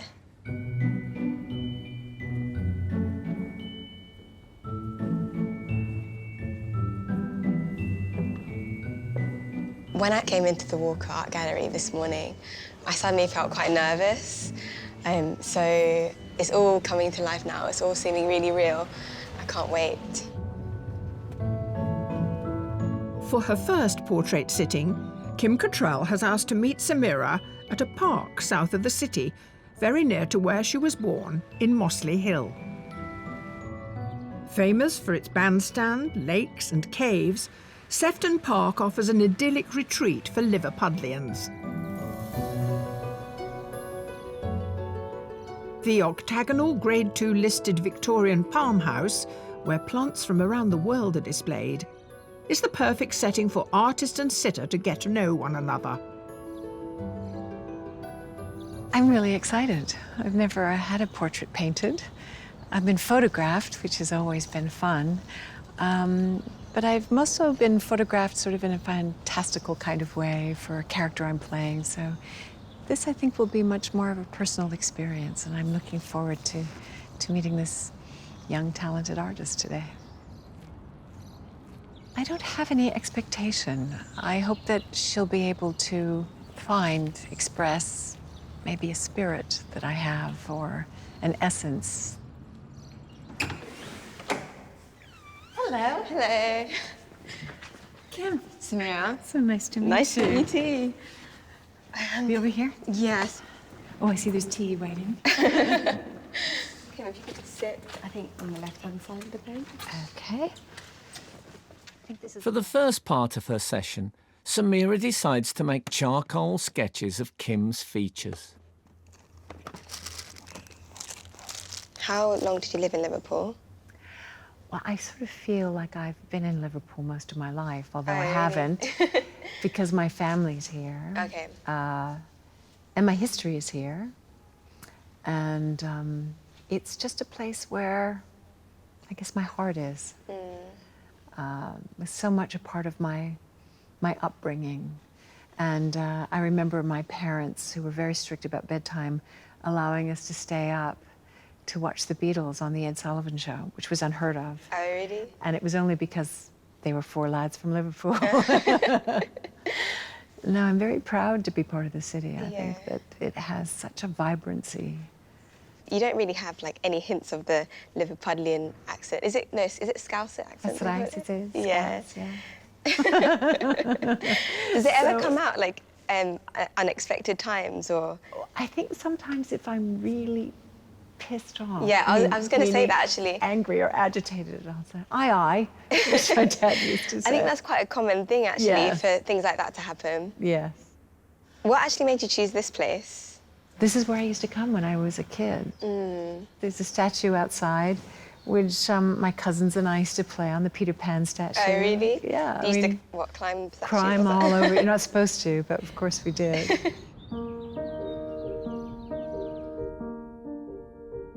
I think I've finished doing my mini charcoal sketches. It's not a complete face, so just to warn you. But yeah, it's like half just face. general, like some. How cool is that? Kind of ideas I've got going on. But just to kind of, just so I really notice your features, I guess. Yes. So those are sort of like your notes. Yeah, basically. After concentrating on individual features, Samira now attempts to draw Kim's full face as a guide to the proportion she'll need for the final portrait. Can you make me look 20 years younger? Of course, anything. I think the trick is to embrace, as hard as it is to embrace every decade. When did you start acting? Oh my God. I did a school play. I was about 10 years old. Okay. And I just had so much fun. I was playing a cold germ in a classroom of kids and infecting them with the cold virus. That does sound fun.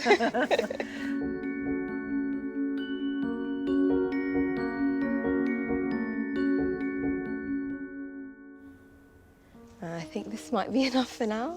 All right, sounds good. Well, it's only preliminary sketches, Of so... course. That's what I have so far. Wow, that's really fantastic. I'm glad you like it. Yeah. I'm glad it hasn't I scared like the you away. jawline in particular. Yeah, the first one's done. Yay! Well done. Thank you.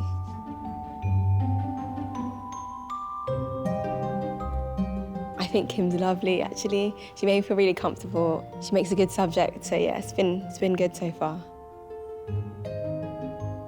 I think it was really relaxed, and I even got a little peek.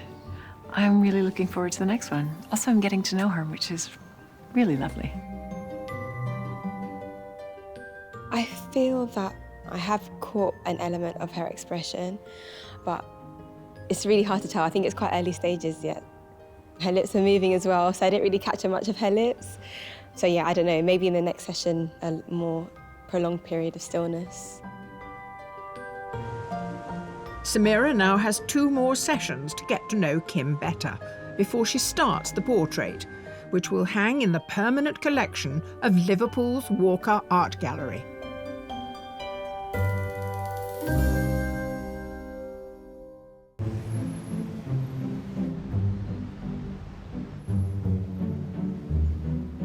Oh, this is another one from year 10. Okay.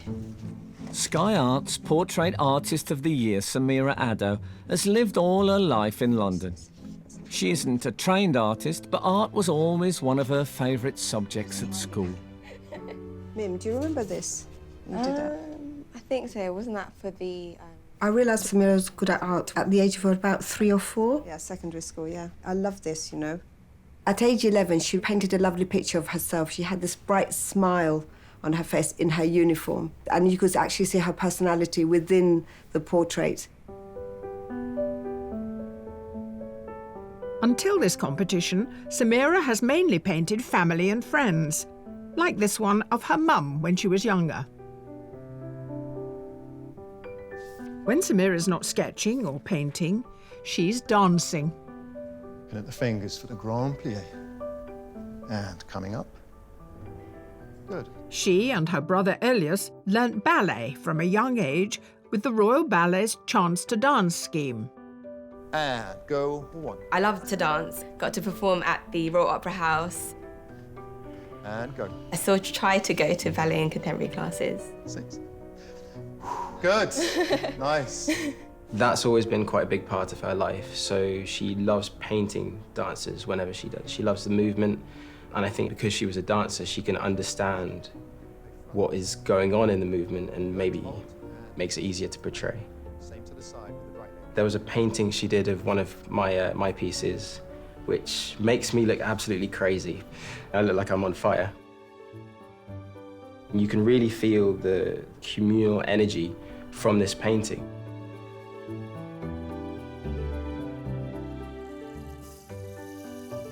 One of the portraits that I really like is of your Nana. This one here. Yeah. It's really beautiful.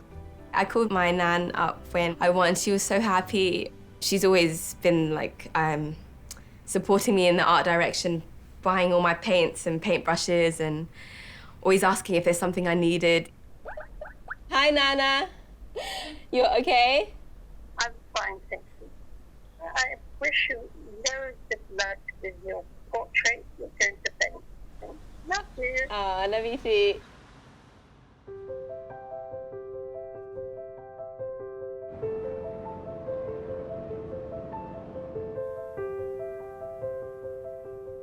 Liverpool, Samira's greatest challenge awaits. She needs to draw deeply on her intuitive way of painting and unusual use of colour in order to create a portrait worthy of the Walker Art Gallery. Hello. Hello. Nice to be back at the Liverpool Playhouse. Yeah, it's lovely to see you. Stomping ground. Isn't this a fantastic theatre? It's amazing. For the second session, her subject Kim Cattrall has suggested they meet at the very place where she enjoyed a successful run treading the boards in Shakespeare's Antony and Cleopatra. The Liverpool Playhouse is the oldest repertory theatre in England, nurturing the careers of a great many thespians, and it's the Liverpool home of classic drama. What kind of roles did you really like to play? Well, my favourite role is Cleopatra.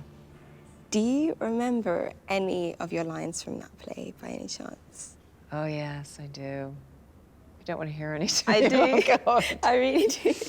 Let me see. But before you start, actually, let me just get my charcoal. I'm thinking to maybe just sketch you whilst. Well, I'm thinking about one of these lines. There's a beautiful speech in the last scene.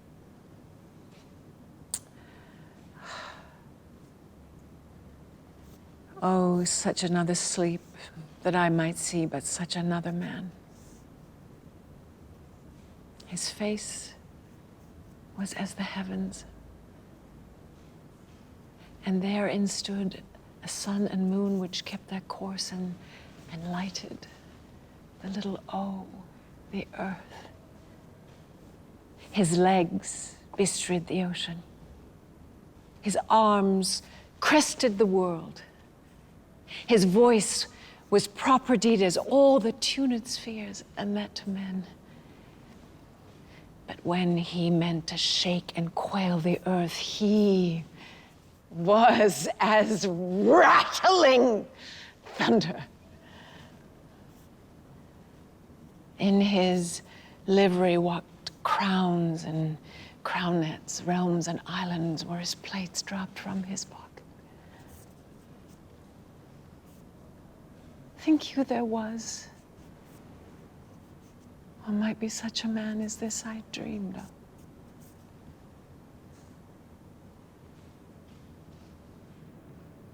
That was amazing.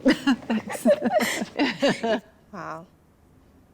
That was really, it really stuck to me, and actually I found it hard to sketch, as you do. But I was just getting the gist of it anyway. I was thinking maybe this time to take a photo. Okay. And work from the photo and from you. Okay. Could you rest your head on your arm like this?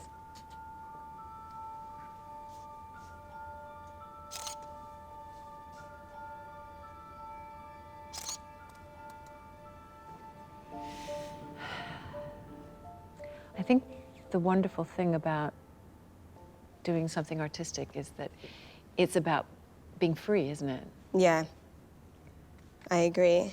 Because I think when something is a bit withheld, it comes off worse than normal. It comes off just really awkward or unfulfilled in a way. Yes. I feel that's the same with dance as well. You kind of just have to let it all go, or else it's just going to look really wrong. After sketching Kim's likeness in charcoal, Samira moves on to her favourite medium, oil paint. And she's keen for the colour palette to reflect Kim's own preferences. What's your favourite colour? Interesting. Indigo blue is my favourite colour. Okay. Maybe I can have elements of blue in there somehow. Great. Great. Such a noble colour, that indigo blue. The theatre's blue as well. It is. That must be the reason you're drawn to it. I guess so.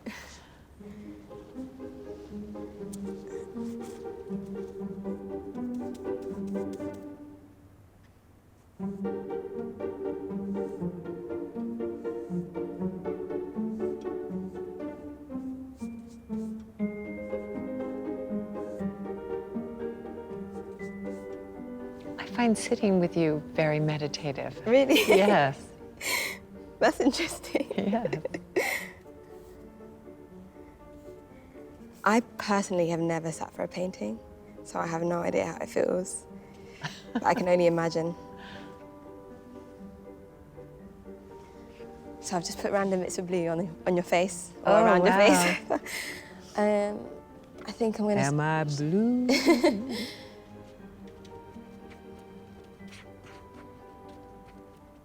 What is your method for memorizing lines? Repetition is always good. It's hard to memorize something if you don't know what you're doing. If I have an objective in the scene and an action on the line, then it's easier for me to remember it because I'm actively doing something. But to just memorize something like we did in school at rote, I think is much harder. I have to understand it. Do you have a photographic memory? I think I did when I was about 10. Oh, really? Why then in particular? Well, I just think everything worked faster then, you know. Fair enough.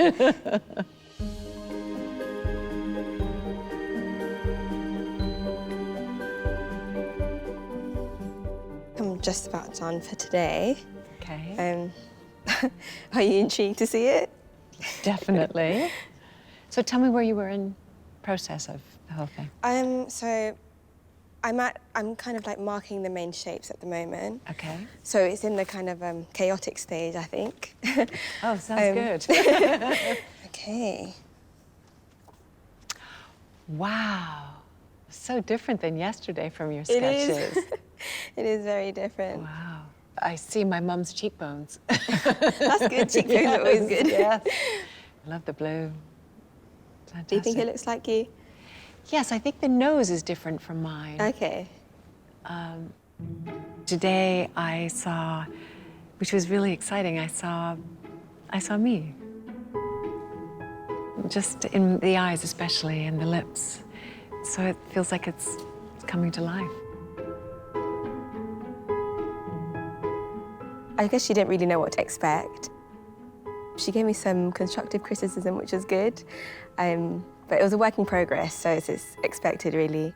We talked about it specifically afterwards, that the nose sort of feels slightly broader than mine is. I think I have a kind of a tough nose to draw. But the lips, I think she's got the lips, and definitely the eyes. The ideas for the portrait are still a work in progress. I think I'm going to go for more of a natural Kim, but maybe with hints of her acting, or I'm not quite sure yet, but that's kind of the road that I'm going to go down, I think. Tonight brings the opportunity for Samira to see Kim take the limelight. At Liverpool's iconic Metropolitan Cathedral, Kim's discussing her work for a special charity event, and she's invited Samira along to be in the audience. There's a symmetry that you have with a character. I mean, I'm known for Samantha Jones on Sex and the City, mostly. And I love her. Thank you. And I felt that it was the story of all women, separated by 4 different characters who make up a woman. I got to have the most fun. Yeah, we noticed, I think. Yes, yes. So there was this incredible feeling of being a pioneer. Yeah. And giving voice to sort of a modern-day Aphrodite that was ultimately, you know, irresistibly satisfying and really broke open people's ideas of, first of all, women's sexuality, but about sex in general. Because when men started watching it, I felt, wow, we have arrived, you know. Kim was really well received tonight by her fellow Liverpudlians. I actually think this evening was really informative. I saw a different side to Kim tonight. She really owned the stage. After quite a long session today, I'm just going to have a bit of a break. I don't want to be too overwhelmed by any particular idea or thought process, and then start planning the next one as well.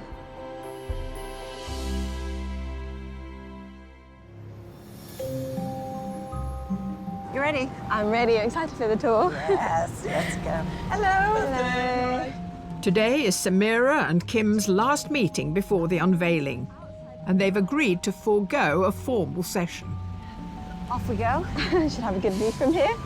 This is the Albert Dock. Samira's keen to know more about Kim's Liverpool. It's sort of a healthy mixture of then and now. And there's the Liver buildings, the mythical birds. The Liver birds, they don't exist. Apparently they were supposed to be eagles, but someone didn't get the memo. And just made up something else. Basically, yes. So it was a combination of sort of an eagle and sort of, I don't know what else it would be. But I think they're wonderful, really. Natural History Museum. I saw the first mummy here. Oh, really? Yes. My mum was obsessed with ancient Egypt. I guess that's why Cleopatra has always resounded for me.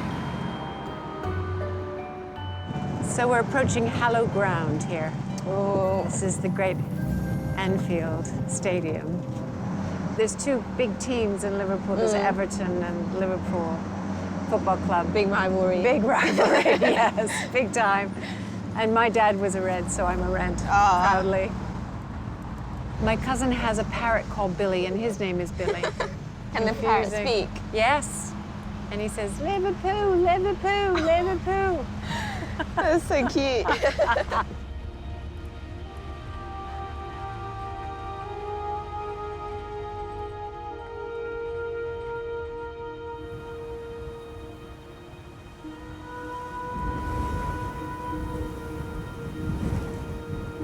Journey's End is a couple of miles north of Liverpool. Crosby Beach has always been a favourite haunt of Kim's, and now it's the site of a vast art installation. So this is one of my favourite views. Through here, wait for it, the Gormley men, the Iron Men. What do you think? It's amazing. Isn't it incredible? It's like nowhere else on Earth, isn't it? It kind of reminds me of Doctor Who or something. Yes, it fits. How far along does it go? As far as the eyes can see, which means I don't know the exact amount. One of the things that I love about Crosby Beach is that it's so close to the city of Liverpool. Just a short distance away from the metropolis is all of these amazing views. And the Gormley men. And it's him, apparently. Really? Yeah, he casts himself. And how many casts himself did he do? Oh, I don't know exactly how many. I think there's over 100. Yeah, I think so. He's got a nice bum as well. I guess over time it's just going to become more and more weathered, but I guess that adds to the effect as well. They're also covered with barnacles as well. Oh, and seaweed. of course, and, yeah. Because the further out you go, the more submerged they are. Yeah.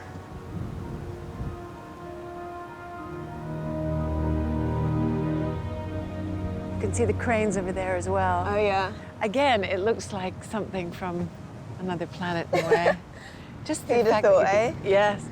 And here he is. I'll take some photos, actually.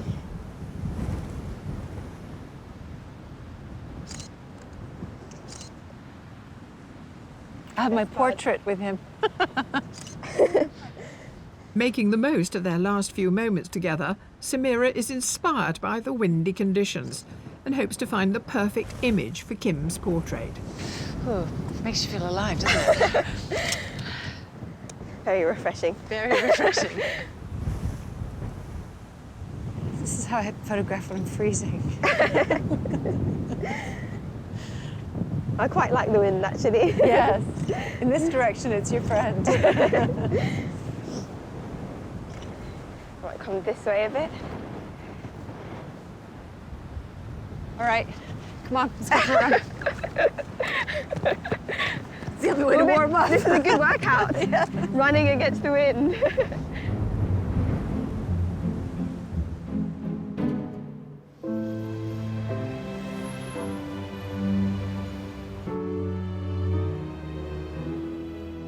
After 3 days in Liverpool getting to know Kim, Samira returns to her studio in South London to begin the commission. I'm very excited. I'm nervous because I actually don't know what my commission is even going to look like right now.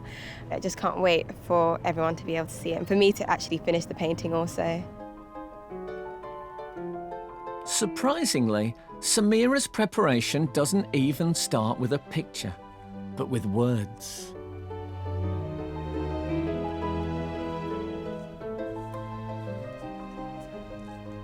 This is kind of my brainstorm about the stuff I've gathered so far. So style, potentially, the themes and her interests and elements from her backstory as well. So yeah, that's kind of all informing my decision. It's going to help me select the photos as well and eventually get down to the one that I'm going to paint.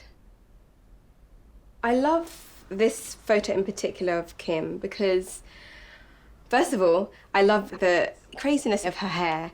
And I know one of the characteristics she described herself as was a free spirit. So I feel like that kind of incorporates that a bit. And I feel like she's looking quite confident in this picture as well. And I know she's all for, you know, women, female empowerment. So that's also kind of influencing my decision to pick this photo. Although I do love the other ones too. After much deliberation, Samira's picked the photo which she'll use for inspiration, and it's time to tackle the final painting.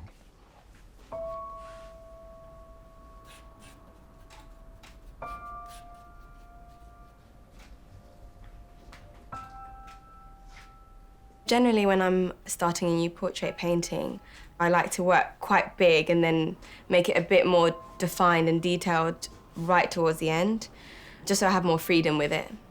And I can play about more with the colours and I'm not too constrained.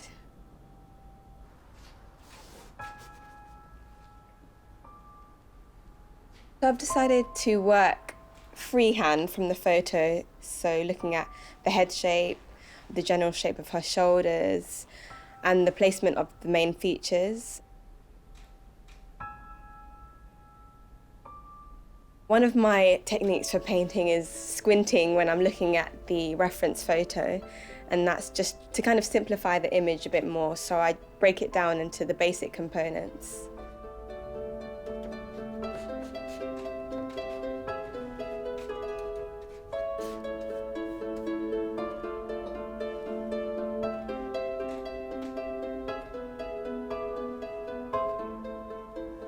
I'm blocking in the main dark areas of her face.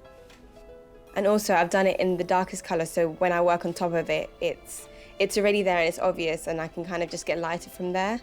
So if I squint my eyes, I can really tell the overall shapes.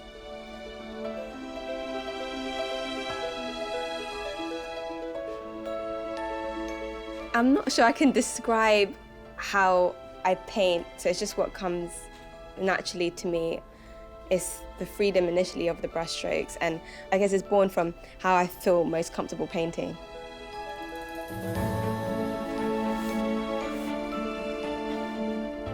My main worry would be for it to not be as impactful as I'd hoped for or envisaged, but that's only going to come right at the very end.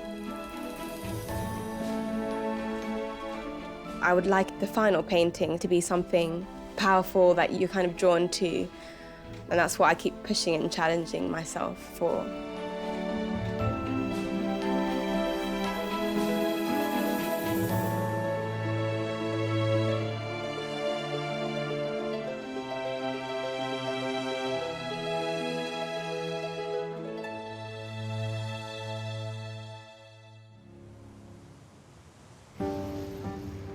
The time has finally arrived for the finished portrait to be unveiled at the Walker Art Gallery.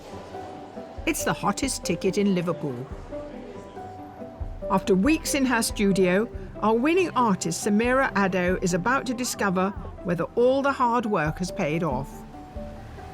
Tonight's probably one of the most important days of my life, and I really wanted all my family to be there. So I've convinced my grandma to come. I'm quite anxious to see what other people might think of my painting. Samira's subject, acclaimed actress Kim Cattrall, has travelled to this city where she was born, especially for the event. It's the first time she's had her portrait painted. Tonight I'm prepared and open for surprises. Sometimes the way you reflected isn't always necessarily who you are, but it might be a part of myself that she's captured that I'm not even completely aware of or comfortable with. So I welcome that. Hello. Now, I heard Kim Cattrall and Samira got on very well, and that's very nice for a portrait artist because you get to know your subject in depth. But I also have my doubts about this because the artist has made a new friend, and that responsibility then can sort of prevent them from making great art because they want to do good by the new friend and make a nice portrait. Already met my cousin Billy. Hi. And this is my partner Russ. Nice to see you. The way that she paints with that kind of energy and confidence and enthusiasm, it's infectious. It makes me so excited to see it. Well, the moment's arrived, Kim. How do you feel? You excited? Oh, very much so. We're holding each other's hands. Her hands are freezing. Is it a hand-holding moment? Yes, I think so. I hope so. Yeah, okay. Oh, I like that. Okay. So this is the portrait of Kim Cattrall painted by our very much beloved portrait artist of the year, Samira Addo. Let's see it.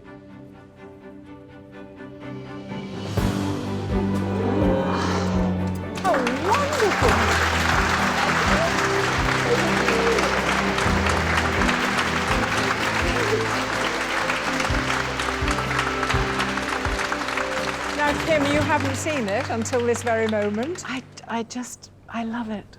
I think that I feel quite emotional now. It just represents a part of me which I see strength and I see determination. All of which is credible. Yes, thank you. And a real intelligence here, and I'm really touched by that. You took a lot of photographs. Yeah, I did. So tell us something about this moment. Was there one moment among many? Well, believe it or not, it's actually from Crosby Beach. Is it? Yes, Okay. that's why your hair is kind of, going in the wind a bit. I can feel the cold. Can you? I can feel the teeth. Yeah. Yeah, no, it was an amazing experience. I'm so fortunate to have Kim as my muse, so yeah, it was really good. You know, Definitely it's brilliant to see you two together because we're always talking about the relationship between the sitter and the artist. Yeah. But I can feel the bond with you two, and that's what's represented here, I guess. So it's pretty. It's true. It feels really special. I'm slightly emotional. What about you, Joan? We're friends too, aren't Well, we're very friendly, but what have we produced? And anyway, what about another hand, both for the sitter and the artist, for Kim and Samira?